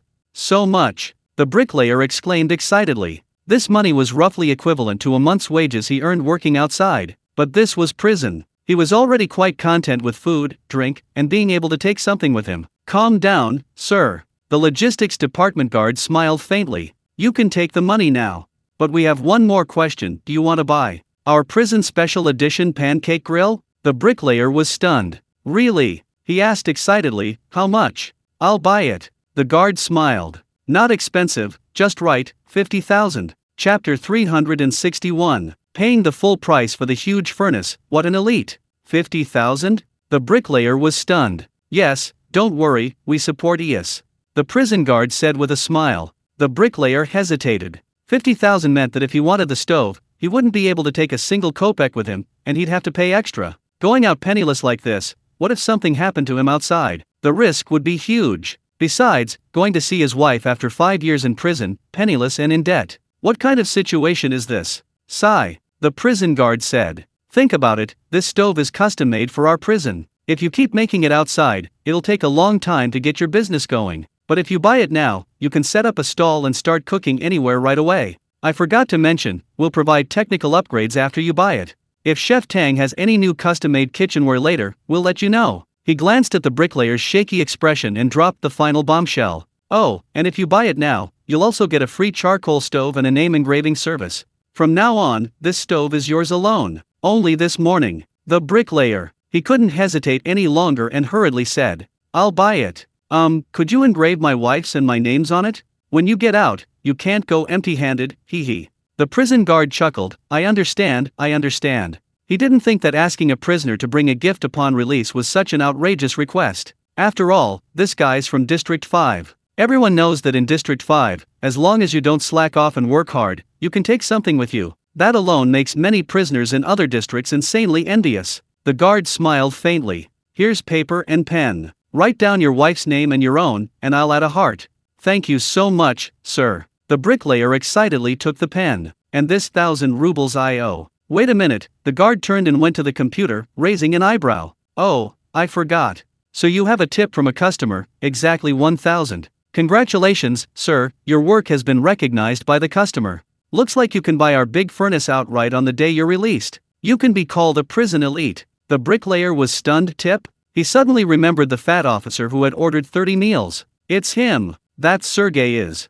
He's our minister, the prison guard said meaningfully. Alright, you can go back and pack your things now. After you get out this time, please don't go to the wrong place again.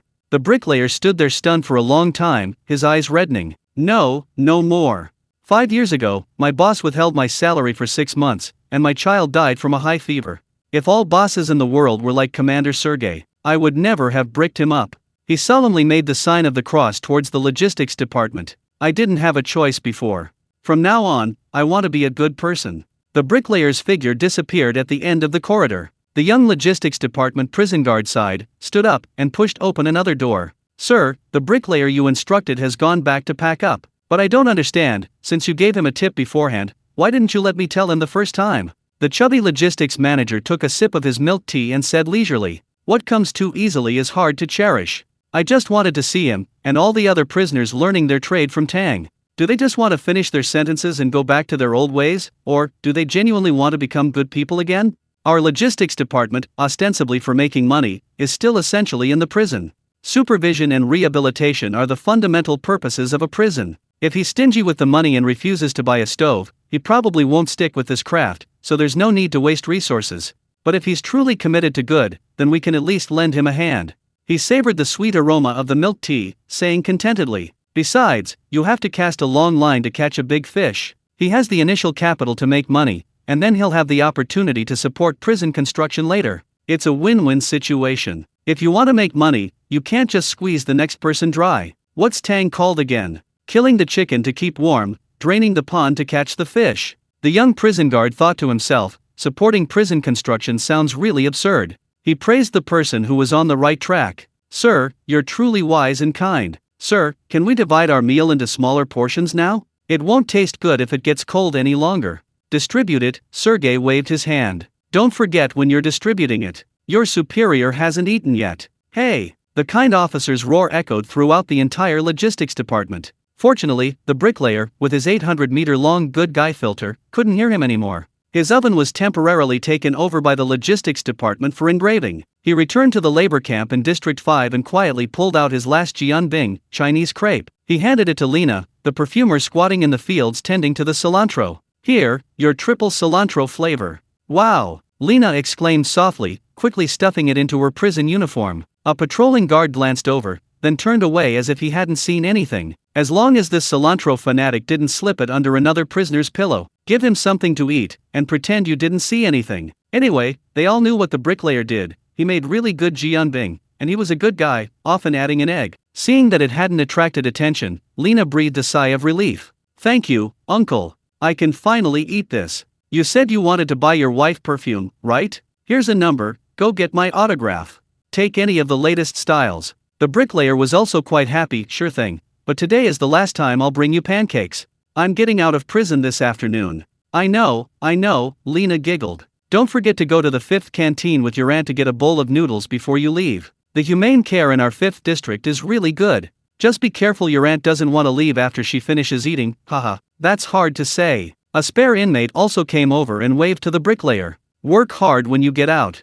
Don't come back to steal our food. Every person less is a blessing, hurry up and go." Ivan squeezed through the crowd, handing them 2 plump, large steamed buns. "Leaving already? I just got back from training at the 5th canteen, here's some for your journey." The others patted their pockets, or picked something from their fields and gave it to him. "I won't get out of prison, take this bunch of hautunia cordata with you." "No need." The bricklayer chuckled and cursed at them, then said goodbye to his fellow inmates and guards he'd grown acquainted with over the years. Led by the handover guard, he picked up his belongings and left the place he'd spent 5 years in. At the entrance to the labor camp, a travel-worn woman carrying a bag saw the bricklayer, her eyes reddening. "Damn it, you still know how to live." The bricklayer smiled, but tears welled in his eyes. "You haven't even divorced me yet, how can I not live? You deadbeat, come home. What are you standing there for? Haven't you had enough of jail time? Hey, wait a minute, honey, don't go. Let me get you some noodles first." Chapter 362. The future Pancake King finished eating and on his way. When the bricklayer, dragging his bewildered wife, rushed to the 5th canteen, Tang Lei was stewing braised pork belly around the stove.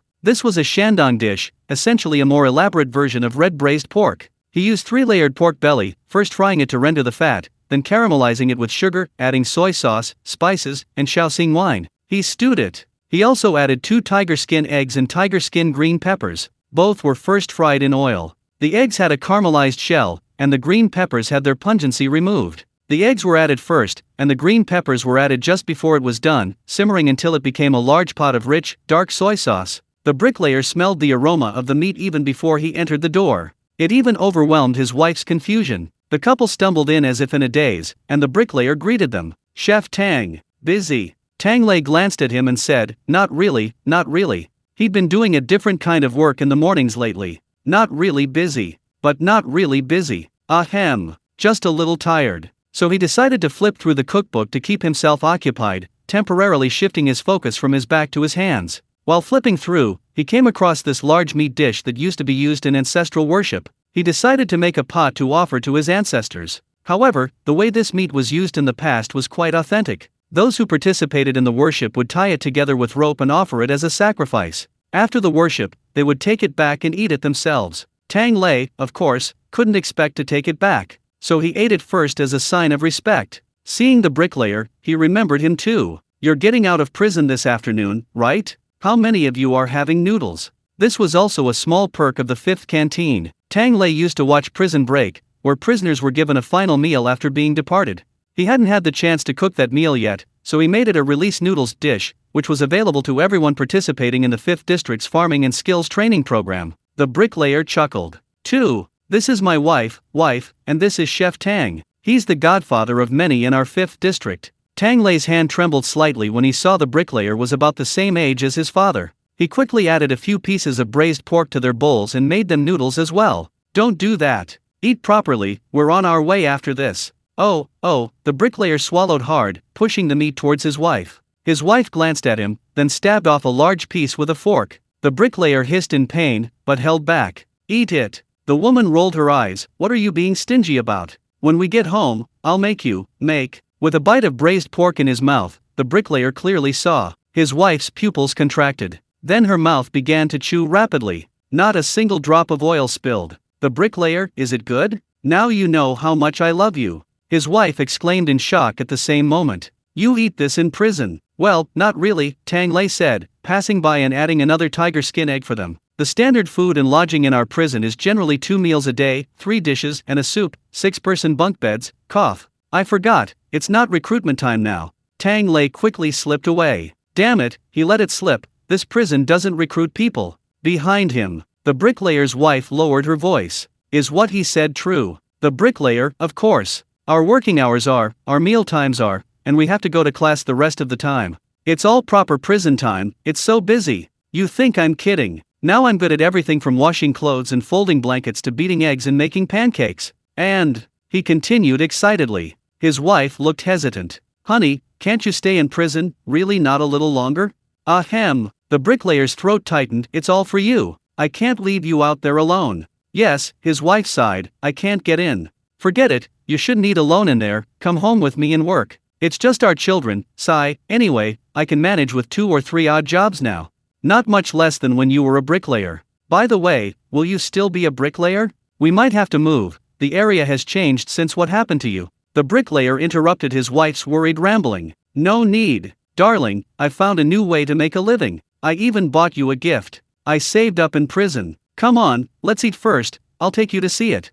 The woman frowned, wondering what could she possibly save up in prison. Fortunately, her doubts soon dissipated. You mean? You had 50,000 rubles in front of you, and you didn't cherish it. Instead, you bought this stove. You're crazy. The bricklayer, but look, it has our names on it. Without a word, the woman reached for her boots. Hey, I was just kidding. Don't touch them. The bricklayer quickly said, this stove can make flatbread as delicious as the noodles we just ate. Just tell me, isn't it worth it? From now on, I'll sell flatbread, and I'll definitely give you a good life. The woman's gaze instantly shifted from suspicion to skepticism. If it's that delicious, she licked her lips, savoring the taste. That's possible. But have you thought about this? The bricklayer? This stove must weigh several hundred pounds. We don't have a vehicle. How are we going to tow it? We can't just roll it onto the ice all the way to the station. The bricklayer, this. Just then, a horn blared, breaking the silence. A large SUV rolled over the snow and stopped beside the middle-aged couple. The window rolled down, revealing Yelena's face. Hi, need a ride? She smiled, her eyes narrowing. Brother Tang said there might be a future pancake king here who needs a little help. The bricklayer froze, his eyes unconsciously welling up with tears again. Thank you, thank you. You guys are, this is too. It's nothing, Yelena waved her hand with a smile. From now on, when you're making snacks, just don't ruin Brother Tang's reputation, or else I'll settle the score with you. Let's go, I'll help you get the stove up there, 1, 2, 3 go. A loud rumble. The off-road vehicle started again. Carrying a new little family, it sped away, seemingly brimming with hope. Meanwhile, Nikita sat in the 5th canteen, watching the car rushing past the window, and sighed softly. This time, you gave him a good ending, Tang. Chapter 363. May the god of cookery bless you with great fortune. He got it himself. Tang Lei smiled slightly, holding the braised pork belly, pondering how to offer it to his ancestors. However, after searching for a long time to find an incense burner that could be delivered, the system, impatient, swept over him with a beam of light. It snatched the plate and the meat away, leaving Tang Lei with not a drop of oil. Tang Lei could only shake his head helplessly and go out to appease Nikita. Are you done with work again? No meeting today, right? Nikita shrugged. Can't I have some serious business? Tang Lei, you know that meetings in the cafeteria aren't proper? Nikita coughed lightly. Didn't you mention takeout the other day? We discussed it, and breakfast takeout is indeed a good idea. After all, the prison guards are on duty 24 hours a day. Even with free breakfast every day, not everyone has time to buy it. But ordering meals collectively and having them delivered to the office would be great. That way everyone can get some during their shifts. Although the taste will definitely differ depending on whether it's hot or cold. But for those who have already worked most of the night or are on guard duty, having something to eat is already good enough. What more could they ask for? Tang Lei nodded. Okay, you departments can discuss this yourselves. We can't let prisoners deliver them. What kind of image would it have to have prisoners wandering around like street urchins all day? I've already arranged it, Nikita said with a smile. By the way, I have some good news. Because of all this publicity about 3 meals a day, recruitment has gone very smoothly this year, saving a lot of money. Oh, congratulations, Tang Lei said, then suddenly became alert. This money has nothing to do with the fifth canteen, right? Nikita smiled without saying a word. Tang Lei, do you believe me if I poison you? If there's any expansion or something, he'll definitely take Nikita with him before he gets too tired. Nikita coughed lightly. Don't get so excited. The more capable you are, the more work you'll get. I'll give you a raise. Tang Lei chuckled, thinking to himself, this guy definitely had ulterior motives. I've been so busy lately. I really can't take on any more work. Nikita said sheepishly, busy with what? Shall we help you out? Busy teaching, exams, huh? If he didn't quickly gather a group of capable kitchen helpers, the newly expanded restaurant would be useless. Oh, and it's already autumn. Autumn is the harvest season, and also the season for gaining weight. There are so many delicious fruits and vegetables now. But while enjoying the delicious food, one must also be mindful of the dryness and heatiness of autumn, so the diet should shift from nourishing yang to nourishing yin. Therefore, Tang Lei was also thinking about what seasonal dishes to prepare. And another thing, after autumn comes winter. Many prisoners have told me that even dogs don't want to survive the winter here, let alone plants. So I'm thinking of rushing to plant a batch of chili peppers and spices before winter to increase production and stock up in advance. Hot pot is very popular in winter. It would be awkward if business was booming but there weren't enough ingredients. Leon, who's a farmer, has recently been discussing with me trying greenhouse insulation. He's still writing the application. Oh, I heard that besides potatoes, there's not much to eat here in winter. I was thinking of digging some cellars to stock up on cabbages or something. Anyway, I've been really busy lately. Don't make things worse right now. We'll talk about the expansion later, but I can still give you a raise, hee hee. Nikita was speechless. This was the first time since he took office that a subordinate had complained about him making things worse, and he couldn't say anything. Tang's comments all seemed more serious than his. Even the cooks are like this. What kind of world is this? Sigh. He could only say sullenly, okay.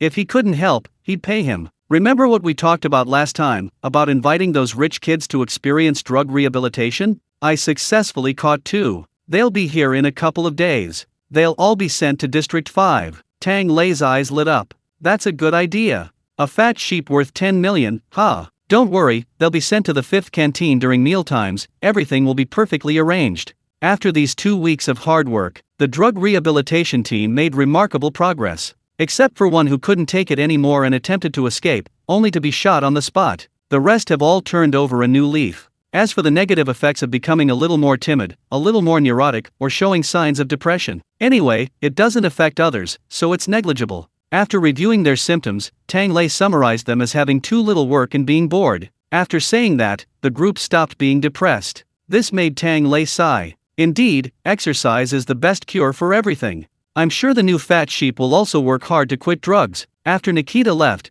Tang Lei made a call to Alex. Apprentice, business has been pretty good lately, hasn't it?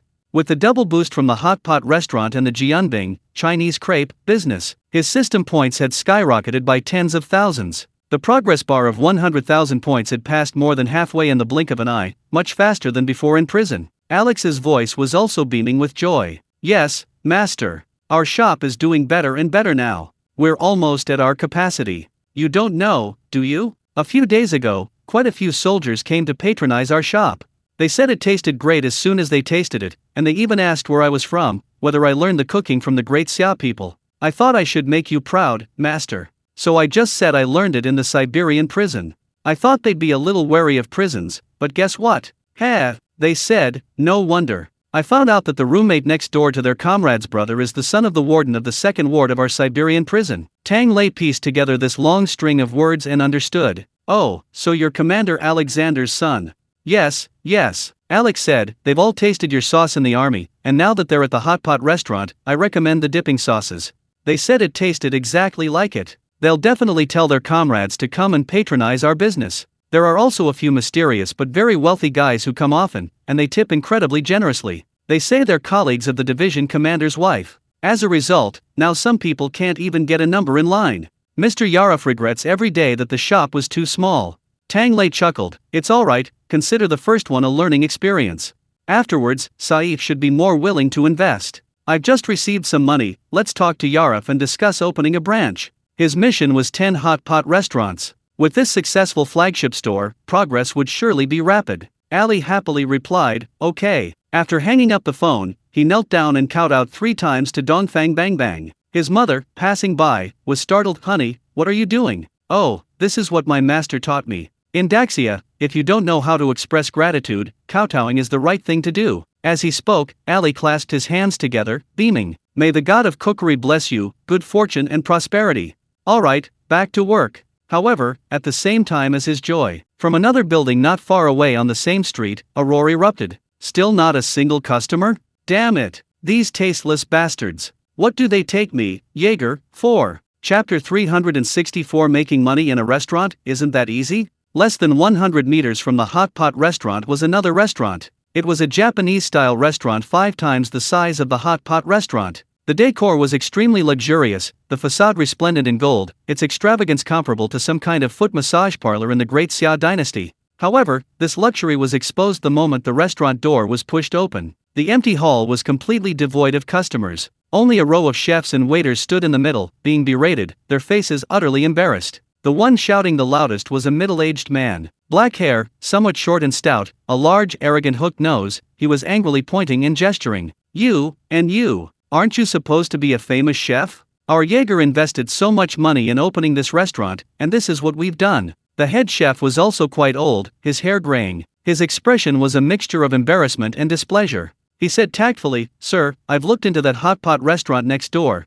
They cater to the average person. With their various marketing tactics, it's normal that they have more customers than us. We could learn from them, like giving away eggs. Eggs? The short, stout, dark-haired man roared. Are you telling me that Jaeger's century-old reputation is less valuable than your laughable little bargain? This is disgracing my name. The older chef fell silent. I don't care what methods you use. Anyway, I've spent the money. Within 3 days. I want to see this restaurant profitable. Otherwise, you can forget about working in this business. The dark-haired Jaeger made a fierce threat, then turned and left. An hour later, he returned to a strangely styled manner, cursing as he took off his gloves. These useless people. Xiao-san, you're back. Someone whispered. The voice was very soft, but perhaps because it was too soft, it didn't sound like a living person, it sounded more like a hissing snake. The man called the mistress jolted, immediately dropping his anger and arrogance. A fawning smile replaced his expression. Second sister.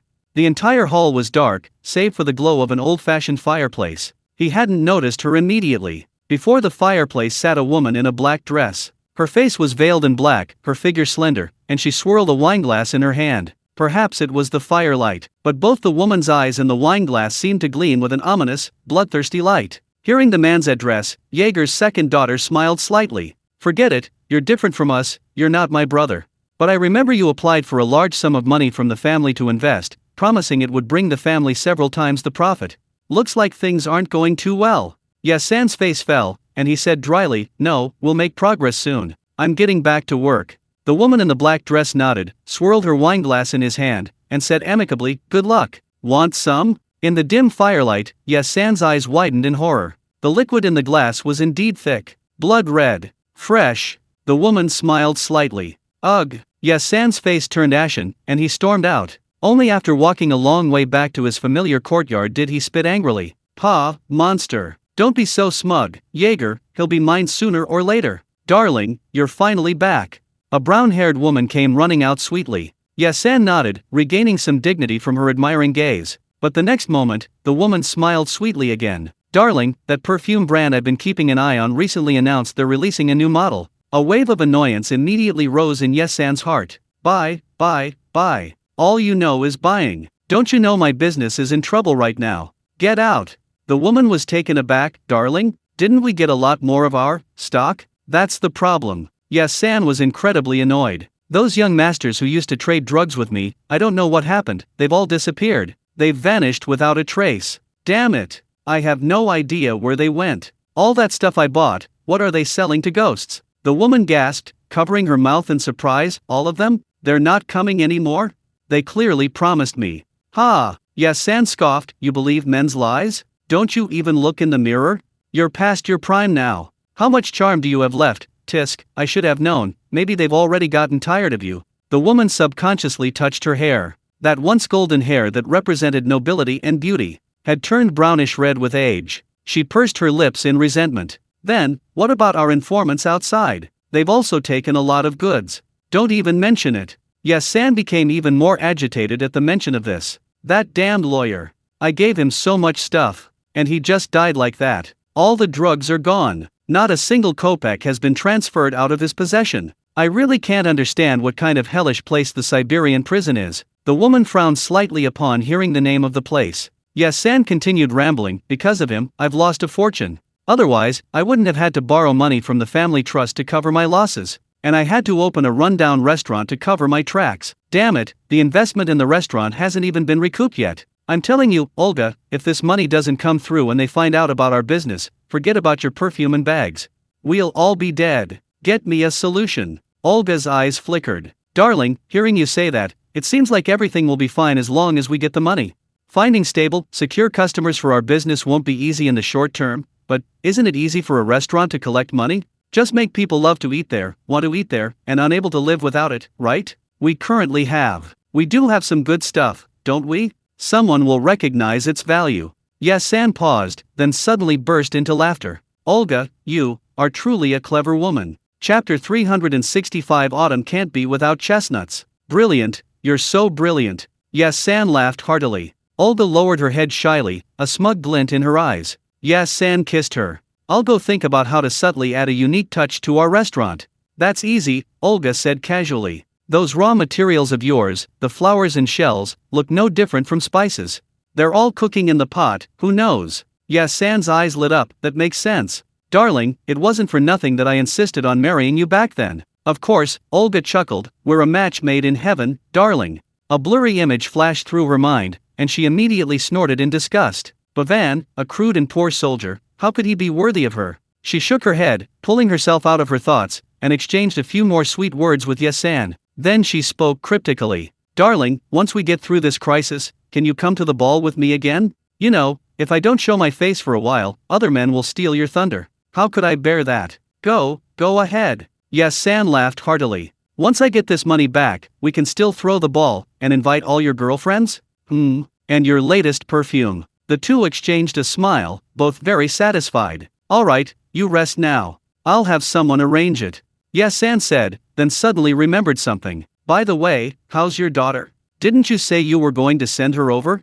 Her. Olga's face turned cold. She's been corrupted by her lowly father, vulgar and barbaric. I'm afraid she's not good enough for Jaeger. Really not? Yes, San said dejectedly. You know how rare it is for Jaeger to produce women. 3 generations in a row, only his second sister, and she refuses to marry into another family. Tisk. If we could produce one, that would be such a bonus. Although Lef ran into trouble recently, losing one of his heirs, and won't be arranging a marriage anytime soon. But I've heard that the Kirill family, even better than Lef, their heir is still single. Olga was tempted. But remembering the humiliation she suffered in Siberia, she gritted her teeth in anger. Forget it. That ingrate, even if we find her a good marriage, she won't listen to us. I even went to persuade her myself. Unless. Yes, San, unless what? Olga, I think she's been bewitched by a great Xia man, that's why she's so disobedient. If we could get rid of this man. Yes, San frowned, great Xia? So troublesome and foolish. Forget it, what can a woman like you accomplish? I'll go see him when I have the chance. He turned and left, leaving Olga rolling up her handkerchief, snorting after a long while. Damn great Xia people. Damn great Xia people. At the entrance of the 5th ward of the Siberian prison, Valerie let out a desperate roar. And right in front of him, the damned object leisurely pushed in a small cart. It crashed over. A mountain of round, spiky nuts had piled up on the ground. So many still unpeeled. What are you barking about? A dog was circling around several lefts in Tang Lei, wagging its tail incessantly, seemingly directed at no one in particular. Upon hearing its own species' name, it opened its mouth in response. Woof woof. Valerie looked at it with obvious delight. Under Valerie's gaze, which seemed to yearn for dog meat, its original owner quickly grabbed it, pleading, "Don't do this, sir, our God won't allow it." But can't God punish this devil? Valerie roared. What kind of chestnuts are these? We have to peel them by hand. We have to peel several cartloads of them. If you want to ruin me, just say so. Tang Lei waved his hand dismissively. Don't say things that will cause misunderstandings. Xiao Ye will beat you up. What? You ask why she won't misunderstand me? She can't bear to. We're different, Tang Lei said earnestly. Stop dawdling, there are still several truckloads left. After shelling the hedgehogs, we'll have to shell other things while we eat them. You've got plenty to do, keep it up. That's right, the left fish killing team was brought over again today. But this time, although the fish they slaughtered was small, the damage to the lefts was greater than that to chickens, fish, and pigs. It was a nut that Tang Lei had recently acquired and was required to eat in autumn. Chestnuts. To be honest, in Russia, hardly anyone eats this stuff. Tang Lei initially thought it was non-existent. Then one day he happened to see a prison guard carrying a honey jar that said chestnut honey. Upon asking, he found out, wow, chestnut honey is actually one of the 7 major honey varieties of Russia. The taste is quite peculiar, it's surprisingly bitter at first. However, it has a sweet aftertaste, which is good for the cardiovascular system and kidneys. Its color is also different from regular honey, it's a brownish black. It's a common and nutritious food among the Russians. But true to their name, the Russians only eat honey, not fruit. They mainly eat pine nuts and hazelnuts. This leads to, this stuff is incredibly cheap, nobody wants it if it's lying on the ground. How could Tang Lei tolerate this? He immediately ordered logistics to haul him truckloads. After all, autumn can't be without chestnuts, I forget the rest, but it's like the West can't be without Jerusalem. Chestnuts are indeed delicious. They can be eaten alone, cooked in rice dishes, or added to dishes. They're also highly nutritious. Instrumental testing of chestnuts once revealed something outrageous. That is, the vitamin C content of chestnuts, which are not sour at all, is higher than that of sweet and sour tomatoes, even more than 10 times that of apples. It's got all the trace elements and minerals you'd expect, more nutritious than many fruits. Only a little less than hazelnuts. Everything's great and cheap, might as well go all out. But when these truckloads arrived, Tang Lei fell silent. No one was eating them, so naturally no one was going to process them. These chestnuts were still on the tree, encased in huge spiky shells, incredibly difficult to handle. Tang Lei thought for a moment. So he brought over all the people struggling with addiction and depression. Come on, aren't you depressed, emo, and don't want to live anymore? Peel these chestnuts first, then you can eat them. Before he'd even finished one truckload, someone was already crying and shouting that they were in great spirits, full of hope for life. The depression was gone, but the optimism seemed a bit excessive, something wasn't quite right. Sigh, it really doesn't stop me, it's always you guys. See, I called you all here again. Tang Lei patted Valerie on the shoulder, encouraging him. Look how stable you are. You just want me to die, you haven't even gone on strike.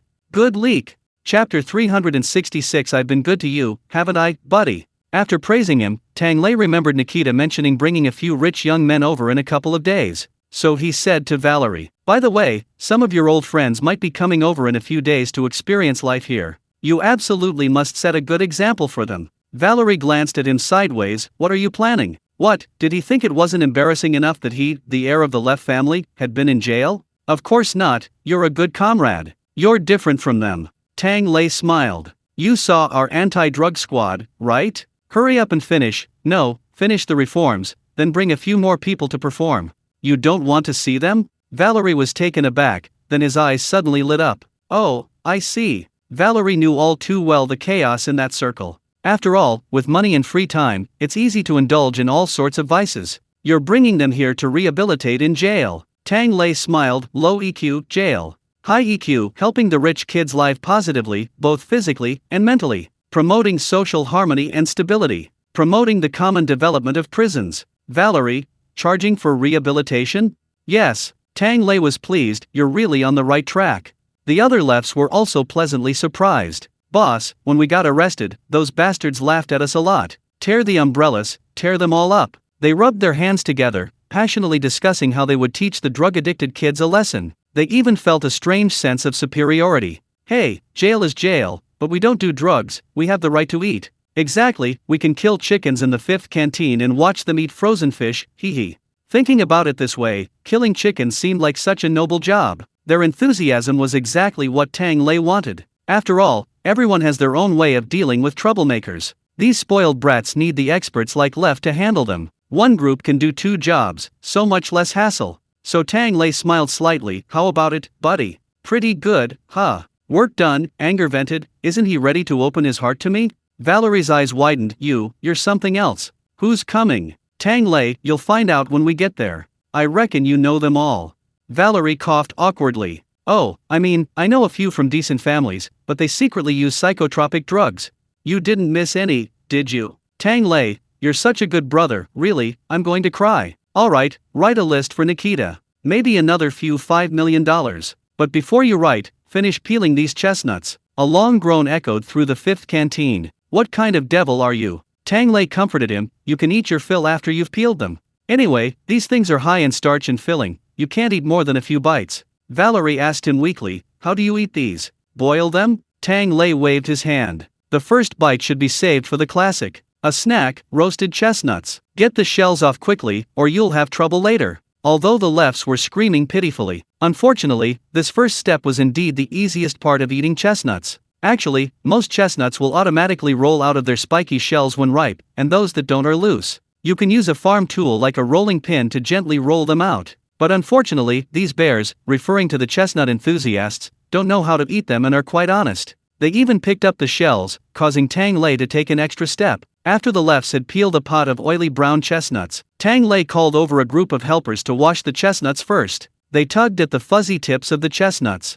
Then came the most laborious part, peeling. Even though chestnuts have been cultivated and eaten in China for thousands of years, the peeling problem wasn't completely solved. The most common method is to make a cut along the middle of the chestnut. Then it will naturally burst open after cooking. Some household tricks suggest wedging the chestnut in a bottle cap to prevent it from turning or rolling. One cut and it's perfect. But this trick only works for chestnuts of roughly the same size. Even excluding the different early and late ripening chestnut varieties from various parts of China, the sizes of chestnuts from Russia also vary. Therefore, the best method is to simply lay them flat on the cutting board. Find the midline, place the knife on top, and tap the back of the blade with your palm. This will leave a clear cut. It also helps to assess the quality of the chestnut. Plump and firm chestnuts are good, some are soft and shriveled, and you can't cut them open with one stroke, indicating they're not ripe enough. They're also a bit like watermelons. Without breaking the skin, no one can predict what they'll taste like inside. This sorting not only reduces the chance of eating bad ones but also makes peeling them easier later. As everyone knows, some roasted chestnuts peel easily, while others stick to the shell. This has nothing to do with the method, it's purely a matter of how hard the chestnut tries. Young chestnuts, with their high moisture content, tend to stick to their shells. Fully ripe chestnuts or those dried for a few days are much better. After the initial cut, some people will even use a knife or scissors to make another cut vertically. After frying, they'll be fried into a cross shape. But Tang Lei had also heard that in recent years, Daxia has been producing a type of glutinous rice chestnut. It tastes excellent, and the way it's eaten is quite unique. The shells don't break during frying, they only come with a chestnut peeler, so you'll have to figure it out yourself. Even after all your effort, you'll still end up having to use your teeth. Tang Lei guessed it might be related to the variety. He wasn't so particular. After cutting the chestnuts, he poured oil directly into the pan. Once the oil was clear and smoking, he added white sugar or honey. Then he started constantly stirring. This frying step is crucial, but adding sugar is optional. The sugar mainly caramelizes, adding a touch of caramel and sweetness to the chestnut shells. But the chestnut meat itself doesn't absorb much sugar. That's why many kids like to lick the shells after eating them. Tang Lei remembers that back in his hometown, the vendors selling roasted chestnuts used a large pot of black iron sand to roast them. It wasn't dirty, just like how they used soil to roast steamed buns and beans in Shanzhou. It all served the purpose of heating and keeping the food warm. There's no need for that when making it yourself. Tang Lei caramelized the sugar until it was a golden brown, coating the chestnuts with a glistening layer. Then he added water to the pot, enough to cover the chestnuts, and started cooking. As the pot of sugar water simmered, the chestnut shells completely burst open, revealing the golden yellow flesh inside, and releasing an enticing nutty aroma. Tang Lei turned up the heat and reduced the sugar syrup until it was almost gone. The syrup was still steaming hot when he grabbed a paper bag and unleashed his ruthless power. Xiao yeah, come and eat some fruit. Chapter 367. A pat to soothe the patient's emotions. The deliciousness of these roasted chestnuts is strange, actually. I don't even think about them when I don't eat them. But as soon as I walk down the street and smell that hot, sweet aroma wafting through the air, the urge is instantly there, and I have to buy a whole bag. It's like it's etched into my DNA. Especially when they're fresh out of the roaster, each chestnut is glossy and crisp, releasing a caramelized aroma. You break it open along the crack, and the golden chestnut kernel inside pops into your mouth. It's crunchy at first, but then it crumbles into a fine, grainy texture. It's so tempting that you often end up showing off without even realizing it. The only downside is that you might unconsciously go from peeling by hand to biting into them with your teeth, until you've scooped out every last bit of kernel stuck to the shell. Or you might bite into a wormhole, spit out a grunt, and then snap back to reality and continue peeling by hand. There's no way around it. These things are quite prone to getting infested with insects. The insect eggs usually get inside when they're flowering. Once the fruit has ripened and even cooked, the more resilient worms might still be jumping around inside. Tang Lei hadn't eaten any, but he had already heard a left behind him spitting out a pooey sound. So he thoughtfully reminded Yelena. Little Yelena, eat in small bites. Seeing the hole meant there was still hope, giving half a bite to a worm would be fatal. Yelena had been in excellent health these past few days, looking refreshed and energetic. Hearing there might be worms inside, she picked them up one by one and shook them. After shaking them once, she put down two. These two have them. Tang Lei was surprised. You can shake these out.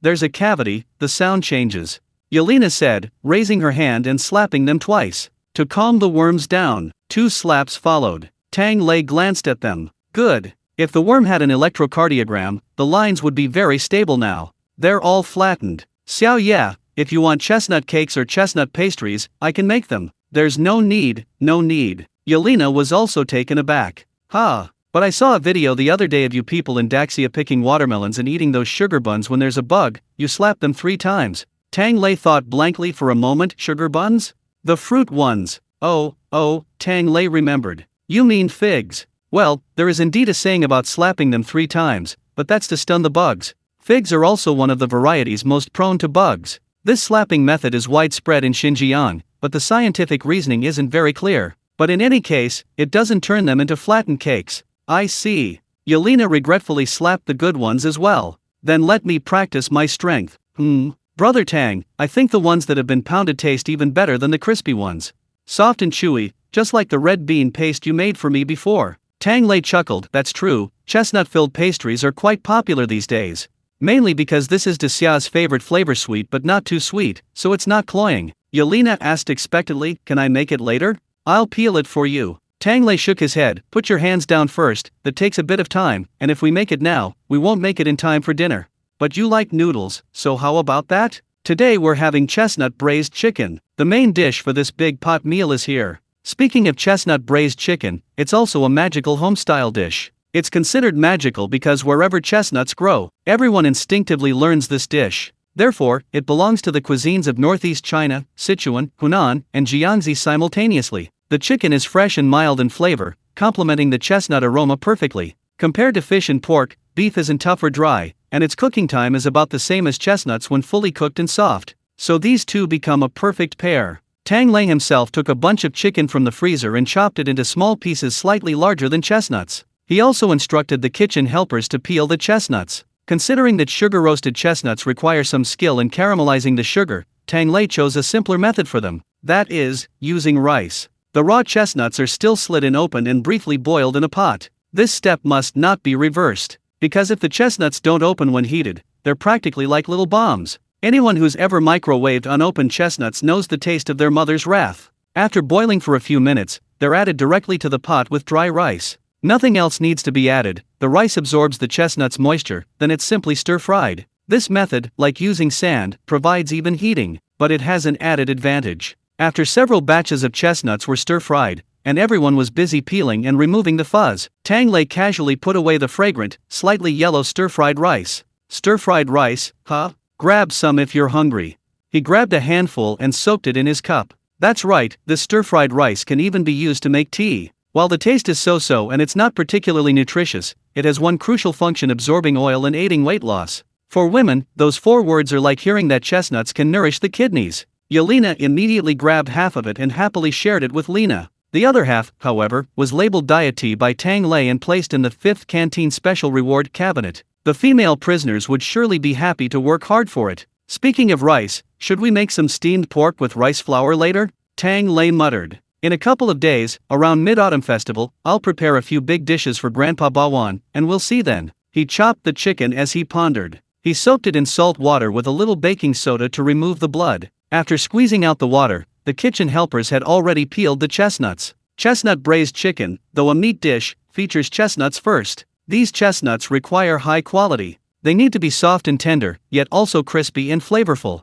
Therefore, before stewing, they need to be lightly fried in oil over low heat. Remove the chestnuts from the pan when they've developed a fragrant, caramelized aroma but haven't turned a deep brown. The next step is to caramelize the sugar. However, the caramelization for this dish is a little different from others. Firstly, chestnuts are naturally golden yellow, so a bright red color isn't suitable. Therefore, after caramelizing to a blood red color, add a spoonful of water to create a light caramel color. But don't add the chicken directly to the pan. This will mask the sweetness, but braised chicken with chestnuts is primarily a sweet and savory dish. So, set the caramelized sugar aside. Add the chicken pieces, pan fry until fragrant and the skin and meat tighten, then add ginger and garlic and sauté until fragrant. Only then pour in the caramelized sugar. After that, it's simple, add soy sauce for color and seasoning, then add the pan-fried chestnuts. Finally, add enough water to cover the meat and vegetables, and then add a spoonful of Shaoxing wine for a finishing touch. Once it's thoroughly simmered, this subtle hint of wine will enhance the flavor and aroma of the entire dish.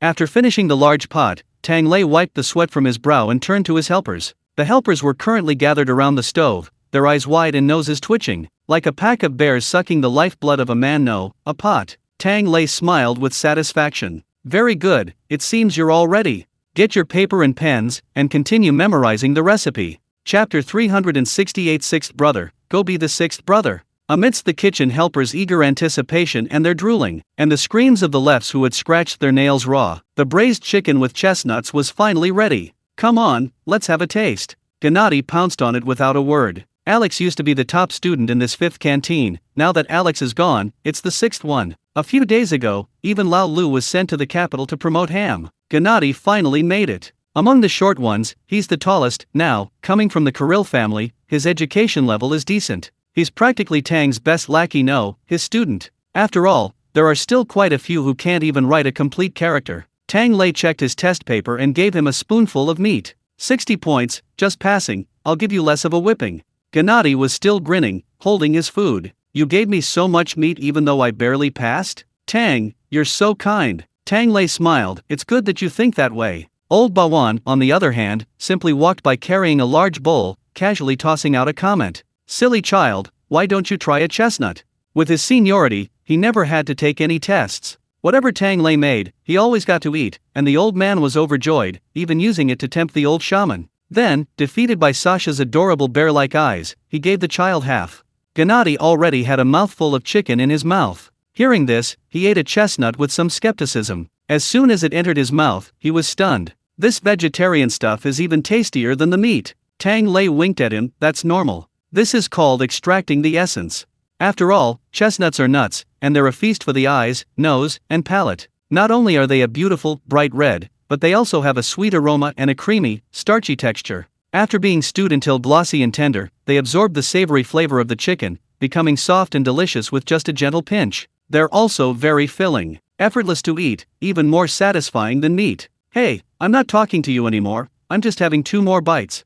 After you finish, you can mix it with some rice, it's so fragrant, the broth is amazing. Gennady looked at him expectantly, then can you make me some more broth? I don't even need the meat this time. Tang Lei smiled, that's 80 points of treatment. Good luck. Ah, another groan followed. Tang Lei's phone lit up. He thought it was Ali calling, but when he answered, it was Lao Liu's voice. What's wrong? You've arrived in the capital? Yes, Lao Lu said sadly, I've been here for a day, and I haven't eaten at the 5th canteen for days. I'm about to collapse. Tang Lei, you've only just arrived. You'd better get through this. It's too hard to get through, Lao Lu said sadly. I reckon it's exam time around lunchtime now. I'm leaving. Has anyone gotten a perfect score?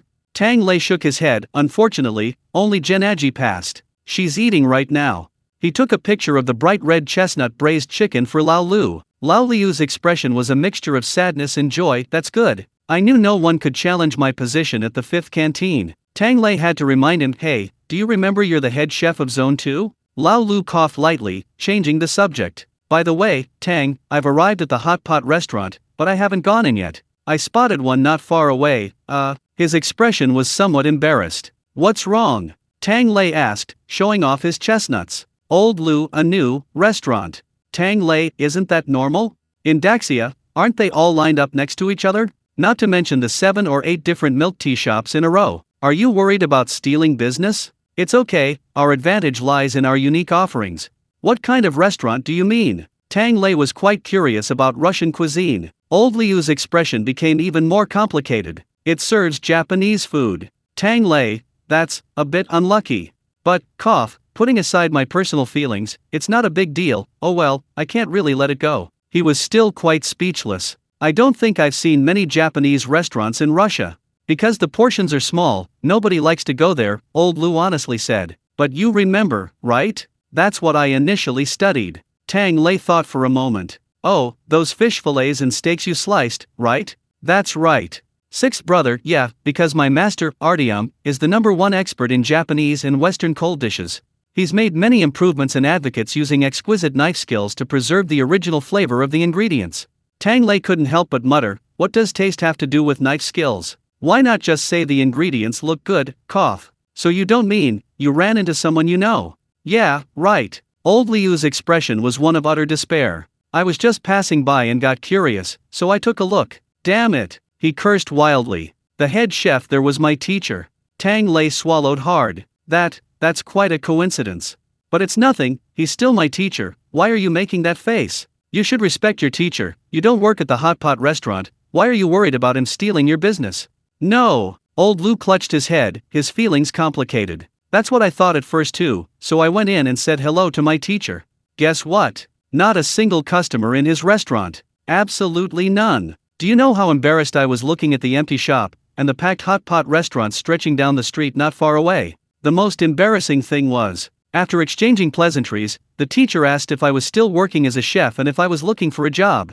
Tang Lei, huh? That's normal, what do you say? Lao Lu, normal. The abnormal part is yet to come. At the time, I was afraid that saying I was going to check out the hot pot restaurant would be awkward. So I said yes, I was looking for a job. But the teacher, he said the hot pot restaurant next door was hiring. He hoped I could work there for a while, and also help him see what the hot pot restaurant was using to attract customers. Tang Lei, good lad. A double agent. You've got a great name. Why don't you agree quickly? Get double the benefits. Lao Lu squatted down, covering his head. No, I'm just a chef. What do I know about espionage? Let me go back to the 5th canteen. I want to go to jail. Sob. The outside world is too scary. I can't take it. What am I supposed to say now? Tang Lei sympathetically put the clean bowl and chopsticks aside. That won't do. Only the strongest chef has the right to only cook. Just keep it up. You'll be a jack of all trades when you come back. He hung up the phone, shaking his head and sighing. Life, at least I've become the best cook here. Alright, cook a few batches of chestnuts and see if we should make some chestnut pastries this afternoon. You guys, don't even think about slacking off. Even if we can't finish them, we have to peel them and freeze them. It's time to start learning from the people of Northeast China and stockpile frozen vegetables. A few warehouses should be enough to last through the winter. Just then, Sergei's adjutant finished his meal and ran to the kitchen door. Chef Tang, forget about stockpiling other things. There's something that's overflowing. What do you think we should do? If we don't deal with it, we should be able to eat our way through the winter. What do you ask? Isn't that pile over in the newly built square?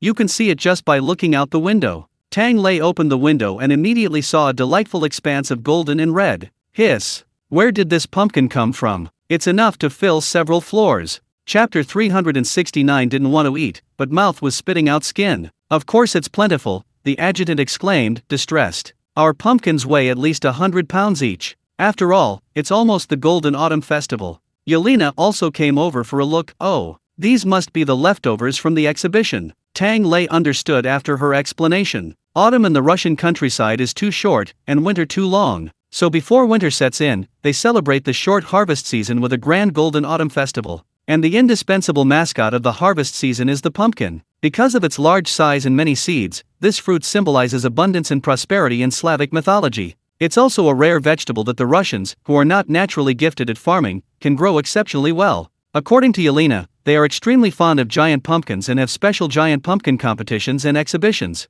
The largest pumpkin on record currently exceeds 700 kilograms. In previous years, they were displayed directly in Red Square, Yelena reminisced. The captain took me to see it. There were houses made of pumpkins, and a princess's pumpkin carriage and stuff. The best part was the huge crane. They used it to lift the pumpkin emperor and put it on display in the botanical garden. Tang Lei felt like she was looking at an excavator when she described the crane. He couldn't help but be captivated, imagining a 700-kilogram pumpkin. A strong adult ox wouldn't even weigh that much, so this pumpkin, it must be as big as a small car. Wow, that's amazing. I've never seen anything like it. Did they make it into a specimen or something? Yelena stuck out her tongue. It took up too much space, so we cut it up and distributed it after the exhibition. Tang Lei, huh? Just like that? Yelena nodded repeatedly. Every year we distribute it to the visitors of the day. Many people who want to grow pumpkins go to collect these good seeds.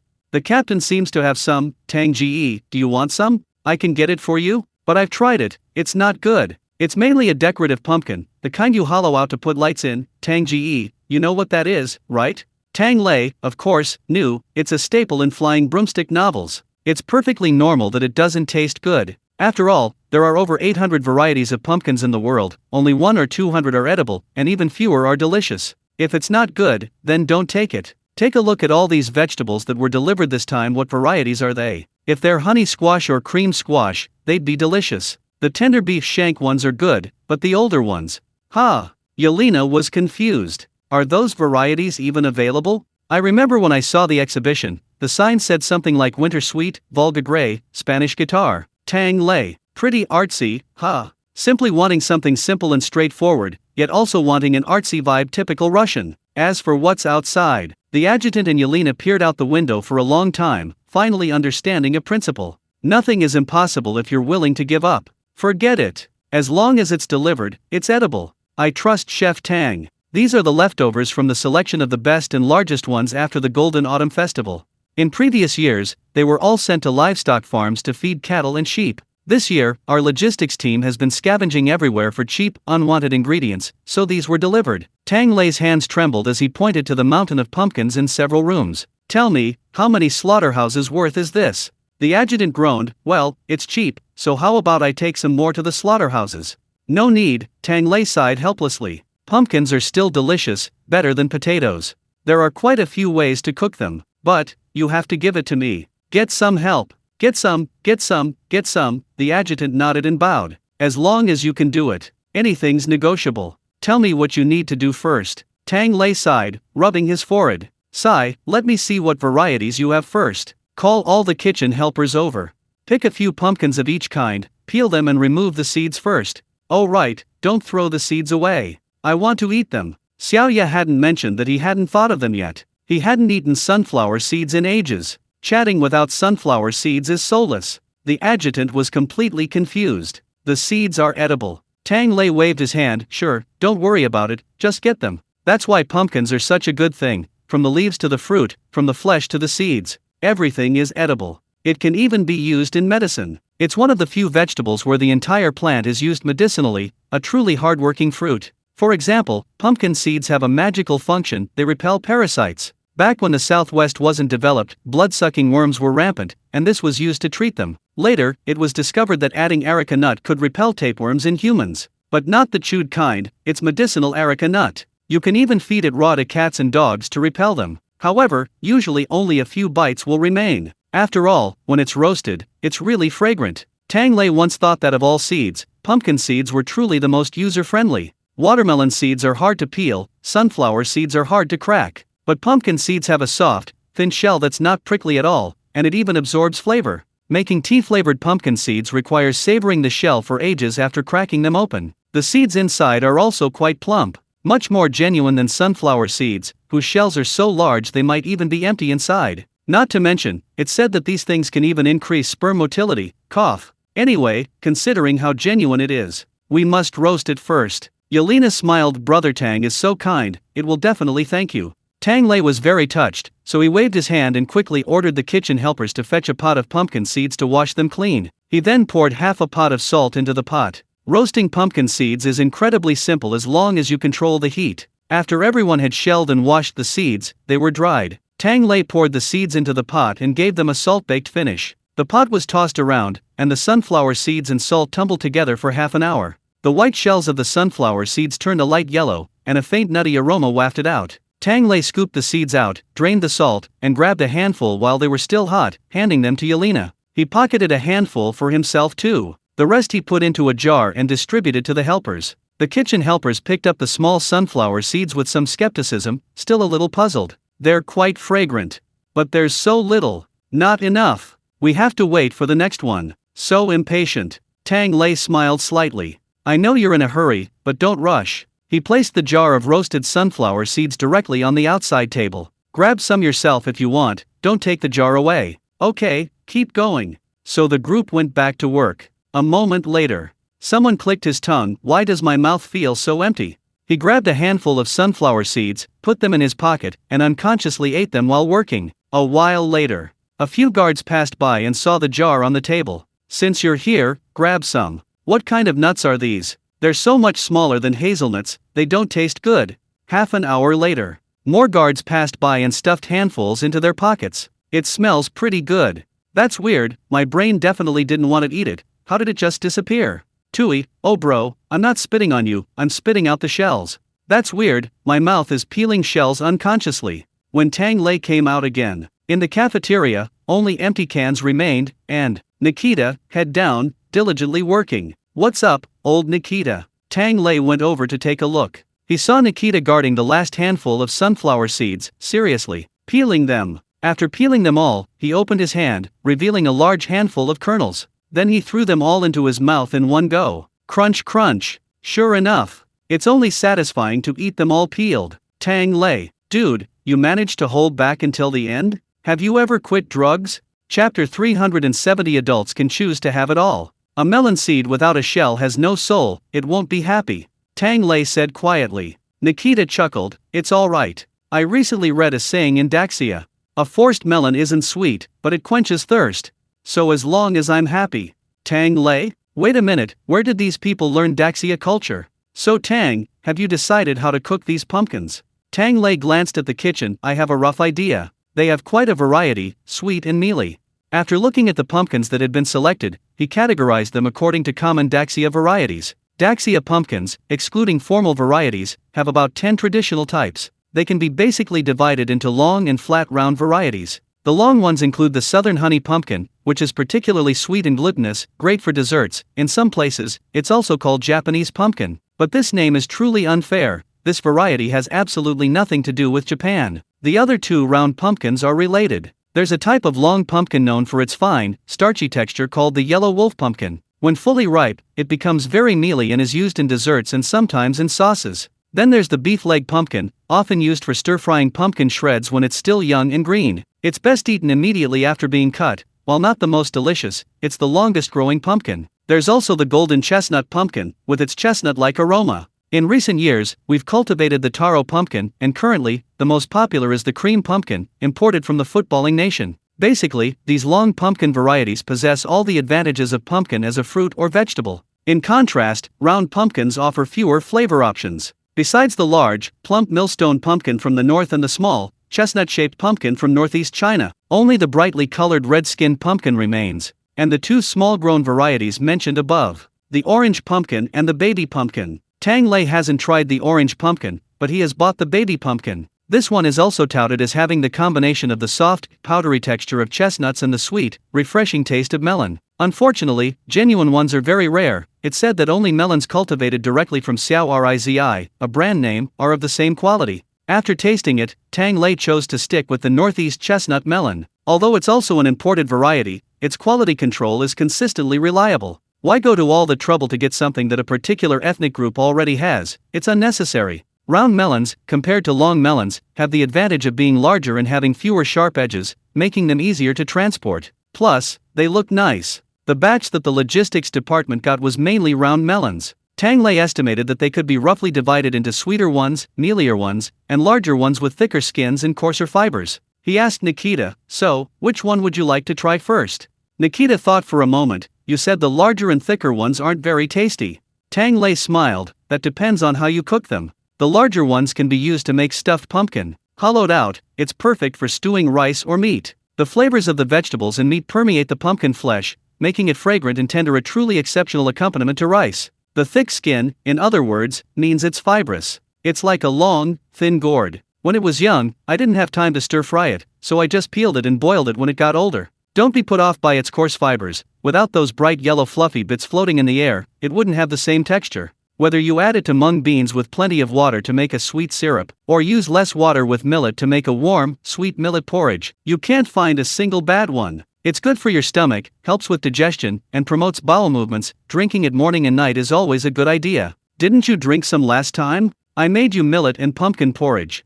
Oh, I guess so. Nikita licked his lips, savoring the memory. But which kind do you want? I'm still. He looked troubled. Tang Lei turned to leave. You're practically drooling, stop pretending. He was clearly trying to trick him into saying more, like reciting a menu. Hey, Tang, don't rush me. Nikita quickly stopped him. Tang Lei glanced at him sideways. Keep it simple, keep your way of speaking simple. Or in short, do you want it sweet or savory?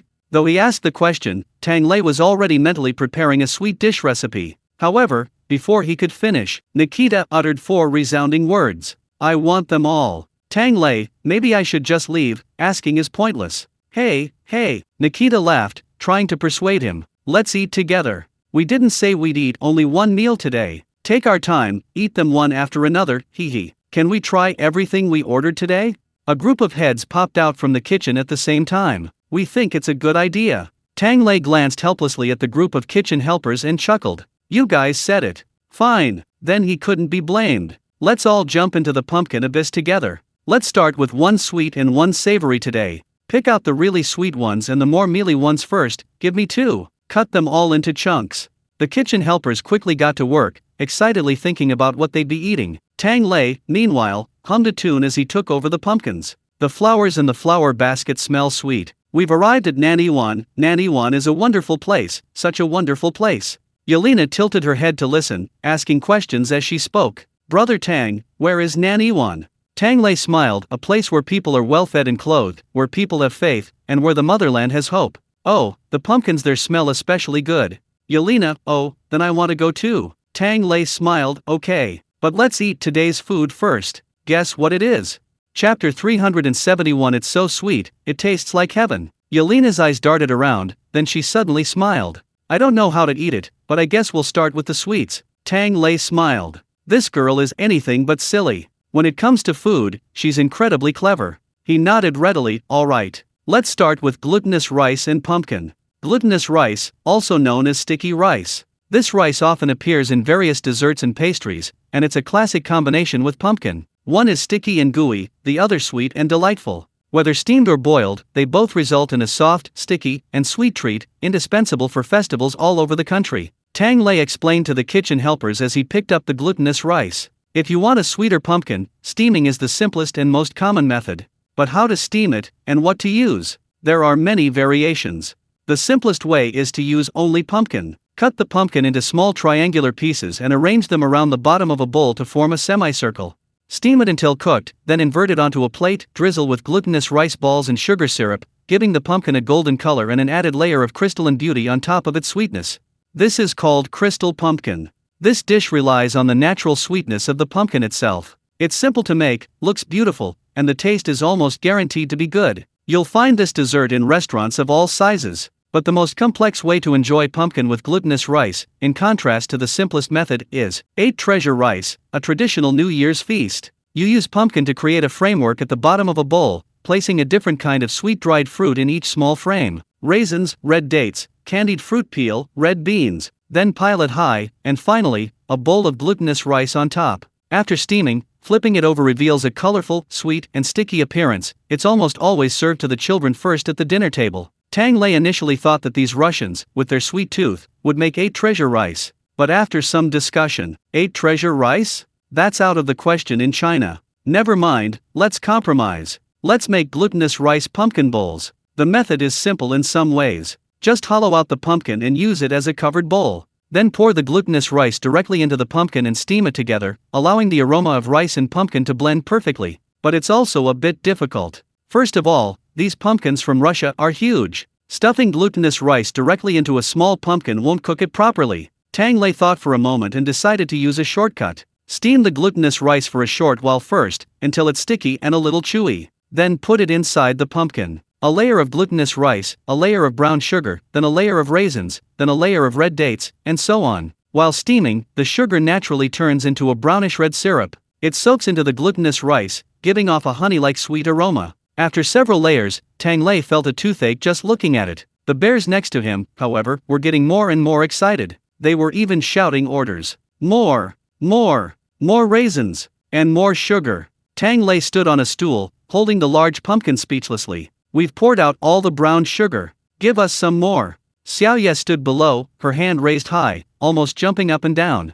Don't worry, there's still white sugar. Tang Lei was also helpless. Only brown sugar, which wasn't very sweet, could be layered in. Layer upon layer of white sugar. This is awful. He jumped off the chair and took the white sugar powder. I'll use it soon, come on, help me lift this giant pumpkin into the steamer. The military-grade steamer was back in the 5th canteen. Several burly men brought ropes and sticks, carefully lifting the giant pumpkin, filled with half-cooked glutinous rice, into the steamer, wiping sweat from their brows. It wasn't that it was heavy. The main concern was that they might accidentally smash the steamer. Then there would be nothing to eat. God, it's so big, we don't need to make lunch. Indeed, we don't need to. If it's not enough, we'll steam a few more. Tang Lei also wiped his sweat. The glutinous rice was plentiful. But the meal wasn't over yet. Tang Lei also grabbed some red dates, raisins, etc., washed them, and steamed them briefly. These dried fruits were already sugar-cured. After steaming, they became very soft, and a layer of glistening sugar syrup covered their surface.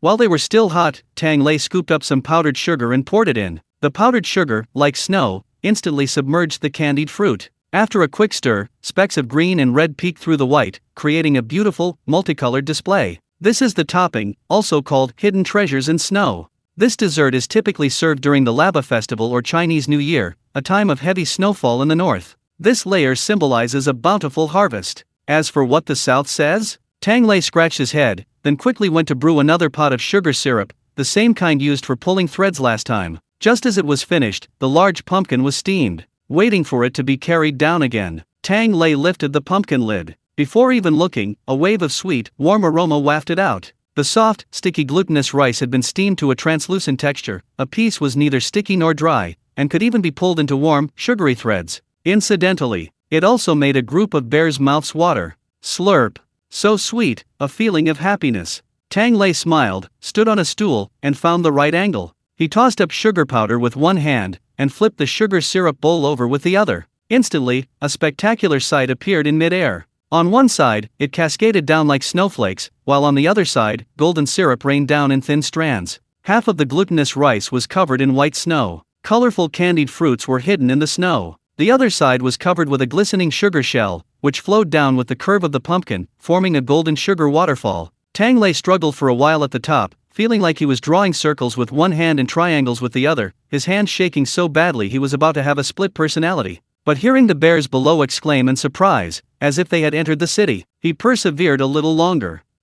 Now I can say I've eaten both north and south. After shaking it, he tapped the bottom of the bowl on his stool, then jumped down satisfied. Is this enough sugar? But no one answered him now. Not to mention the group of inexperienced kitchen helpers. Xiao Ye's eyes widened. Such a big pumpkin. She stretched out her arm to show it. Edible all of it? And so sweet? Seeing her seemingly unconvinced, Tang Lei chuckled. Try it. But it's best to let it cool a little. Whether it's fructose or starch sugar, it's sweeter when it's cold. The pumpkin, after steaming and letting it sit for a while, is incredibly sweet, even the skin softens. The glutinous rice has a chewy, sticky texture. Of course, most importantly, a bite after it cools down makes it so much more impressive. You have to use this slightly chestnut-scented, powdery pumpkin, paired with soft, chewy glutinous rice, and then dipped in powdered sugar. It's only truly delicious when eaten together. Of course, in normal times, it wouldn't be this, so cloying. The bears didn't care about all that. They couldn't even wait for it to cool down. They grabbed their spoons and started scooping up the rice. I love the ones with snow on them. These colorful fruits are like Christmas. Haven't you gotten tired of seeing snow every day? Eat this one, it has a sugary coating. Crunchy. Sweet, fragrant, the kitchen helpers ate with gusto. God, this tastes like heaven. I want to eat this. I want to eat this every day. Chapter 372 Brother Tang, no. Hiss. Yelena, won't you get sick of eating this every day? Tang Lei silently brushed away the powdered sugar, then poured himself a glass of water. Yelena happily scooped up the powdered sugar he'd brushed away and popped it into her mouth. She shook her head. No, it's too cold here. So sugar and oil, which provide a lot of calories, are practically synonymous with happiness. Besides, it's warm, soft, and sweet, which makes you feel so reassured, like you're not starving. Tang Lei ruffled her blonde hair. True. No wonder the traditional way to make this dessert involves so many layers of sugar. Decades ago in Daxia, although it wasn't as cold, sugar and meat weren't something you could eat every day. So during festivals, it had to be very, very sweet, to make up for the hardships of the year's labor and prepare for the next year's toil. But now that we're eating well, we don't like things that are too sweet anymore. I'll make something savory later, maybe you'll like it. Savory? Yelena asked curiously, shoveling rice into her mouth. But pumpkin is sweet, isn't it? Sweet and salty, you know. Tang Lei smiled slightly, beckoning to the group of kitchen helpers. Are you finished eating? Go eat.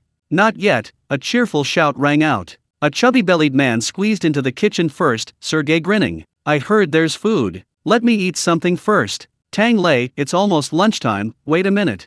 Sergei hurriedly stretched out his hand. I brought a spoon. Just one spoonful is fine. Tang Lei looked at the spoon in his hand, which was bigger than his face. Where the hell did you get this? Did you steal it from the cafeteria? Even the cafeteria isn't this big. Sergei, hey, the livestock farm threw these in with the pumpkins. Looks like they were for feeding the pigs. I knew they'd be useful. Tang Lei, from Bengdu, exclaimed, you really don't mind the mess. Sergei waved his hand. They've been washed and sterilized at high temperatures. Don't worry. With that, he gripped the large ladle with both hands and scooped hard into the pumpkin. Instantly, a hole the size of a head appeared in the glutinous rice flour. Another ladleful, and the pumpkin bowl had a hole. Now even the other kitchen helpers, who had been diligently digging for ages, couldn't take it anymore. Sir, why are you doing this? What's wrong with making the best use of resources? No, we have large ladles in the third canteen too. Wait here. I'll go get them. By the time you get them back, the daylily will be cold. No way, I need to eat a couple more bites.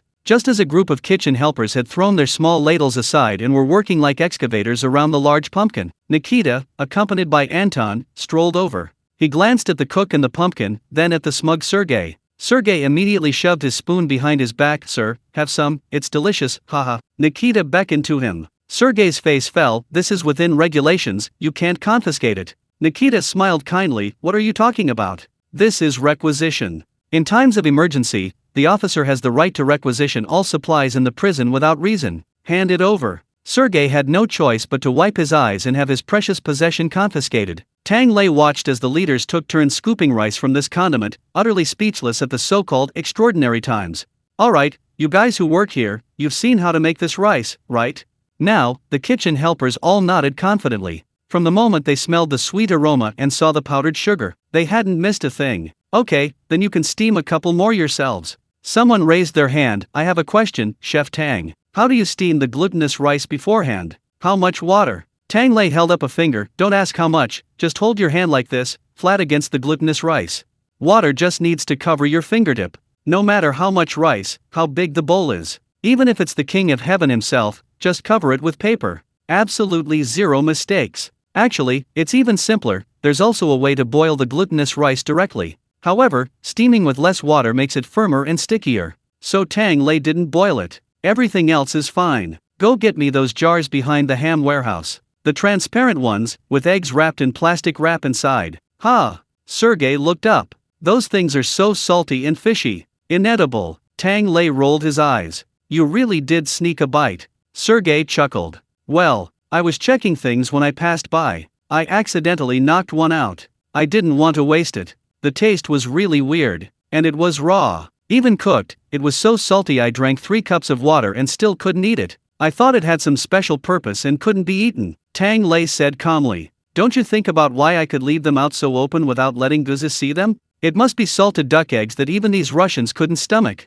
Tang Lei had gotten these on a whim when he was making ham. A great Xia person here would immediately know how delicious these things are. Especially the yolks, when pickled to perfection, they're not salty at all, just flavorful and fragrant, with red oil oozing out when poked with a chopstick. Served with steamed buns and white porridge, they're a real treat. But the Russians are intimidated. The first hurdle for them isn't even the saltiness, but rather, Sergei didn't know that these duck eggs were pickled raw. Tang Lei got them from the slaughterhouse, large, green-shelled duck eggs. He rinsed them with white vinegar to remove the duck droppings and washed them clean. Then he used star anise, cinnamon, and Sichuan peppercorns. After washing them, he soaked them in white liquor. The high-proof liquor not only sterilized them but also infused the spices with its aroma. Finally, he poured in a large bag of salt and mixed it until it was damp. He then coated the raw duck eggs with salt using plastic wrap, rolled them up, and that was it. To get the oil, they had to be sun-dried for several hours every day. More sun-dried in winter, less in summer, or even none at all. The color is a bit pale, the yolks are golden, and they're a bit grainy, but not oily. Tang Lei had diligently sun-dried them for several days.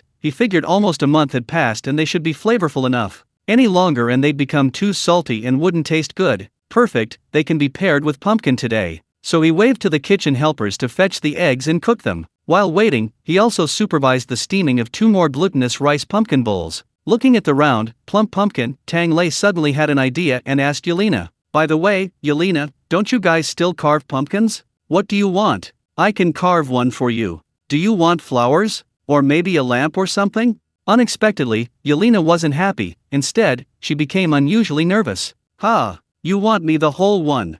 "No, no, no, Brother Tang, please don't." Chapter 373. The yolk is oozing oil? Let's slurp it up. "What?" Tang Lei asked instinctively. "Let me see." "Yelena, huh? What are you looking at?" "Tang Lei, to see how you're developing." "Oh no, cough, why don't you want it, Yelena?" "You don't like carved pumpkins." Yelena's face fell. But giving a pumpkin means rejection. This custom existed back when it was still the alliance. The pumpkin is a treasure of the goddess of life, symbolizing fertility. Girls of marriageable age would prepare a pumpkin at home. If she didn't like the boy who came to propose, she would give him a pumpkin, meaning she didn't want to have children with him. So he was rejected. Tang Lei was taken aback. "Huh? I've never heard of that. Could this be considered a way of saying, since you've come all this way, don't leave empty-handed?"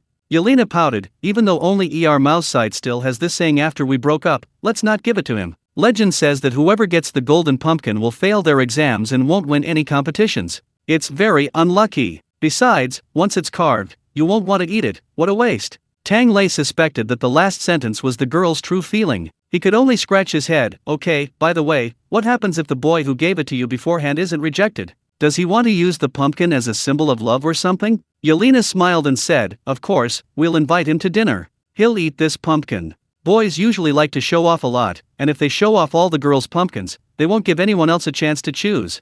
Tang Lei, very good, that's so true. "So," Yelena said eagerly, "Brother Tang, I want to eat your pumpkin too." Although this mountain of pumpkins can't be shown off all at once, but she has to keep an eye on it, at least until the very last bite. "Okay," Tang Lei chuckled, "I'll make you something even better. The salted duck eggs are all cooked? Okay, come peel them and pick out the yolks." As he spoke, Tang Lei took out some scallions and ginger. The next dish he was going to make, salted egg yolk baked pumpkin, is both a Cantonese and a Jiangsu dish. Unlike the glutinous rice pumpkin bowl, which brings out the pumpkin sweetness and softness to the fullest, this dish, on the other hand, requires a less sweet, but powdery, floury pumpkin. Some people don't like sweet pumpkin, but most won't refuse a bite. This powdery texture paired with salted egg yolk is fragrant and savory, more delicious than any fruit or vegetable. However, because of the egg yolk, there's one thing to be careful about this dish. It must be eaten while it's hot. If it gets soggy, it won't be as crispy, and it will easily become fishy. So Tang Lei timed it perfectly, figuring that by the time he finished cooking and taught the rest of the group, it would be almost lunchtime. The scallions and ginger he was preparing now were to minimize the eggy smell of the yolks. He chopped both into small pieces, and as soon as he finished, Tang Lei turned around. He heard the kitchen helper shouting again. "This egg has water in it. This yolk is red." "Ah, yes, that's right." Tang Lei went over and picked up a halved egg to examine it. The vibrant yolk was embedded in the egg white. The egg was grainy, and abundant red oil oozed onto the kitchen helper's hand as the egg was cut open, startling him. It's oozing juice. Is it spoiled?" Tang Lei pointed to his thumb. "Slurp it." The man didn't hesitate for a second and stuffed it into his mouth. The oil in the yolk, to put it simply, is the original fat that had accumulated slowly after the salt disrupted its structure. The presence of oil indicates that the egg is nutritious and pickled to perfection, although it didn't have much flavor. But the man still couldn't help but slurp it up. "It smells good. As long as it's not spoiled," Tang Lei smiled. "This egg is fine. You guys haven't seen enough. I haven't even pickled it using the traditional method of burying it in red clay." In his hometown, people often pushed carts selling green-skinned eggs. They would also put a few egg yolks wrapped in plastic bags on the carts to show people. The color was so oily and lustrous, like a small sun, a pure golden red. Tang's mother was incredibly craving it. She heard several recipes, including one that said only red clay could produce the desired results. But red clay is found in the mountains, not on the plains. So, she carried a shovel every day, finally digging up a bucketful while burning paper money at the grave. Then she understood a principle. Some money is better left for others to earn. Tang Lei shook his head, lamenting his mother's 108th mishap, and casually snapped a group of onlookers out of their reverie.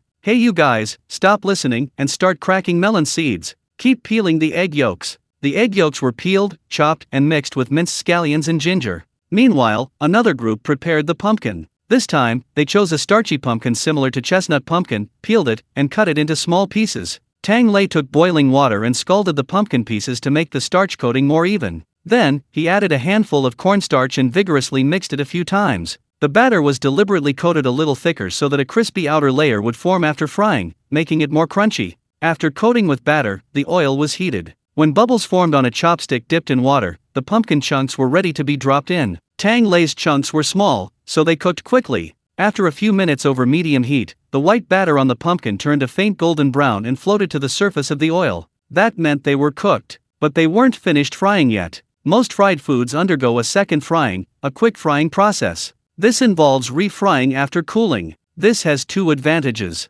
One is a better color. The other is that the second frying forces out the oil absorbed during the first frying. This prevents the food from becoming soggy too quickly, keeping it firm and less greasy. But in reality, nobody cared about the greasiness of Tang Lei's batch. It smells so good, how could anyone think it's cloying? The kitchen helpers were incredulous. It doesn't need any further processing, it's perfectly fine to eat as is. Tang Lei, using his ruthless iron hands, picked out a few pieces to share with Xiao Ye. He nodded. There are some that you can eat directly, like dried sweet potatoes. If you like it sweet, you can make it into candied sweet potatoes. If you like it salty, you can add salt and pepper. It tastes pretty good, but if you want to create a unique flavor, you need to pay attention to the details. After saying that, Tang Lei poured out most of the oil from the pan, leaving only a little at the bottom. Then he threw in the leftover egg yolk crumbs and quickly stirred them. As soon as the egg yolks were stirred, they immediately foamed and bubbled. As the egg yolk foam continued to expand, Tang Lei added chopped scallions and ginger. The oil heated up, and the scallions and ginger were fried until they were a light golden brown, completely eliminating any unpleasant odor. Only the aroma of egg remained, wafting up instantly. Then, he tossed the fried pumpkin in. Tang Lei, holding the wok with one hand, tossed and stirred it. He instructed the wide-eyed kitchen helpers, use whatever method you like, just make sure the pumpkin is evenly coated with egg yolk, and doesn't fly out of the wok. The helpers nodded blankly. They couldn't toss it. This huge wok was truly impossible to toss. Fortunately, this step didn't take long. After coating it evenly, Tang Lei stirred it a few more times. A plate of golden, fragrant salted egg yolk baked pumpkin was ready. How should I put it? Should I show off a little first? Chapter 374. You can call me Godfather. The kitchen helpers, mouths agape, exchanged wide-eyed glances. Need you even ask? Awesome. They all reached out their hands. Ouch, hot, hot to the touch. Wow, hot, hot to the mouth. But who's going to put it down to cool off? Impossible. Tang Lei looked at the group of lively, energetic men and shook his head. Quiet as a statue in class, almost falling asleep. Running away like a rabbit after class, he remembered nothing. Truly a classic scene that no age or nationality can escape. Tang Lei picked up a piece himself. Wow, so crispy. My frying skills have improved. This dish is simple to make and requires few ingredients. The only challenge is controlling the heat perfectly, frying the pumpkin and egg yolk separately until thoroughly cooked, then quickly merging them together. The result is a truly exquisite flavor, where both ingredients are enhanced upon tasting. You can even taste a hint of crab roe. Hot, fluffy, and crispy. However, for most pumpkin dishes, it might be a bit high in calories. Tang Lei, noticing Yelena had already brewed some fried rice tea, reminded her. Yelena, who was chewing, paused upon hearing this. But only for a second, before casually swallowing. It's nothing serious. You need to eat well to have the energy to lose weight. This is really delicious. I actually think it's just as good as sweet ones. We can fry some up as snacks. Tang Lei nodded. That's a good idea. We can make a lot of pumpkin snacks and desserts later. Pumpkin pancakes, pumpkin crisps, pumpkin steamed cakes, dried pumpkin. And then there are the pumpkin and taro dumplings that have come out in recent years. Yelena cheered. I want to eat them every day. Speaking of which, Brother Tang, I saw a news article about Daxia the other day. It said a mother-in-law was abusing her daughter-in-law, complaining that she ate 12 pumpkins during her postpartum period. Tell me, why doesn't this mother-in-law look at her own behavior? Tang Lei, oh, that? I saw it too. It's really inhumane. Exactly. Yelena said righteously. If she could make pumpkins as delicious as you make, Brother Tang, she could eat 20, let alone 12. Tang Lei. He affectionately patted Yelena's head. Although pumpkins aren't bad, it's not that bad. Even if I, Brother Tang, am down on my luck, I wouldn't be like this. If a man is reduced to the point where his wife can only eat pumpkins during her postpartum period, Tang Lei felt there was no point in having the baby. Giving birth only causes suffering for both the child and the wife. What's the point? Why don't we save up enough money for meat first? Yelena nodded with a smile. She suddenly blushed, as if thinking of something. Then I'll, have a big meal. Tang Lei didn't hear her clearly and was a little confused. Speaking of which, Yelena, why did you decide to look at these news articles from Daxia? Ah, Yelena quickly waved her hand. I just, casually looked. We need to know about foreign information for our work, haha. I see, Tang Lei said with a touch of. Yelena doesn't speak Chinese, so this kind of thing is embarrassing on the international internet? He didn't think much of it, glanced at the time, and saw there was still half an hour before lunch. He quickly called the kitchen helpers to continue the class. Break time over. Have you all finished eating? Damn, you've finished a whole plate? Do you guys still want to eat lunch? The kitchen helpers rubbed their bellies and groaned. That's about it. With sticky rice and pumpkin, even the stomachs of the Russians couldn't handle it. Is this all we're having for lunch? That's about right. Tang Lei shook his head. We're still missing meat. We need at least one meat dish. That's all we know, no need to make anything too complicated, just pumpkin and pork stew. It'll help us use up the coarser, less flavorful parts. This kind of rough pumpkin isn't tender enough when steamed, and not crispy enough when fried. It's perfect for braising pork. After soaking in the meat gravy, it has a texture like soft fruit. Soft yet firm, crispy on the outside and tender on the inside. Very nice. Oh, right, don't add water when cooking pumpkin. First, stir-fry the sliced meat until it's half cooked. Then, put some oil in the pan and sauté the garlic until fragrant. Next, quickly toss in the pumpkin. Add soy sauce to enhance the flavor, stir-fry a couple of times, then add the meat slices and simmer over low heat until the liquid is almost evaporated. Because pumpkin already contains some water, adding more would dissipate its flavor. This oil frying and simmering process removes some of the moisture. It's like giving the pumpkin a firm, moisture-locking rind. It tastes even better with the meat slices. This dish is simple, so Tang Lei gave the instructions and let the kitchen helpers prepare it themselves. He strolled around checking the results. Sure enough, after a few days of intensive testing, the kitchen helpers were cutting the pumpkin into pieces quite well. This made Tang Lei very pleased, but along with that, he felt a touch of loneliness. Days without anyone to cause trouble. Truly, loneliness is as cold as snow. The egg yolk pumpkin was finished. Tang Lei, having nothing better to do, stir-fried a pot of sunflower seeds and took them out, intending to take advantage of the crowds during mealtimes. He planned to randomly stop someone and torment them. This step, quite coincidentally, led to this. Just as he sat down, Tang Lei saw Nikita's adjutant pushing several people in. They were still cursing. Behave yourselves. What are you doing acting so arrogantly here? Tang Lei looked on curiously. The people being pushed in were all tall and burly. Those who weren't tall enough were certainly well developed horizontally. They clearly hadn't lacked nutrition. The expressions on their faces were completely different from those of the reformed prisoners. Not only were they not afraid, they were downright arrogant. After being pushed to sit down in the 5th mess hall, they even grunted and said to the adjutant, "We're only doing this because you're one of Kirill's men, You'd better watch out. If you run into me, you're done for." Prison? We don't go to prison to suffer. Tang Lei looked at the newcomers and understood, oh, they're those 5 millionaires. Upon hearing this, the faces of the new young masters immediately soured. Who are you? What are you talking about? Tang Lei looked at the gleaming, fat sheep with a benevolent gaze. Me? I'm the cook at the 5th canteen, but you can't eat my cooking yet, so just call me Godfather. Chapter 375 Russian Pumpkin Bowl, for power. You son of a bitch. The faces of the fat sheep immediately darkened. They were all young masters from wealthy families. Who would put up with this humiliation? One of them was about to jump up, but a scream rang out the next moment. The adjutant, who had just been swallowing his anger as if he really couldn't afford to offend them, kicked him. Talk is talk, jokes are jokes, but who gave you permission to joke with Chef Tang? The fat sheep stared at him in disbelief, still not understanding. Then Tang Lei waved his hand amiably and handed the adjutant a handful of sunflower seeds. Hey, don't get so angry, we're all young people, come on, have some sunflower seeds. The adjutant grabbed the sunflower seeds, his face beaming again. Thank you, Chef Tang. Tell me, how do we deal with these bastards? Tang Lei, tell me. The adjutant rubbed his hands together. Of course. It's your territory, the 5th canteen. Whatever you say goes. The fat sheep's eyes nearly popped out of their sockets. The chef? Why? Hey, do you even know who I am? I don't know, Tang Lei said, but I suggest you don't continue. He smiled slightly. One reason is that I can't remember, and another is that characters in novels with these classic dialogues usually end up pretty miserable. The fat sheep looked at his smile and involuntarily shuddered. How strange. This guy doesn't look tall or strong at all. Why, does he evoke such instinctive fear in them? If Mrs. Fiyao were here, she would definitely chuckle. What else could it be? The chef has committed so many murders. Damn it, people who don't like you might at most want to beat you up. Tang Lei, that jerk, was grinning from ear to ear at the sight of troublemakers. Just like when he saw some delicious ingredients. His eyes were practically assessing where to start cutting. Tang Lei pondered for a moment, realizing he wasn't particularly good at pranks. Professional tasks should be left to professionals. He waved his hand dismissively. Let's brainstorm. We can discuss how to tailor a treatment plan for them during lunch.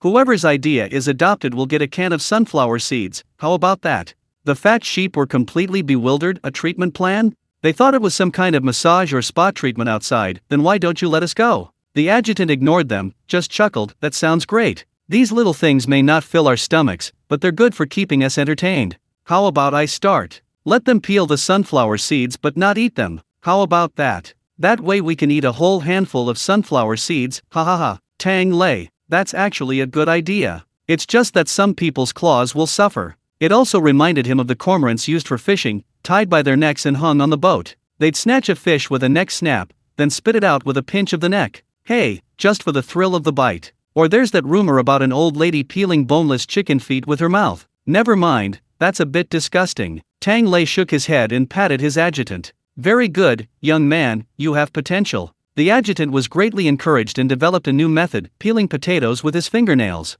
After peeling, he could eat the potatoes. If he couldn't finish them, he'd stuff them into a can of herring. The first wave of prisoners, the Dennis brothers, came to show off their food, and after passing by, they contributed a hand-dug frozen soil planting method. Lady FIA strolled past them, a knowing smile on her face, remarking that the Kunstop challenge was quite interesting, and that the female prisoners had been rather free lately. Of course, the most directly affected were Gennady, who had excitedly arrived with his large intestine, and Adjutant Anton, who routinely shoveled manure in District 5. The fat sheep initially didn't understand, still laughing and joking, but soon, they realized. These bastards seemed to be serious. They were even discussing it while eating, smelling the tempting aroma of the food, seeing the glistening sugar syrup on the sweet rice and braised pork, and listening to a bunch of stuff that seemed to be stuffed into their stomachs. The fat sheep finally snapped. You can't do this to me, you lowly prisoners. You're a fool. Nikita rushed in from outside, kicking the nearest unlucky fellow in a huff. Damn it, I was squatting there peacefully, and because of this handover with the bastards, I didn't even get a bite. Tang, is there any food left? Are these guys still going for the high-intensity workout? It's okay, go all out. These bastards have all been involved in trafficking and using psychotropic drugs. Someone come here, bring them the herring, frozen fish, lime bread combo. The familiar screams echoed once again in the performance area of the 5th Canteen Special Group. The prisoners and guards picked at their ears, satisfied. Hey, it has to be that scream, it's got to be powerful. The last batch didn't scream much, it's boring. That's because they've pretty much changed it, they're all numb to it, it needs to be new entertainment. Hey you, louder, with some rhythm. Eating needs to be done with some ceremony. Tang Lei sat in the kitchen, munching on sunflower seeds and sighing. The prison is full of talented people, and everyone speaks so nicely. The fat sheep will definitely love it here. Perfect. They like it, the prisoners are happy, the prison gets income, and I have some fun. Perfect. Chef Tang, in high spirits, wanted to make something to eat and drink. Since there was still Pumpkin Mountain available, he decided to invite the pastry makers and kitchen helpers over for the afternoon. Let's make some snacks. Have you ever made pumpkin pancakes? I have. Gennady raised his hand. We have pumpkin cakes, pumpkin pies, and pumpkin bowls. Tang Lei listened with interest. What are your pumpkin bowls like? Are they sweet too? Gennady hesitated for a moment. Actually, it's hard to say whether they're sweet or not. We put meat in them. Tang Lei said indicating understanding. So, the stuffed pumpkin kind? Not really, Gennady gestured. First, we'll scoop out a bowl from the pumpkin and bake it until soft. Then we'll chop up some bacon and onions, fry them, and mix them with celery, chopped pumpkin, garlic, black pepper, and salt to make the filling. Tang Lei nodded again. Sounds pretty good. Then, add cream. Tang Lei, wait? Add what? Gennady, cream, cheese, stuff it up. And finally, crack an egg on top. Tang Lei, he tried to understand. So it's sweet and salty? Sweet on top, salty on the bottom? Something like that. Anyway, it'll all be a paste in the end. Just make it look fancy. Tang Lei felt like the chef's CPU in the Great Xia was malfunctioning. What is this for? Gennady blinked. For power. We also have bacon-wrapped pumpkin rolls. Just wrap pumpkin in bacon and bake them together. Tang Lei was silent for a moment. Okay, sounds, not bad. I hope I'll have a chance to try them sometime. Gennady exclaimed in surprise. Really? Right now. Tang Lei immediately pointed to the pumpkins outside the window. No rush. Let's make some sweet pumpkin pancakes first. Chapter 376 Tang, put away your supernatural powers. Pumpkin pancakes have various recipes across the country. After all, they're grown everywhere, and in autumn, they cause more damage than soybeans. But Tang Lei only remembers two types of pancakes most vividly. One type is short and cylindrical, with two biscuit sides and a ring of sesame seeds in the middle. These are made with pumpkin filling, or with fillings like mung bean and taro paste. Not only are the ingredients simple and the preparation easy, but after being rolled in a pan, the biscuit and the filling meld together perfectly. They're truly crispy on the outside, soft on the inside, and the edges are coated with fragrant, toasted sesame seeds. They're delicious in every way. Tang Lei first called for the helpers to cut the pumpkin into chunks and steam them in a large pot over high heat until thoroughly cooked. Then, everyone was given a bowl and a small wooden mallet. Come on, mash it. This steamed pumpkin is very tender, it should be easy to handle. Add more sugar if you want it sweeter, the amount is up to you. Before he finished speaking, Tang Lei saw a group of people rushing to grab the sugar bag and pour it in. He quickly slammed his hand on the table. Hey, don't empty the bag. You want to be sick of the sweetness. Stop pouring. Take the glutinous rice flour and add it in little by little, while it's hot. The amount of flour to add depends mainly on the pumpkin's moisture content and the temperature. So knead it little by little until it becomes a light yellow, soft, and non-sticky dough. That's it. The next steps are simple. Take your breakfast biscuits, one as the base, then pinch off a ball of glutinous rice flour and put it on top. Take another one to cover it, pat it down, seal the sides with your fingers, and rotate it. Hey, isn't that a small round biscuit? Finally, roll this little biscuit upright in a bowl of sesame seeds. The warm pumpkin dough is already moist, so the biscuit coats you well, and you press it firmly into the dough to prevent it from falling off, then it's ready to fry. In recent years, due to the pursuit of healthier cooking methods, some people choose to sprinkle a little oil and bake it directly. But the characteristic of fried food is this. It might make you fat, it might cause cancer, it might be unhygienic, but it is absolutely delicious. The aroma of oil is something that grilling can never quite replicate. Since everyone here eats oil, Tang Lei simply tossed the biscuits into the large pot of oil. Here, over medium-low heat, he slowly turned them over, being careful not to burn the biscuits. As the white sesame seeds turned golden, small biscuits floated to the surface of the oil. Tang Lei scooped one up, broke it open, and showed it to everyone. Yelena leaned closer, her ears twitching slightly. She heard a crisp crack. It was the crisp sound of a crunchy biscuit splitting open. Breaking free of the outer shell, a soft, golden pumpkin filling was immediately revealed. Perhaps because it was so soft, the pumpkin filling looked almost runny, springing back after being stretched, indicating that it was indeed fully cooked. Yelena swallowed hard. Tang Lei, as if he had eyes in the back of his head, shoved a piece into her mouth before she could even pull at his sleeve. Ah! Yelena squinted her eyes. The wonderfully crisp yet chewy texture, with its oily and weedy aroma, filled her mouth as she chewed. Soft and sweet. Yelena swallowed reluctantly, then pulled out her little notebook. One more pumpkin that can be eaten repeatedly. She turned the page. It was filled with numerous names. New Year, holidays, housewarming, baby showers, postpartum confinement, school admissions, menu. Collect more, later, he. Tang Lei also ate a pumpkin pancake, then turned around curiously at the strange noise behind him. What's wrong, Xiao Ya? Ah, nothing. Yelena closed her notebook. I want more. Tang Ge, another one. Okay. Tang Lei put another small pancake on her plate, then scooped the rest out to drain the oil. He also showed off to everyone. After showing off another one, he felt a bit greasy. Let's make something simpler. He simply took a dough ball, flattened it into a thin sheet, sprinkled sesame seeds on it, and threw it into the pan. In no time, plump little pancakes floated to the surface of the pan. The kitchen helpers gathered around the pot. It's puffing up. Tang Lei nodded, explaining, that's why I told you to knead it while it's hot. The glutinous rice flour is easier to puff up when it's cooked. Also, the oil temperature is crucial. Control the heat to medium-low. If you're unsure, I'll give you two options. One, get a thermometer. The other, trust me, dip a chopstick in water. If small bubbles appear, it's about 55% hot. Gennady looked around the pot, puzzled. But Tang, didn't you say it was bubbling when it was 40%? And even at a higher temperature? But the bubbles are different, Tang Lei said matter-of-factly. At 20 to 30%, the oil is smoking, and small bubbles appear slowly. At 40%, fine bubbles rise rapidly. That's 55%. That's quite a difference. They look different. The kitchen helpers were silent for a while, staring at each other. Yelena, propping her head up, offered a vivid and illustrative hypothesis. Brother Tang, do you know how many shades of red lipstick there are?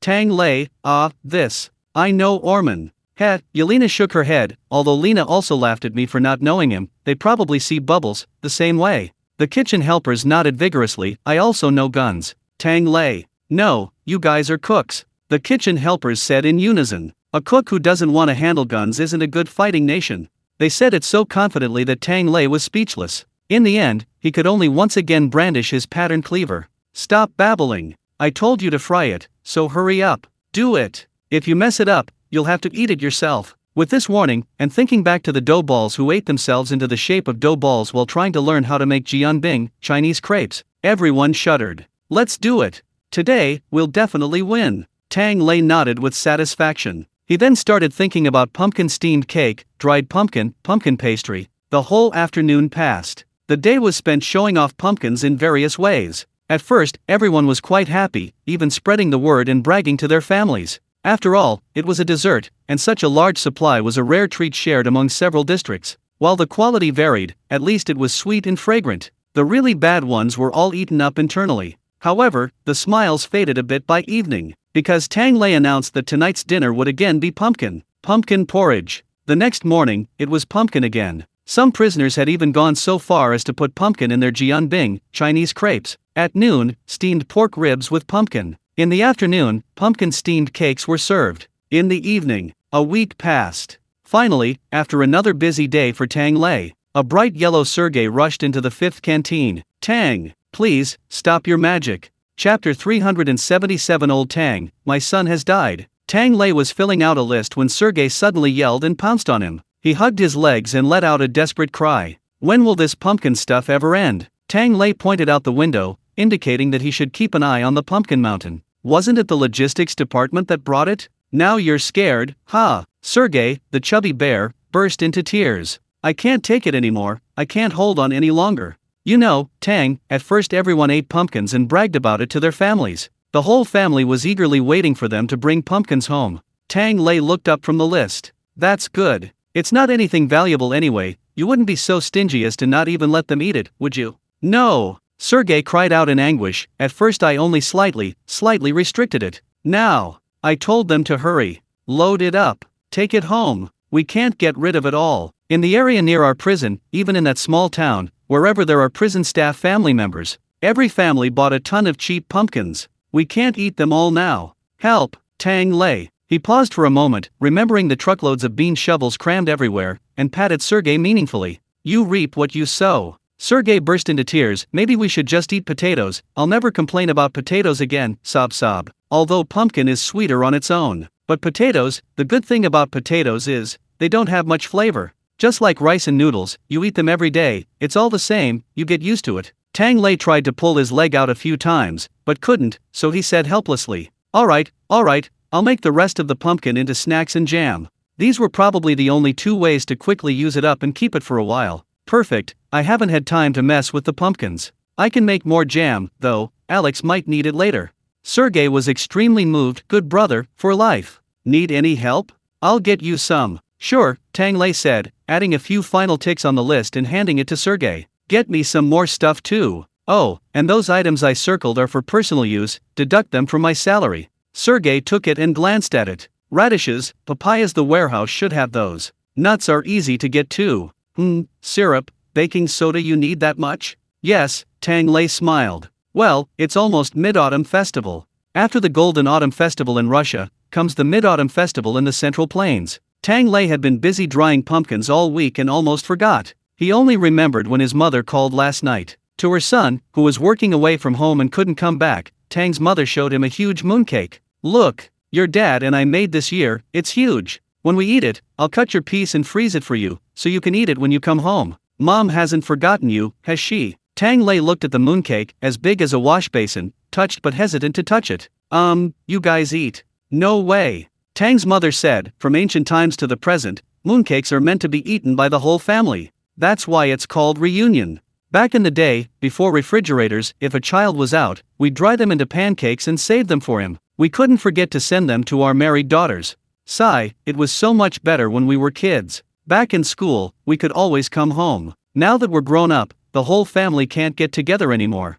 Seeing Tang's mother starting to ramble on sadly, Tang Lei quickly said, But Mom, I have good news for you. Even though I can't come back, you have a grandson. Tang's mother. After a 3-second silence, Tang's mother screamed, Old Tang, someone's been killed. A chaotic thrashing sound came from the other end of the phone. Tang's father, looking bewildered, was dragged over. He was still searching for his glasses. What happened? A murder?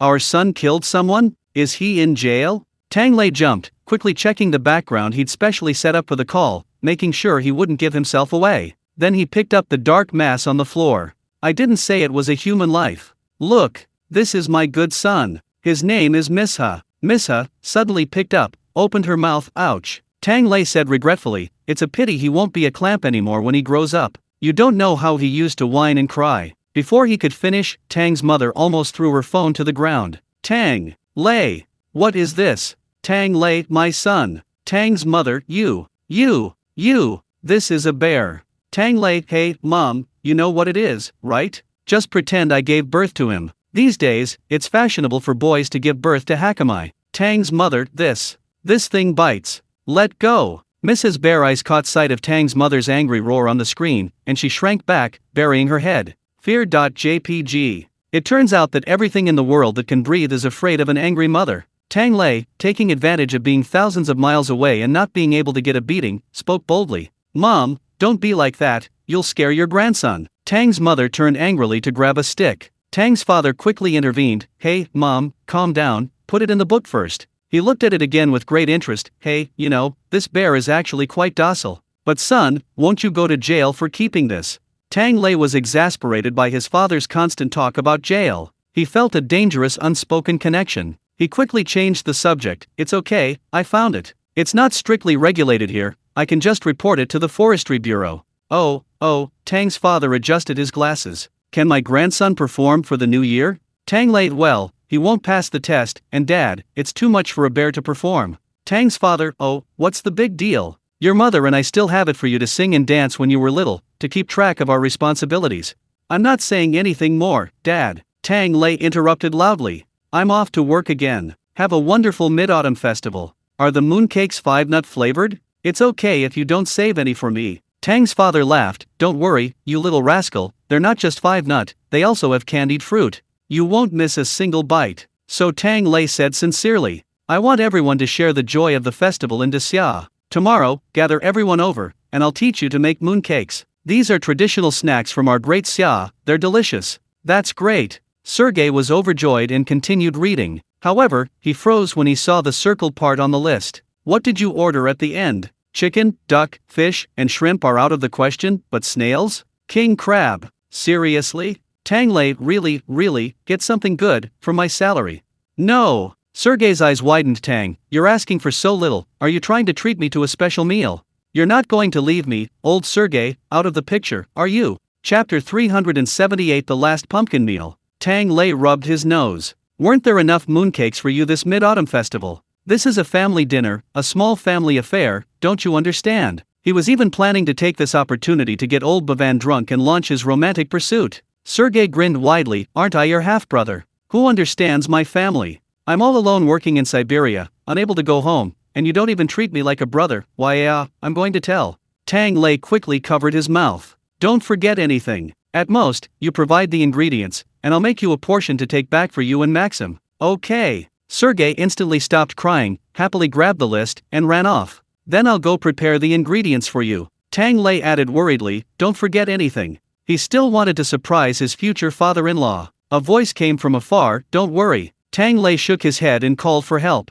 This time, it wasn't just the kitchen helpers, every single prisoner who had done odd jobs in the kitchen was brought along. The goal was singular. Quickly devour the remaining mountain of pumpkins. The group's legs went weak at the sight of pumpkins. But after hearing that they wouldn't have to endure the intense pumpkin flavoring anymore, they quickly regained their strength. Alright, tell me, how do we make it? Tang Lei smiled. First, select the older ones to make dried pumpkin. These dried pumpkins come in several flavors. There are two main types, plain sweet and sweet spicy with seasoning. The pumpkins must be old, one type is sweet and flavorful enough. The other type has coarse fibers, making it less prone to falling apart and chewy. To make dried pumpkin, it's first necessary to cut it into thick slices and sun-dry some of the moisture. Sun-dry until it's soft and bendable like rubber, but not broken. Steam it for 4 or 5 minutes. After that, sun-dry it again, and it will become a translucent, orange-red pumpkin jerky. It will retain its soft texture, be sweet and chewy, and become more fragrant the more you chew. If you don't have fresh pumpkin, you can also soak it in water. It's great for cooking and stewing meat. However, Tang Lei estimated that there wouldn't be a need for this in the prison for a long time. Considering the poor sunlight conditions here, Tang Lei made a bold decision. Use an oven or dehydrator. If you leave it outside to dry for a few days, it'll be too hard to chew. In addition to the original flavor, he also made a sweet and spicy version. This is done after the first drying and before steaming. Mix minced ginger and garlic, salt, brown sugar, and chili powder into the pumpkin jerky. After seasoning, a packet of glutinous rice flour was added at the end, enhancing the soft and chewy texture during steaming. All were wrapped up, steamed, and then dried. The resulting product was a darker color than the original, but tasted significantly different. Sweet, spicy, and slightly salty, it had a chewy, meaty texture, incredibly satisfying. Tang Lei ate it with his hands as he dried it. Even the inmates with pumpkin PTSD were tempted, feeling confident again, and unknowingly ate a whole bunch more. Only after their stomachs were full did they realize their mistake. Oh no! How did we end up eating pumpkin all afternoon? No more! I really can't let Tang fool me again. Tang Lei smiled slightly. Don't worry, the rest isn't directly edible. When it's served, you'll still be fooled. Because what he's about to make is something most people wouldn't expect: golden broth sauce. That's right, the same golden broth used in golden broth beef, golden broth sauerkraut fish, and golden broth Buddha jumps over the wall. These dishes are all salty, spicy, and sour, which seems a bit absurd to put with sweet pumpkin. But the so-called golden color really does come from the pumpkin. Besides pumpkin, a little carrot is also added to deepen the color. After steaming both together, it's time to determine the flavor. Top quality golden broth, the kind used with Buddha jumps over the wall, emphasizes umami. Initially, it was made by simmering a pure hen, but that was too expensive, so it was changed to chicken broth with pumpkin puree, without any additional ingredients. Because the other meats in Buddha jumps over the wall are already flavorful enough, adding more would only overpower the rich umami. But aside from the top quality broth that's impossible to make in a large scale, mass-produced version, the more affordable version is primarily salty and spicy. Therefore, yellow pepper sauce is added. Yellow pepper, also known as yellow lantern pepper, is a unique species native to Kiangsu, the heartland of China. Due to its unique geographical environment, Kiangsu has been a haven for life for thousands of years, giving rise to numerous unique species. However, this condition also limited the development of cultivation. Take the yellow lantern pepper, for example. It's inherently spicy, has a beautiful color, and is highly nutritious. But because it's not well suited for cultivation elsewhere, and local experience is limited, it's rarely grown in large quantities. It's all about growing it for personal consumption, and gradually the variety has degenerated. Tang Lei was even considering just using the system to redeem it. But unexpectedly, he found canned yellow peppers among a pile of odds and ends sent by Saif. That's when he realized this stuff was already being exported to the United States and Europe. It's just that few people know its value, and they all eat it like ordinary chili sauce. Tang Lei had already brought everything from Saifu, and now it came in handy. Add some yellow pepper sauce, some pickled gardenia, and a piece of pickled ginger. Gardenia water adds color, pickled ginger adds flavor. Finally, combine all three with the steamed pumpkin and carrots, and blend in a high-speed blender. Blend for a few minutes until it's golden and smooth. This is the base for the golden broth sauce. After blending the base sauce, it needs to be simmered. Add vegetable oil to the pot, along with a spoonful of chicken fat for added richness. Then, as usual, fry the scallions and ginger first. After frying, add Sichuan peppercorns, star anise, and bay leaves, and fry again until the pot of oil becomes fragrant spiced oil. Now you can add the pumpkin. Simmer over low heat, stirring constantly with a spatula to prevent sticking. Once it starts to bubble, add a little white vinegar for a tangy and refreshing flavor. Don't forget to turn the heat up a bit to boil away the unpleasant sourness of the vinegar. One last spoonful of sugar, enough to press down the sauce, and a pot of smooth, tangy golden broth was ready. It was getting late. Tang Lei had someone bring a large pot to the cafeteria. He scooped a huge spoonful of the sauce and poured it into the broth. The broth immediately turned a bright yellow. He then added some light pepper, message, and salt.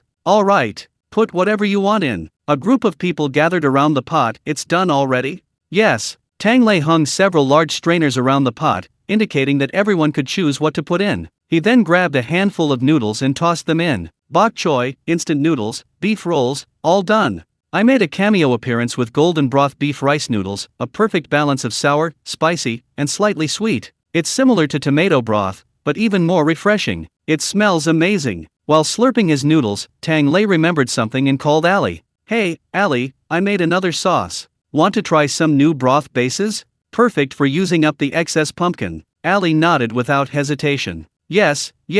Tang Lei nodded. Okay, I'll freeze the new sauce and send it to you later. Figure it out yourself. Ali was delighted. I can do it myself? Then I can pair it with cilantro broth. No, not all cilantro, Tang Lei said decisively. Cook properly. Try it when it arrives. Okay, Ali said reluctantly. By the way, master, business has been a bit strange lately. Seems like fewer people are eating? Tang Lei scratched his head. Oh, are they tired of the same old thing? No way, Ali shook his head. Mr. Yarif and his friends are still going all out with hot pot. It's just that they went from eating spicy food like crazy to ordering a half-and-half broth. Ali sighed. Sure enough, after a few days of holding your butt in, even the toughest guy has to bow to life. Ali, what are you barking about, you little brat? A roar came from behind him. Master! I have to go now, I need to lay low for a bit. But don't worry about business. We're figuring something out. We'll do some new promotions once your sauce arrives. Ah, help,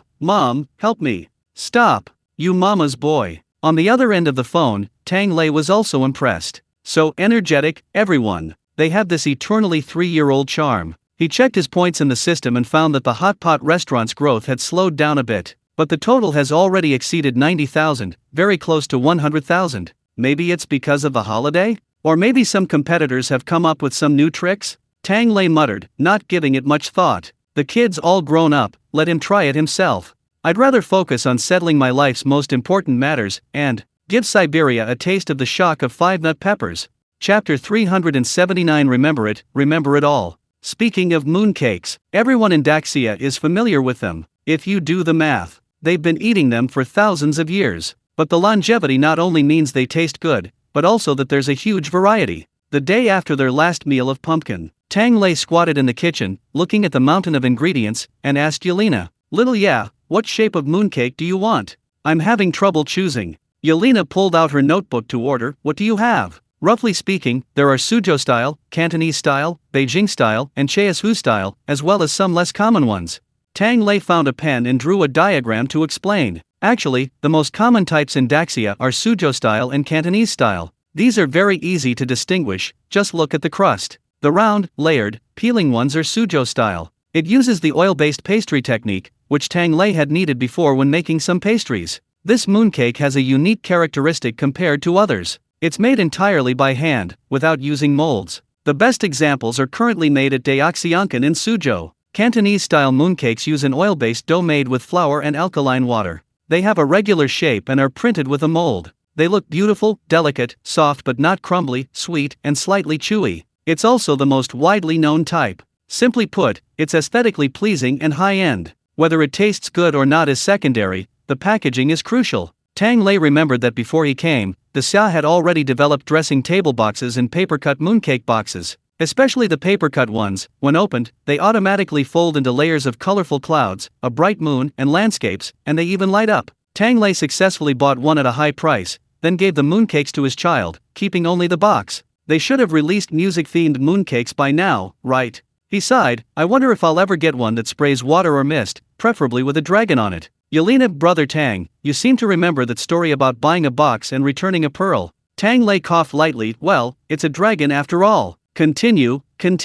Let's talk about Beijing-style mooncakes. Beijing-style mooncakes are authentic northern snacks. They worship a different deity for Mid-Autumn Festival. Most regions worship Chang'e and the moon, but Kyoto worships the rabbit god. Legend has it that Kyoto once suffered a plague, and Chang'e sent the rabbit god to Earth to distribute medicine. This medicine came in red and white varieties, so Kyoto's mooncakes are called self-producing white and self-producing red. This cake is easy to talk about in other ways, but one interesting thing is that before baking, it's all made with white flour.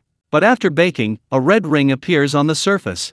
And since the people of Beijing were well off, they like to use sesame oil to make the cakes, which gives them a richer aroma compared to lard.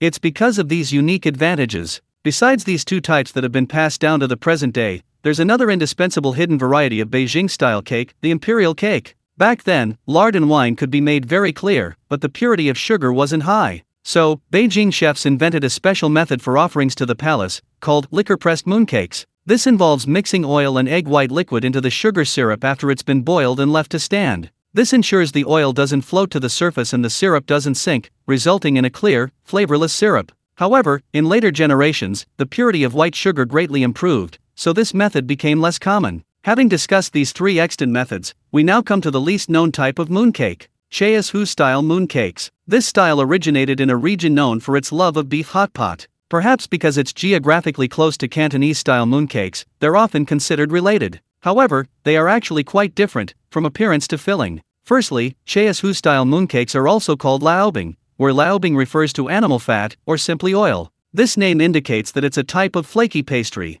and it's extremely oily and sugary. Out-of-towners might find it too sweet on its own, but don't forget, everyone in this region drinks tea. Therefore, this is a mooncake meant to be enjoyed with tea. The stronger the flavor, the better. The fillings are also quite unconventional. Like Cantonese-style mooncakes, the fillings are mainly of two types. One is the lotus seed paste filling, pioneered by Liang Xianlu and famously popular throughout China. Paired with various egg yolks and coconut flakes, it's quite popular nationwide. Another type is the mixed filling, using whatever fillings others use. Besides the classic red bean paste and glutinous rice paste, there are also fruit fillings. It's that sticky, translucent filling, seemingly a mixture of fruit, candy, and jam. Tang Lei personally thinks that, putting aside speculation about the advanced technology involved, the filling is actually quite delicious. What's wrong with fruit? Especially the pineapple flavor. It's practically pineapple cake plus. But even the most tolerant Cantonese fillings can't compare to the boldness of Chaozhou fillings. Chaozhou fillings aren't just sweet, like red bean paste, taro, crystal filling, or a combination of both. There are also fillings with dried tangerine peel, seafood fillings, and just plain cakes without any filling. Anyway, the mooncake came first, then the lard cake. We eat them regularly, but they sell exceptionally well during the Mid-Autumn Festival. Therefore, locals are quite tolerant of different fillings. This tolerance made Tang Lei wonder if shrimp mooncakes or squid mooncakes were even acceptable? Well, once it's in your stomach, it's all food. Besides these four major styles, the rest are niche. For example, in some places in Xiangzhou, because news of Chu Yuan's death spread so slowly, the incident happened around the Dragon Boat Festival, but people only heard about it around the Mid-Autumn Festival. They simply eat zongzi, sticky rice dumplings, during the Mid-Autumn Festival. And there's Kaizu's specialty, the ice-thin mooncake, which is often mistaken for a sesame seed cake. There's no way around it, it really does look like one. Ice-thin, as the name suggests, is indeed a large, round, thin slice, only a few millimeters thick. Ice refers to rock sugar. Don't let its thinness fool you. This cake uses quite a few ingredients, including white sugar, maltose, candied fruit, winter melon, chayote, and more. The entire crust was a translucent, syrupy consistency, mixed with bits of uncrushed rock sugar, making it crunchy with every bite. The top and bottom layers were covered in sesame seeds, roasted to a golden brown. It truly looked like a numbing, cough cough, a giant moon from the inside out. Speaking of which, I heard that Kaizu has recently developed a salt and pepper flavor. It's both salty and sweet, not too cloying, and retains the typical Sichuan and Chongqing flavor. It leaves your mouth numb after eating. I wonder how much Sichuan peppercorn and rattan peppercorn they put in it. Watching Yelena excitedly scribbling in her notebook, Tang Lei couldn't help but point and say, "Hey, should I write this down too?" There's also Wanzhou next to Kaizu. Their grilled fish has been going on for over 2,000 years, and it's said to be incredibly fragrant. Okay, got it. Slurp slurp. Hearing the loud slurping sounds, Tang Lei looked up. Okay. Behind the tables and chairs, in the nooks and crannies of the cupboards, everywhere that could be crammed in, and even places that couldn't be crammed in, were pairs of eager eyes. Like pairs of 1,000-watt light bulbs. Hey, don't stop, keep going. Maxim peeked out from behind the potted plant. What other kind of cake? What kind of fish? More. Want more, my foot. Tang Lei stood up, speechless. He's a leader, for goodness sake, don't be so vulgar. You've heard me for a while, right? Tell me, what kind of cake do you want? You can't have everything. The group exchanged glances for a moment, then looked at Yelena. Little Ya, tell me, Little Ya knows how to eat. Little Ya not only knows how to eat, but she also knows how to talk. Some people's words are much more useful than our bosses, right? He. Nikita slipped in from outside, rolling her eyes at Sergei. Discussing your superior, mooncakes deducted. What are you doing outside? Boss, are you my elementary school homeroom teacher? A flurry of excited shouts erupted. Yelena thought seriously for a moment, then tugged at Tang Lei's sleeve. Brother Tang, any kind of pancake is fine. I want one sweet and one savory, one meat and one vegetable. Author's note, I couldn't go home for Mid-Autumn Festival this year due to life and work. Today, while eating, I heard the neighbors talking about moon gazing, but when I looked up, there was no bright moon, only the smoke from the barbecue stall and the aroma of grilled oysters. I was quite moved. So I messaged my mother to see if she missed me. I received 2 voice messages. One was from my father, who was on holiday but still working from 5 a.m., the other was from my mother saying she went to the mall today to buy my dad thick socks so his feet wouldn't be cold in the morning. I've been writing a chapter since then and still can't figure it out. Huh? Who am I? Where am I? Oh well, I'll go out and show off some oysters. I wanted to win over my father-in-law today, but I failed miserably, defeated by this cruel blow and my chicken pecking rice speed typing. Tomorrow, I'll definitely. Chapter 380. The clown was actually me. High EQ 1 sweet, 1 savory, 1 meat, 1 vegetable. Low EQ both. Tang Lei smiled helplessly. You're something else. That's easy enough. Meat mooncakes can be savory, vegetable mooncakes can be sweet. It's still 2 kinds. Let's make the meat one first, it's easier. Yelena asked curiously, aren't vegetable mooncakes usually easier than meat ones? That depends on how you make the vegetable one. Tang Lei smiled slightly, you'll see in a moment. Here, take out the pork belly. Savory meat mooncakes are less common than vegetarian ones. They're mostly related to local specialties. For example, Yunzhou has Yunnan ham mooncakes. The cake contains egg yolk and ham, full of smoked meat flavor. Another example is Sichuan Junlian mooncakes. These are similar to thin ice cream mooncakes, both with sesame seeds on top and bottom, but thicker. The dough for the mooncake is made with lard and maltose. The filling consists of thoroughly cooked lean pork cubes, diced winter melon, and other ingredients, topped with sesame seeds and Sichuan peppercorns. That's right, they add Sichuan peppercorn powder directly. Another numbing sensation. The baking process is also meticulous, using pure charcoal fire, resulting in a luxurious, high-end beef patty. Crispy on the outside, tender on the inside, with a crispy crust and fragrant meat. But if we're talking about the most popular meat-based mooncakes currently, it has to be Shanghai. Shanghai, a city of fervent enthusiasts of fresh meat mooncakes. The people of Shanghai, who make up less than 3% of the city's population, consume over 50% of the nation's fresh meat mooncake production every year. Long queues for fresh meat mooncakes have been a common sight on the streets of Shanghai for over a decade. Especially at the legendary Guangmingkan, the queues are almost never empty. It's not that you can't buy them online or anything. These fresh meat mooncakes, fresh from the oven and cold, are practically 2 different species. The difference is enormous. However, in prison, Tang Lei had absolutely no worries. If they're edible, they don't need to wait for them to cool down after cooking. He first took out the flour and lard, placing them on the cutting board, gesturing for Ivan, who was intently working with the dough, to watch and learn carefully. Last time I told you, there are 2 common preparations for making Suzhou-style pastries with flaky pastry, remember? Ivan nodded. I remember, dry oil dough and water oil dough. Dry oil dough is simply low-gluten flour kneaded with lard. This layer is to make the pastry have a light and airy texture. Water oil dough is a bit more complicated. It's made with all-purpose flour, lard, and peanut oil. The combination of meat and vegetable oils adds a rich aroma, and a spoonful of maltose is added for color. First, use boiling water to break up the oil and sugar, then knead it with flour to form a dough. This improves elasticity and creates layers. Once everything is done, it's time for the layering stage. Simply put, this involves combining the dry oil dough and the water oil dough into one, ensuring they are distinct and not mixed up. Tang Lei used to frequently use a layering method. This involves wrapping 2 layers together, repeatedly folding and rolling them flat. This is the basic method for making layered pastries, and one that Ivan has struggled to fully master. There's also a simpler method called spreading the paste, where the water oil dough is placed at the bottom, and the dry oil dough is mixed into a paste and spread on top, preventing it from becoming a mushy mess. But considering the large quantity to be made today, Tang Lei simply pressed the water oil dough into a flat disc. Thicker in the middle and thinner at the edges, he placed the dry oil dough ball in the center, then pinched the edges together. A smooth, complete large dough ball was created. This is called a large layered pastry. As long as you calculate the amount of both types of dough correctly, you can make perfectly round dumplings. Ivan, what if I don't calculate it correctly? Tang Lei, they'll leak out, become hard pancakes, or stick together like mush. He reassured me, although you'll end up eating them anyway, you can choose one that's more acceptable. Ivan considered for a moment. I choose not to make big dumplings, I'll just pinch them into individual pieces. Tang Lei chuckled, that works too, that's called small dumpling pastry. Ivan, it has a name? What else? Tang Lei said, rolling out the large dough ball into a cylinder and then pinching off small pieces. Everything's been explored and perfected over 800 or even 1,000 years. Just the simple act of making flaky pastry alone has 6 documented techniques.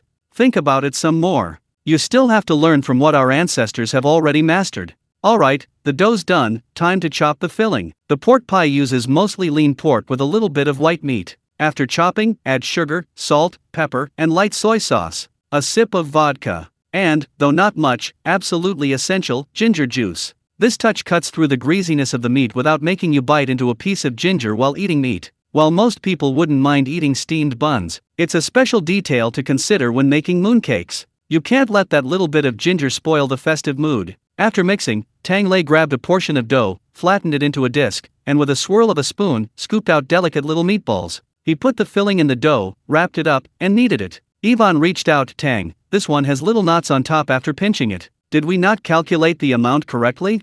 No, Tang Lei said, it's to prevent the filling from leaking out, so we left a little extra. That's why we. He reached out and pinched it off. Just pinch it off. He patted the dough a bit more, calmed it down, and shaped it into a round shape before putting it in the oven. Fresh meat mooncakes need to be baked on both sides, and the baker will stamp the front with the shop name and flavor. Over time, it seems that Suzhou-style mooncakes without a red stamp don't really look like mooncakes anymore. When they're almost done baking, he pulled them out, brushed a thin layer of oil on the dough, and baked them again. When they were finally out of the oven, Yelena carefully held up a finger. Wow, it's crumbling. Tang Lei quickly grabbed one and wrapped it in paper for her. Fresh out of the oven. Suzhou-style mooncakes are so flaky they'll crumble at the slightest touch. You have to be decisive when you eat them. Yelena, will being decisive prevent them from crumbling? No, but it'll make sure they only crumble in your mouth. Saying this, he grabbed one and took a big bite. A rustling sound immediately filled his mouth. The moment the flaky pastry was bitten open, it felt like stepping on leaves, or like snow falling. Extremely light, thin, and crisp. With the aroma of flour and oil, it melted in his mouth. Then he bit into the meat filling, tasting a hint of freshness before even chewing the meat. Freshly baked meat mooncakes have some broth, but not as much as steamed buns. It's more like a little juice locked inside the meat, making this bite savory, tender, and fluffy. It's just a pity it's a bit small. Anyway, Tang Lei only smacked his lips a couple of times. My hands were empty. Then I looked at the plate. Who the hell took the whole plate away from me? Give it back. I want to keep eating. A moment later, a plate returned to him through the crowd. The person who brought the plate chuckled sheepishly. Here you go, it's very clean, you can use it now. Tang Lei glanced at it, his lips twitching. He hadn't seen anyone boil water, did they lick it? This doesn't even taste like water. Tang Lei tossed the plate into the sink and waved his hand. Alright, I've already demonstrated how to make meat-filled mooncakes. Ivan, you know them better, give out 100. Those who can knead the dough, go get the dough, I'll handle the filling. The rest, go chop the filling. The other 100, keep watching me. I will teach you the vegetarian mooncake, which has stood at the pinnacle since the founding of the Great Xia dynasty. 5 kernel, the pinnacle of Great Xia mooncakes. Whether you eat mooncakes from the southeast, northwest, or anywhere else, as long as you're a Great Xia citizen, you've heard of its fame. No matter how many new flavors there are. Red bean paste, taro paste, coconut latte flavor, or Suzhou style, Cantonese style, Beijing style, etc. None of these can shake the fact that 5-nut filling is a staple on the menu of every mooncake shop. Unwavering, but contrary to this frequent appearance, is the steadily declining reputation of 5-nut filling. And what causes this discrepancy, besides some canteens always using it in stir-fries, are a few other fatal reasons. The first is the dreaded candied winter melon. This stuff appearing in mooncakes and other sweets is utterly absurd, even more unbearable than candied winter melon. It has a cheap saccharine taste, and some are quite hard, like chewing plastic. Tang Lei initially thought that decades ago, people were poor, and brightly colored sweet treats were hard to come by, so they liked to add them. Later, he discovered, bullshit. Turns out, candied winter melon wasn't cheap at all back then. It used pickled plums and shredded rose petals. A perfect balance of sour and sweet, naturally refreshing. Later, to save costs, they changed it to winter melon, radish, and orange peel. To mask the less than ideal taste, it was repeatedly soaked and washed in alum, then dipped in sugar, essentially becoming plastic saccharin. And then there were the 5 kinds of nuts inside. Theoretically, these 5 nuts are almonds, olive kernels, peach kernels, walnuts, and sesame seeds. This was officially approved by the Great Xia dynasty, guaranteed authentic, and there were clear regulations stipulating that the nut content of 5-nut mooncakes could not be less than 20%. But a few years ago, something happened. Anyway, some mooncake manufacturers said that olive kernels, costing over 200 yuan per kilogram, were too expensive. They couldn't afford it. So many used peanuts instead, and even added raisins and other fillings. But this only made it taste a little worse, not the worst part. The worst part was, to extend the shelf life. Besides being stingy with the nuts, some manufacturers are even skimping on the oil. As mentioned in the novel Dream of the Red Chamber, this 5-nut filling, once in a grand house, is called melon seed oil pine nut. It describes a filling that's both crisp and soft, sweet but not cloying, with distinct layers, diverse textures, and a lingering fragrance after a few bites. Beautiful. But here's the problem. Without much oil, How can it be crisp and soft? The filling is already quite generous, and the nuts are all hard. Adding more peanuts would be fine, since nuts themselves contain oil. What I fear most is stuffing them with candied fruit, sugar, and raisins. Stuffed so hard they're shoved in, without enough oil, that when they get to someone else's house and they take a bite, oops, teeth fall out. Throat gets stuck. Then another bite, it's cloyingly sweet, sickeningly cloying. That's it, isn't it? Tang Lei thought about all the 5-nut snacks he could buy in his hometown stores now and wanted to lick his throat. Damn it, before I checked, I thought people back then didn't have much good food, that's why they treasured 5-nut snacks. After checking, I realized it's because there's nothing good to eat now? I'm the clown. Tang Lei sighed for himself and called to the others. So, let's stick to the real stuff today. First, change the candied fruit and shredded orange peel. Some pickled fruit will do. Then, I'll tell you about the ingredients for the mooncake crust. Ivan peeked out from his strenuous kneading. These two mooncakes are different?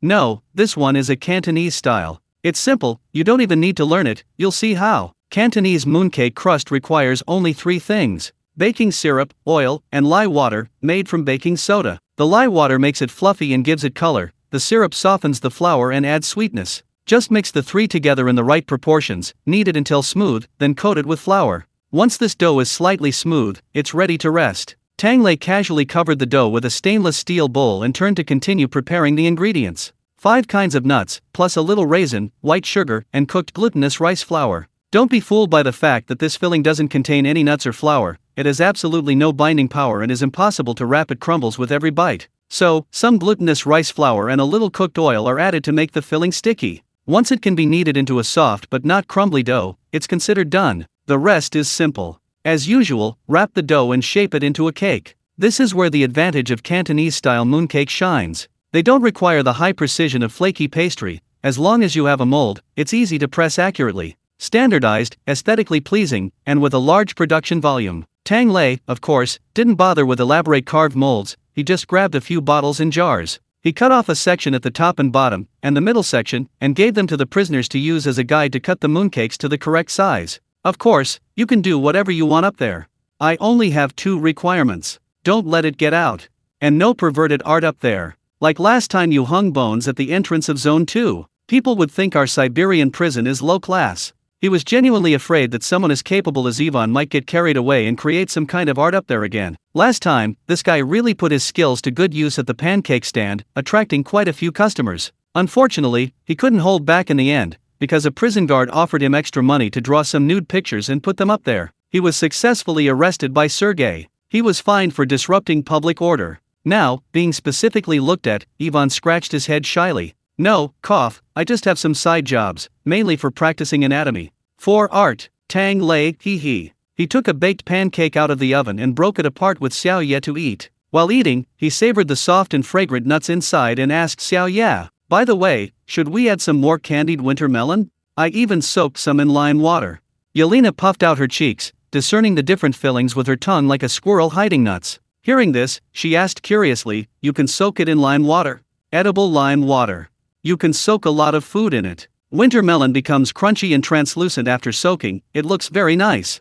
As for the taste, it's just sweet, so it's optional. You can try it, Yelena said. By the way, Brother Tang, what are you going to make for my dad? Have you thought about it? Chapter 381. Sweet or salty? I suggest dipping mooncakes in chili sauce. Don't worry, Tang Lei said calmly. It's just the few of us having a family feast, no need for appetizers or main courses. Just chicken, duck, fish, meat, shrimp, crab, and eggs will do. Simple and sincere. He mentally shut down the system's constant beeping. Remember, whatever good food we eat, we have to offer it to our ancestors first. What's the rush? And some mooncakes for our ancestors too. Little Tangzi, do you think our ancestors prefer sweet or savory? Hey, you guys, what are you doing? 2 prisoners pointed at each other, their faces red and necks bulging. He said my pork mooncakes aren't as good as his 5-nut ones. You just can't understand the beauty of savory mooncakes. How can desserts not be sweet? Heretic. Sergei shook his head, eating a plate of mooncakes.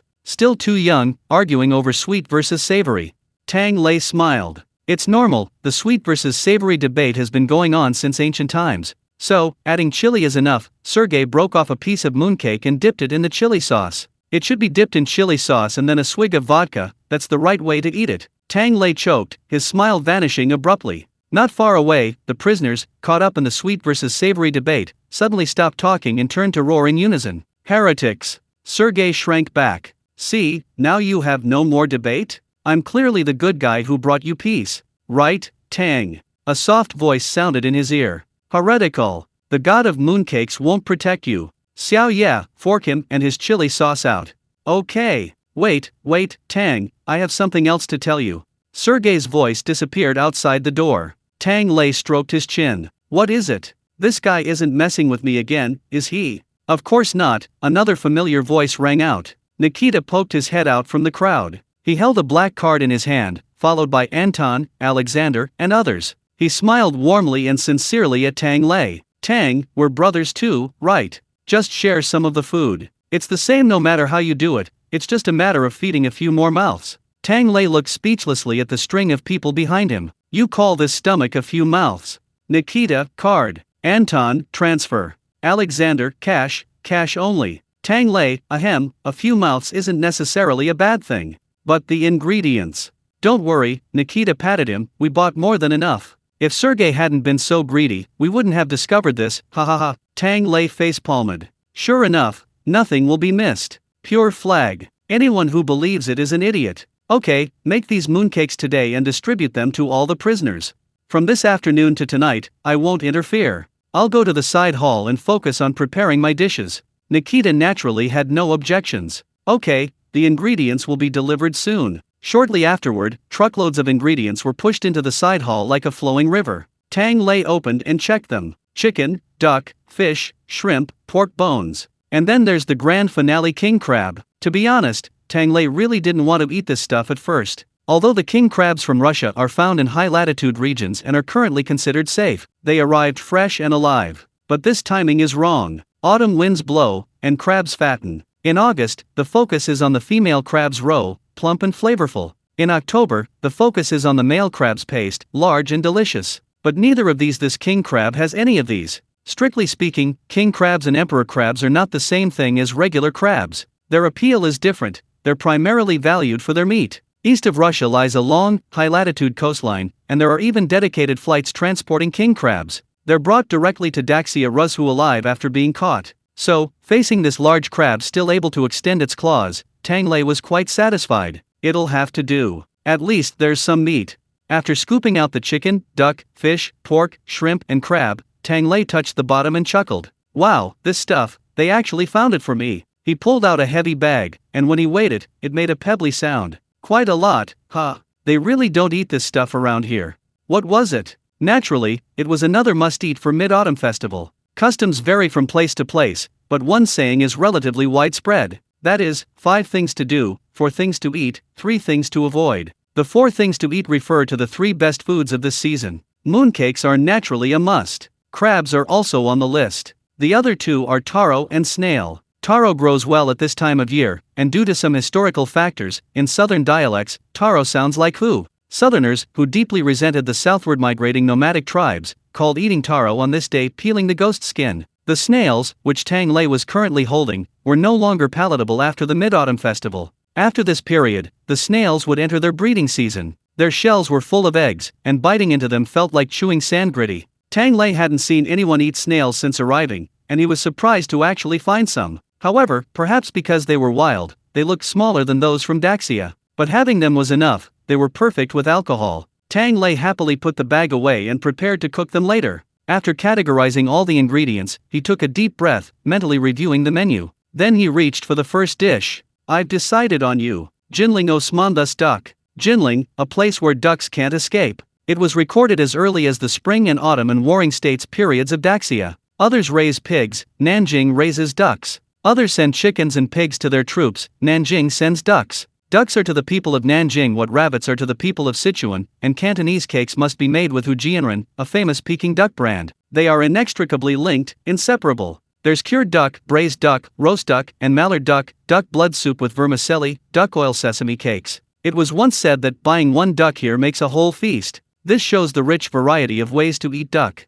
And the Osmanthus duck, especially during the Mid-Autumn Festival, firmly holds the title of the king of Nanjing duck dishes. However, it's not easy to find Osmanthus duck directly in the area. This is because the dish is called osmanthus during the Mid-Autumn Festival, which is the name of the flower. It also has a more down-to-earth name, salted duck. This way of eating it has always existed, but in August, when the osmanthus blossoms are in full bloom, a spoonful of osmanthus is added to the pickled duck, hence the saying that the duck meat has an osmanthus fragrance. Even without the added seasoning, it's still incredibly delicious. Tang Lei chose to make this firstly because it's a braised dish, requiring the longest cooking time. Secondly, it's served cold. As long as it doesn't freeze solid, it won't spoil. Having planned it out, Tang Lei picked up the duck. It was a 3.5-pound Cherry Valley duck, with a perfect balance of fat and lean meat. He made a cut under the armpit, thoroughly cleaning the duck inside and out, then soaked it in cold water for a while. While soaking to remove the blood, he started frying some Sichuan peppercorn salt. The method was similar to the previous 5-spice salt.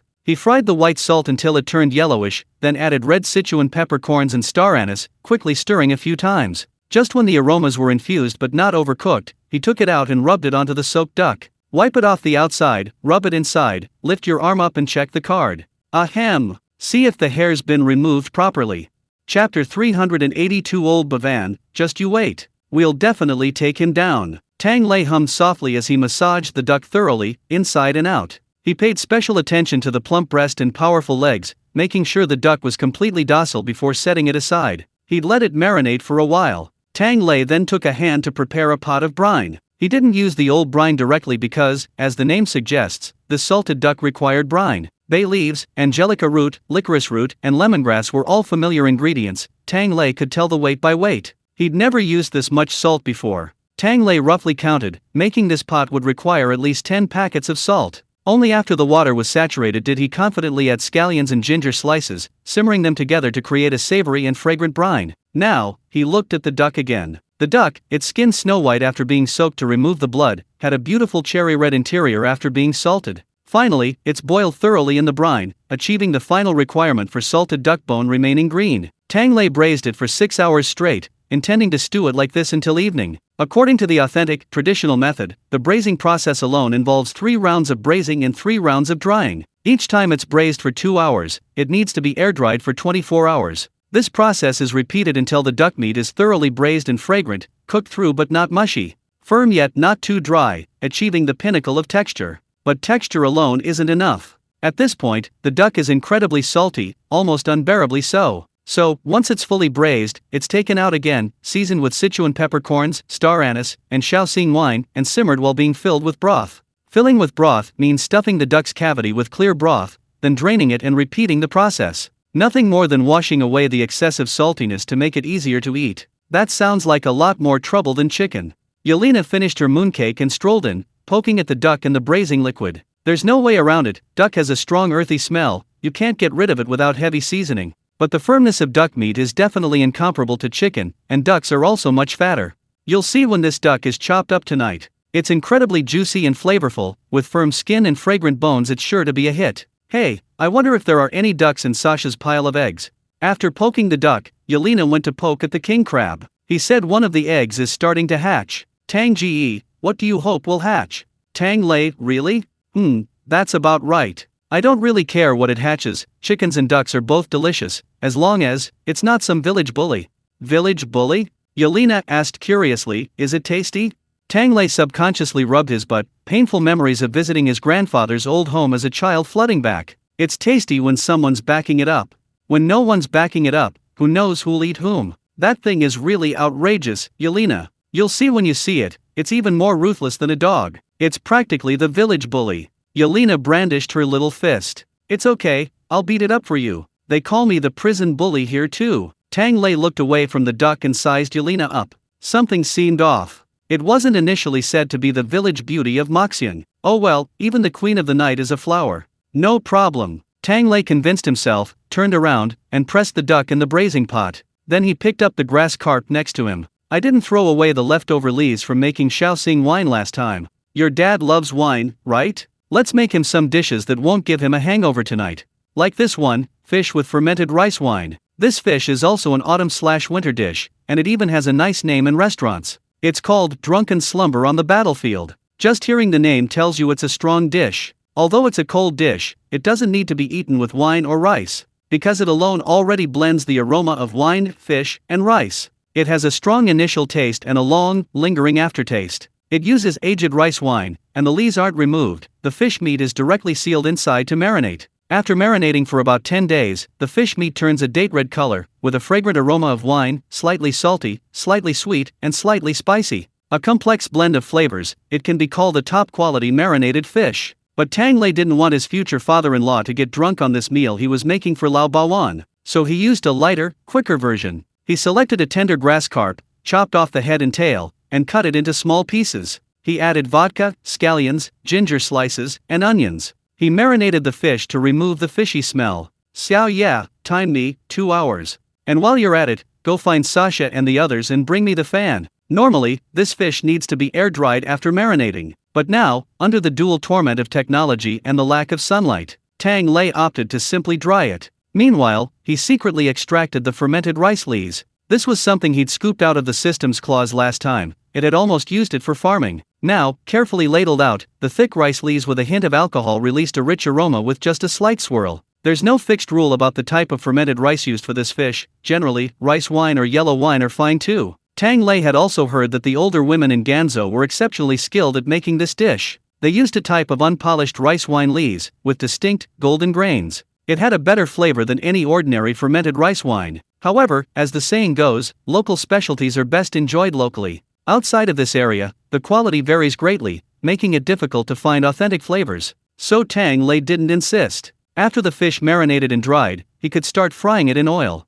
He fried the fish pieces until they were a light golden color, with a crispy outer layer and a tender interior. Given that grass carp has few small bones, Tang Lei figured old Ba1 would enjoy it. After frying the fish pieces, he fried more oil, adding scallions, cilantro, and star anise, frying until fragrant and crispy, then adding ginger slices. Once the ginger slices are well combined with the stir-fried potato slices, add the final seasonings. A handful of fermented black beans, a handful of chili powder, and finally a piece of fermented rice wine stir-fry and stir-fry. Once the salty, spicy, and wine-infused aroma is released, nothing else needs to be added. Just toss in the fish pieces and let them soak. Tang Lei glanced at the time. He estimated that after the marinating and drying processes were complete, the fish could soak for another 2 or 3 hours. The fried fish meat, skin and bones alike, was crispy. After soaking, the bones would become soft and tender, completely eliminating any risk of pricking your mouth. There wouldn't be a trace of fishy smell, only fragrance, spiciness, and tenderness. It even had a special wine-infused aroma buff. Hee, old Bawan, just you wait, tonight, we'll definitely take him down. Chapter 383 Homemade wine has a low alcohol content that won't make you drunk. Take him down? Brother Tang, are you trying to kill my dad? Tang Lei quickly waved his hand. Ahem, take him down means to get my father-in-law drunk. I mean, to make him eat him up. Yelena looked over suspiciously, poked at the fermented grains, and then licked her fingers. You guys aren't going to drink heavily tonight, are you? No, Tang Lei laughed, it's homemade, low alcohol content. It won't give you a headache. Yelena seemed to believe him a little. Alright, but if we're going to eat fish, fine, but what's with the fermented grains? Tang Lei smiled slightly. This isn't just ordinary fish marinated in fermented rice wine. It's the fish from Wang Wei's poem. Seeing it, does it remind you of anything? A fish leaves its river, lake, or sea alone, intoxicated by this jar of aged, rich aroma, steeped in the years and sorrow of parting, the myriad flavors of life, all unspoken. Let someone like old Manbavan, someone of his age and experience, eat this, delicious. Yelena said sincerely, my dad would definitely say that. Tang Lei, that's not bad either. At the same time, he decided in his heart that next time he'd make a regular fermented fish version for the big pot meal, making it the kind that's stewed and braised, so that after a night, even the scales and bones are tender. Just stuff it in your mouth and chew it. Trying to be poetic with these Russians anymore would make him a fool. Yelena chuckled, that's right, Brother Tang, you don't need to be so nervous. We love everything you make, look at my dad's frozen fish. He can't find fault with it. Tang Lei wiped his sweat and smiled wryly. That's true. But now he finally understood why they say an unmarried son-in-law is more hardworking than a donkey. His hands just wouldn't stop. Sigh, just hang in there a little longer, it'll be over soon. He consoled himself as he brought out the pork ribs. I'll take a short break, then I'll braise some pork ribs, and then I'll take care of those other quick but tiring dishes. This dish isn't seasonal, but a banquet always needs a main course. Tang Lei figured that while he was arguing with his father-in-law, Yelena would be bored. He'd just give her a couple of big bones to gnaw on. It's easy to make, whether it's braised pork spine, braised pork hock, or whatever. All you need to know is how to make the sauce. The base flavor of this sauce is simply scallions, ginger, star anise, and Shaoxing wine stir-fried in oil, but the color varies from place to place. For a brownish hue, caramelize it. For a deeper color, add fermented soybean paste and reduce the salt accordingly. Some places even make it purplish red, that's because they add red yeast rice powder, a pure natural coloring agent. Once added, it gives the meat sauce a glossy red hue, making it incredibly tempting. Once the sauce is ready, blanch the ribs to remove impurities and then add them to the sauce. Simmer until they're about 80 to 90% cooked, but don't take them out. Just let them soak in it. In northeast China, vendors selling these braised pork ribs braise them the day before and sell them the next day. The large chunks of meat are soaked until they're tender and juicy, perfect for tearing off a big bite, so flavorful. Yelena was still poking around the kitchen, looking at everything. Seeing Tang Lei's huge pot of meat, their eyes widened, and they almost couldn't move. Brother Tang, this is the best. So much meat. Much more substantial than the previous ones. Tang Lei chuckled, then you must really like northeastern cuisine. After all, for northeastern food, you can say the cook's skills are lacking, but you absolutely cannot say there's too little meat or the portion is too small. What an utter disgrace. The whole street will be pointing fingers at this owner. Seeing Yelena clinging to the braised pork bone, refusing to let go, Tang Lei reminded her. Little yeah, I'm going to talk to your dad in a bit, don't rush. If you rush, just gnaw on the bone. He wanted to give old man Bhavan a slow, gentle persuasion, reasoning with him gradually. He'd talk while drinking, making sure his future father-in-law wouldn't dare pull out a gun when the time came to confront him. He was afraid that little yeah, being so impulsive, would start fighting old man Bhavan before even getting a chance. Yelena hesitated for a moment, then nodded. Okay. She was unusually worried. Brother Tang, based on my observations and research, men seem to really dislike discussing this kind of topic. They get angry as soon as it's brought up. I don't want any of you to be unhappy, but this doesn't seem like something a fight can solve. He can't hit her father, Brother Tang can't bear to hit him, and hitting the lucky guy in prison doesn't seem to work either. Maybe he could use it to attract her father's attention? Tang Lei glanced at her from beside the stove, feeling that Yelena's pretty head was almost as hot as his pot. His CPU was practically smoking. He couldn't resist rubbing it. It's about 50% hot. Yelena pouted at him, looking aggrieved, which made Tang Lei chuckle. That's perfectly normal.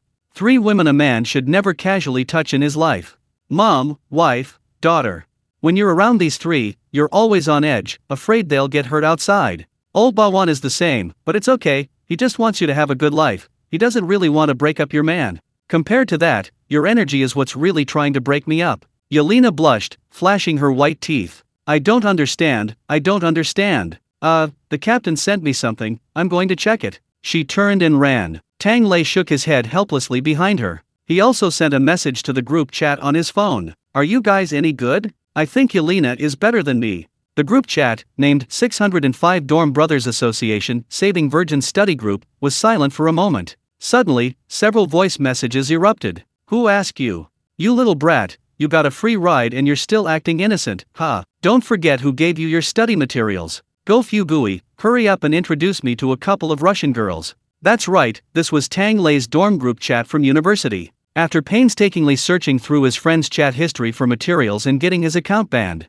Tang Lei angrily made a phone call only to find out the truth. So, when these guys clicked on his profile, it was a foreign IP address, and they immediately reported him for telecom fraud. Tang Lei's head was spinning. It's good to be cautious, but who the hell would come to this frozen wasteland to commit telecom fraud? Aren't they afraid of being cut open in the middle of nowhere, their kidneys not even out before they're already stiff with blood? After Tang Lei said this, the others finally realized what was going on, pulled up the smaller group chat again, and started brainstorming for their brother. After a lot of yelling and shouting, someone finally spoke up. This shouldn't be, Tang. This is the culmination of our life's experience. We know women inside and out. How could your girlfriend be more knowledgeable than us?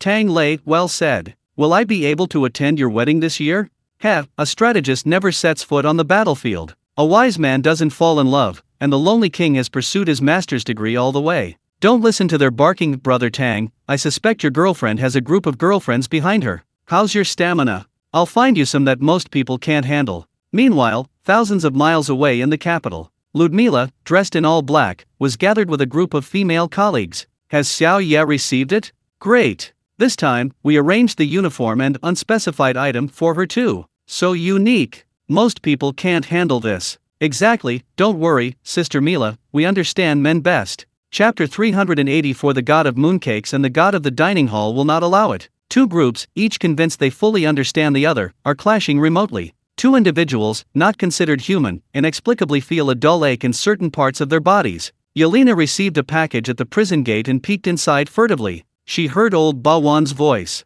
"Daughter, what are you doing standing here?" "Wow." Yelena jumped in surprise and quickly clutched the package tighter. "Nothing, nothing. Oh, right, Dad, come home early tonight. Tang is preparing a family dinner. Let's go home and eat." It seems he's also prepared some wine. Old Bawan's eyes lit up at the mention of good food, and he readily agreed. Okay.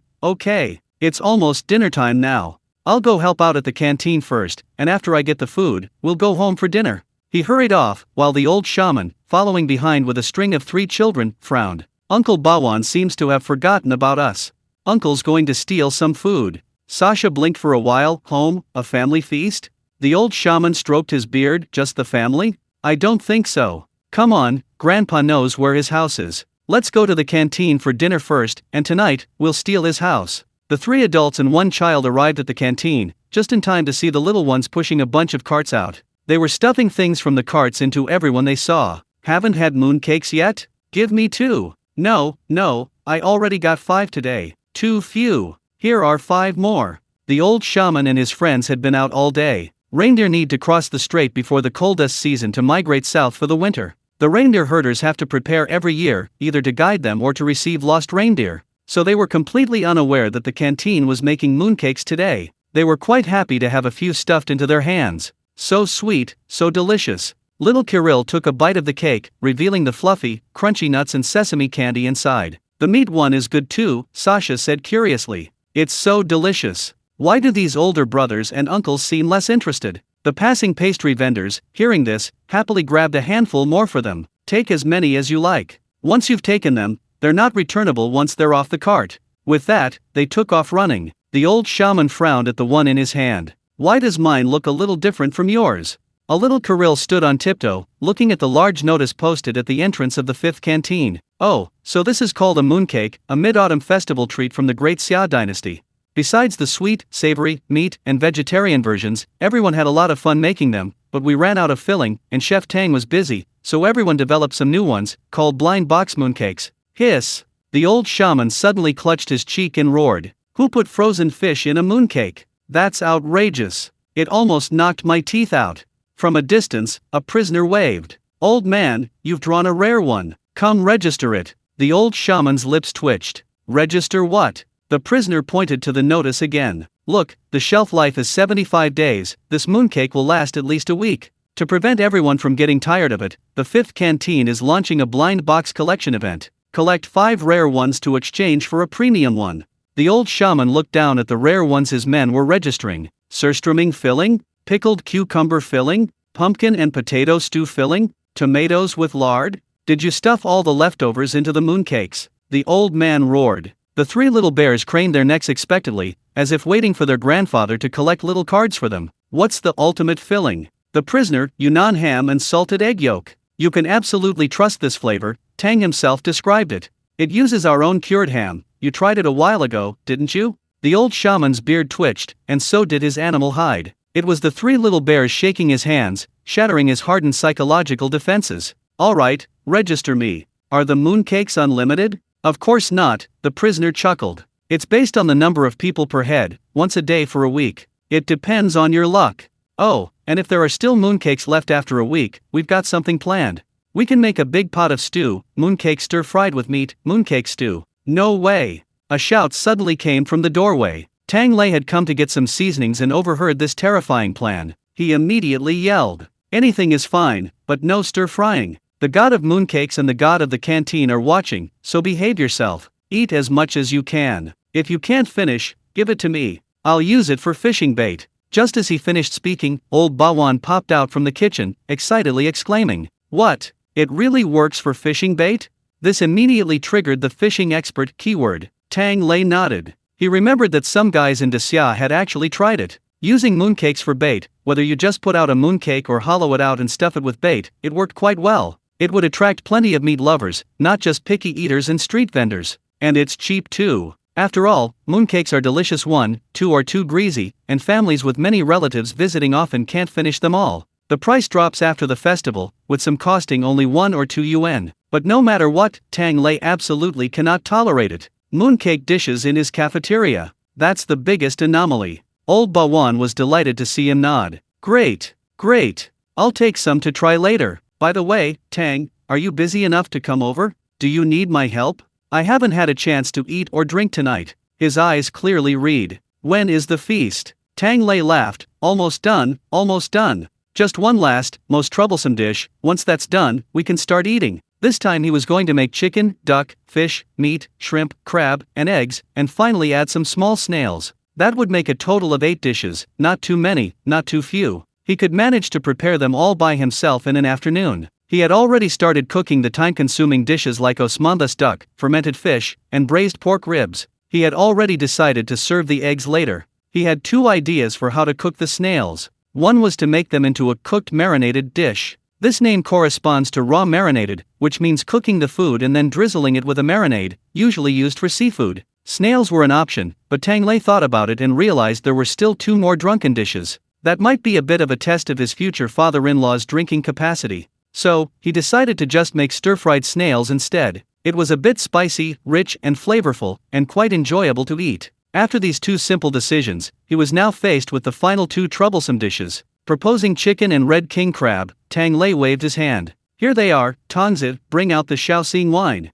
Chapter 385 Reflect on yourself. Shaoxing wine is a common ingredient in kitchens. However, it's rarely used as the main ingredient, it's usually just sprinkled on to remove any fishy smell. This is because all dishes featuring alcohol as the main ingredient demand a high level of skill from the chef. Ordinary dishes, if poorly prepared, are at worst unpalatable. If it's bland, add soy sauce. If it's too salty, add water and potatoes. It can always salvage the situation. But a poorly prepared wine-based dish can be utterly repulsive, a complete waste. Ultimately, most wine-based dishes don't add a single drop of water. Therefore, the key is how to blend the aroma of the wine with the meat, transforming the alcohol into a fragrant flavor. This is where the chef's skill comes in. It's not about knife skills, but rather the control of ingredients, water, and cooking time. Take, for example, the Shaoxing chicken that Tang Lei is preparing today. The name alone has 3 versions: cold, spicy, and steamed, each with its own unique flavor and challenges. The most difficult version is the cold dish, sometimes found in Hong Kong-style tea restaurants.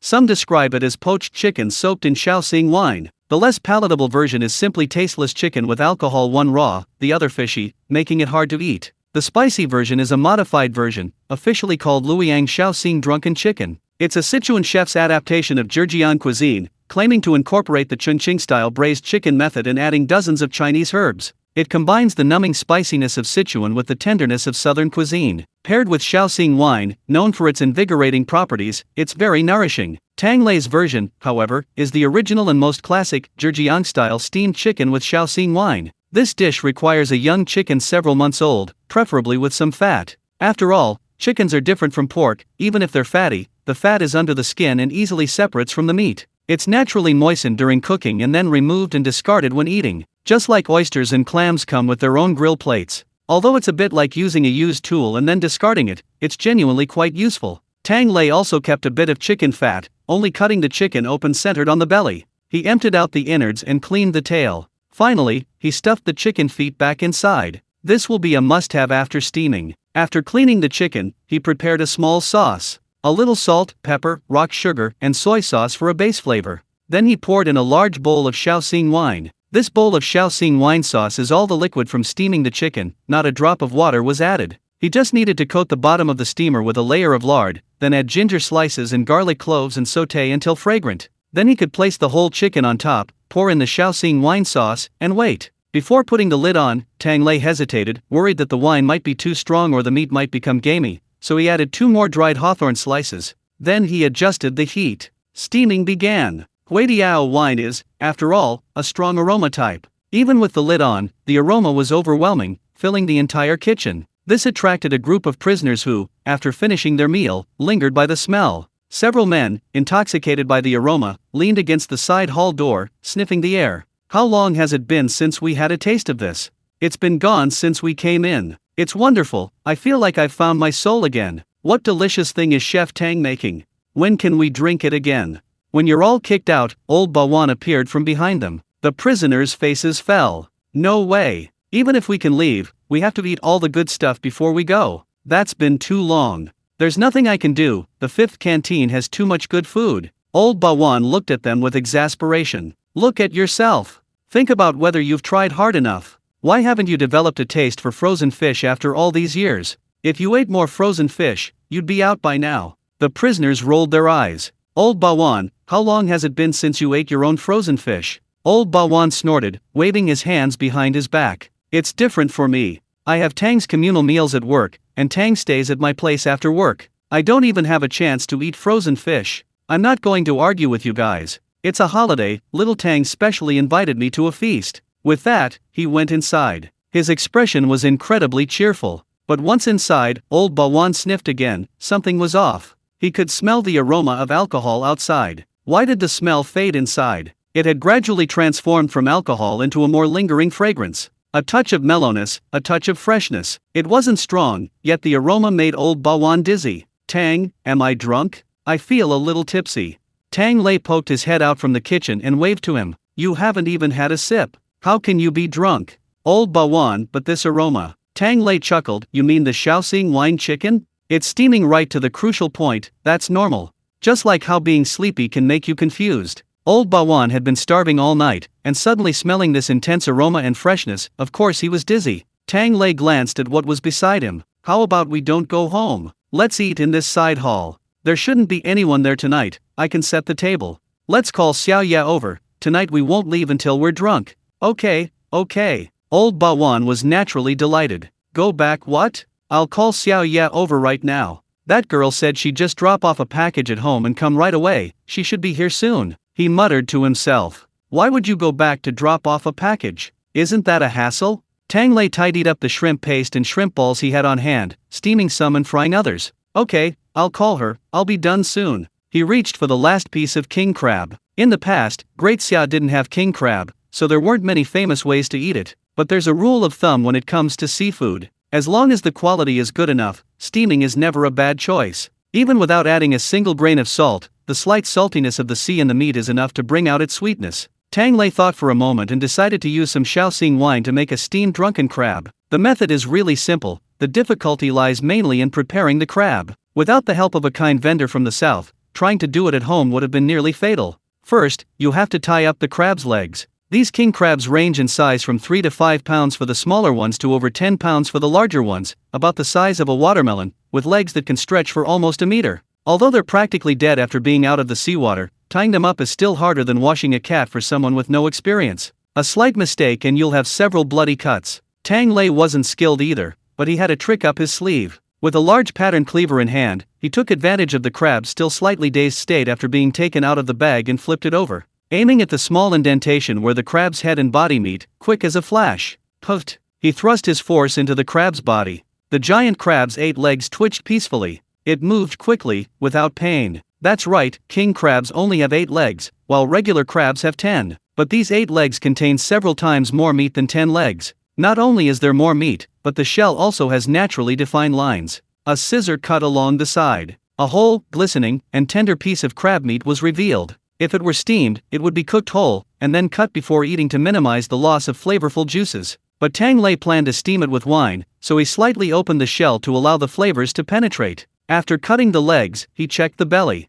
The crab heart, of course, was not eaten. The tail was pulled, no roe, no choice. The gills were also inedible, so he threw them away. The dark brain and stomach, too much to eat, were given to the dog. After cleaning out the dirty and ugly parts, only the sides of the crab's belly remained. This area had a lot of meat, but it was troublesome to eat, being full of small compartments, making it unsatisfying to gnaw on. Tang Lei wasn't going to tolerate its shape. He used scissors to poke horizontally into the compartments. He cut around the compartments, then pried open the lid. The remaining crab meat was immediately revealed. Finally, he arranged all the crab meat neatly, using the crab shell as a plate, and put it back in its original position. The arrangement was lifelike, vividly presented, finally satisfying Tang Lei. It looked like a whole crab on the table, impressive. Opening the lid revealed pure meat, convenient. That's more like it. Odd, put it in the steamer. Seafood is considered cold and fishy, so ginger was essential as a base in the steamer. If it's a crab with roe, it needs to be turned over to prevent the roe from leaking out.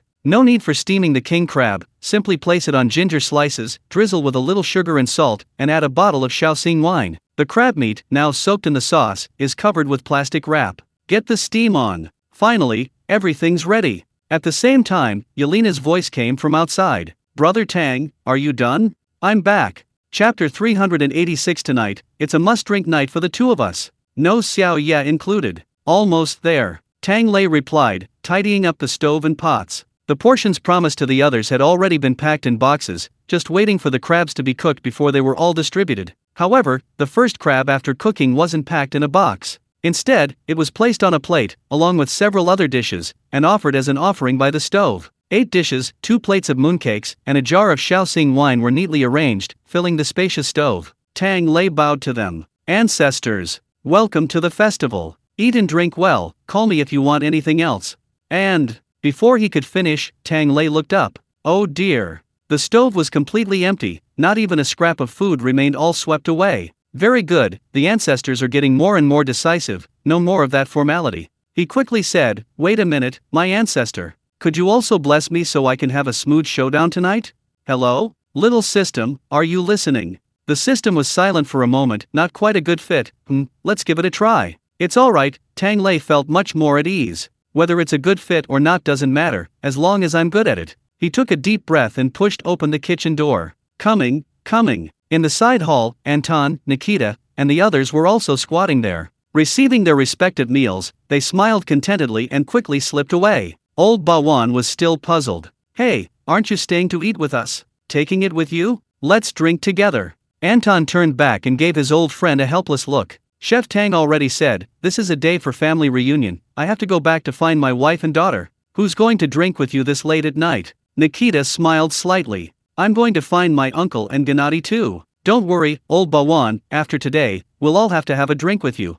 Old Bawan shook his head, completely bewildered. Alright, he said to Yelena with a touch of emotion. They're all going home, but we don't need to. You're my only daughter, it's simple, haha, wherever you are, that's my home. I've been thinking about it these past few days, and I think, Tang boy. He started to say something, then suddenly stopped. What's that smell? Yelena was getting anxious when she heard him mention Tang Lei, but old Bawan stopped talking, and she didn't dare ask, so she could only turn her head away, holding her breath. What's that smell? Wow! The father and daughter's eyes widened instantly. Tang Lei pushed out a cart full of vegetables, saw the father and daughter with the exact same expression, and smiled. Come on, serve the food. It's just the 3 of us today, so let's not be so formal. Let's eat in order. First dish, Nanjing Osmanthus duck. Although he said he wasn't particular, Tang Lei knew exactly what was going on. He knew old Bawan's vodka tolerance, but his Shaoxing wine tolerance was questionable. So, after the main dishes, a cold dish to whet his appetite first, to avoid getting him drunk right away. Not only would it be a waste of this table of good food, but old Bawan wouldn't be happy when he sobered up, which would be insincere. So Tang Lei served the Osmanthus duck first. Although the duck was salt-cured, it was perfectly seasoned after cooking. It was slightly salty with a subtle hint of numbing and peppery aroma. On the surface, it looked like a clear broth. Old Bawan took a bite with his fork and immediately exclaimed, oh! The duck meat inside was a tender, reddish-brown color, very appealing. He popped it into his mouth and chewed. The duck skin was soft yet slightly crisp, the result of multiple steaming, braising, and air-drying processes. The duck meat, however, was thoroughly braised, not only flavorful but also lacking the rough texture of the bone-in parts of typical duck. It wasn't as tender as chicken,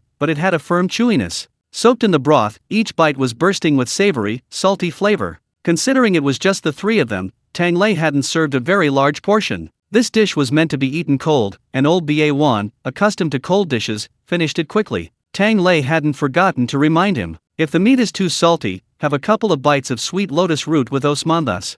This was something he'd specially gotten from the system, thinking that all meat would be hard to digest. Just a little bit, served with the duck, sprinkled with osmanthus blossoms and mixed with sugar syrup. The fragrant osmanthus added even more flavor. Old Bawan cut a piece of lotus root, tasted its sweet and glutinous texture, and squinted his eyes in satisfaction. Hey, it's alive again. It was worth starving all night, saving my stomach for this. Good, but it is a bit salty. He looked at Tang Lei, then winked at Yelena behind his back. Tang Lei understood perfectly. Haha, yes. My stomach's awake, it's time for something to drink. Perfect, I brewed some Daxia wine a while ago, low alcohol content, won't harm the body. Old Bawan nodded repeatedly, stealing glances at his daughter. Yelena pouted. Before saying anything, Tang Lei laughed first. It's a festival. It's all about having fun. To be honest, this reunion festival, I'm alone in a foreign land. Thankfully I have you all.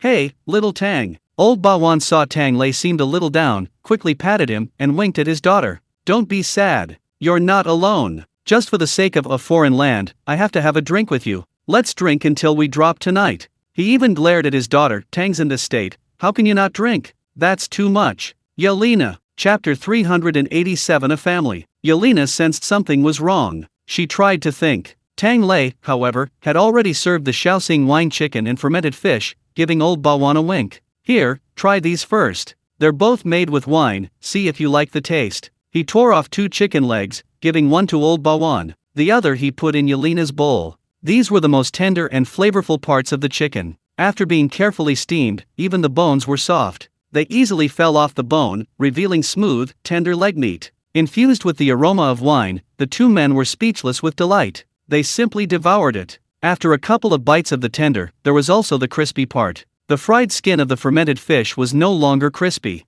It had become sticky, soaked in the fermented sauce. It tasted a bit like those pickled dried small fish coated in red oil and sesame seeds from the coast, but in larger pieces. Crispy on the outside and tender on the inside, slightly sweet and spicy, you'd lick your fingers clean after eating it. The flavor of the fermented rice wine was even stronger than that of rice wine. Old Bawan first ate the tender part, then the spicy one, finding it increasingly delicious and getting more and more enthusiastic. He commented, just look at these 2 dishes. I love this wine. Daughter, look, there's hardly any alcohol taste, the alcohol content must be low. Tang Lei smiled slightly. I think so too, you have a high alcohol tolerance. As he spoke, he brought out the ultimate appetizer for the evening, also a surefire way to appease the old man. Stir-fried snails. Although this was more like a snack than a main dish. But after eating several main dishes, they were feeling tired of meat. Besides, they were too busy eating to talk about anything else. Snails are different. Even in a hurry, you'll use your hands more than your mouth to eat them. Picking and eating like this, with a couple of sips of wine. That's how you create a lively atmosphere for conversation, isn't it?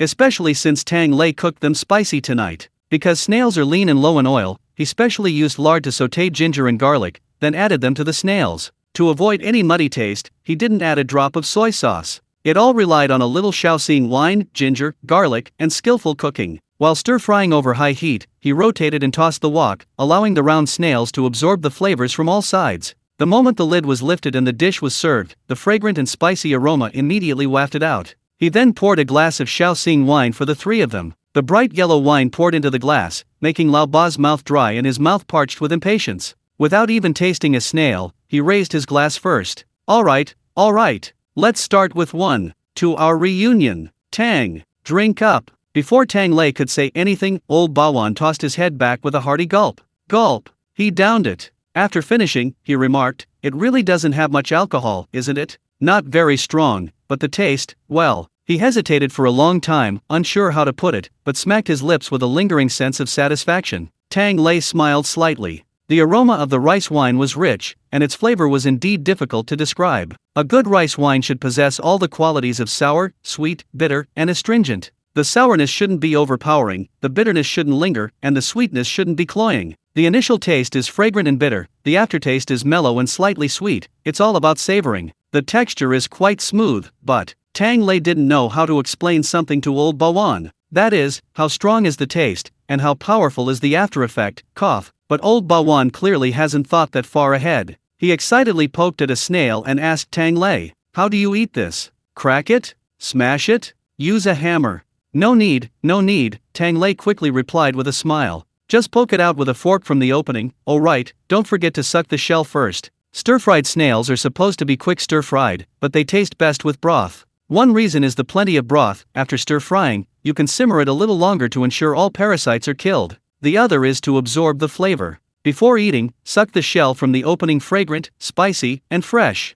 It's like sucking out the very soul of the snail. Absolutely divine. Old Ba1 fiddled with it for a few moments and quickly learned how to eat it. Following along, sucking and slurping, he ate with great gusto. After getting a little spicy, he'd have a couple of sips of wine, nodding and swaying contentedly. This is so beautiful. Old Bawan exclaimed, Tang, now that you're here, I realize I've been eating frozen fish for the rest of my life for nothing. Tang Lei smiled slightly. There's plenty of time in the future. There will be plenty of good food. Just tell me what you want to eat. Old Bawan quickly waved his hand. How can that be? You're not my personal chef. He looked at the large table full of food and patted Tang Lei. You're already busy enough usually, and you're making so much for the holidays, it must be exhausting. I'm a chef too, although my skills aren't the best. I know how hard chefs work. Just make whatever you want to eat from now on. We're all benefiting from this, there's no need for so many demands. Tang Lei shook his head, speaking seriously. No, besides the holiday, I really did want to treat you to a meal. I have to thank you. When I first arrived here and didn't know anyone, if it weren't for you taking care of me and letting me stay for free, I'm not that comfortable now. Old Bawan laughed heartily. What's that? I like you, kid. Let alone letting you stay. My place, you can stay as long as you want. Come on, drink. He poured another glass, clinked glasses with Tang Lei, and downed it again. Bottoms up. Watching her father drink glass after glass, Yelena's eyes widened, and she was about to slam her hand on the table. Tang Lei quickly stuffed a large braised pork bone into her hand. Little yeah, you eat, eat slowly. He himself, taking advantage of the lively atmosphere, drank a couple more sips with old Bawan, and finally said, to be honest, being alone in a foreign country sometimes makes me a little lonely, with my family not around. Old Bawan nodded, of course. You're so young, you've already done very well. Come on, have another drink. Drink. Tang Lei tilted his head back, pressing his advantage. You and Xiao Ye have been so good to me since I arrived. Sometimes I think, it would be great if we could become family. Hey! Old Bawan slapped his thigh. Tang Lei was startled, thinking he was about to pull out a kitchen knife. But instead, he saw old Bawan say happily, what a coincidence. I was thinking the same thing. Tang Lei was stunned. What did he just hear? Could it be? His father-in-law was going to marry Xiao Ye to him? Could such a good thing really exist? Old Bavan, I was just telling Yelena, I said Tang is a good person, if only. Tang Lei was overjoyed and quickly looked at Yelena. Your dad had already filled in the standard answers? That's really something. Yelena, a large bone dangling from her mouth, stared at him blankly. Is that so? Tang Lei, whatever, it's good news anyway. It's a sure thing. As the two exchanged glances, old Bawan suddenly grasped Tang Lei's hand, excitedly saying, if we could become family, that would be wonderful. Since you think so too, Tang, from now on, you're my brother. Chapter 388. You little brat, you stole my house. After a moment of silence, Tang Lei picked at his ear. Wait a minute. Who is he? Where is he? What did he just hear? His father-in-law, whom he was trying to win over, just said he wanted to be his brother. A brother? At this moment, Tang Lei, who could calmly add vegetables to a frying pan of oil without batting an eye, he was stunned. He opened his mouth, looking at old Bawan. He hesitated, wanting to speak but holding back. Old Bawan was also taken aback. What, you don't want to? Tang Lei thought to himself, how could he want to? Unless they were on separate terms from now on. He called Xiao Ye wife, and Xiao Ye called him dad, cough cough. Even though he had pulled back his thoughts of escaping, he returned to the deathly silent dining table. He and old Bawan stared at each other, both feeling incredibly awkward. After a long 3 seconds, a loud bang rang out. I don't agree. Yelena jumped to her feet, slapping the metal table so hard she left 2 dents, staring at her father in despair.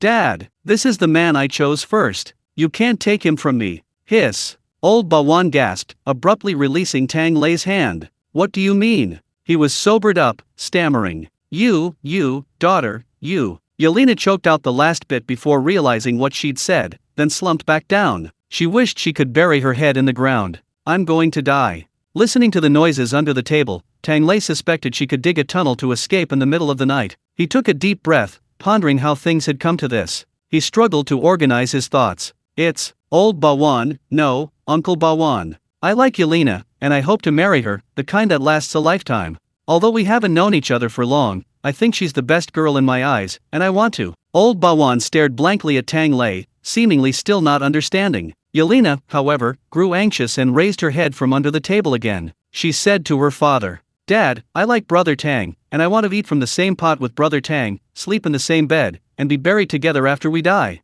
Tang Lei. His brain, which had just started working, suddenly crashed again. Old Bawan, on the other hand, suddenly snapped out of his daze and understood. Asterisk. When? Tang, you little brat, you've stolen my house.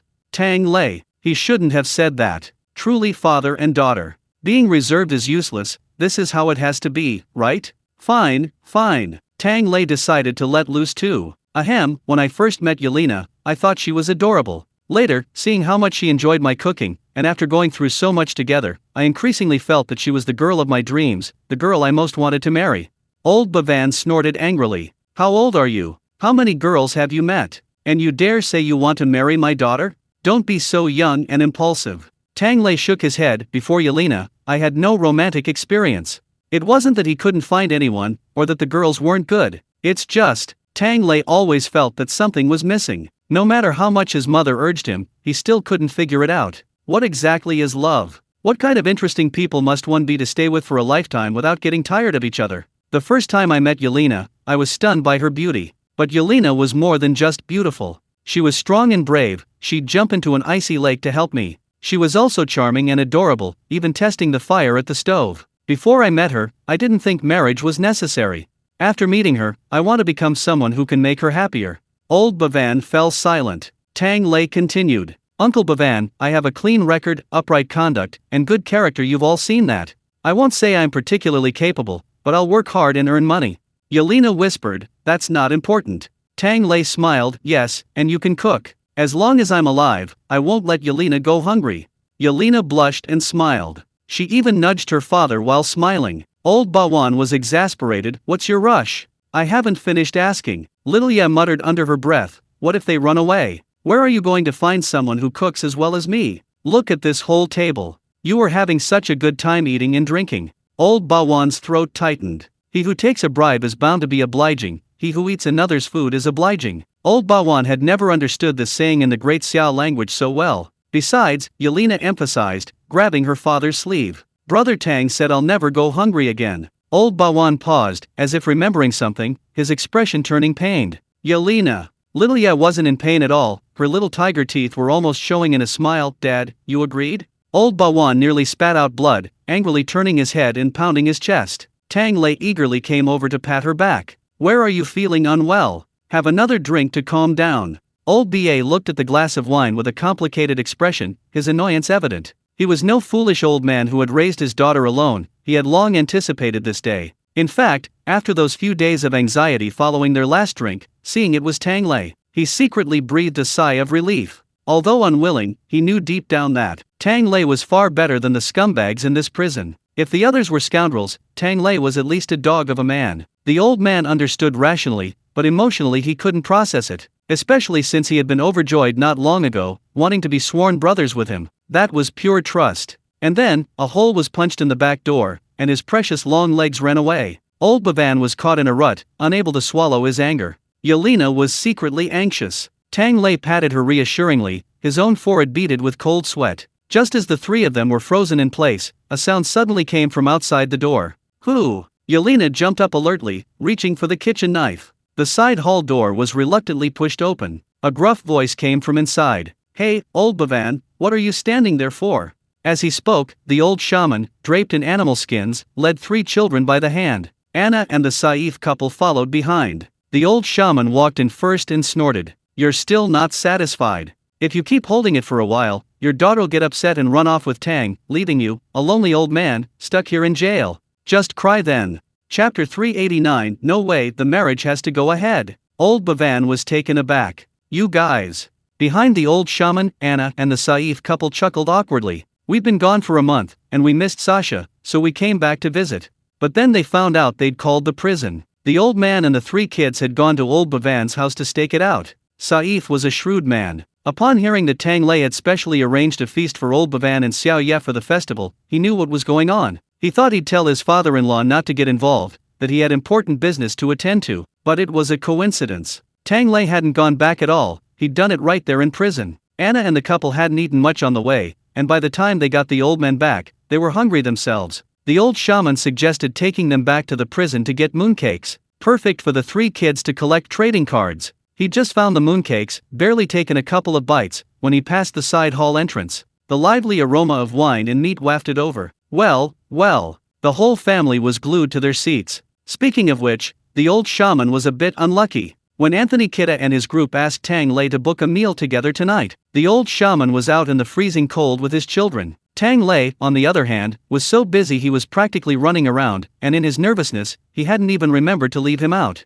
Now, oh dear. The whole family, with 2 other people's kids, were standing at the door, watching longingly, practically drooling. The 2 little Kirils were also incredibly hungry. They thought for a moment and decided they couldn't miss out on something like this with their good uncle, so they borrowed Anna's phone to make a call. But as soon as the call connected, it got even more lively on the other end. Amidst the chaotic sounds of drinking, eating, and laughter, Nikita slapped his forehead. Ah, I forgot to call you for dinner.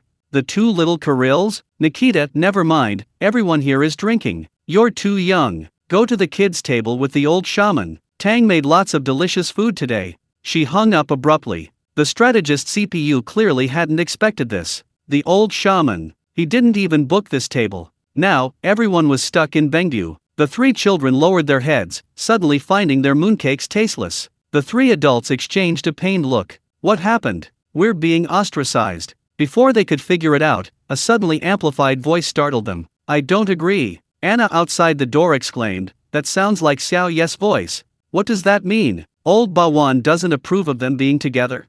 Saif quickly leaned closer to listen. The old shaman trailed behind. Huh? They're not together yet? Dad, don't push, let me hear. Respect the elderly and care for the young. Saivi, go over there. Saivi, angry but not daring to speak, reluctantly moved aside, only to step on something soft and furry, his ankle stinging. Holy crap! How come the bear's here too? Sasha quickly picked up Misha, whispering, it likes watching the fun too. Just then, Yelena's warning suddenly rang out from the side hall. Who? The group exchanged glances, then reluctantly pushed open the door. The old shaman was a little embarrassed when he came in, intending to make a few words as he passed by, but seeing old Baban's sullen expression, he immediately remembered his own painful past. You're not happy even when we provide you with good food and drink, and you've ended up with someone who can't cook, can't do crafts, and took your daughter to the big city and never came back. The old shaman grumbled loudly. Saif coughed, regretting his decision. If only he'd gotten caught in the crossfire even while watching the drama, he wouldn't have gotten involved at all. Old Baban looked at the old shaman and his daughter and son-in-law, his hand holding the cup trembling. Oh no, if he really ended up like this old man, wouldn't he lose his daughter and have nothing to eat? No way, this marriage really has to go through. Besides, the old shaman snorted. Getting married isn't like she's cutting ties with you, she's still your daughter. These 2 can make it work if they can, and if they can't, they can get a divorce. It's no big deal.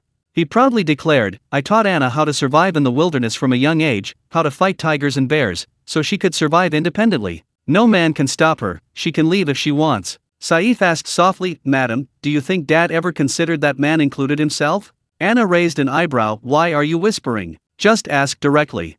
Saif shrank back, well, darling, I still need to keep my life to love you. He couldn't help but feel smug. It seems Madam is still quite satisfied with me all these years. Anna gave him a half-smile, keep trying. All right. In the time it took for them to exchange a few words and glances, old Baban's anger finally subsided. He sighed deeply, tilted his head back, and drank the glass Tang Lei had poured. Forget it, you young people should decide for yourselves. But, Yelena, perhaps it's because I'm getting old, but I still don't want you to be too far away from me, you. Dad, Yelena said softly, I will stay by your side until the very end. Don't worry.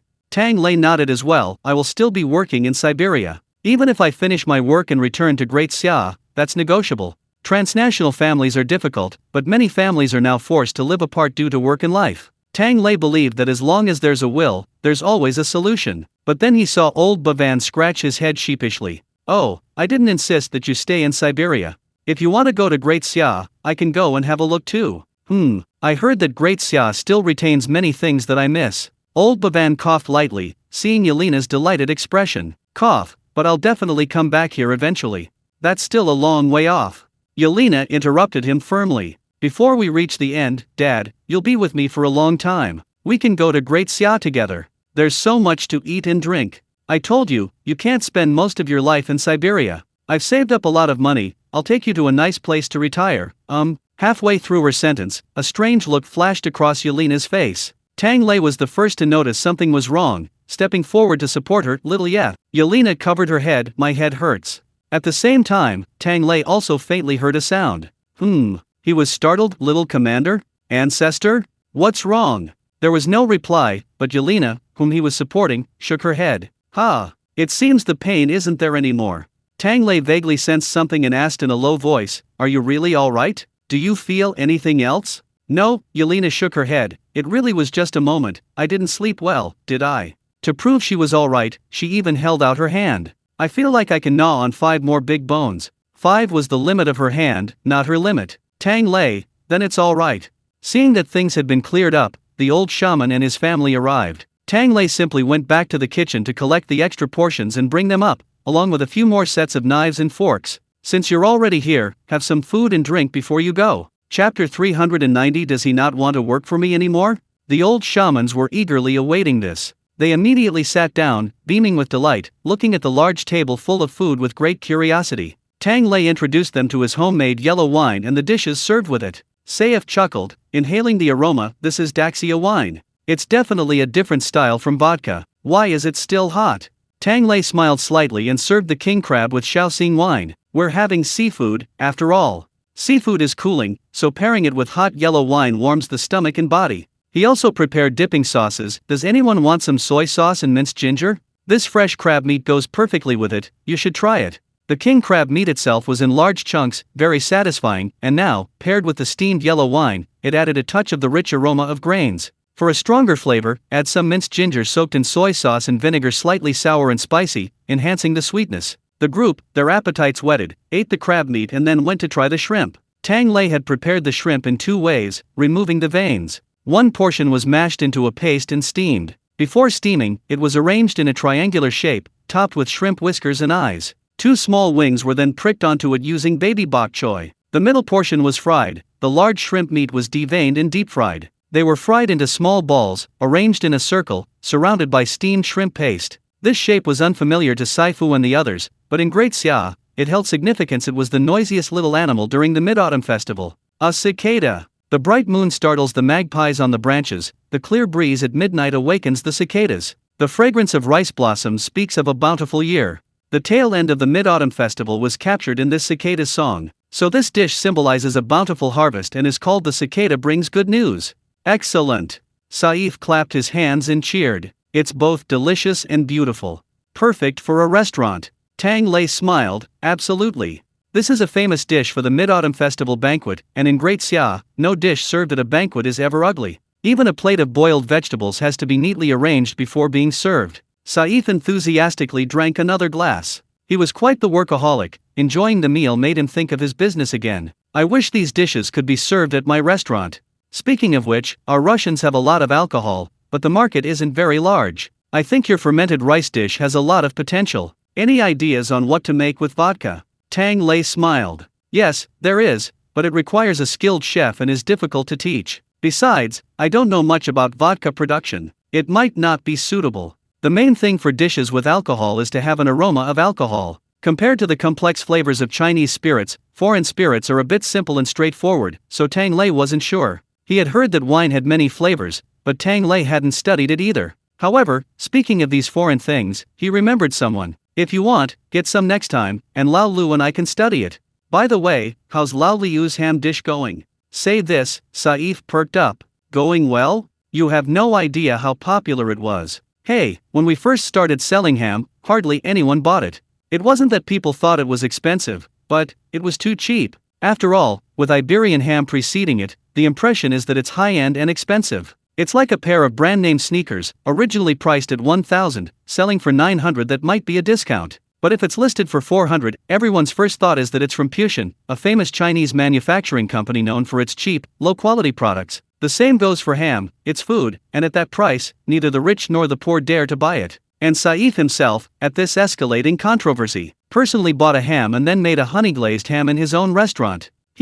Quite a few people came to watch the show that day. I created a completely transparent kitchen, allowing diners to see every step clearly from 360 degrees. When the unassuming ham was transformed into plates of bright red, glistening, and fragrant honey-glazed ham, everyone present, whether mocking or curious, made the same move in that instant. Swallowed their saliva. After a few more bites, Saif's table was practically drooling with delight. Finally, someone couldn't resist any longer. What's this? Give me one too. Once someone took the lead, others immediately followed. In no time, several plates of honey-glazed flatbread were devoured. The others still harbored some doubts, thinking that Saif might be just putting on an act to promote their food. So they eagerly waited for the others to finish before crowding around to ask how it was. But the people who had ordered simply wiped their mouths, completely ignoring them, and beckoned directly to the waiter. Is there any more?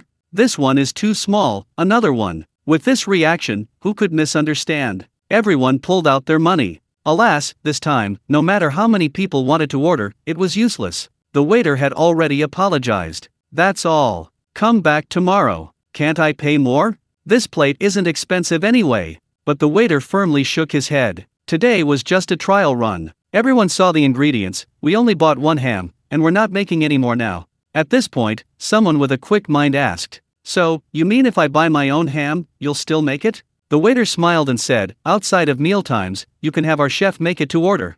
We can make as many as you want, just pay his hourly wage. Also, his working hours are limited, so the number of custom orders is also limited." "You didn't see it," Saif said, his face beaming. From that day on, every day's supply of ham was sold out. And it created a virtuous cycle. Buy it, have it cooked, eat it, want more but don't have the ingredients, so buy more. Especially, Saif smiled slyly. You know, we still have a few VIP, premium packages, right? I gave them to some big shots without charging them. Haha, they're regulars at the restaurant now. But there's a problem, Saif said, a hint of something amiss in his voice. Tang, is your sixth chef dissatisfied with the salary and environment I offer? Why does he only work 3 hours a day, not a minute more, and disappears the rest of the time? And every time he comes in, he smells amazing. Is he looking for another shop and trying to abandon me? Chapter 391 Sharing the Moon Across 1,000 Miles. Tang Lei chuckled, thinking to himself, no way. This poor guy was just simultaneously making ham for Saif and acting as a spy for his teacher at the hot pot restaurant. Plus, he also had to do real work at the hot pot restaurant. That's one person doing 3 jobs. Poor Lao Lu, Tang Lei shook his head. After this experience, he'll definitely understand how important it is to become the best chef. Only the best. Only then do they have the right to open a restaurant. Saif was completely bewildered, so he won't abandon me, will he? The ham business depends entirely on him now. I can even negotiate the salary, as long as he's willing to cooperate long term. Tang Lei thought for a moment. You can ask him, but I don't think the chances are high. It's not that he'll go to another restaurant, but I'm afraid he might want to go back to prison. Saif was stunned. Oh no. That's it. He cried, his face contorted. If I were him, I'd want to go to prison too. Tang Lei rolled his eyes. Are you guys alright?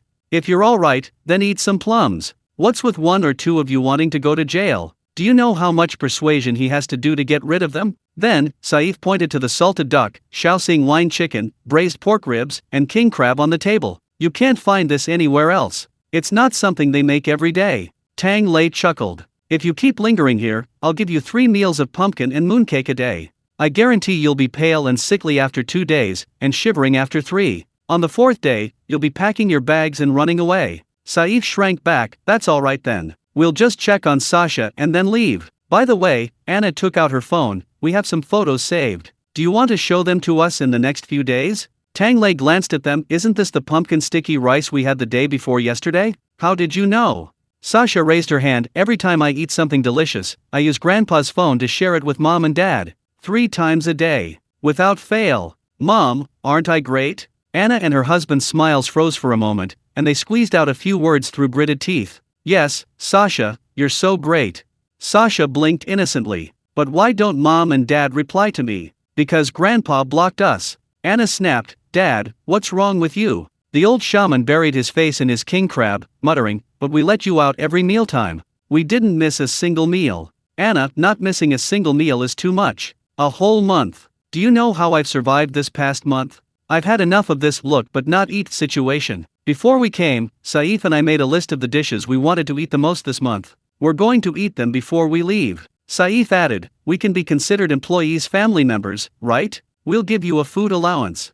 The old shaman snorted. You think you're ordering food? Eat for 2 days. Didn't you say you were busy with work? Go ahead and do your thing. Little Sasha and I are doing great. He exchanged a smug look with old Bavan. See? One small gesture and your daughter wants to go home every day. Old Bawan lowered his voice. Heh, I don't need it. Hey, you annoying guy. They started arguing again. Anna, Saif and Tang Lei exchanged a glance and helplessly shrugged. Just then, there was another commotion outside the door. Sergei and Maxim poked their heads out. Hey, how's your meal? Tang Lei knew what they wanted to ask. Finished the important business? What are you two doing here? The two chuckled and squeezed in with a carefree air. It's just the 2 of us, no fun at all. Come on, we brought some food and drinks too. It's a holiday, let's share a table and drink together. Bottles clattered together, and the two old men stopped arguing. Come on, drink. A little while later, Nikita strolled over, followed by several Kirils, each carrying a bottle of liquor. Hey guys, still not done?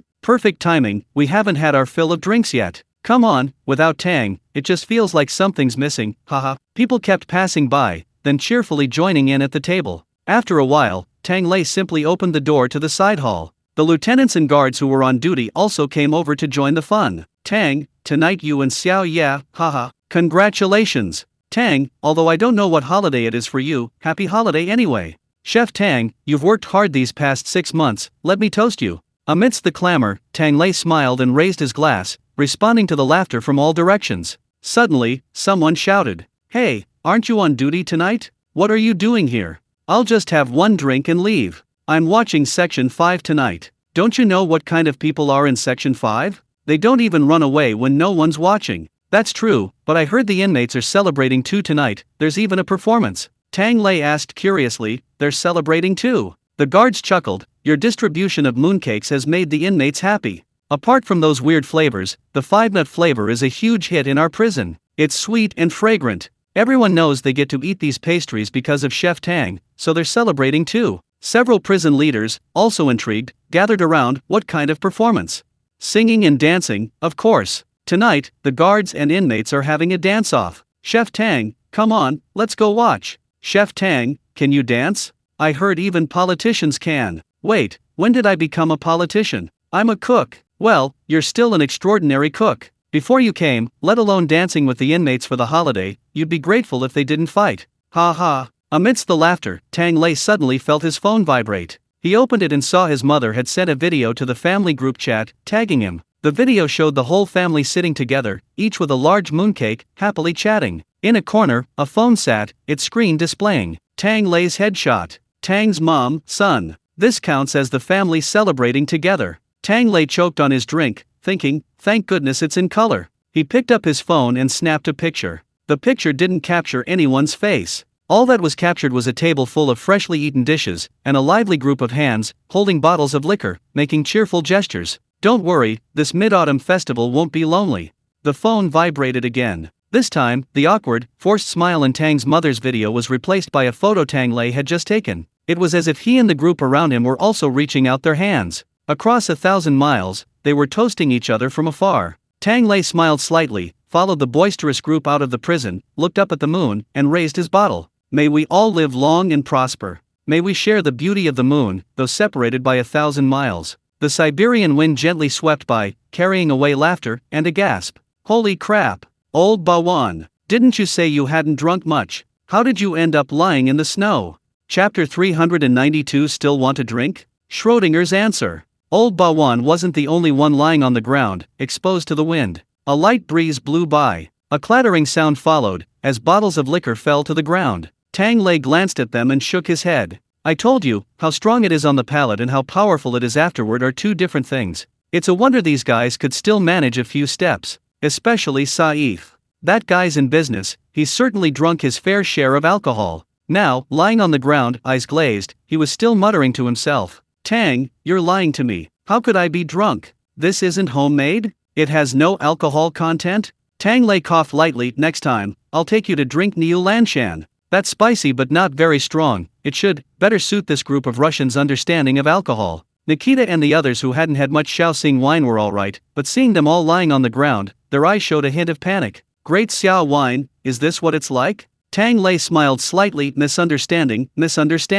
The main thing is you can't mix them. He's not familiar with alcohol to begin with, and mixing it with vodka would be incredibly stimulating. Drink slowly, it's fine. Look how normal I am. Nikita shook her head helplessly and called for people to carry the drunkards away. They were all taken home. Tang Lei didn't even bother watching the dance battle anymore. He and Yelena quickly got his father-in-law home. Of the old shaman's family, only Anna and Sasha were still sober. The two young Kirils, who couldn't drink yet, were loyal and volunteered to help Anna get the two men onto the reindeer's backs. They also went to the old Bawan's lodging area. Anna and Yelena glared at Tang Lei the whole way. Tang Lei, watching this, regretted not having gone down to bed with them and repeatedly begged for forgiveness, promising never to let them get drunk again. However, it wasn't bad that his father-in-law had slept with him. When Yelena sneaked over again that evening for another intimate moment, Tang Lei thought contentedly. He wouldn't have to worry about what he wanted to do that night. Tonight's confrontation went smoothly, making it half legal. Tang Lei, pleased, and Yelena pressed their advantage. They studied diligently all night. Only when dawn broke did they finally lie down, satisfied. But the moment he closed his eyes, the system beeped in Tang Lei's mind. Something's wrong. Tang Lei remembered Yelena's sudden headache that evening. What's wrong? Is it about Xiao Ye? The system beeped. Yes, tonight when she mentioned going to Great Xia, I suddenly detected a strange fluctuation. Very familiar. Tang Lei raised an eyebrow. You're familiar with it? Another system? The system seemed somewhat hesitant. It's hard to say. Calling it a system seems a bit rudimentary. Its state is more like that ancestral spirit of the old shaman. Tang Lei became serious. It wants to harm Xiao Ye. Could it be trying to possess her like the ancestral shaman spirit? The system snorted, thinking won't help. Don't you know who's protecting you? Tang Lei immediately remembered that question. Damn it, seeking ancestral protection to confront them actually happened? Whatever it is, the ancestor will use overwhelming force to defeat it all. Just beat them up. Truly not my forte, but professional. System, anyway, that thing was immediately subdued, but before I could figure out what it was, that little girl shook her head, forcefully rejecting that force. The system muttered, I have a feeling she wants to beat that thing up, she's really fierce. That aura was even making the system itself a little uneasy. Of course, I'm not afraid of her, the system emphasized. It's just that I feel she has some kind of special attack against the system, you know? I know, you're the best, Tang Lei replied perfunctorily, somewhat worried. Will that thing come looking for her again in the future? The system beeped, I don't know. You should tell her to think carefully about whether she's ever had any connection with ancestors, or naturally, these things. Usually, anything related to descendants must have a request, like when you have to do a mission. Perhaps this little girl promised something, but she just forgot. Tang Lei pondered for a moment. She suddenly got a headache when she was talking about going to Great Xia. Does this system not want her to go? The system lazily replied, then you'll have to figure it out yourselves. My mission is complete. Don't call me today. Tang Lei, where are you going? The system didn't speak again, only a voice echoed deep within his mind. Hiccup. Damn it, you didn't go drinking too, did you? Tang Lei thought to himself. But the system was clearly determined to give him a break. Tang Lei called it but got no response, so he thought about it for a while longer before falling into a deep sleep. He slept until the sun was high in the sky. When he woke up and checked the time, Tang Lei almost rolled off the bed. Damn it!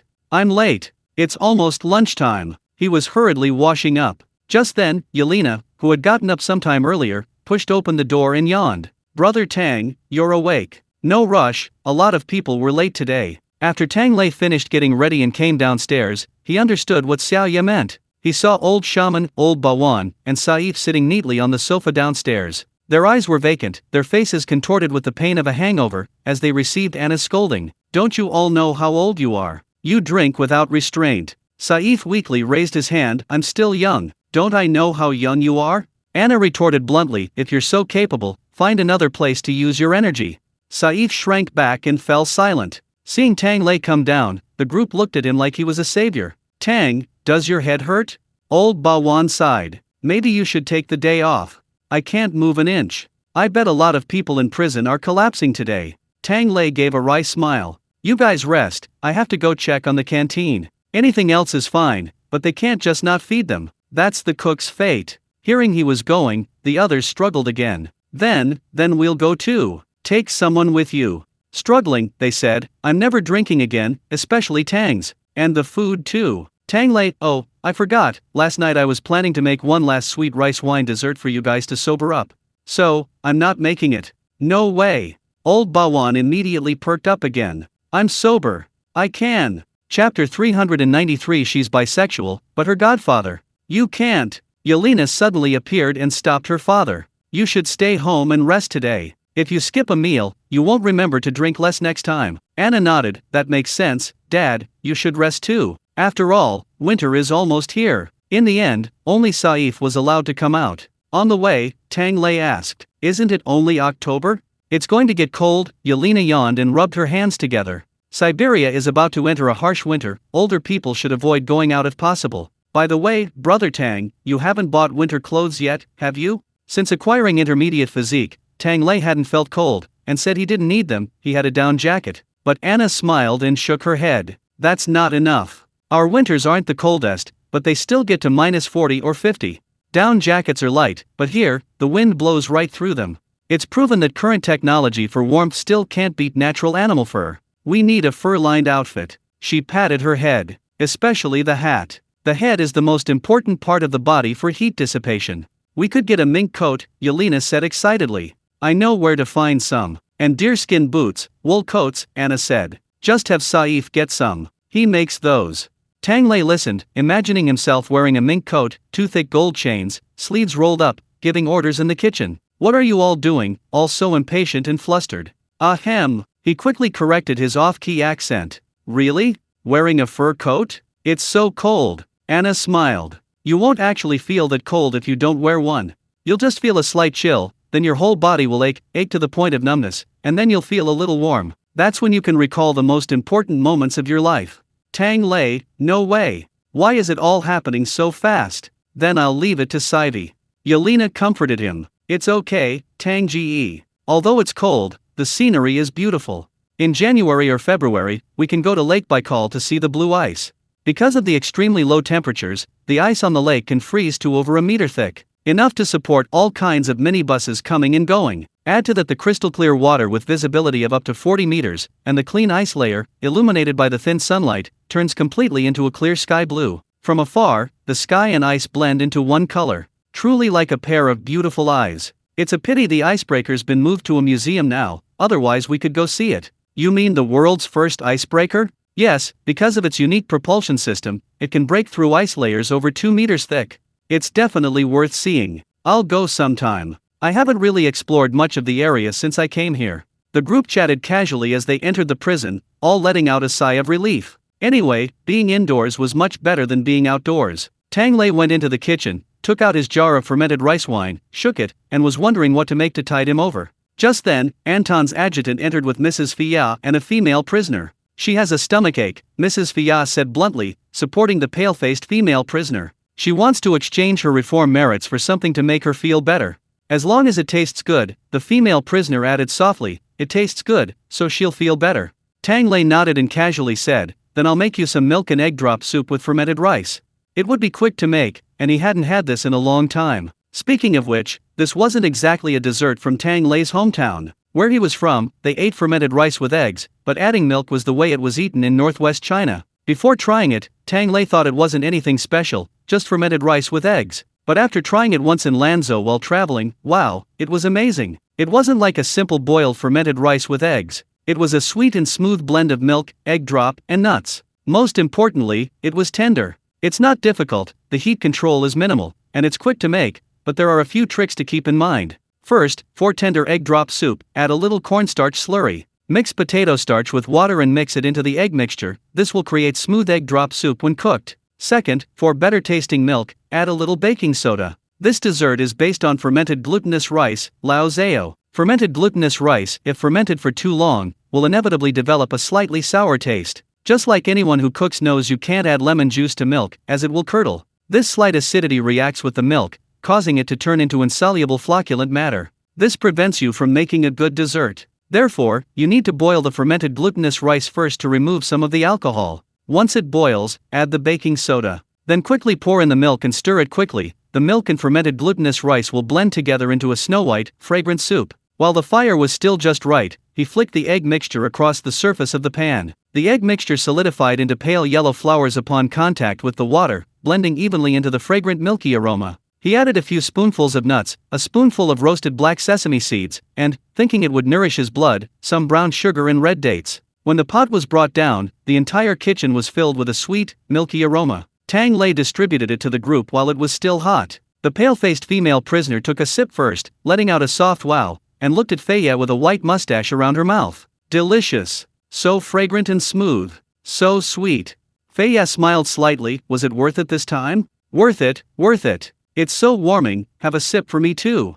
Feiya picked up a spoon, tasted it a little, then reluctantly pushed it back. Just drink it, does your stomach still hurt?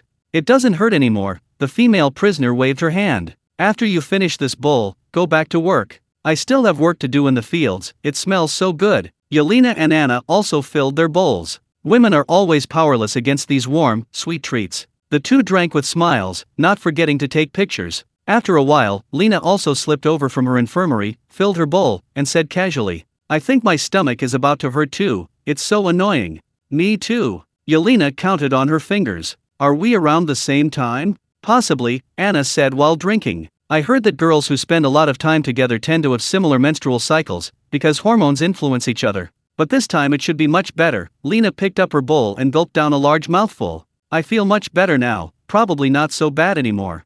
"Seems so, huh? If it hurts again, just come find Brother Tang." Saif chuckled, nudging Tang Lei. "Dude, you're like a women's best friend."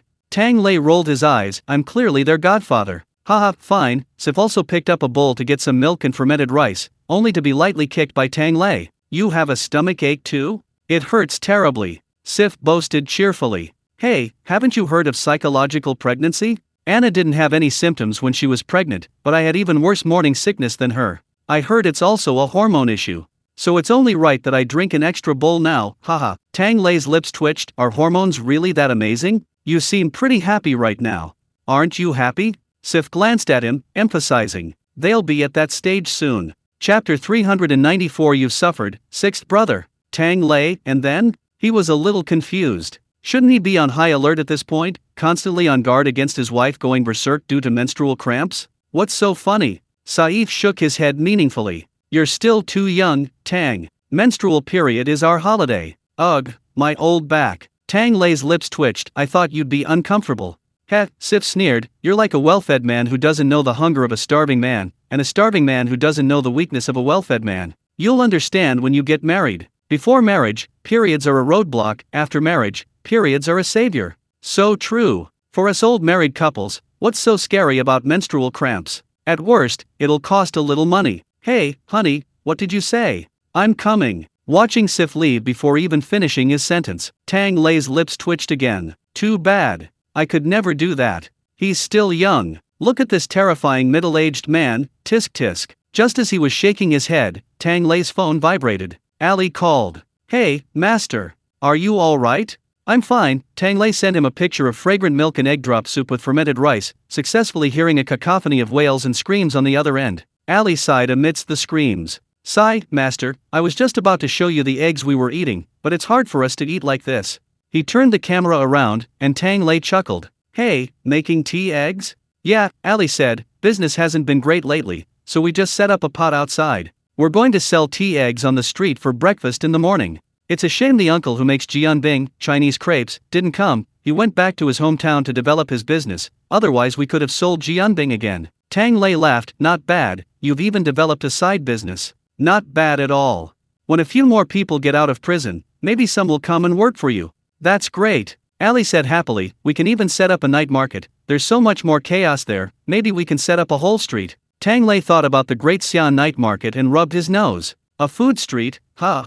I wonder if you have city management officers around. They might confiscate your stall and pots in a minute." Ali yelled, "Don't scare us like that, master. We just started this today. If someone catches us, just say you were drunk. We Russians are capable of anything when we're drunk." Tang Lei picked at his ear, thinking, "Truly, you guys are something else." Okay, if you get caught, don't tell them you're from prison. I'm afraid I'll make your case even worse." Suddenly, a sound of slapping a thigh came from the other end of the phone. "Yeah. If we get in, can we go back to Siberia?" "That's good." Tang Lei quickly interrupted. "Shut up, Lao Lu, you're not in jail, you're just a worker. Why are you getting involved? You guys called today just to talk about tea eggs? Nothing happened, right?"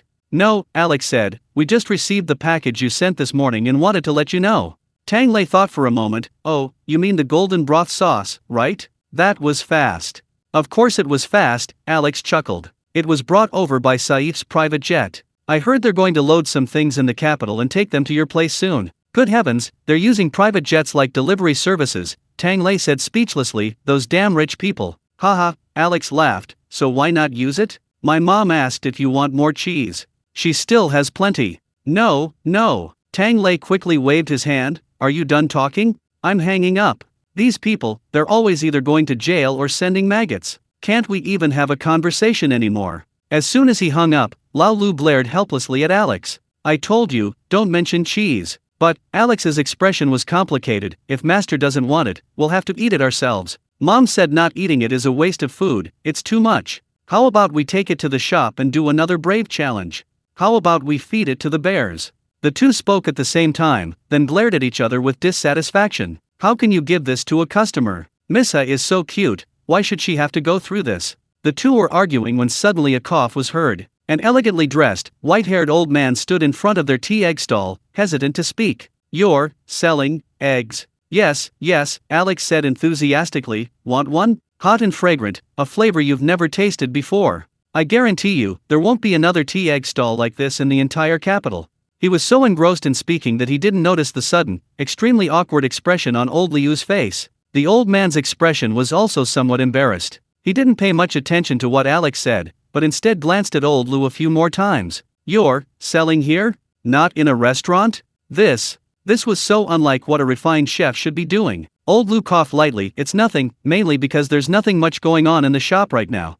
Maybe there will be more customers who need them outside. As he spoke, he picked at the ground with his toes. Who was this person in front of him? Naturally, it was his teacher, Master Artyom. And masters are usually very particular about their image. At the very least, they should be sitting in a shop, waiting for someone to come and ask them to cook. And look at his master's disciple. They'd set up a pot on the street, neither of them wearing chef's uniforms, just gloves to ensure hygiene. Plus, they'd just been arguing about who owned the maggot cheese. It was all so casual. If you put two plastic stools next to them, they could easily blend into a street food stall. Old Liu didn't think anything was wrong, but looking at his teacher's gaze, he was afraid the old man would burst into a furious tirade at any moment. Unexpectedly, Artyom wasn't angry at all, looking at old Liu, a hint of heartache. He looked at old Liu again and mumbled, "Thank you for your hard work." Old Liu's nose tingled with emotion. He thought, finally, someone understands how hard it is for me to work 3 jobs at once. God, please stop him from going undercover any longer. But then he heard Master Artyom say in a low voice, "There's no business, so the chef has to come out himself. It's really tough." Alex scratched his head, puzzled, and exchanged a glance with old Liu. "Well, it's not that hard. It's good that someone needs me." "This is nothing," old Liu said. "I heard the breakfast vendors in prison are incredibly busy these days. Forget selling tea eggs on the street, they're practically singing, dancing, and performing all sorts of talents." Old Liu shook his head. "It's not hard work, just a little while." "No." Artyom looked at him with heartache. "Child, no need to say anything, I understand." Old Liu? Wait, teacher, what exactly do you understand? Chapter 395. Back to my happy prison. Old Liu was completely bewildered. He had no idea that in just a few short minutes, he had become a pitiful little cabbage in Artyom's eyes. Originally, Artyom had sent his student, old Liu, to go undercover. Partly out of curiosity, and partly because the hot pot restaurant's salary and benefits were indeed quite good, sending old Liu wouldn't be unfair to his student. After all, they were just employees, they'd go where the money was. But in just a few days, the Japanese-style restaurant's business suddenly boomed. Not only did it turn a profit, but it also drew away all the restaurant traffic in the area. So when Artyom saw old Liu and Ali selling tea eggs, he thought the hot pot restaurant had been robbed of its business. He felt a little guilty. But with Ali around, he couldn't say anything. He only vaguely told old Liu, "Hey, young man, you seem like a nice guy, I'd like to recommend a good place to you." Old Liu was terrified upon hearing his recommendation. He thought, "No way, 3 portions aren't enough, I need 4. I can't take this. I can't go another day at this job. I need to go back to prison." Just then, Artyom said, "You know Turnout in the city center, right? A new chef who cooks new dishes has come there recently. Many chefs are learning and exchanging ideas there. If you're interested, I can take you with me." Old Liu was stunned. That place. That's exactly where his business trip was going. His current employer, the restaurant owned by Siberia. "Yes," Artyom said proudly, "it's also the best restaurant in the capital. I used to work there." Alex, standing to the side, scratched his head. "Old man, how did you figure out he's a good guy? And I'm not?" He didn't even offer to take him to see it. "What? They're both selling eggs, only one of them can trigger a lucky encounter?" Old Liu's face fell. "Best my foot. It's far from the hot pot restaurant, not only delaying his return for meals, and they always want him to work overtime. It's caused his business trip to be extended again and again. He didn't even make it back to prison to eat mooncakes." Thinking about it made old Liu angry. "Go my ass, I'm not going." He coughed lightly. It's a bit far, I think I'll pass. Going every day is already enough. He really doesn't want to make another trip after get off work." A polite refusal. This stunned Artyom. You don't want to go to the culinary exchange and learning session? Old Lou was a little confused, thinking, what? I go every day and never see anything. But if it were something important, Saif would definitely notify him, so old Lou didn't take it to heart and simply shook his head. I still need to boil some eggs. Artyom's gaze deepened with heartache. He was about to say something more, to remind the sixth young man. Their culinary skills were supposed to be a high art, something they should be learning and exchanging ideas with in high society, not doing on the street. Before he could speak, the sixth young man suddenly and expertly raised his voice, calling out to two passing young men. Don't miss out. Smooth-skinned, fragrant tea eggs. 15 rubles each, 340. Want one to try? The two sniffed. They smell pretty good. Give us 2. 3 is a better deal, Alex said enthusiastically. Or take one more, and I'll give you a spoonful of soup. Alright, 3 you can have. Coming right up. Old Lou quickly bagged them, then looked at his teacher. Sir, what were you about to say? Artyom's lips twitched, he was speechless. Finally, he could only say, is there anything I can help you with? Old Lou scratched his head. How about some tea eggs? Artyom hesitated, then, give me some, 10, please. Boss, Alex exclaimed happily, adding, here's a 3 for 3 deal, and the last one is a free gift. First day of business, breakfast today. Please come again if you like. Artyom didn't have time to say anything before being handed a bag of tea eggs and walking away blankly. As soon as he left, Ali pulled Lao Lu aside and asked, what happened? I felt like that old man was looking at you like you were a long-lost son. Lao Lu sighed. He's my teacher. He's the head chef at the Japanese restaurant next door now. Holy crap. Ali was taken aback. Why didn't you say so earlier? Why would your teacher need money to eat here? Sigh, that's why I quickly called him back. Lao Lu quickly stopped him. Why do you think he wouldn't acknowledge me to my face and spoke so vaguely? It's the Japanese restaurant next door, they're now some competitors. He has to avoid suspicion. Of course, there's also the awkward factor of being an undercover agent. Ha! Ali scratched his head. Competition? It's alright, what can a chef possibly have? Old Six said seriously, the head chef is very important. You'd understand if you'd ever witnessed a business war. Ali became very interested. The kind of business war where they kill, set fires, shoot in the back, hack into networks to steal secrets. Old Six gave him a disdainful look. Read less novels.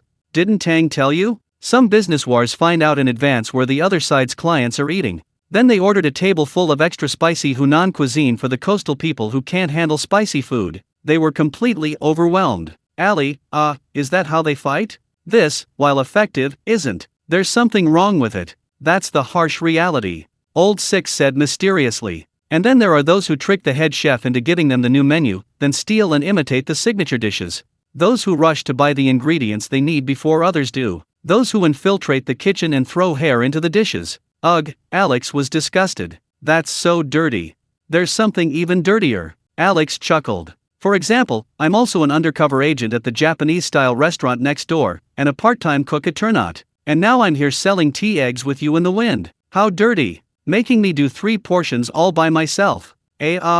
Old Six roared into the wind. Alex retreated step by step, shrinking under the teapot to call Tang Lei. Master, is Old Six going crazy? Tang Lei calmly replied, what working person doesn't go crazy sometimes? But seeing Old Six's worn-down appearance, he felt sorry for him. Tang Lei thought for a moment, then said, tell him that once he's finished making the hams and those VIP hams, he can come back after teaching the chefs at Sifna a bit.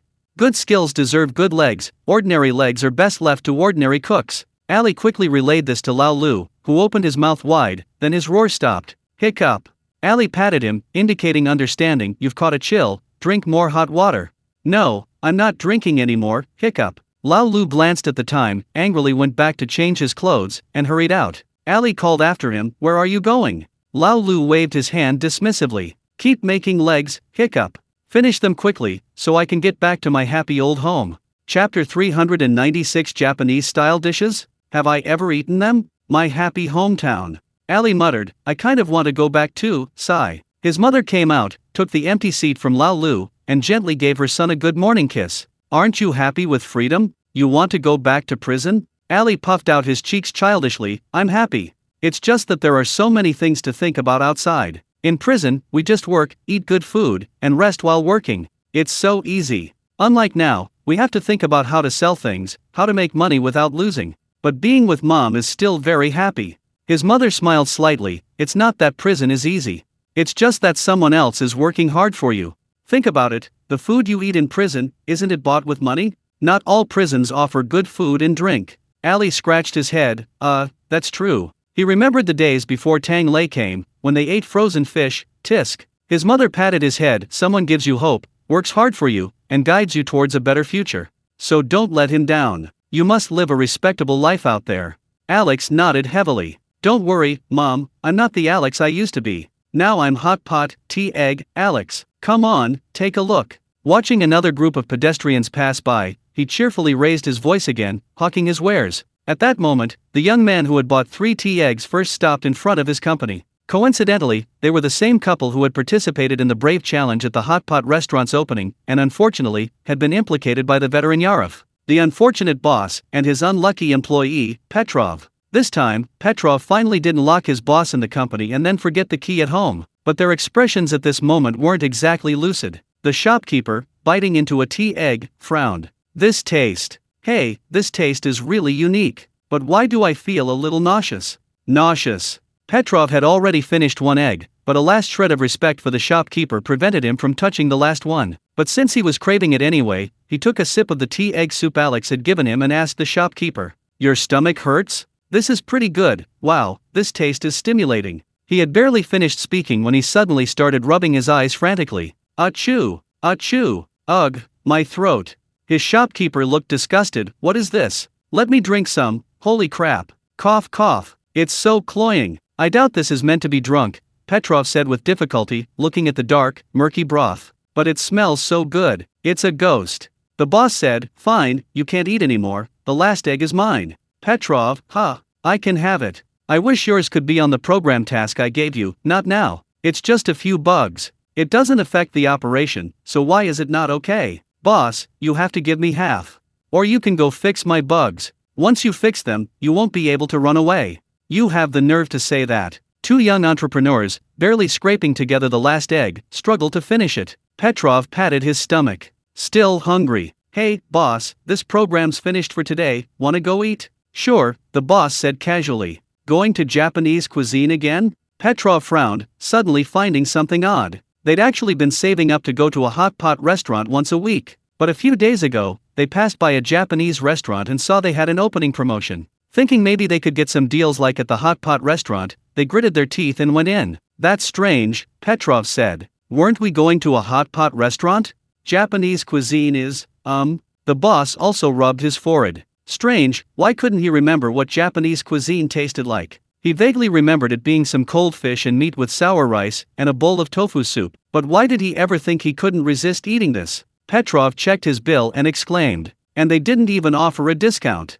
No special offers? It's so expensive. Twice the price of hot pot. Asterisk asterisk. The owner was stunned too. Then what's the point of eating here? Are we crazy? A huge loss. A complete rip-off. Blocked. Never going there again. I might as well have bought some tea eggs. While the 2 of them were fuming, more people who couldn't resist showing off their tea egg soup were wiping away tears, then looking bewildered as others greeted them. Where did we buy this that smells so good? The hot pot restaurant. There's an even more famous Japanese restaurant on that street? Is it really that good? What? I recommended it? No way, I don't seem to remember. How about we go get hot pot again today? I just passed by and saw they had a new broth advertised. This time it's called Golden Broth, nice name, let's try it. This change happened silently. And the Japanese cuisine chef most likely to discover this, Master Artyom. At this moment, he was sitting in the upscale restaurant Turnot, his eyes wide. He rubbed his eyes, then rubbed them again. In the very center of the restaurant, in the transparent kitchen, preparing the new dish honey-glazed ham. Was that his self-destructive student, busy selling eggs? No. Artyom was dazed. Excluding the twins, the person in front of him was indeed his student. So what he had just, was he lecturing? What else was he supposed to introduce? Artyom's face flushed crimson, he could barely sit still. But his curiosity about cooking kept him watching until the very last moment before he hurriedly got up and left. As soon as he stepped outside, Artyom received a call from his boss, Jaeger III. Artyom, have you seen Turnot's new dish? Can you replicate it? Artyom paused, not wanting to explain to his boss that such a specialty dish wouldn't be easily copied. Besides, their culinary styles were completely different. He gave a few perfunctory replies and hung up. A question lingered in his mind. Wait a minute, how could his student be cooking in a completely different style from him now? Just as he was confused, a shout came from behind him. Teacher! Hiccup! Wait a minute. Chapter 397. Give me a few minutes to introduce it to you. Artyom paused. Turning around, their eyes met, and both looked slightly embarrassed. Old Six scratched his head and mumbled something pointless. Teacher, you're here too. What a coincidence, haha. Artyom choked, letting out a snort. You really don't need to study anymore. So he was already standing on the podium. The old man finished speaking and turned to leave. Old Six called after him, Hey, teacher. Artyom, I have nothing to teach you. No, Old Six shouted, forget the fluff, are you buying ham? Artyom froze, then quickened his pace, convinced the man behind him was insulting him. But even as he walked faster, he could still hear Old Six's incessant chatter. Sir, give me a few minutes, let me introduce you to our wonderful savior, the great hem god. Heretical, Artyom finally snapped. He turned around and, with a strength far beyond his years, grabbed the sixth brother by the neck. Stop yelling. When did you become a heretic? The sixth brother, his feet off the ground, was quite pleased. As expected of a teacher, hiccup. This strength, definitely from a lifetime of cooking. Artyom was speechless. Stop hiccuping, what do you mean? The sixth brother's eyes were very innocent. Teacher, I remember you have a high salary, right? Buy a ham. High-grade ham, perfectly matching your status. I don't usually tell this to just anyone. Of course, mainly because there weren't many good hams left. Saif was implementing purchase limits, and most people couldn't afford them. Artyom looked at him for a while. Do you get a commission? No, the sixth brother shook his head. He would only get a plane ticket home early. Thinking of this, his smile became even more genuine. By one, teacher, a chef doesn't lie to a chef. Artyom's face twitched. He looked at him for a moment, then suddenly pulled him aside without a word and led him to a coffee shop. I can buy the ham, but a chef doesn't lie to a chef, you said that. Old Six nodded repeatedly. Master Artyom pondered for a moment. Then you have to tell me, where did you learn this new dish from? This is completely different from what I taught you. Old Six hesitated. Artyom, if you don't want to tell me. No, not at all, Old Six coughed lightly, I just think you probably wouldn't believe me. Why wouldn't I believe you? Master Artyom stroked his beard. You said a cook doesn't lie to another cook. Alright then, Old Six scratched his head. To be honest, I honed my culinary skills in prison. Now I cook Daxia cuisine. Where? Prison. Siberian prison. Old Six thought the old man was hard of hearing, so he shouted into his ear. Artyom slapped him across the face, covered his ear, and remained silent for a long time. He turned to leave again. Fine, if you don't want to tell me, you don't have to lie like that. Teacher, I really am in prison. I'm not in jail. This job was found for me by a relative. Look, you haven't even bought your ham yet, why would I lie to you? Having heard that last half sentence, Artyom finally sat back down, still somewhat doubtful. Really not in for committing a crime? Just say it, it's okay, several of your senior and junior brothers have been in there. Now it was Old Six's turn to be dumbfounded. Artyom, however, remained quite calm. Half of it was eating protected animals, the other half was food safety issues, normal. Like, not being skilled enough to cook pufferfish, haha. Well, I'm actually a pretty good person, Old Six scratched his head. I haven't killed anyone yet, it's just that the relative who introduced me to prison died, so I found another job and learned some Daxia cuisine. The kind with a proper employment contract. Look, I even have photos. He took out his phone and showed Artyom a bunch of photos of large pot dishes he had saved. Artyom looked at them and stroked his chin. It seems like I didn't teach you any of these dishes. Old Lou chuckled awkwardly. Haha, you can't just make communal dishes like that. Oh, let me take a few more minutes to introduce you to our great godfather, Chef Tang Lei of the 5th Canteen. Trust my teacher, Daxia cuisine is truly delicious. Hot pot is. Wait a minute, Artyom looked at him suspiciously again. You, and hot pot? Old Lou realized he'd let something slip. He had no choice but to tell the story about growing chili peppers in prison and the prisoners opening hot pot restaurants after their release. After listening, Artyom was stunned. So, your ham this time was also made in prison? You're just out helping with promotion? And you're going back to prison afterward? Don't you want to develop your career in the capital anymore? Old Lou nodded vigorously. Teacher, after working in the prison for these past few months, I suddenly feel that perhaps I'm not suited to be a high-class chef. You used to lead us to competition after competition, studying the art of food. But how many people can actually taste and understand this art? He sighed. Perhaps I'm destined to be an ordinary person. Just seeing so many people vying to eat my food is already enough for me. Even if they were just a group of prisoners on the frozen ground. Old Lou smiled sheepishly. Tang said that food is either good or bad. Good food, good chef. Teacher, I can't learn those refined arts, I'm sorry to disappoint you, but I think I can at least try to become a good chef.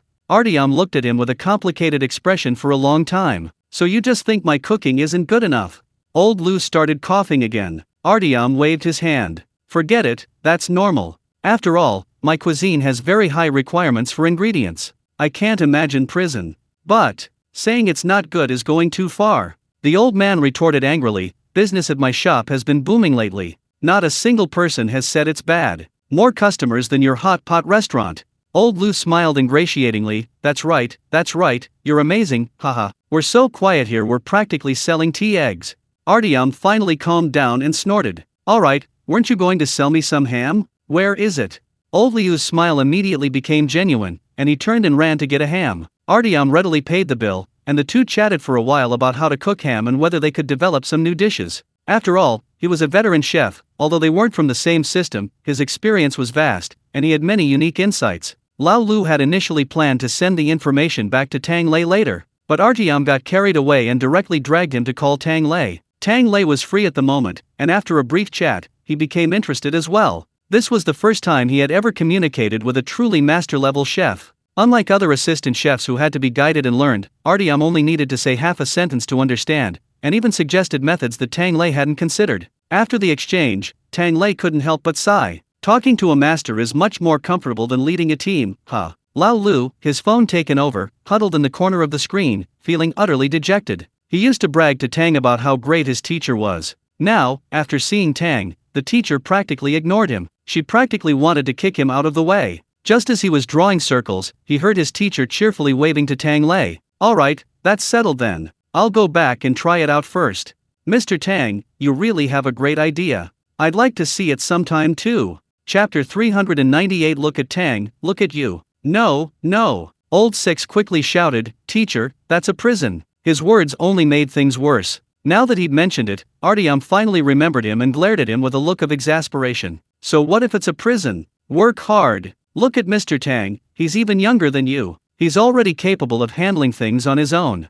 When are you going to let your teacher have a taste of his own medicine and go see what prison is like? Old Six? Who is he? Where is he? What nonsense is this guy spouting? Or has the world turned magical? Artyom didn't waste any more words. He tossed the phone back to Old Six, grabbed the ham, and went back to try out his new recipe. He now worked for the Jaeger family's Japanese-style restaurant, so naturally, he had a kitchen set up specifically for him. But this time, when he pushed open the door with the ham, he saw a kitchen helper abruptly slam the lid on a soup pot, looking somewhat surprised. Artyom frowned, somewhat displeased. What's all the rush about? The kitchen helper, hands tucked in, replied, I'm making miso soup, chef. This was indeed a staple soup in Japanese cuisine, so the restaurant kept a large pot of it daily. Artyom's suspicions dispelled, and he nodded. There's no need to panic when making soup. In the kitchen, the most important thing is calmness and meticulousness. Even a small oversight could lead to disaster.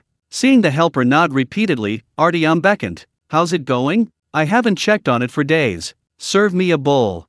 As the head chef, while he wouldn't do every single detail, he needed to be aware of the quality control at every stage. This miso soup was quite common, but after drinking a bowl today, Artyom frowned slightly. Something seems off. Miso is the most popular condiment in Japanese cuisine. Artyom had made it himself, if not bought it. To put it simply, it's a fermented sauce made from soybeans, salt, and koji, a type of yeast starter, also called fermented soybean paste. It can be used in soups, meat dishes, and vegetables. Artyom has tasted countless variations, but this one today gave him a subtly unpleasant feeling. The cook's eyes flickered. Really? I followed your instructions exactly. Would you like to try it again? He served Artyom another bowl. Is it not good? Artyom drank another bowl, then hesitated. To say it was bad wouldn't be true.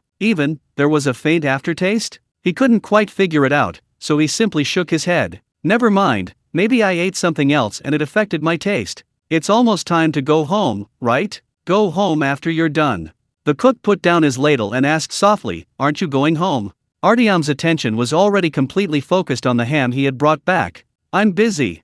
I need to work on some new dishes tonight. You can go ahead. The kitchen helper hesitated for a moment, then turned off the heat of the soup pot, moved it to a corner, and nodded. Then I'll head back. By the way, Master Chef, the boss heard that the chef who demonstrated the specialty dishes in turnout in the city center has a connection with you. Artyom frowned again, somewhat displeased. What, Mr. Yeager, are you so curious about my private life?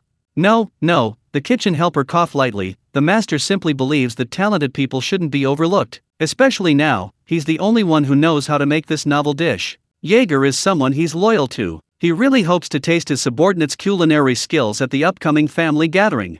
Artyom chuckled. Want to eat it? He'll probably have to go to jail. The kitchen helper? Artyom didn't say anything more, only calmly stating, "This isn't in our contract, nor is it within my job scope. A good boss will pay for their own requests, not just demand overtime from their employees. Isn't that right?" His few words, neither too soft nor too hard, left the kitchen helper speechless. He simply shook his head and left. Finally, some peace and quiet. Artyom muttered, pulling out a knife from the kitchen and beginning to slice the ham as Tang Lei had instructed. He worked for several hours before finally stopping. Phew, as expected, this kind of meat is very sculptable. I could carve some flowers. How should I plate it? I'm getting a little hungry. He casually tore off a piece, then spat it out with a whoosh. So salty. No wonder Tang said it should be served with soup, with. For some reason, the 2 bowls of miso soup from earlier flashed into his mind again. Strange, I haven't gotten tired of it after drinking it for so long. Artyom said casually, ladling himself another bowl. Just as he held it in his hand, his stomach growled loudly. Damn it, this stuff won't fill me up. Artyom slapped his thigh and looked around. Then he discovered something tragic. All the fish fillets in row in the kitchen seemed to be completely unsatisfying. If they were serving food to fill you up, he could just close down tomorrow. He shook his head. Useless bunch. Then he suddenly remembered. Oh right, didn't I buy 10 tea eggs this morning when I left home? This is good. Chapter 399. Boss, is that a chamber pot on your head? Artyom turned and retrieved the tea eggs he'd bought that morning. 10 eggs had soaked in broth all day. When he peeled them, the egg whites were imprinted with brown patterns. Artyom sniffed the broth with interest. Is this also a spice? A sauce? Mr. Tang's sauce seems to have more than mine. He took a bite. The egg was cold, but perhaps because of the abundant broth, it was full of savory flavor. There was none of the dry, powdery feeling one might expect from eating plain eggs. It's quite delicious, Artyom said curiously, carefully discerning the aromas on his tongue. It seems to have bay leaf, star anise, and a faint, refreshing fragrance. Is this tea? Artyom, an expert in Japanese cuisine and somewhat knowledgeable about tea ceremony, immediately scooped up a spoonful of the broth and smacked his lips. The next moment, he abruptly stood up. No! He suddenly realized. What was that peculiar taste in the miso soup? Artyom strode to the soup pot, grabbed a large ladle, and scooped some out. The miso soup was milky white, its base indistinct, but the ingredients were simple. Artyom's large ladle scooped up a handful of fish bones, radish slices, and he stared at a handful of oval, wrinkled plant husks, his face turning deathly pale. Pa peas. He spat out through gritted teeth. This? Who? How dare he? No one answered in the empty restaurant, but Artyom already knew the answer. This kind of thing, who would dare unless authorized by the boss? He angrily poured the entire pot of soup down the drain, grabbed the poppy husks at the bottom, and dialed the phone. Mr. Yeager. A woman's cheerful laughter came from the other end of the line. Yeager was clearly in a good mood. What, are you going to introduce me to that ham cook? Artyom had no time for pleasantries and went straight to the point. Mr. Yeager, I'd like to ask, what's with the soup base? Yasan paused, pushed away the woman who was trying to get closer, and walked outside. After checking that no one was watching, he spoke casually. What? Didn't the kitchen helper tell you? Just some spices. Spices. Artyom almost laughed in anger, raising his voice. Sir, you dared to put in corn. Aren't you afraid someone will die? Isn't that your fault? Yasan said coldly. Artyom, I hired you out of respect for your expertise, and after a few days, you've been losing money non-stop. If I don't come up with a solution soon, you'll bankrupt me.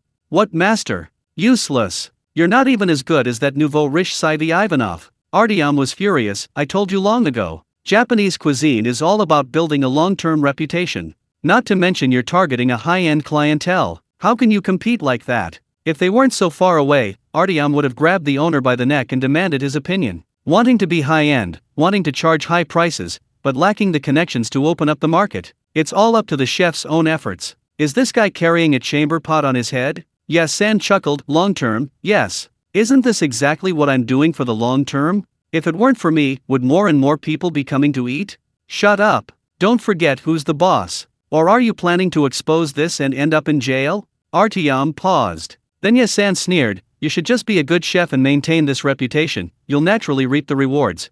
But if you're not honest, with Jaeger's century-old reputation, dealing with a chef who takes it upon himself and puts poppy shells in the food won't be difficult. If this gets out, it won't affect Jaeger or me at all. But your fate, hee. Artyom didn't speak, seemingly afraid. Yasan smiled smugly. So, it's just a little spice, adding some flavor, it won't kill anyone. Speaking of which, I'm doing a good deed, spending the price of a meal to make them feel comfortable both physically and mentally. If it weren't for, I wouldn't have bothered. Alright, go back to your work. He hung up the phone. Artyom stood expressionless in the kitchen. After a long pause, he kicked the soup pot hard. Jail? I'm not afraid of you. Rather than let scum like you ruin my food, my art with this garbage. He took a deep breath, abruptly opened all the cupboards and refrigerators, and began rummaging through everything. From the deepest part of the spice jar, he found a packet of poppy shells and a packet of white powder. Artyom glanced at these things with disgust, grabbed a plastic bag, wrapped them up, stuffed them into his pocket, and walked out. Just as he reached the door, he remembered something, went back to the kitchen, and put everything else back in its place. Then, as he walked, he dialed a number. Hey, Lef. Are you at the hot pot restaurant right now? I'm at the Japanese cuisine restaurant, come find me, I have. Before he could finish speaking, he suddenly caught a glimpse of a familiar figure out of the corner of his eye. Bang! A muffled sound. The old man collapsed to the ground without uttering a sound. A pool of blood slowly seeped from beneath him. A man carrying a cane emerged from the corner. It was the kitchen helper who had recently left. He also dialed a number. Boss, this old man really is going to break ties with us. Idiot. Yasan spat. Since that's the case, it's troublesome, but that's the only way. Think of a way to make him disappear. Make it clean, after all, he's someone with a name. If it gets out of hand, it'll be difficult for us. The kitchen helper responded and stepped forward to take the old man away. Suddenly, hurried footsteps sounded behind them. Teacher. Old Lou spotted the old man he was holding and rushed forward. Stop. Who are you? The kitchen helper frowned, still wearing his chef's uniform, and calmly said, I'm a staff member at the restaurant. The head chef is elderly and just fell outside. I'm taking him to the hospital. Old Lou looked at him suspiciously, a feeling creeping onto him that this man wasn't a good person, but his concern for his teacher overshadowed his suspicions. He hurriedly stepped forward and checked Artyom's breathing. Then he reached out to feel his pulse. The kitchen helper alertly pulled him back. Please don't waste my time, sir. You know nothing. I'm saving someone. Old Lou elbowed him aside, laying the teacher flat on the ground. He took the teacher's pulse with one hand and dialed a number on his phone with the other. The cook, caught off guard, stumbled from the elbow and was secretly shocked, not expecting this man to have such strength. He patiently asked, Sir, what kind of saving someone is it to feel their wrist? Old Lou kicked him away again. I told you you wouldn't understand. It's a secret technique of the Great Xia dynasty. One touch determines life or death. The cook was stunned. Then, life or death? Old Lou, oh, I haven't finished learning yet, I can't tell by feeling. Chapter 400. Old Six stepped forward. The kitchen helper nearly choked, about to explode. Just then, Old Six shielded the man behind him, waving his already dialed phone. So, I know that anyone without first aid and medical knowledge should avoid moving the injured person in this situation, and call an ambulance. A cold glint flashed in his eyes. Mr. Kitchen Helper, are you trying to take him to the hospital? Are you trying to save him, or harm him? Under his piercing gaze, the kitchen helper remained silent for a moment. In the heat of the moment, I forgot. However, the head chef was injured while working for the Jaeger family, so this matter should be handled by Jaeger. He deliberately emphasized the words Jaeger, his face blatantly serious. Mind your own business. Old Six frowned. Seeing the kitchen helper about to pull him away again, he suddenly pulled out a card and said, word by word, and what if I told you my surname is Lef, how would you react? A flash of light from the street lamp illuminated the card in his hand. A moment later, a piercing siren blared, and an ambulance sped to the scene, carrying the unconscious Master Artyom and Old Six. Then it sped away, wailing and wailing, leaving only the cook, his expression grim, answering the phone. Boss, the plan has changed. A Lef took Artyom away. What? Yasan's mood had been a roller coaster all night, utterly terrible. He had long lost interest in women and returned to Jaeger's manor. Hearing his subordinate's report, he was furious. What does this have to do with Lef? What I, Yasan, want to do, what right does Amir Lef have? He has a gold card, the kitchen helper whispered, the one with the Lef family crest on it. He's one of the Lef's heirs in this generation. Yasan immediately stammered. Everyone in the circle knew that the Lef family had a multitude of illegitimate and legitimate children. Because their offspring were so numerous and chaotic, they had to give the chosen heir special identification, that gold card. If he were just an ordinary Lef, given the sheer number of his family, he'd be no different from a stranger. But an heir was different. That was the same status as Yasan, or even higher. After all, anyone with a gold card could potentially be the next head of the Left family, while Yasan was merely an unacknowledged illegitimate child. Yasan's face contorted. Find out who this Lef is. What's his relationship with that old man? The kitchen helper recalled their brief conversation. He said he's Artyom's student? But he looks familiar, like. A night breeze blew, carrying with it a spicy, fragrant aroma, and the sounds of laughter and chatter from nearby. The customers coming and going at the hot pot restaurant were drinking and shouting again. Unlike the quiet of the past few days, the hot pot restaurant was unusually lively tonight. Amidst this commotion, the kitchen helper suddenly remembered. That's right. That Lef is the chef at the hot pot restaurant next door. Yasan was stunned. A hot pot restaurant again? Just hearing those 3 words made him feel a headache, fever, and shortness of breath. God knows how much business and money the damn hot pot restaurant stole from him. He cursed. I'll make them go bankrupt and get out of here sooner or later. So, is he in the hospital now? If he can die in the hospital, that would be. I'm afraid not, the kitchen helper said hastily after returning to the restaurant and searching around. I didn't find anything suspicious on Artyom just now. But now, the spices in the kitchen are gone too. He stole them. Yasan suddenly raised his voice. All of them? Not a single thing left? Kitchen helper, yes. Including what we prepared for tomorrow. Boss, without Artyom cooking tomorrow, it might upset the customers. Could you send some more? Send some more my ass. Yasan snapped. Do you think those are cabbages? That's money. My money. Find it for me. The kitchen helper said with difficulty, but right now, besides Artyom, I'm afraid no one knows where those things are. Then let him tell you. Yasan said matter-of-factly. But as soon as he opened his mouth, he remembered. Oh, he had just ordered this man killed a minute ago? The kitchen helper on the other end of the phone was also in agony. With a boss who's got a chamber pot on his head, even the most capable subordinate can't be happy. He only said tactfully, I suggest Artyom can't die yet. Keep an eye on the hospital. If we can find out his whereabouts, even better if we find something. If we can't find him, then make sure he never talks about it again. As for the restaurant, why don't we use this as an excuse to close it for a couple of days? The chamber pot boss shook the water out of his head and objected again. No way. This restaurant is my cash cow. How can I close it? Keep it open. It's just making some food and soup for people. It was so good the past few days. Even if we just throw something together these next few days, people will still come. Just hold on until we find my spices. In short, don't close it. He issued a bunch of orders without thinking, and then hung up the phone. It was as if simply silencing his subordinates would perfectly resolve all problems. However, he had just exhaled when a soft sound came from behind him. The gentle female voice was pleasant, yet it sent a chill down Yasan's spine. What do you mean, can't you close it? A pale-skinned woman in a black dress stood behind him. She elegantly held a wineglass in her hand, a vibrant red tinge appearing on her lips. Xiao-san, the woman noticed Yasan's frightened gaze, covering her mouth with a soft laugh. What trouble have you encountered? Yasan stammered, yes, a little. His eyes darted around, and suddenly an idea came to him. Well, I opened a high-end restaurant for the family before, and even spent a fortune hiring a head chef. Business was pretty good. But then another restaurant opened on the same street, using some underhanded tactics, cutthroat competition. My men just told me that when they couldn't suppress our restaurant, they resorted to dirty tricks. The head chef I finally managed to hire got injured and is in the hospital. Without anyone to support the restaurant, it's on the verge of closing down. Second sister, look, isn't this intentional? He's trying to humiliate Jaeger.